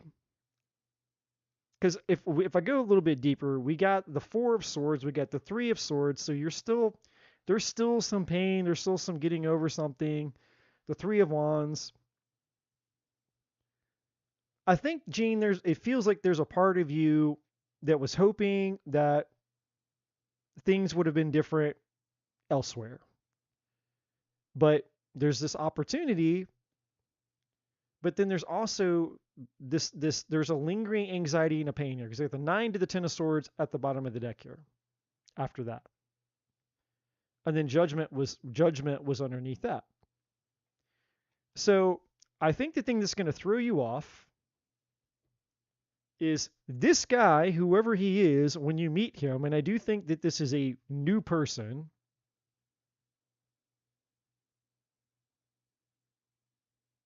I still got to clarify this because I think that this guy's he's been single for a while, but I also think that this energy is still attached to the other dude from your past.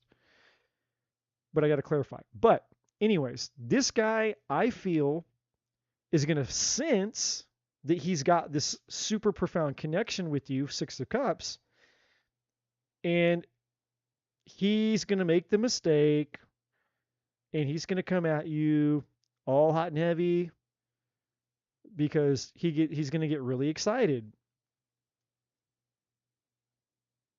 This is the number one mistake that most guys do.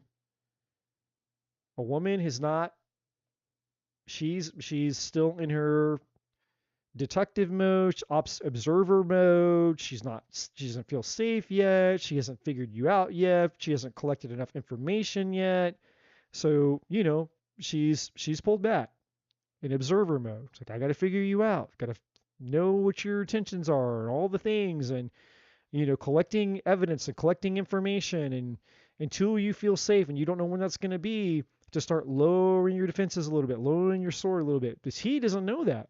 He's just going to feel super excited. He's going, oh my God, like I know that I'm supposed to be with this chick and I don't know why, and all this. He's going to feel whatever this past life energy shit is, and he's going to come at you, and you're going to be like, whoa, dude, turn off. I'm turned off here. Like, you need to slow the fuck down. You need to calm down. You need to hold your horses. But he's going to have it out for you. This guy is going to feel a profound connection with you, and he's going to come at you. But not in a bad way. Just in an overly excited way. Like, I really like you. And he's just like, he just might not know any better, that it might feel a little too much all at once kind of energy. That's what the Knight of Swords is here.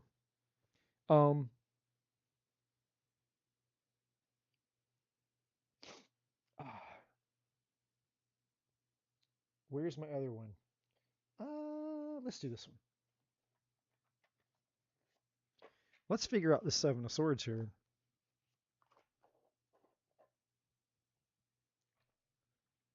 Why is the 7 of Swords here? The 7 of Swords here is because you're lying about the resting bitch face.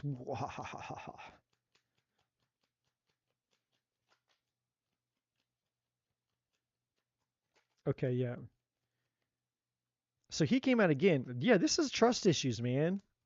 So 7 of Swords, clarifying. Fuck,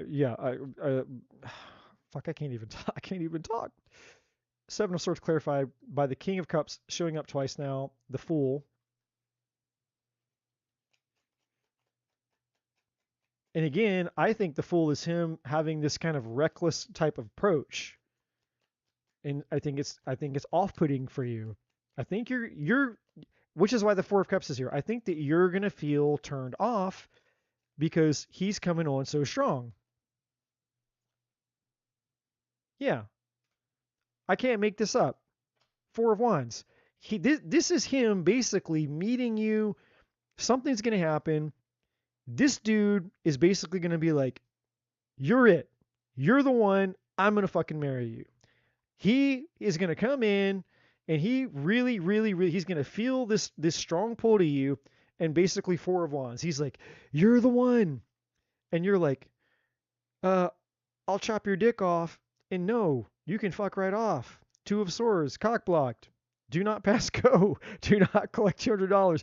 You're hitting the brakes for him. You're pumping the brakes hard on him. And this is why. Which is everything that I said over here with the three of wands or wherever, yeah, over here. There's still a part of you. There's still a part of you. And there's the Virgo energy, and here we are. There's a part of you, and this isn't just you cock blocking the new guy. It's feeling torn, and it's not your fault because you can't help it. There's a part of you that had expectations about him. Because underneath that, there's the Knight of Wands, there's the Three of Cups,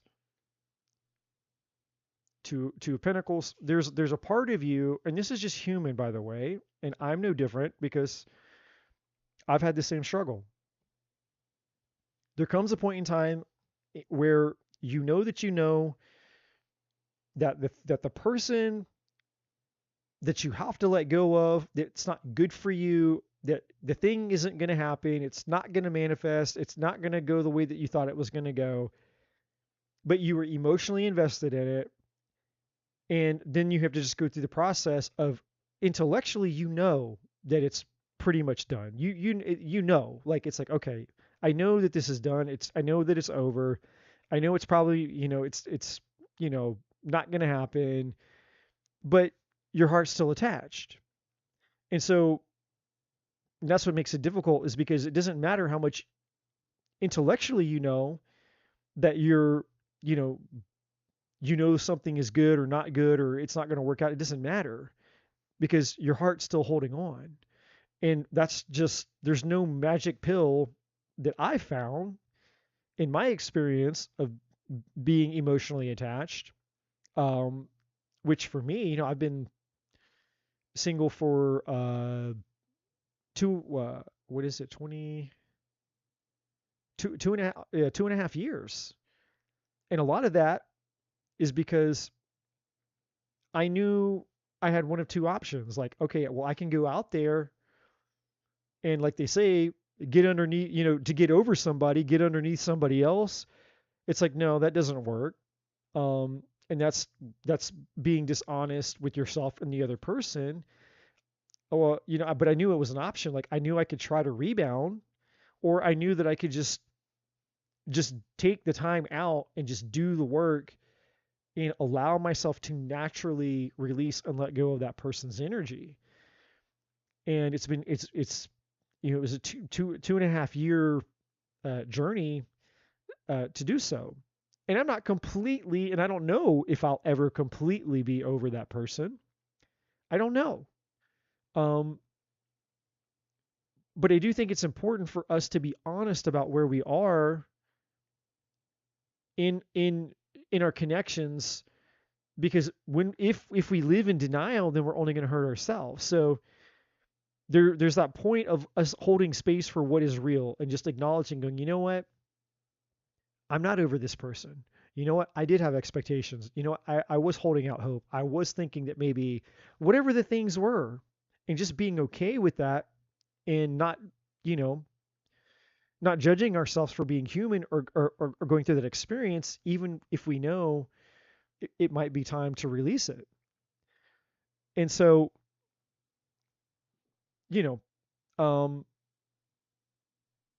I think there's a part of you that still is holding on in that regard to him. And this new guy, though, I think this new guy, no pun intended, I mean, he's got really nice feet, by the way. Have you guys seen his feet? Are you guys looking at the screen? Ladies, are you looking at this guy's feet? All right, I'm just trying to get you guys to look at those feet. I mean, that guy takes care of his fucking feet better than some of you ladies take care of your feet. That's crazy. Look at those feet. He's got really good feet, Gene, but besides his sexy feet, unfortunately, I think, this guy's just, he doesn't mean to, but I think he's just going to shoot himself in the foot, because he's really, really, really going to be drawn to you. And I think he's going to just, I think he's just going to move really fast, because he's going to get really excited. And I feel like you're just really guarded. And it's not helping. It's not helping that he's shooting himself in the foot by coming at you maybe a little too intensely. Like too much too soon, dude. Like it's great that you think that I'm the love of your life. It's great you think that we were meant to be and you're my destiny and all the things. You're my twin flame. Like whatever he thinks, when he meets you. But you're not ready for that. That's what the cards are saying. You're not going to be ready for him coming at you like a bat out of hell. But I don't get anything bad. Like, I don't think that Kevin at Starbucks with the really sexy feet, I don't think that he's a bad guy. I don't get that energy at all. And it's like, we even have Temperance here. He could be a Cancer. Obviously, he doesn't have to be, but Six of Cups, Ace of Cups, Temperance. Knight of Cups is here. Ace of Swords, that's good. Truth. Honest. I just feel like the part of you, your heart's somewhere else. The Four of Cups. And if it's not that, then it's simply, hey, you know what? You're just coming in too hot, dude. You come in. If I see you rolling up on me with a fucking sword and a horse, I'm whipping my sword out too, boy. That means you coming at me like this, I'm going to come at you like that. So you got somebody coming towards you. I'm just curious. I need to know these things because wrong deck. I need to know these things because if you just go disappear one day, like one day I'm just going to get online and you're just going to be gone. I'm going to be like, what happened to Gene? You're just going to gone. You're going to pull a Lisa DeYang on me. That's what Lisa did. She just disappeared. But see, Lisa came back for me, though. She at least came back for me.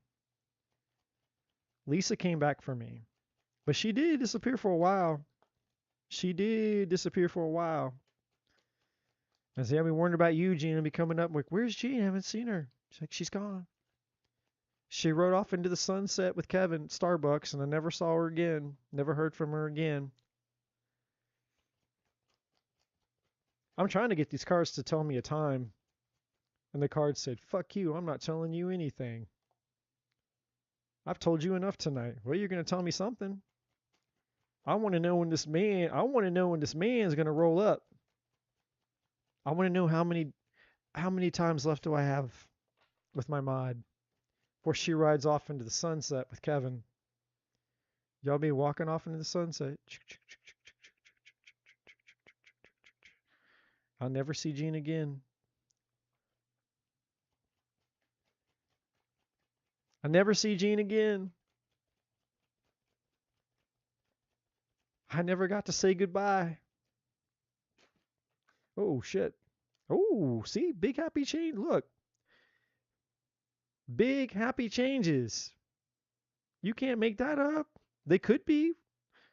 They could be big happy changes, and it could be big, if you know what I'm talking about. He might have a helpful people. Look at you, man. You like Jesus and everybody else around you. This man ain't going to worship your soul if you let him. You're like, get the fuck away. Get away. Get away from me, Kevin. Get away from me, Kevin. Come on, give me a time, man. I know. Tell me it's Cancer season. I want to be right. Come on, cards. Make me right. Cancer season. Come on, come on, come on. When's he going to show up? Tell me. I must know. Ha! Ha! Ha!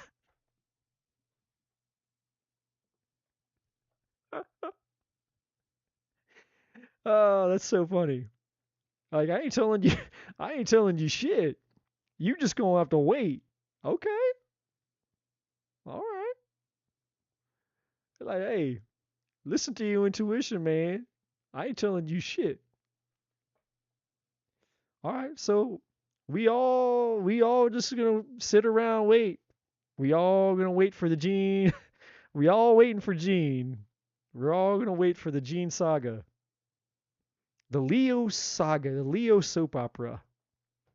That's what it is. From now on, Gene's got the Leo soap opera. We're all waiting to find out.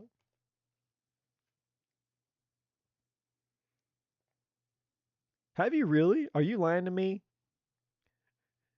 Don't be giving me none of that. Don't be blowing smoke up my ass, Gene. It's 4 o'clock in the morning. Don't blow smoke up my ass. I can't take it. I can't take it 4 in the morning. I mean, I like you stroke my ego though. I like that. You want to stroke my ego? I ain't been stroked in a minute, but you want to stroke my ego? Hey, hey, girl, you stroke my ego? You can lie to me, Gene. Like everything that you've ever said is 100% true and real, and it always happens exactly like you say that it will. Oh my God. Your readings are perfect, mind blowing, and they mesmerize the stars inside of me.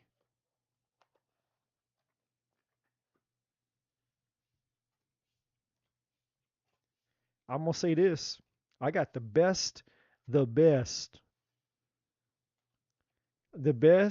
goddamn mod on the face of the motherfucking planet. And there ain't not one person up in here that's going to lie or argue with me about that.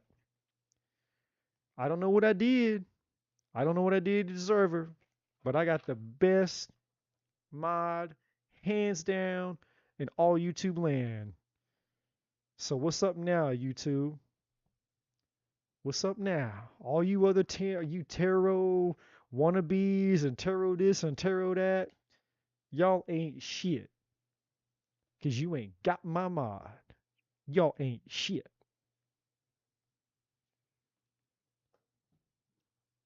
I'd rather be alone than stuck with somebody who makes me miserable. Well, that's for sure. That's for sure. It's not so bad. It's not so bad. It's not so bad. Oh, aesthetic delta. No, Gene, thank you for your time, your energy, and yes, even your resting bitch face. I have no clue what you look like, but I know that you got a good one. And don't say no different. I'm not willing to put up with anyone. I don't know, Gene. You put up with me. I'm gonna question you on that. You here dealing with me? That's some crazy shit right there. What's spirit guiding me towards regarding the choices in love I have that align with my highest vibe? Woo! Static Delta's got choices, ladies and gentlemen. How many choices are we talking about here? 1, 2, 5, 10?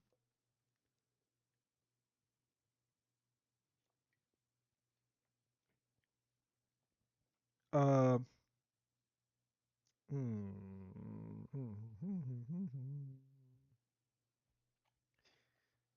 two deltas, one cup. She's like, we're not married. So wait, I gotta marry you? Are you? Are you? Are you? Are you giving me a hint, Gene? Are you telling me it's time to go get the ring? It's time. That's what you're saying, isn't it? It's time for me to go buy the ring. She's like, hey, dude, we ain't married yet.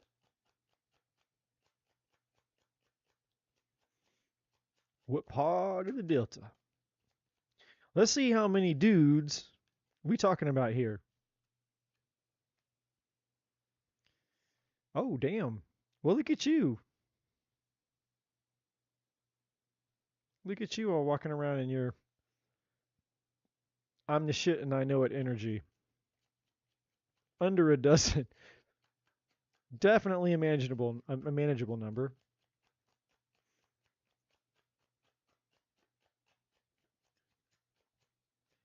I want a man who wants children plural and forever. Okay.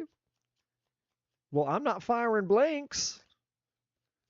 What you worried about? Okay, well, the lie detector test, aesthetic delta, determined that that was a lie. You got the 7 of cups, which is definitely. Wait, how many did you say? Under a dozen. Oh, nope. I was wrong. I thought you said under 6. No, that 7's under a dozen. Okay. Calm down. I admitted I was wrong. You said a dozen. I didn't read it right. Couple of gym crushes. Y'all gonna crush it at the gym? That might be a fantasy. I want to pursue, and then the ones I'm connecting with already, but unsure.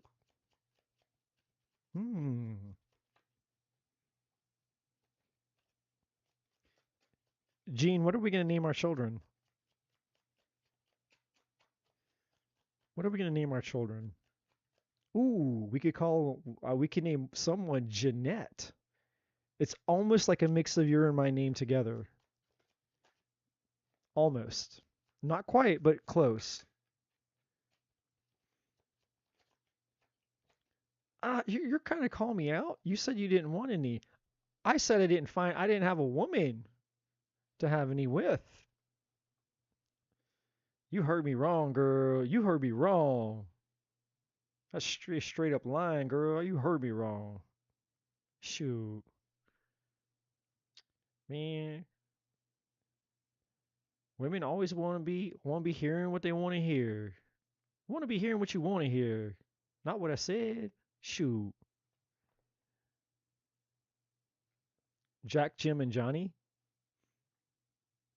Okay.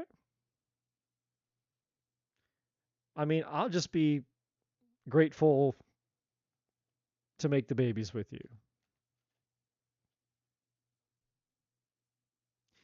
Okay, so well, now this I don't know about here. So for you, it's like things are going like, okay, here you are in your badass mode, and everyone's like, okay, you're the shit. They know you're the shit, and you're over here like, all right, you know, I got some, I'm looking for one solid opportunity. At least one of them is a good opportunity. You got multiple, but you're like, hey, I'm looking for my 9th cup here. But then you get this tower coming up out of nowhere here, and then you got justice. So we got the chariot. So this is Libra energy. I mean, technically, that could be Aries or Scorpio. We got Libra. We got more Cancer at the bottom, and we got the 4 of cups. Something. We're gonna have to look at this and why this is showing up. Now it could be that it's just like, hey, I'm looking for somebody who's honest and all the things, but that's not the energy that I'm getting off of that.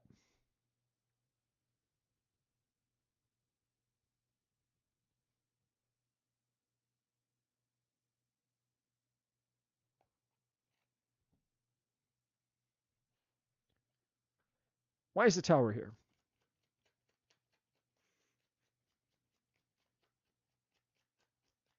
How many is many? How many children is many? Jose. Jack, Jim, Johnny, and Jose or Jose. Ooh, judgment. Oh, shit's getting real for you. 4 of Pentacles and the King of Swords. So this is like what? A shocking, unexpected return of somebody, I'm guessing. Maybe you have somebody from the past. Is that what this is about to go down? Okay, 6 of Cups, Ace of Swords, the split at the bottom of the deck. You might have somebody from the past that shows up unexpectedly. Could be a Libra with the what? Let's see. You might have a little. I don't know if you know any Libras. Could also be Scorpio, double Scorpio energy potentially. It doesn't have to be, but just throwing it out there. As long as it's not this fucker, then you're at least half okay.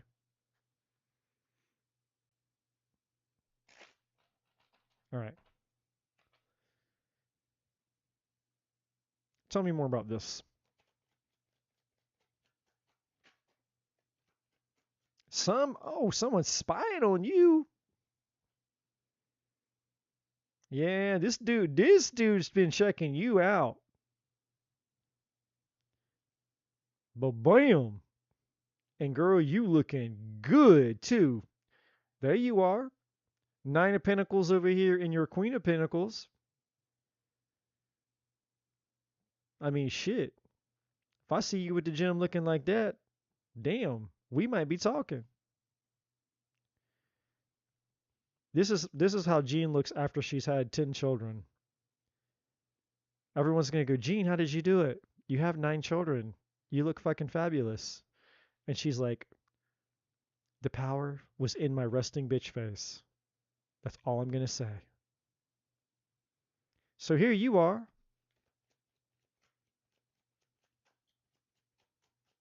Maybe Gemini. I don't know. We got the moon. So either you're not going to see this coming. This could be Cancer, Pisces. That's also here. But I feel like this is just like you're not aware of this with the moon. Oh, we got the world now. Could be a long distance thing, or it could be someone coming around for a second go. Second go.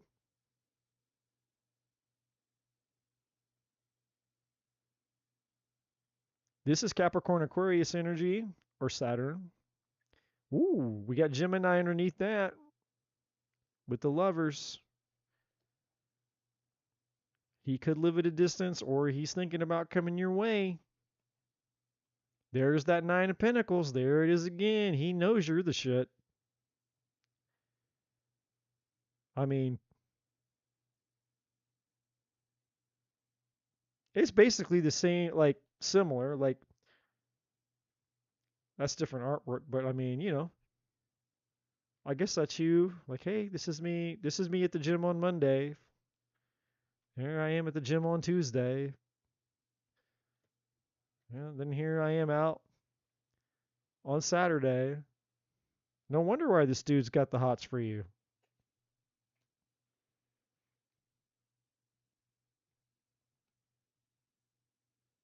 I mean, if this guy had a tarot deck, these cards would be stuck. And I'm going to let you determine why that is. I'm going to let you determine why that is. Because that's what he'd been doing with this Page of Swords. His face ain't been in no book, I'll tell you that. He might have some pictures of you saved though. If you got social media, I guarantee you this. God is my witness, I guarantee you. If you have social media, this dude has got pictures of you saved on his phone. I'll promise you that. 6 of Swords, 5 of Cups. I think this is 6 of Cups came up again. This is a past guy. You're not going to see this dude coming. There's somebody from your past who's going to come out. And it's being highlighted in your reading here. You have all these options, but then there's this guy specifically. Why? This happens for a reason. All right. Wait, no. Let's take a look at this.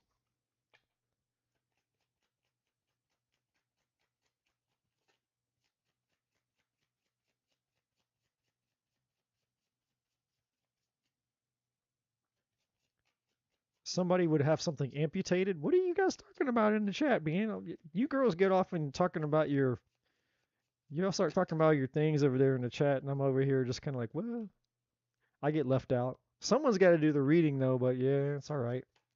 I glance over there and see. I'm trying to keep up without losing my place here. Like, what are you hens over there chirping about? How you got talking about something? Ooh, all right. Okay, so you'll know this guy. This guy was control. Oh shit! I don't mean to laugh, man. We getting into we getting into the wee hours, so I'm just like, I start getting a little delirious. Oh shit! My ass, my old body starts acting up on me. But we good. We start getting into a little bit of that fun here, but you know who this guy is. Now I'm gonna say this is one of two things. I'm gonna say this is one of two things. I don't know what your sign is. You didn't tell me your sign. Are you an Earth sign? You said something about a Gemini, but I don't think you said what sign you were. I didn't ask you though either. But this is either this person was controlling or you guys like that kind of stuff in the old bedroom, if you know what I mean. Maybe you guys were into a little of the restraint and whatnot. Oh, he's an Aquarius. But what sign are you? I thought I saw somebody say something over there in the chat that said amputated. It's this the screen's a little, the print's a little small on the screen over here. So I don't know. Maybe you and the Aquarius get down, if you know what I'm saying. But I don't know. Somebody rejected somebody here. So I don't know. Maybe it got a little, maybe the restraint got a little too restrained in the old bedroom there.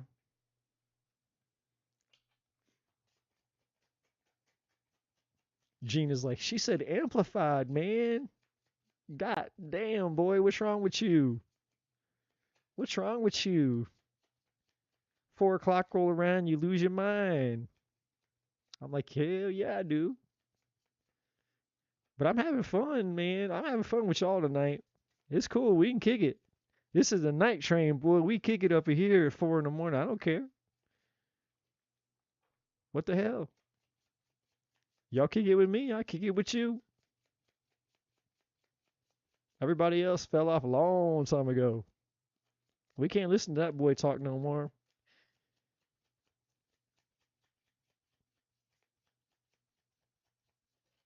Ooh, okay. So yeah, this dude, he's missing the romance because, and I know why. Listen, you can lie to me all night long and you can tell me that you guys weren't getting down. It's all over. The energy of this card is all over. You guys did some kinky things. I feel you guys did some kinky things. This guy's one of them kinky ones. This guy probably was not vanilla.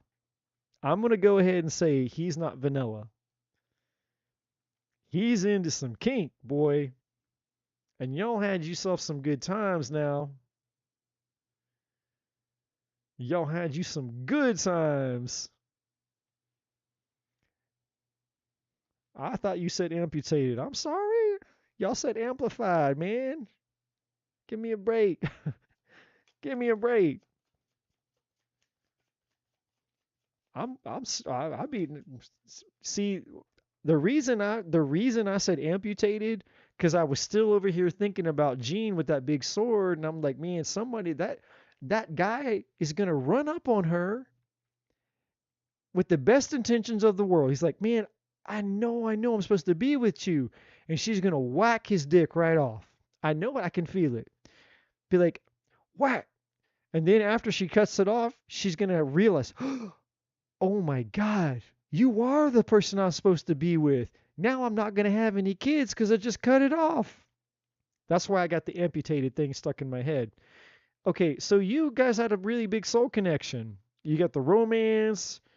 You definitely had a strong connection. The chemistry. Look, you can't lie to me. You can't lie to me, Aesthetic Delta, that you and this boy threw down. I don't know what kind of stuff y'all drank before you went into the bedroom and got all crazy, but it's all good. No judgment here. You got your special magic potion. I don't know. Maybe you do like a game where you give each other roofies and then you do crazy shit to each other and then you try to remember what you did to each other when you both wake up the next day. It's like, yeah, we roofied each other and then we don't remember what we did to each other. Some kind of crazy shit like that. What else we got in here? I want to know all the secrets. Don't hold nothing back. Tell me all their dirty secrets.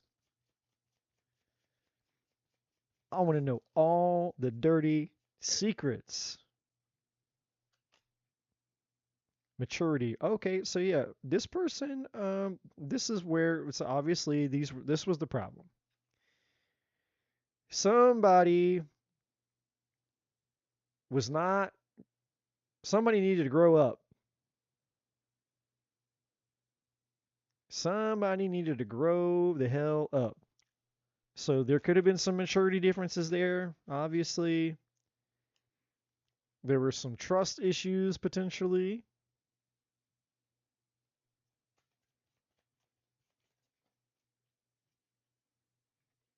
Oh shit. Yeah, and this the red flags. There were some red flags, just a little bit. Just a little bit. And I think that we got the respect at the bottom of that. You guys, I feel like at one point in time you did, but I think you lost respect for each other over time. Because this is a positive energy, but it's like it was, yeah, it was like, hey, it wasn't all doom and gloom. I mean, it was like at once upon a time we did kind of respect each other. We had a lot of fun together at some point, but I think because of this control energy and the lack of maturity and the trust issues, it's like I think that there wasn't a sense of security, and you couldn't feel like you were free to be able to be yourselves. So it was like, yeah, and then those were the differences. So it's kind of like one of those blessing and curses things because it's like there was a part of the relationship where with this guy where you guys really, really, really did have something like you had a strong connection with this person. Because this over here is not all just like bad. Like it's a mixture of bad and good, bad and good, bad and good.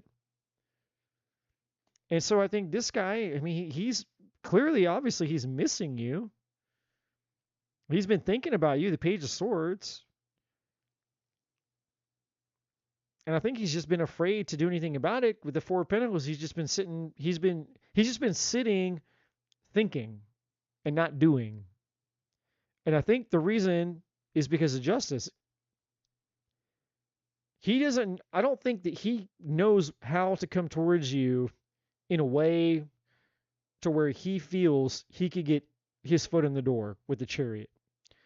Because the Chariot is about, overcoming the challenges and obstacles that you guys once had. But I think the reason his energy is showing up for you is because it's the strongest out of the ones that are there. Because there's a part of you, whether you know it or not, or whether you're consciously aware of it or not, is still connected to him. That's why it's showing up in your reading. And I'm going to check one other thing really quick. Tell me what this is supposed to be about here. Like what would the if she were to entertain a future with this person? Actually, let's not even go that far. If she were to open the door a little bit, and just kind of toy with the idea of hearing him out and things were to progress, what would the future potential outcome be?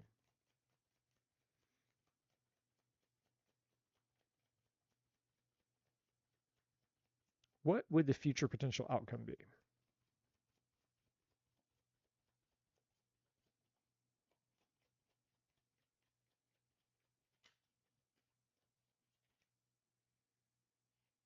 Yeah.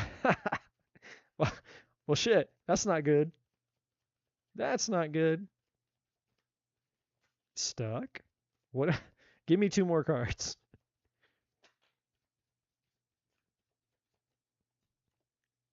Release. Building. Mentorship, synchronicity, conflict. Okay, give me. Hold on.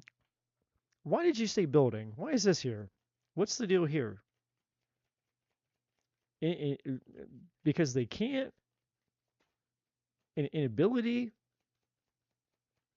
to reconcile their differences. I guess that's what it is. Okay. I think I get it. Give me 1 or 2 more.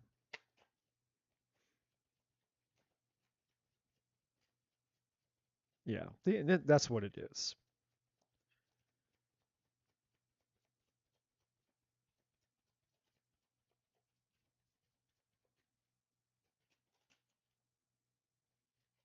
Okay. Yeah. Yeah. Well, shit. I don't know. I almost thought that maybe there was like a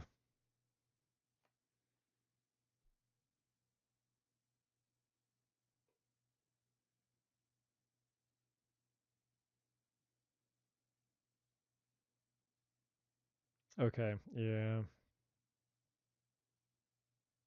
I thought that maybe this was gonna be one of those rare stories where like maybe he went off and made some profound changes to his life and he was coming back around and then maybe things, I don't know, maybe things could have been different. But yeah, that's totally not happening. Yeah. So the the building card here is just referring to the fact that you guys would never be able to reconcile the differences that you have. And it basically just be a repeat of the past. So you would end up being stuck again.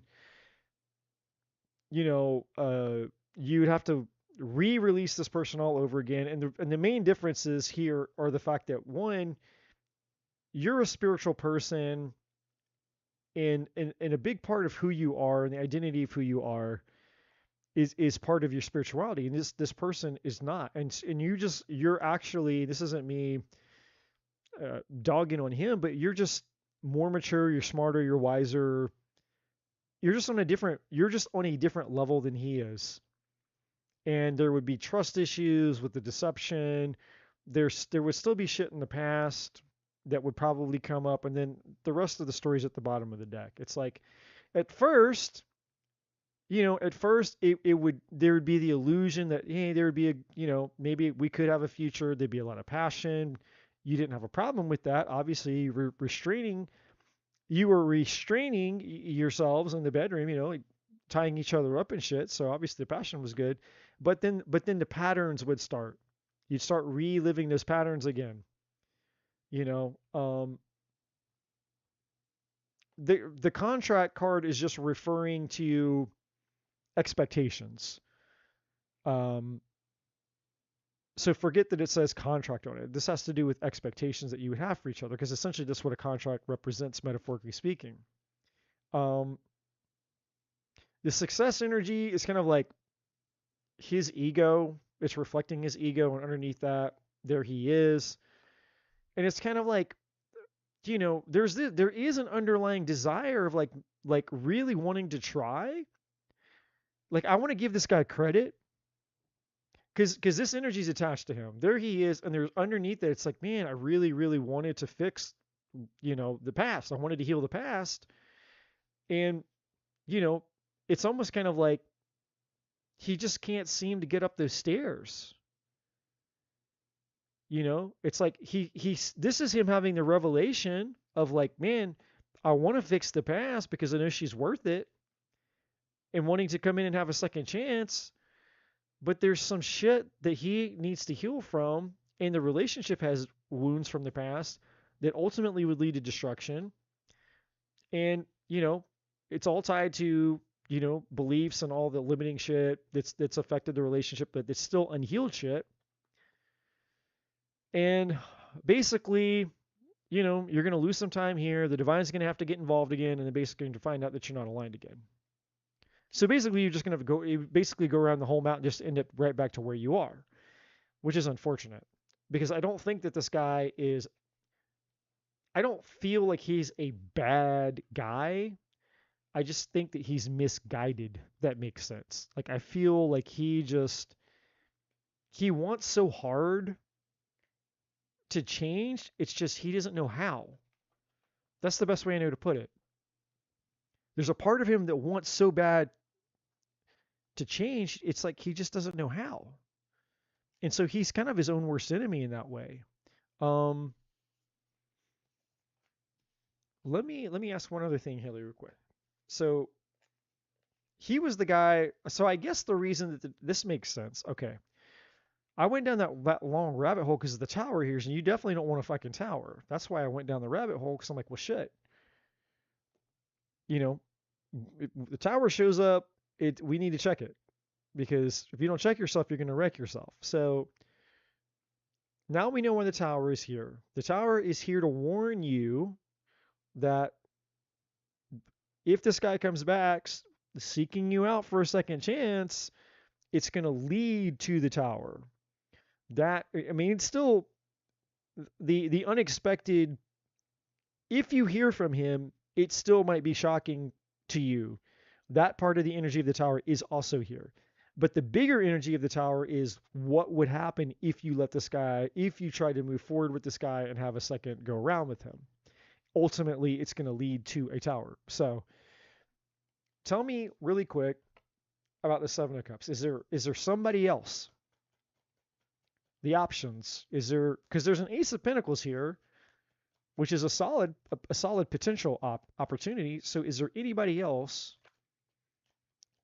that we're dealing with here that could potentially be a legit person? Or is it all shit? Is it legit or shit? All right, well, we got a Knight of Wands. We get a Fool. All right, so there's a few people here that you could have at least a good bang with.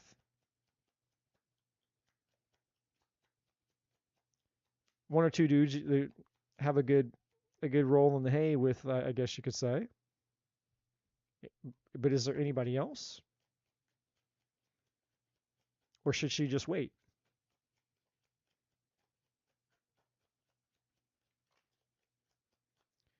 Page of Pentacles.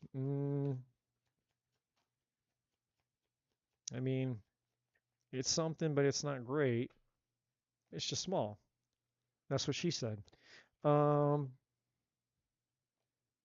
of Pentacles is better. Okay, talk to me about that. That's a huge jump. Who is this Page of Pentacles?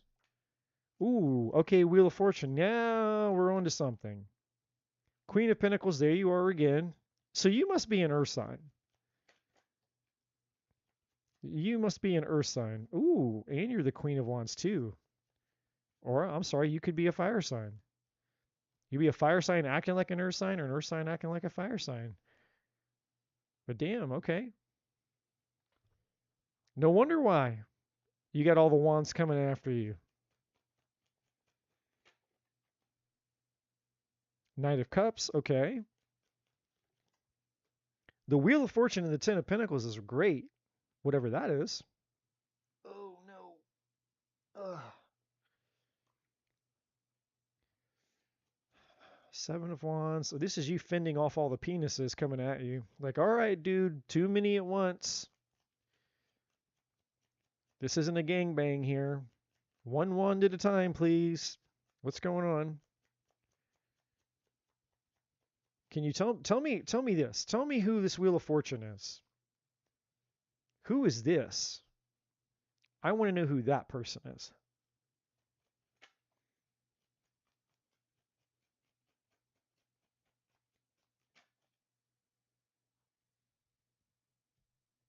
Okay.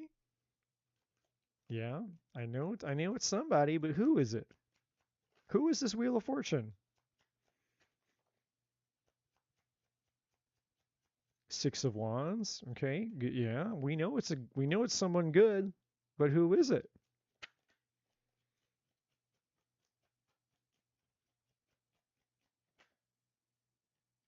Yeah, I know she has options. The Empress. Okay. Yeah, we know she's a rock star. We get it. Four of Pentacles. Okay. High Priestess. The Sun. Hmm.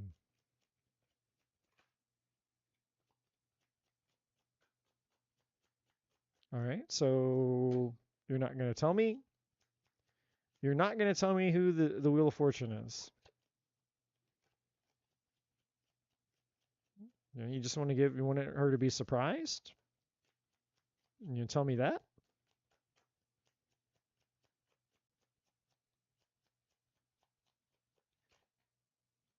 Oh no. Come on. Oh. Four of Wands. Come on, man. Give me something. You're not going to tell me? Not going to give me a king?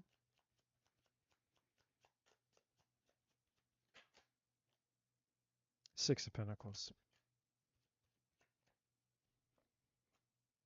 Chariot. Justice at the bottom. Again.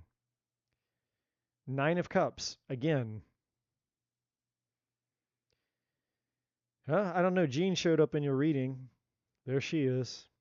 She just wanted to make a guest appearance. Probably just to help you out. If you need me to chop any dicks, just let me know. I know how to use this sword. The Star. There's the Aquarius again. Oh. Then we have a King of Pentacles that's showing up. Five of Swords. Tower. Okay, that's probably him though. Yeah. Yeah, that's not a different person. That's the same guy.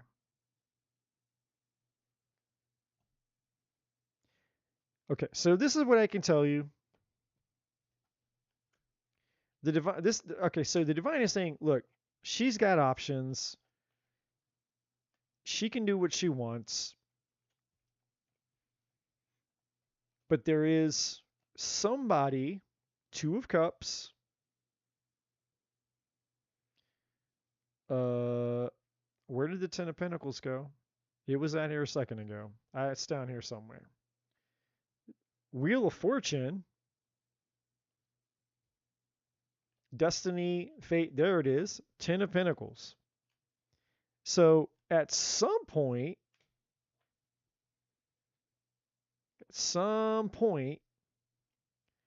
you have a fated person coming towards you that could potentially be your person. Like, build a life with them, do all the things. The divine does not want to reveal who this person is.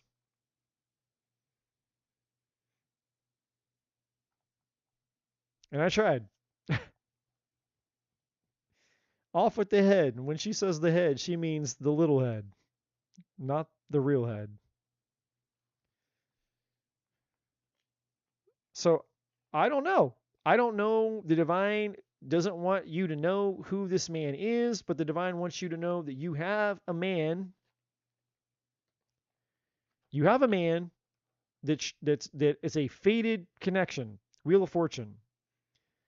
And usually that shows up as serendipity, meaning when you're not looking for it, that's when it comes.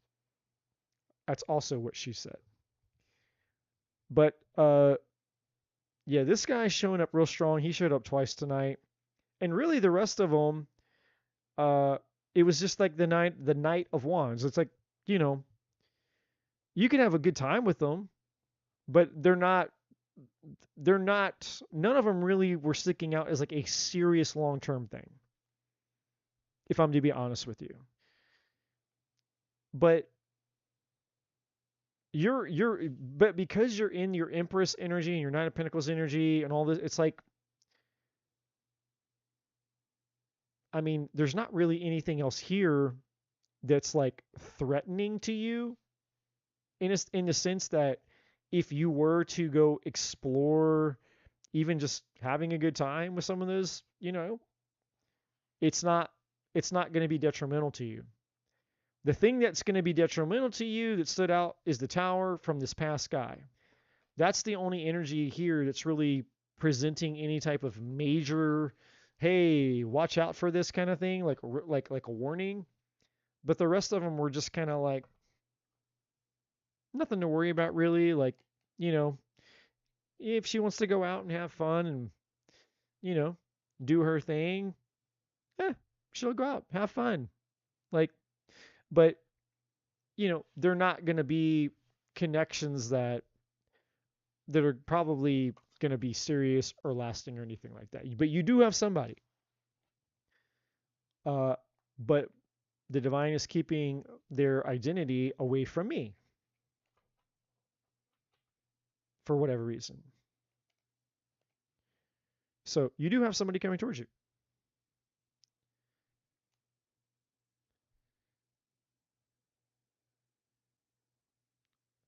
He's a man. He wants a woman. Oh, I'm sorry. If I got it backwards, I can't see the screen that I'm looking at over here. Everything's super tiny, but it's what it is. So if I was calling you, if I was referring to you as a she and you're a he, I apologize.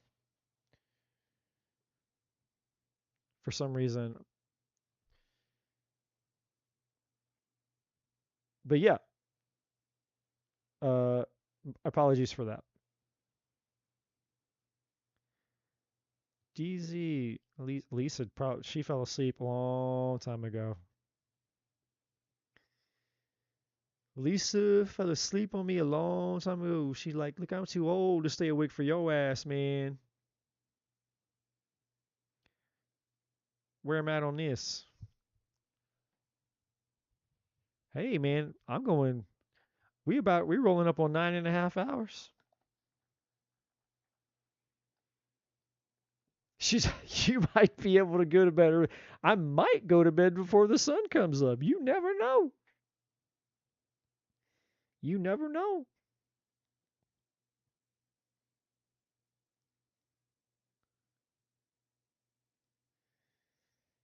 I think what it was is that I was seeing the word aesthetic, and it was making me think of aesthetics, and I just assumed that was like a feminine word or something. I don't know. Jean's like, I fell asleep earlier. Well, hot damn, man. Y'all can go to sleep if you want to, man. I ain't trying to keep y'all up. I ain't trying to say. Who else is here? Brandy, you're here. Brandy's here. I give Brandy a reading. I'll for sure give Brandy a reading. Fucking Voltron and the power of the universe and the Power Rangers will show up for her. Fucking portals and shit start opening. Minute Brandy comes in, I pick up, it's like portals and the dimensions and everything starts like going crazy around me. I'm like, what the hell, man? Like, I have no clue why. I don't know what it is, but man.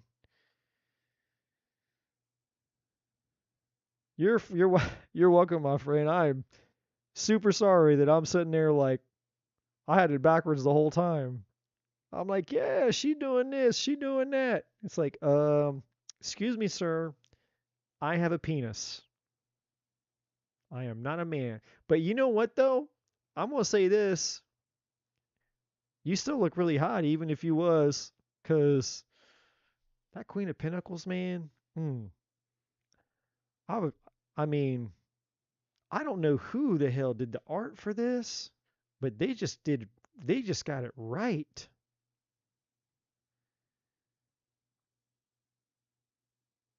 I mean, this is the Empress. Hold on. I got to grab this real quick.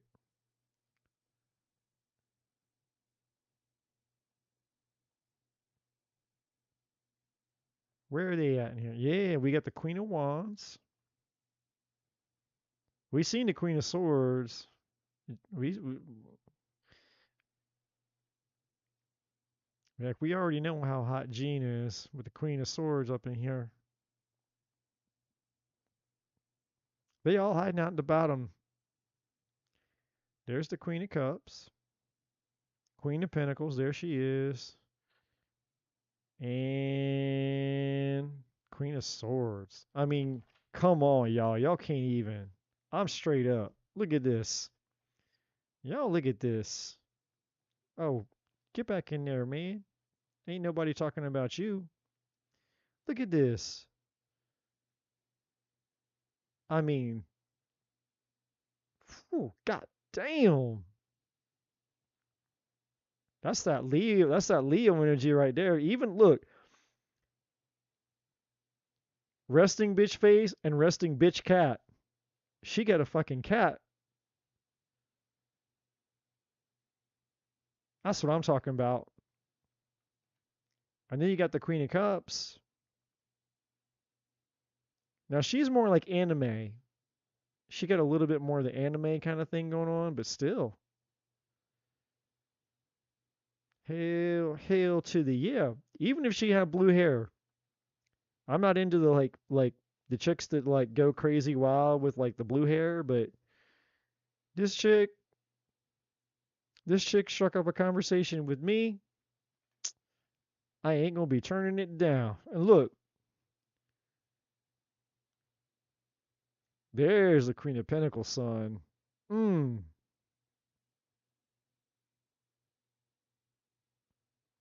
Then there's Jean with the sword.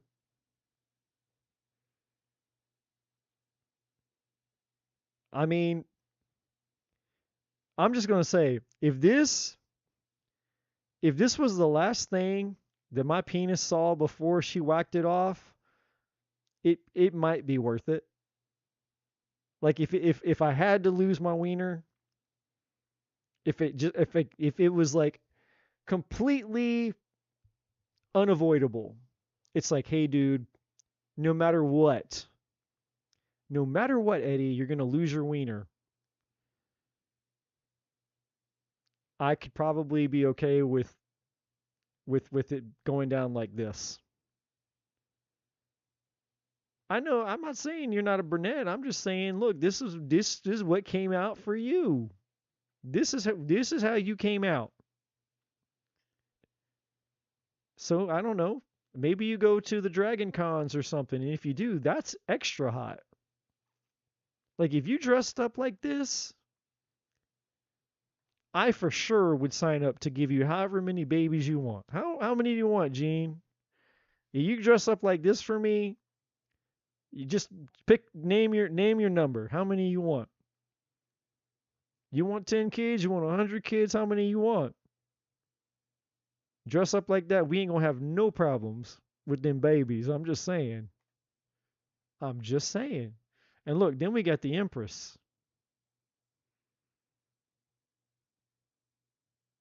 She kind of looks like Jessica Simpson a little bit. There's another chick too. I can't remember her name. She said 4. Oh, come on. You can do more than that. You were like, I want tons of babies. And you made such a big thing about how many babies you want, and you only want 4? Come on, dude. I was thinking like you're gonna say 8 or 10 or something.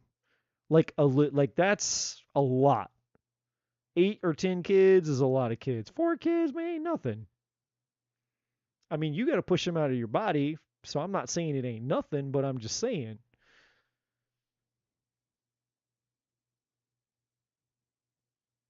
I'm 40. Well, I wasn't asking you how old you was. You don't think my boys can get the job done? You don't think my boys can get the job done, Gene? Just tell me. You ain't gonna hurt my feelings. Just tell me. Say, look, I don't do none of that little limp white boy shit. Okay? I know what you got. All coming up in here with your tarot cards, talking all big and shit. Like, you ain't fooling me, boy. You ain't gonna get me no 4 kids. I can't have 10. You don't know, you ain't tried. You and me have not tried. How you gonna tell me what we can't do until we try it? Now see, this is female logic right here. This is female logic right here. Female gonna come to you and say it can't be done. Be like, but we haven't tried. And then they're gonna argue with you about it. So that's fine. I'm gonna let you be right. I'm gonna let you be right. I ain't gonna argue with you. Gonna let you be right.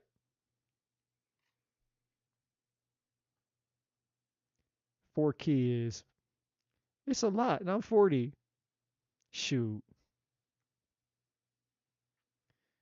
See, even Brandy up here, further up the chat, she says, "Well, Eddie, do whatever is needed." That's what I'm saying. Like, I would.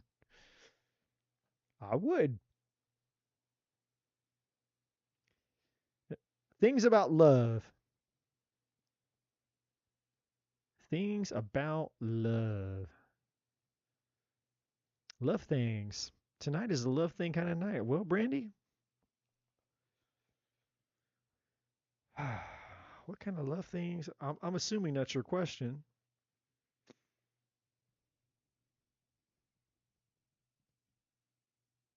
I feel like for as many cards as I have, it should not feel like I don't have any. I look over here and I get a shit ton, and not even all the ones that are over in the boxes over there. And I'm like, why can't I ever feel like I've the ones that I'm needing?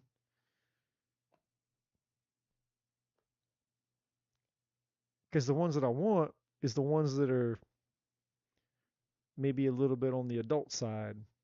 Because I got my adult cards over there. My Cinemax cards, yeah. I don't get to use those out here on the YouTube though. The kids ain't ready for all that. The youngins, Anything I need to know about love? Am I making a good choice? Come on, guide me. Which ones now? Oh, ha ha ha. I rarely get to use this deck. And it is amazing.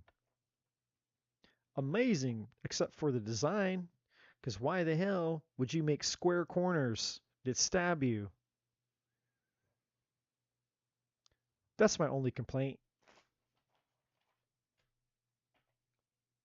All right. Is Brandy making a good choice?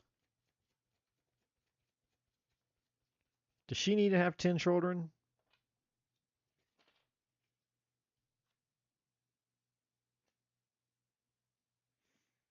Okay. Well, we're going to talk about some self-worth. This deck is about relationships, by the way. So we got loyalty.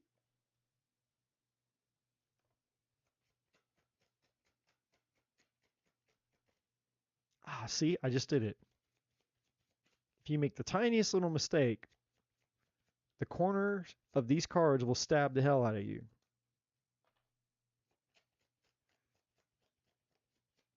Get them big boy cards out, sir.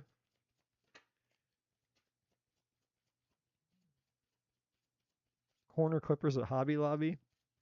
Man, you want me to see? I knew you were obsessed with the cutting off of things. You have like a thing with cutting things off. I know it, Gene. You like cutting things off. See, there you are again. Now you're showing up in her reading. Look at that. Coming in Brandy's reading now. But look at you. You're like, I'll cut it off. I'll cut it off blindfolded. I know what I'm doing. All right, Gene, you better cut everything. You better cut your corners, cut your cars, cut your penis off. I'll be cutting all kind of shit. Oh, we got wishing at the bottom. He's over there in timeout where he belongs. He gonna stay over there. I hope we done talking about him, and we talked a lot about that bastard. He got a lot of talk about. He got a lot of airtime tonight. Oh, yeah, this one. Now, I'm going to tell you, I don't know what the hell the artist was thinking with this. They were clearly tripped out on mushrooms, but this is like somebody just vomited art, vomited colors and random shit all over a bunch of cards that make no sense to me. But the actual cards themselves, the messages are actually very profound. Like, yeah, this is the kind of shit that you see on mushrooms, 100%. Like, what the fuck? I have no clue, but this is somebody who's tripped the hell out. All of them. That's like mushroom midget wrestling or something. I have no clue what's going on there. And, like, I don't know. I have no clue. But yeah, I guess somebody, it's like, man, that's really cool artwork.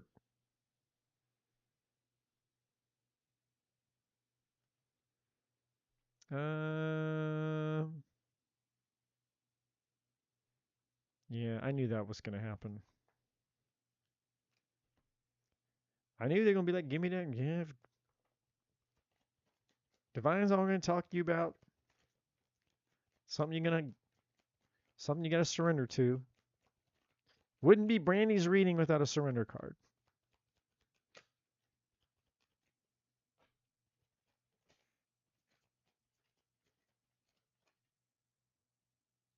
Ooh. Surrender to trust.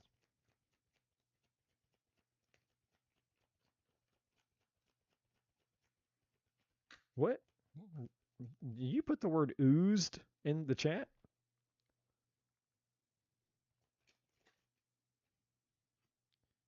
Surrender to your intuition.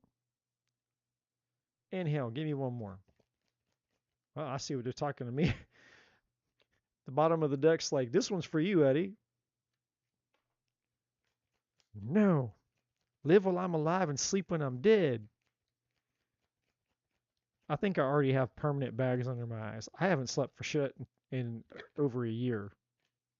Surrender to prayer. Okay, all right. Well, let's get jiggy with it. There might be one over there, but I'm running out of space. We'll come back around to that in just a second. Where's my thing here?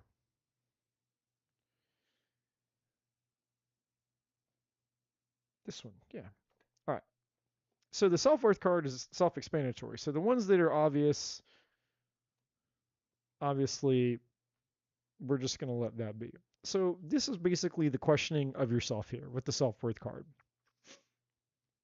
And I think it's bleeding over into the loyalty. Like, are you being loyal to the right thing? Are you not being loyal to the right thing? Like, there's a lot of questioning going on with this card. More so than anything that any other energy. What's going on here?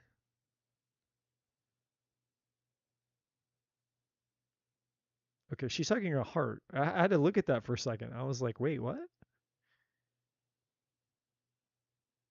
All right.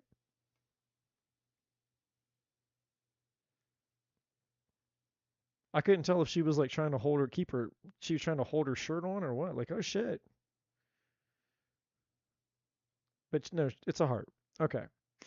See, even I'm hallucinating now. So yeah, there's a questioning here.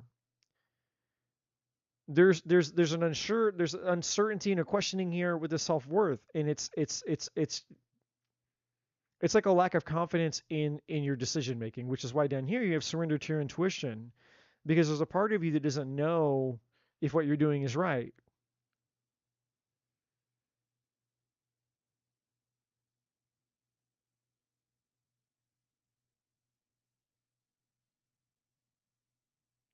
And it's tied to the loyalty card because you've been loyal, but you're wondering if you're being loyal to the wrong thing,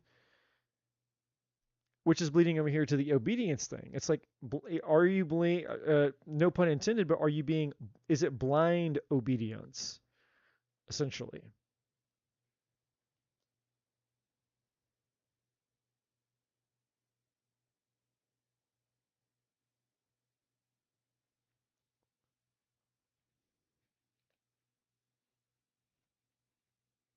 Is it blind obedience?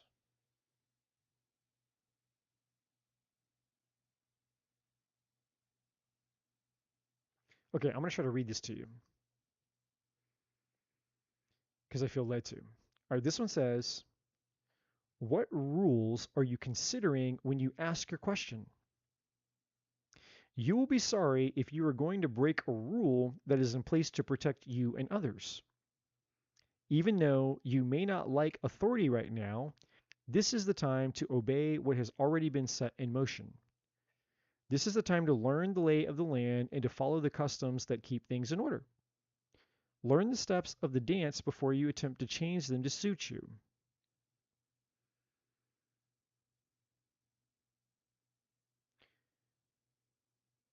What rules are you considering when you ask your question? And then we have the oath. And so, what the oath is all about, which is also about the blind obedience here. So, having the blind obedience towards something that you feel like, well, if I've committed to it, I have to remain loyal to it no matter what. But there's a part of you that's like, I don't know. And then over here, you have the wishing energy.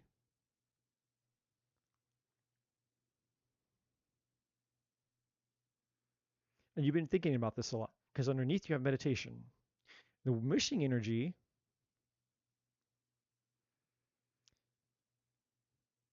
has to do with the fact that I think you've been waiting a really long time and you've endured a really long time. Yeah, and we have conclusions here. It's like, okay, well, at some point, if nothing changes, then, you know, so you're it's like a two of swords thing here is really what it is.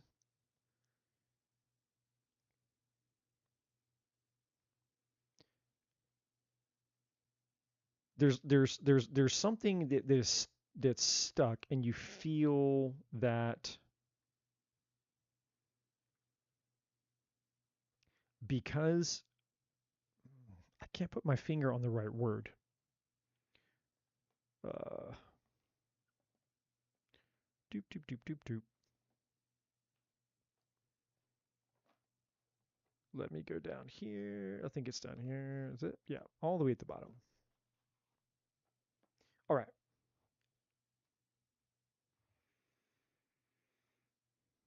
So 13. The titles on these cards don't mean anything either. It's just random shit. Like you actually have to look in the book to know what because there's no clues to remember anything. So this one says being witnessed and seen by another, being understood, the flexibility of a healthy relationship, and interdependence. So yeah, basically feeling disconnected here from your partner. Not feeling seen, not really feeling like you're on the same page, or not being able to share parts of yourself with this person, basically.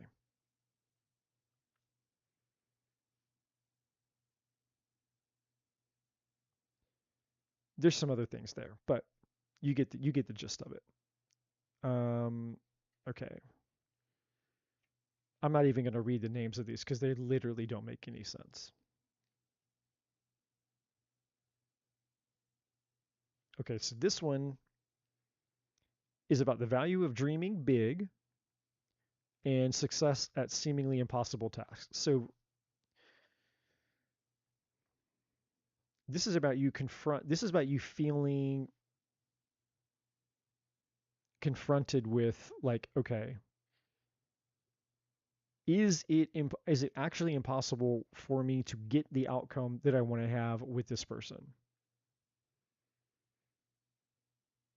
Because there's a pattern here of repeat. And the pattern that I sense is it'll go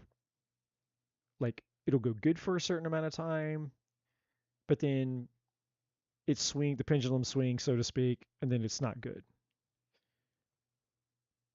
And when I say it's not good, there's levels, right? It's not like it doesn't have to be cataclysmic, but it's just a, you know, I mean, just feeling like roommates could be bad enough. Doesn't have to be drop down, drag out fighting or arguing. It could just be disconnection. Like, hey, we're just literally coexisting under the same roof.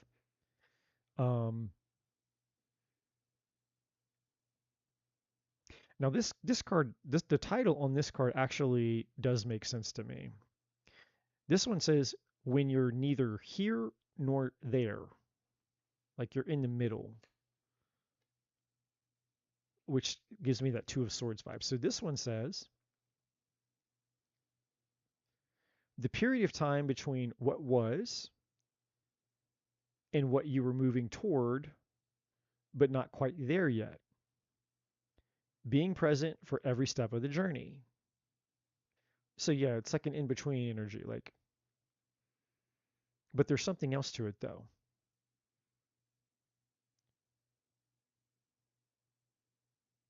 The way that I feel the energy of this is more like you feeling like, how do I describe this? It's like, I have a relationship without having a relationship. It's like having the thing, but it's not the thing. So it's like, how do you describe that? It's like if somebody came up to you and said, "Hey, Brandy, are you in a relationship?" Like, yeah. Like, well, it's almost like I feel like you would hesitate to answer that question. If somebody came up to you, didn't know you, say, "Hey, are you, like, are you with somebody?" And it's almost like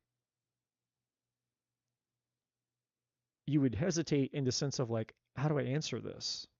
How do I honestly answer this? Yes, I am with somebody, but I can't really say it's a relationship because that kind of feels like a lie. Like, yes, they're my person. Yes, I'm quote unquote taken, but is it really a relationship? Like, there's a part of you that would almost hesitate because it doesn't feel like it's not really either. Like I'm not single, but I'm not taken, but we're together, but it doesn't feel like it. But again, there's that back and forth energy.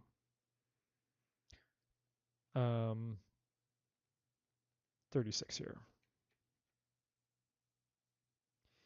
Okay, so this card is about letting go of codependent relationships and the value of interdependence. So this is about you just getting your power and staying in your power, basically, is what this is about.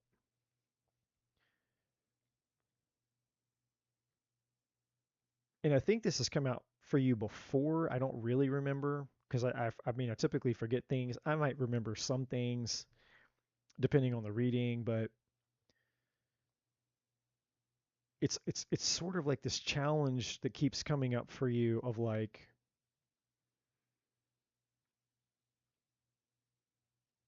the divine wanting you to almost release a dependency at all on somebody, but that's different than not having a relationship. It's one thing to say, okay, I get it, my happiness, my fulfillment, I can't seek that in my partner. But it's something else too to have a non-existent relationship. Like there's a fine line between those two things. And I feel like that's what you've been trying to figure out here. It's like, okay, like that's fine. I can learn how to just not have expectations or need, you know, certain things from my partner and go find my fulfillment within me or something. Um but then there's the other part, because it does take two people to tango. It does take two people to have a relationship. So what's here at the bottom of the deck?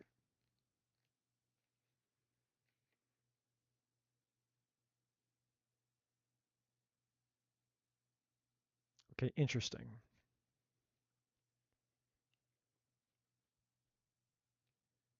So this card says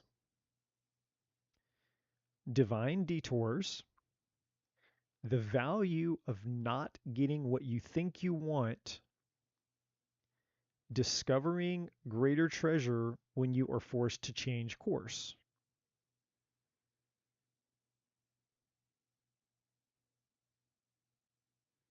All right, so I'm going to ask about this, because this one is total. This was like,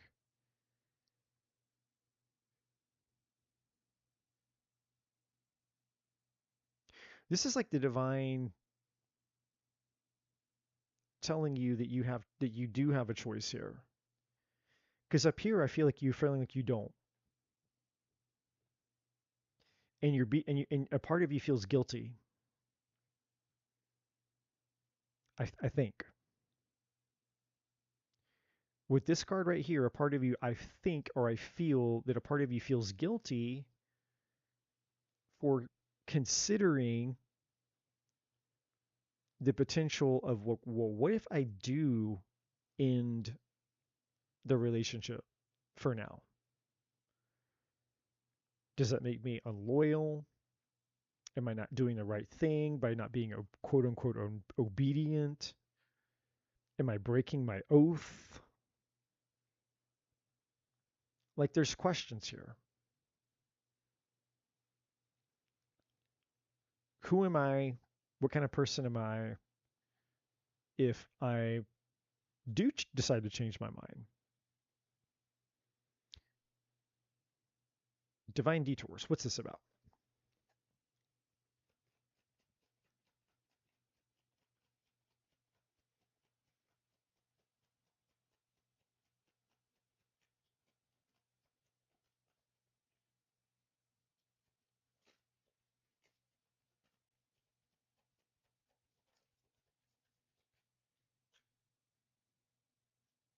Okay, well, there's the overthinking.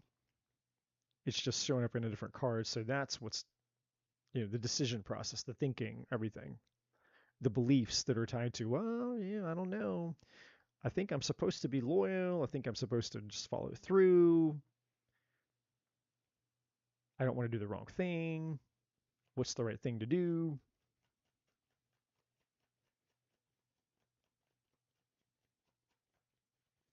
Tell me about this divine detours, though.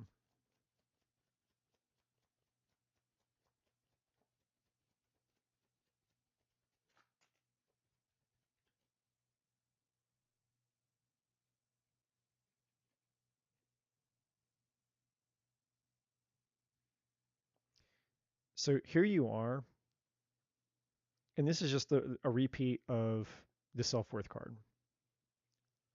Just saying, hey, you know, your self-worth is not tied to the paradigm of loyalty. In other words, you're not a bad person for having to make a potentially justified decision. But there's a part of you that believes that you could potentially be a bad person if you had to make a justified decision. And that's what's causing a little bit of this overthinking here. The divine's saying, no, you're not a bad person. You've been loyal. You've been obedient. You have done these things. And you know, relationships are complex, and it doesn't mean that there always has to be this major bad terrible thing um,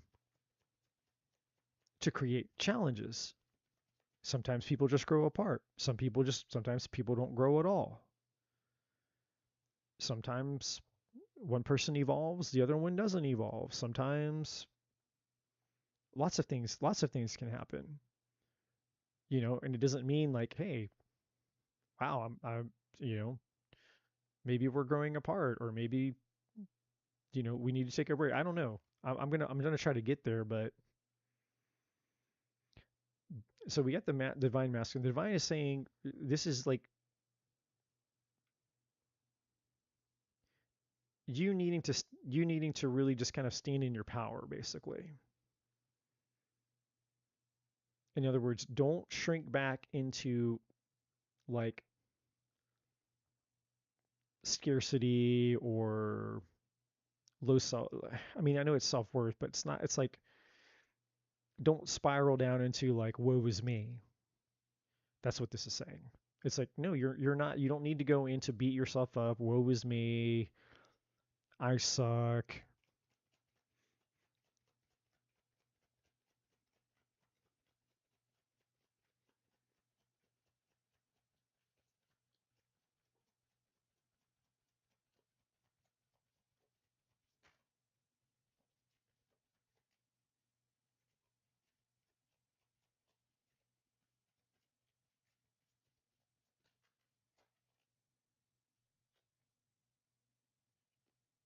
Okay, and then the influence card came out again. This came out all night. This card's been coming out all night. But tell me about this though. What is the deal with this?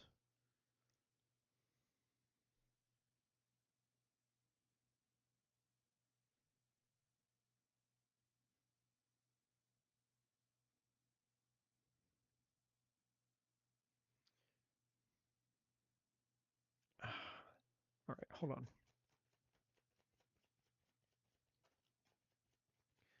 What is the deal? What is the deal?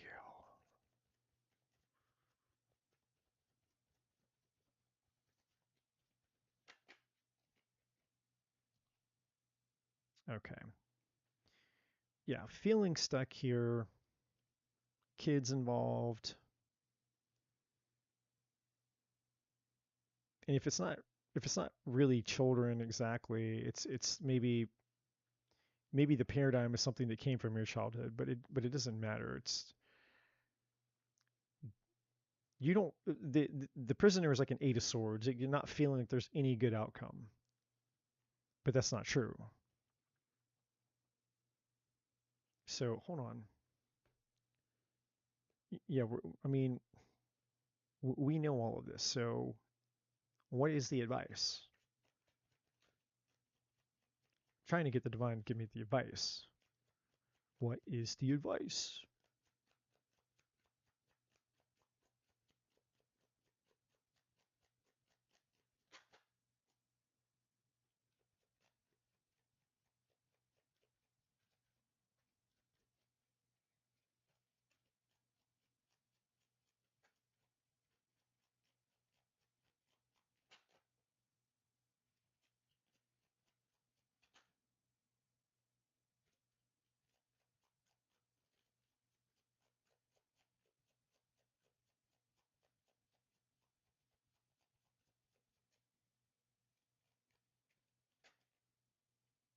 Okay.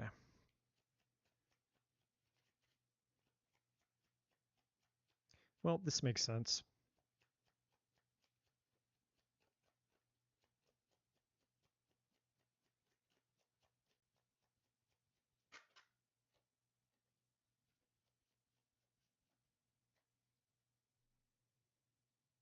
All right.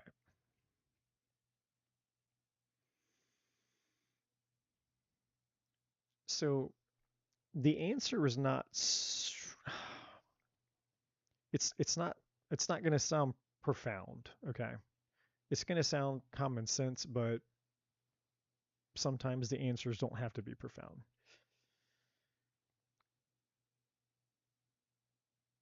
So I'll start here with these Yeah, I guess. I mean, they're all important here. We'll start here. So the divine is saying, okay, so letting go of what you can't control. This is like the hangman energy, right? It's like, hey, you've reached the point, or you. Let me say that again. When you've reached the point where you've done all that you can do, let go of what you can't control.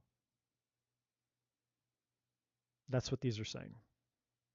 When you've reached the point where you've done all that you can do, let go of what you can't control. Because at this point, beating yourself up, overthinking,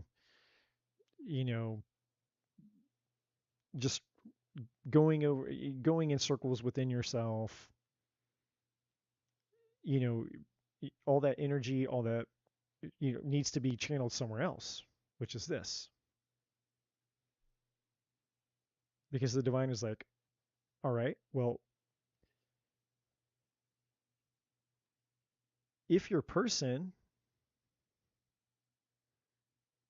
is not aligned with you because they're just absolutely hell-bent on not growing, not evolving, or whatever is going on with them, then the divine is saying, hey, look, what's in your highest good is to channel your energy somewhere where you can control, where your energy, your time and your energy will have a return on its investment. And again, it's not a lack of care. It's not a lack of that you don't love this person. It's not a lack of hey, I've tried, but it's just more of like, hey, that your person has their journey, and they have to choose what they do with their journey. And they either choose to go on the journey that you're going on, or because you're aligned to do so. And being aligned means you can be aligned, but that doesn't mean that the person still doesn't have a choice. Like, they still have a choice, even though they it's like, hey, you were aligned with me, but you just chose not to get on the bus and go on the ride for whatever reason. And that's hard, and it sucks, because you might know, and that and you sensed that that's how it was supposed to go.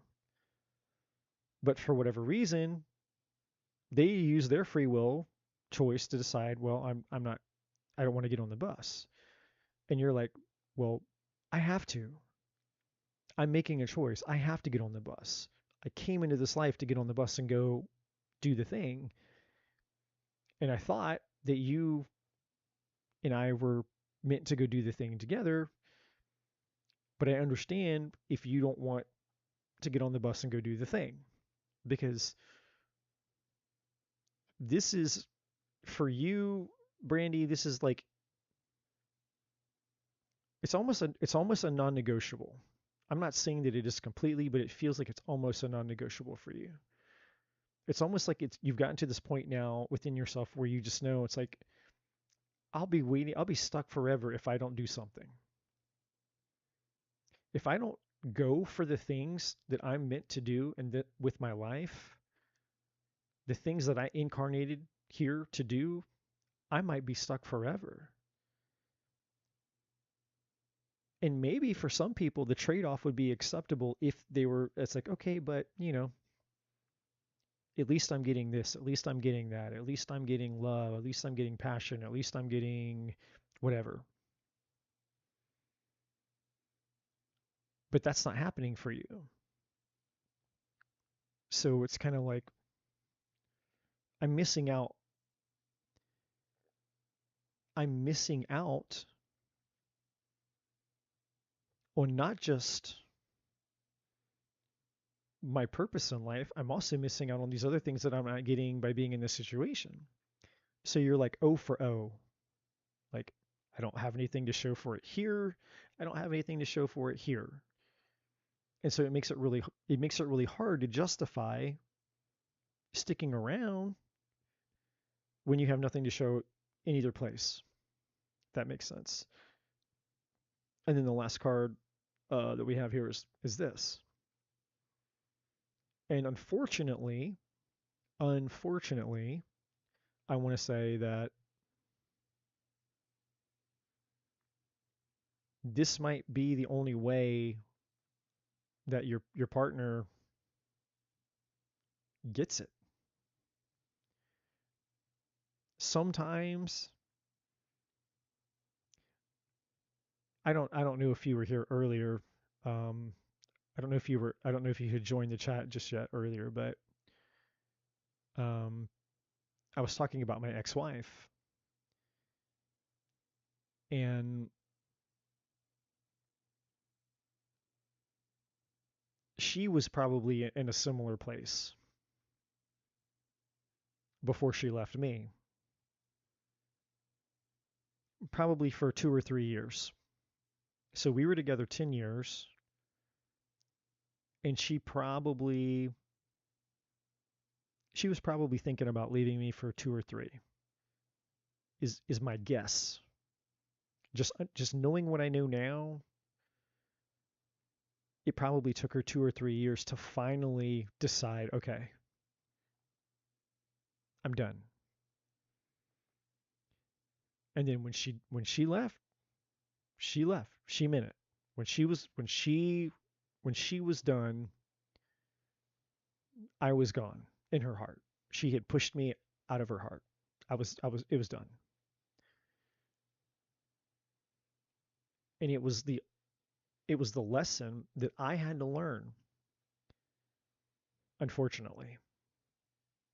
But also, fortunately, because while it was one of the most difficult, painful things I'd gone through for me and where I was, it's also the very thing that got me on my real path and helped me get to where I am now, doing what I need to be doing. And so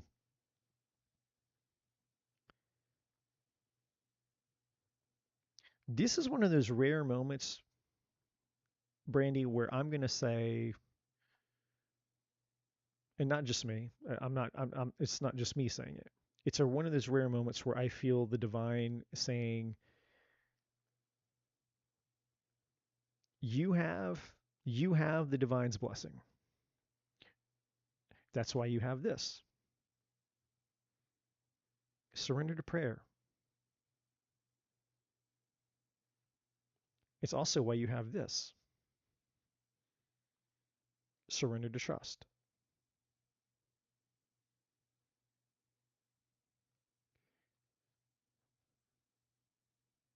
So the divine is saying, whatever you choose to do, trust your intuition and know that the divine has your back. And just to be clear, this is not about right or wrong. This isn't you versus them versus you, who did what, taking tallies. It's not about any of that. All this is simply about is making a difficult choice to do what's in your highest good according to the divine blueprint, the divine plan for your life. Because again, once you've done all that you can do, which the cards are implying that you've done, once you've done all you can do, it's time to let go. Let go of what you can't control. And if it's really, really true that for where you are in this season of your life with this person, if you've done all you can do and there's nothing's changing, then I feel that you're free. You're not doing anything wrong. You're free, you know, and the lesson would be on them. And it might even be the wake up call. This could be the very thing that triggers the thing that's like, oh shit, I'm going to lose her. Oh shit, she's not playing around. But I will say this. I will say this.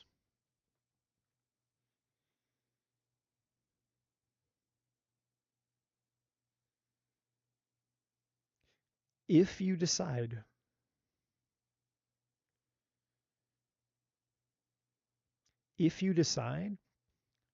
to end your relationship,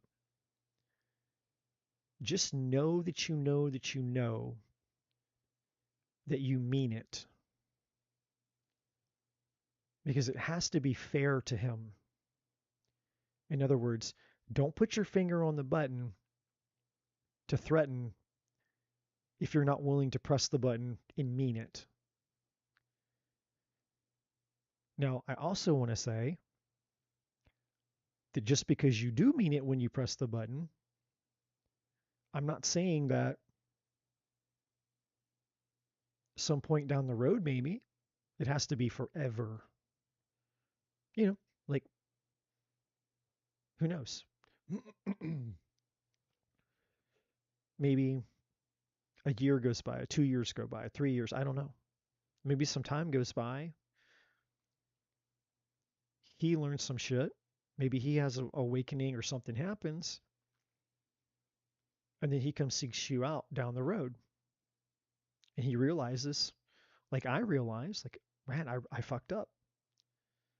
And I realized that I fucked up. So when I say if you press the button, I just mean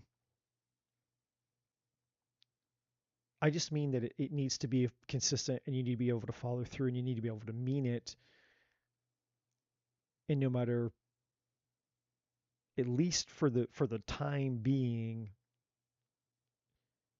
not go back on it, not be consistent, not back down. Because if you do, he won't take you serious. It'll just be a threat, empty threat. Oh, she left the house. Oh, she whatever. Like she'll come back. Blah blah blah. And so then nothing is ever going to change because he's not, he just thinks that you're being a woman and crazy and emotional and irrational, and you're going to come. And, yeah, she's going to go out and freak out, and then she'll come back. And we'll get over it. We always do. It needs to be.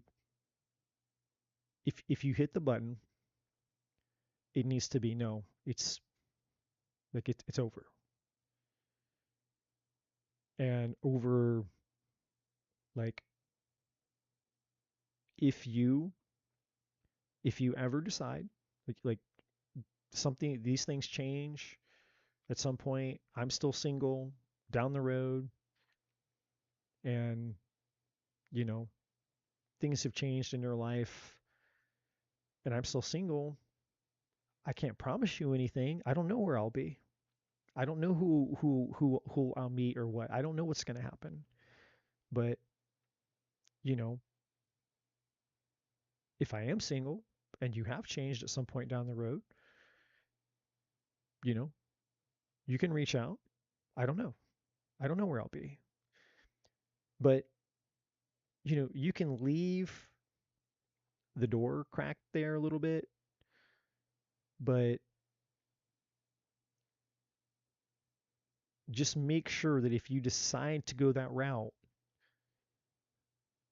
that you've reconciled everything inside of yourself and you feel a peace about it. It's like, okay, I'm going to do this. This is what I'm going to do. And have a plan. Don't do this like you're pissed or angry or something. You wake up the next day and you're like, okay, that's it. I'm done. Like, have a plan. make sure you know what you're going to do, make sure you know what you're going to say, make sure you've thought about how things are going to, if you're sharing a space together, like think through all the things. Think through all the things that are going to have to happen, to unfold, to disentangle. And consider all those things. But I will say this.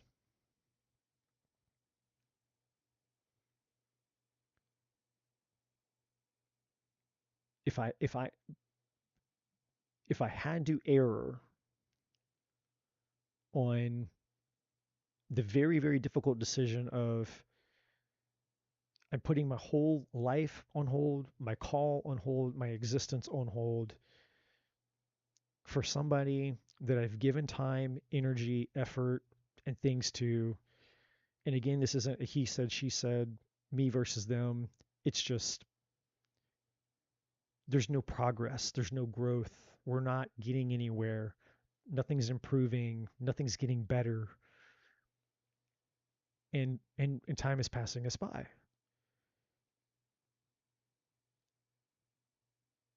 And I knew that I had tried to get things to change, and it was just, pouring water into a bucket with no bottom, just going right out the bottom. Nothing to show for it. I'd probably walk. Not angry, not no water, it's not bitterness and all that. Not fighting, but I would just tell the person, say, look, I love you, and it's unfortunate that we've reached this point, and this is very difficult, but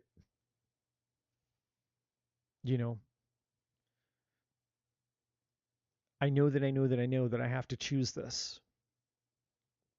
And it's not because I want to. Like not that I want to choose this, meaning us not being able to work this out. That part I do wish that we were able to do, but I can't miss out on my life. I can't watch my whole life pass me by, wishing and hoping and wondering I could be doing this and and all these things, when I know that I was created to do these things. It's like a bird. I was meant to fly. I wasn't meant to stay inside of a cage. I'm meant to fly. And I just know that for me, I'd have to let it go. And that's kind of what happened to me in the last situation, even though it wasn't the same, anything like the same as yours, because the person I was with 2.5 years ago, she was sleeping with a married man. She was being unfaithful. So totally different situation. But I did still love her. I was loyal to her. I knew that we had a call together. I gave her an opportunity even. I was like, look, we can even work on the cheating thing. Not that that's good, but I was willing to work on the cheating thing. What I needed from her was, are you willing to get on the bus and go, to do this work that we're meant to do together? And I gave her a moment to think about it. And I was like, are you going to go? Are you getting on the ride, getting on the bus with me, so to speak, or are you done? And she thought about it in silence. We just sat there in silence for a couple minutes. And then she finally looked at me and she said, I think I'm done. And I said, okay. It wasn't yelling. It wasn't screaming. It wasn't fighting. I got my things, put them in my car, and I gave her a hug. And I just held her for 30 minutes, and we just cried for 30 minutes. And then I left. And that was 2.5 years ago. And she continued having the relationship, and to the best of my knowledge, she got herself stuck in the situationship with the same married guy, and she's going through this right now. She's going through her tower. She's going through the lessons. From what I understand, not obviously from her, but she shows up in my energy still. And I'll be honest, I've done a little spying here and there. You know, she got fucked over by him. You know, you can't go out and be with the cheater and not think that the cheater's not going to cheat on you. You know, she was just the next one in line, the next available one. And then when he got tired of her, he went out and got another one. You know, and his poor wife's at home getting fucked over behind this, but you know, who knows how many women this guy's been sleeping with. And but it's even worse for her because she got entangled with him.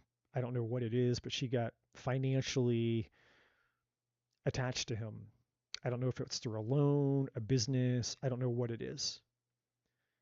But she's fucked. Something happened.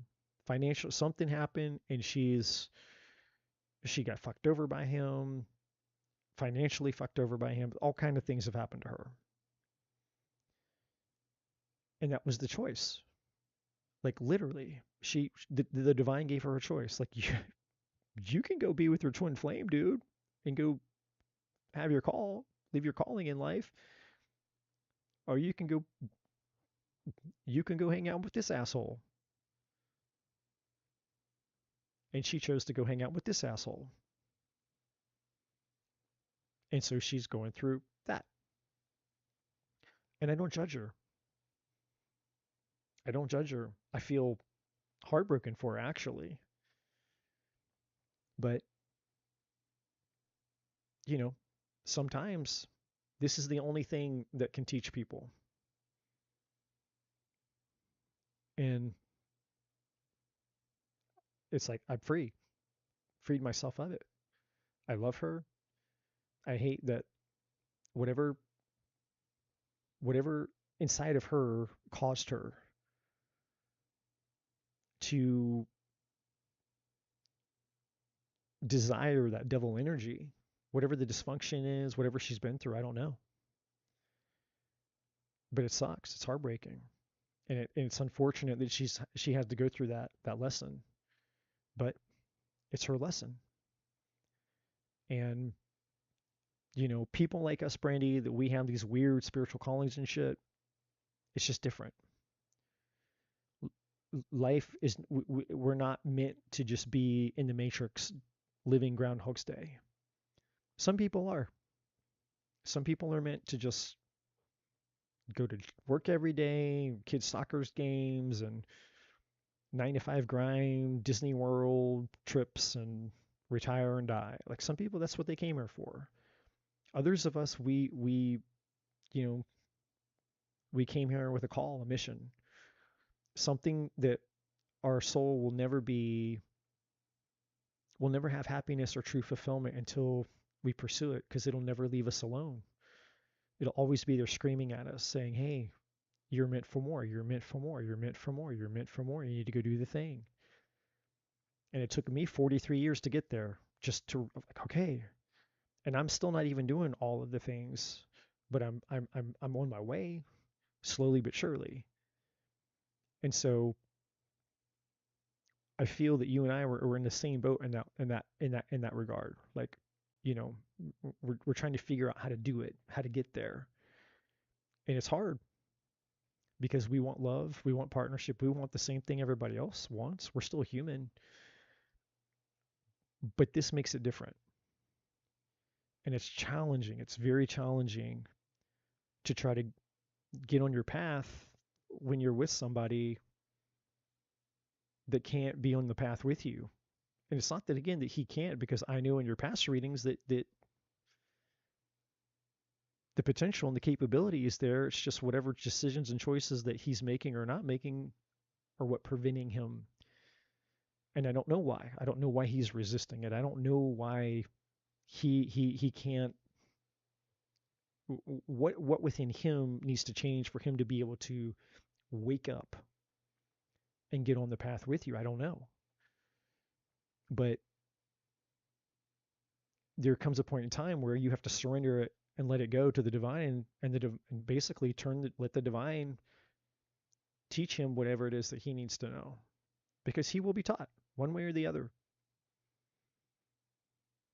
And that's not yours. That's out of your hands. Completely out of your hands. So I know this is a lot, and I know it's not very definitive. And it makes sense that it wouldn't be, because the divine's not going to tell you what to do. The divine's not going to say, okay, well, do it or don't do it. The divine's just going to tell you what's in your highest good, and then not violate the number one non-negotiable you have, which is your free will. So now that you kind of have some information, the divine's like, I'm here to support you. And whatever you do, there's no wrong answer. It's just you trusting this. What feels right? What feels most right for you? The divine has your back either way, Brandy. It's just what feels most right for you. If you want to stay and you want to, try to make it, hope that maybe if I stay in it longer, maybe something will happen. If that's what really feels right for you, do that. If you feel, I really, really, really don't think anything is going to change, and unfortunately, the burden is falling on me to be the one to take the drastic measures to make the change. And I wish I didn't have to, but here you are in the divine masculine, which is saying, unfortunately, you'll have to be the one to do it.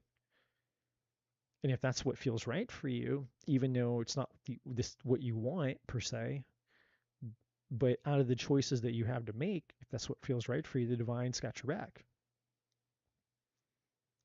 So don't worry about, is it good, is it bad, is it right, or is it wrong? All this shit up here. Am I a bad person? Am I unfaithful? Am I disloyal? Am I breaking my oath and all that stuff? That's not what this is about. This is about you actually learning how to trust yourself in a way that you've never been tested before. And knowing that the divine will work all things together for the good, and whatever decision that you make, knowing that because you weren't making a rash, crazy, wild decision, you're actually thinking it through, you're considering his feelings, all the right things that somebody would do, the divine's got you. And the divine actually has your person too. He may not feel that way or see it that way, depending on how things go, but again, that's part of his journey. That's part of his lesson to understand. You can't try to be the spiritual awakening source and mentor for him that he doesn't want you to be. And I'm sure you've already tried all of that. So it has to do with him, but honestly, it really has nothing to do with him. It's bigger than that. It has to do with you now. And it's just one of those challenges.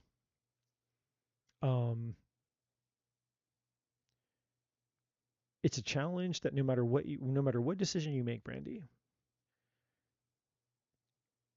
there's a version of you that you're going to become as a result of you making the decision no matter what. Because it's going to take courage. So whether it's the courage to stay or whether it's the courage to go, it's going to require courage. And as a result of making the decision, you're going to learn so much about yourself, and the divine's going to be teaching you things through this process, which is, again, equipping you even more for the things that you're meant to do. So don't overthink it. This is not an overthinking process. If you start overthinking it, you're doing this. And if you're doing this, Brandy, you're doing it wrong. Don't overthink it. I know it's easier said than done. But just know, don't overthink this. Lisa's like, I just woke up to cook you some, bring you breakfast in bed, and you still up and awake. Like, no, boo. No, boo. I'm on my way to bed now. I don't know what I've been doing. 10.5 hours. I put in a good 10.5 hours tonight. I put in a good 10.5. But hey, y'all, my people's worth it. My people's worth it.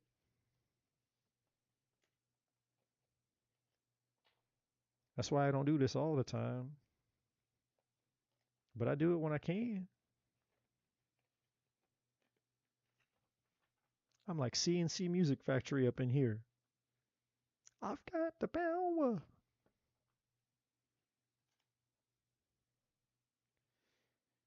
No, I get it. I get it. I'm fixing to go sleep 12. I've been up 10, I don't longer than 10, but I'll pass out. I'll be up at like 4 or 5 in the afternoon.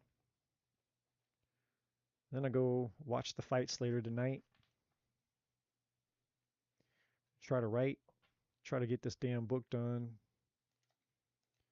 Should have had this book done back in January. Dragging my damn feet. Got to get this book written, man. Write it up. Write it up.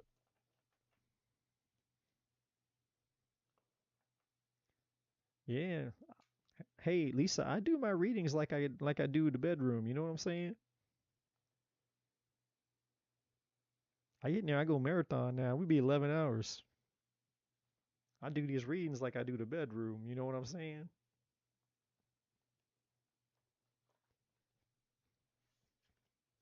We stop when I say we stop. We stop when I say we stop. So if you can't fly with me to Australia in 11 hours of bedtime, I don't know. Y'all gonna gotta keep up. Y'all gotta keep up.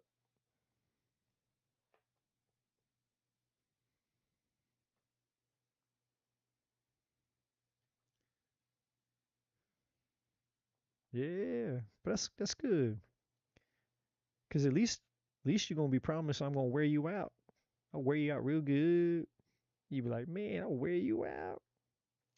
You be sleeping for days. But man, I'll be sleeping for days. Damn. That's right, girl. You be sleeping for days. That good sleep too. Your feet all tingling after, my fingers, my toes are still tingling. It's been 5 days. Like, I know. I know. I know.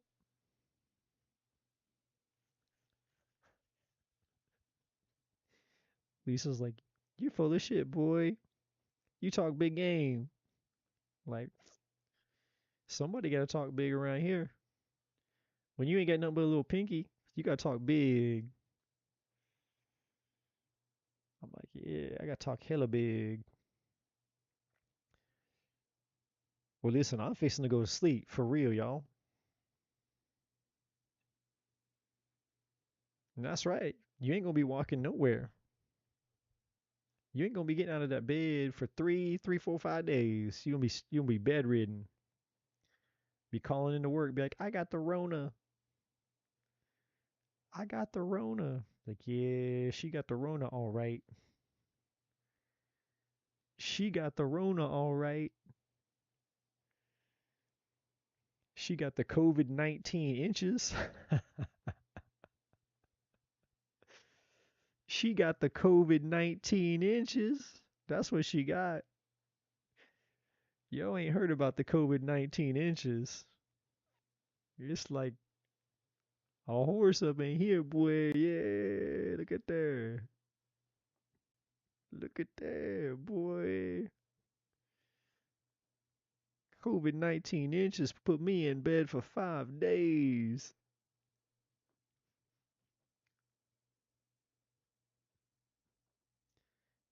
Shit, man. Well, I guess I'm gonna go to sleep now. I hope you ladies have a great weekend, though. You know what I'm saying? Y'all stay out of trouble out there now.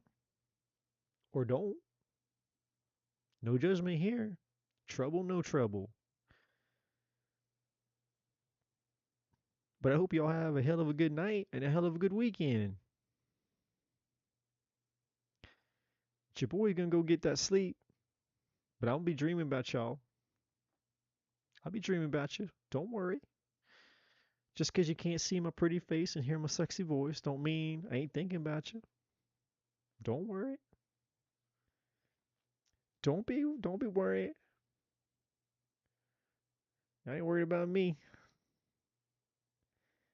Yeah, that's right. See, Joellen knows what I'm talking about. So yeah, that Rona. He got that COVID-19 insurance. He got that Rona.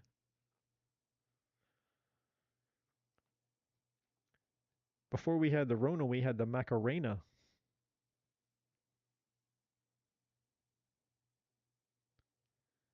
I know you do. You having flashbacks of me and you doing the Macarena. You know about the Macarena? She's like, I got all them moves down. She's like, you wild. You know you dream pull my hair. By God. That's not all I pull. I'm gonna tell you what though, I woke up this morning and I had to pull your hair out of my shirt. Like, what the hell? I done got some for pulling hair out and shit, and I'm like, what the hell? Pulling hair out? How did Lisa's hair get in my shirt?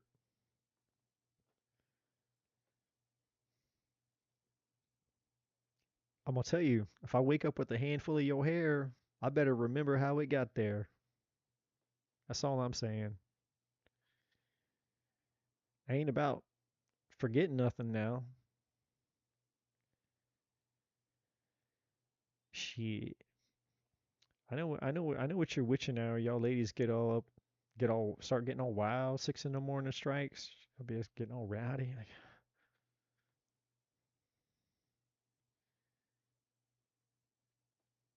that's right. I want to see that poll. She's like, oh, are you wild now? I swear. Look, when you've been on 11 hours straight, melting your mind, you going wild a little bit. I get all kind of dysfunctional, man. My brain, shit starts happening to my brain about this time. I'm just like, I don't even know. But it's worth it. You know, I'm just a man. I'm just a man. Oof. Damn, man. I ain't had breakfast in bed so long. Hmm. Don't even get me thinking about that. I can't be having me no bacon right now. My brain is like, don't do it, man. Don't do me dirty like that.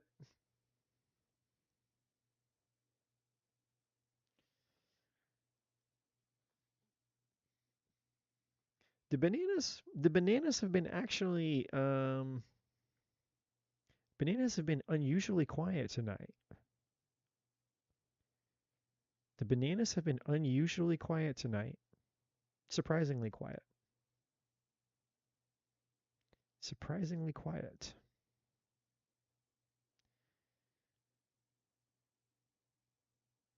All right. I'm out, you guys. You came in just a minute too late, LA Law 13. You came in 10 hours and 45 minutes late. I apologize. You caught me on my way out. 10 hours and 45 later.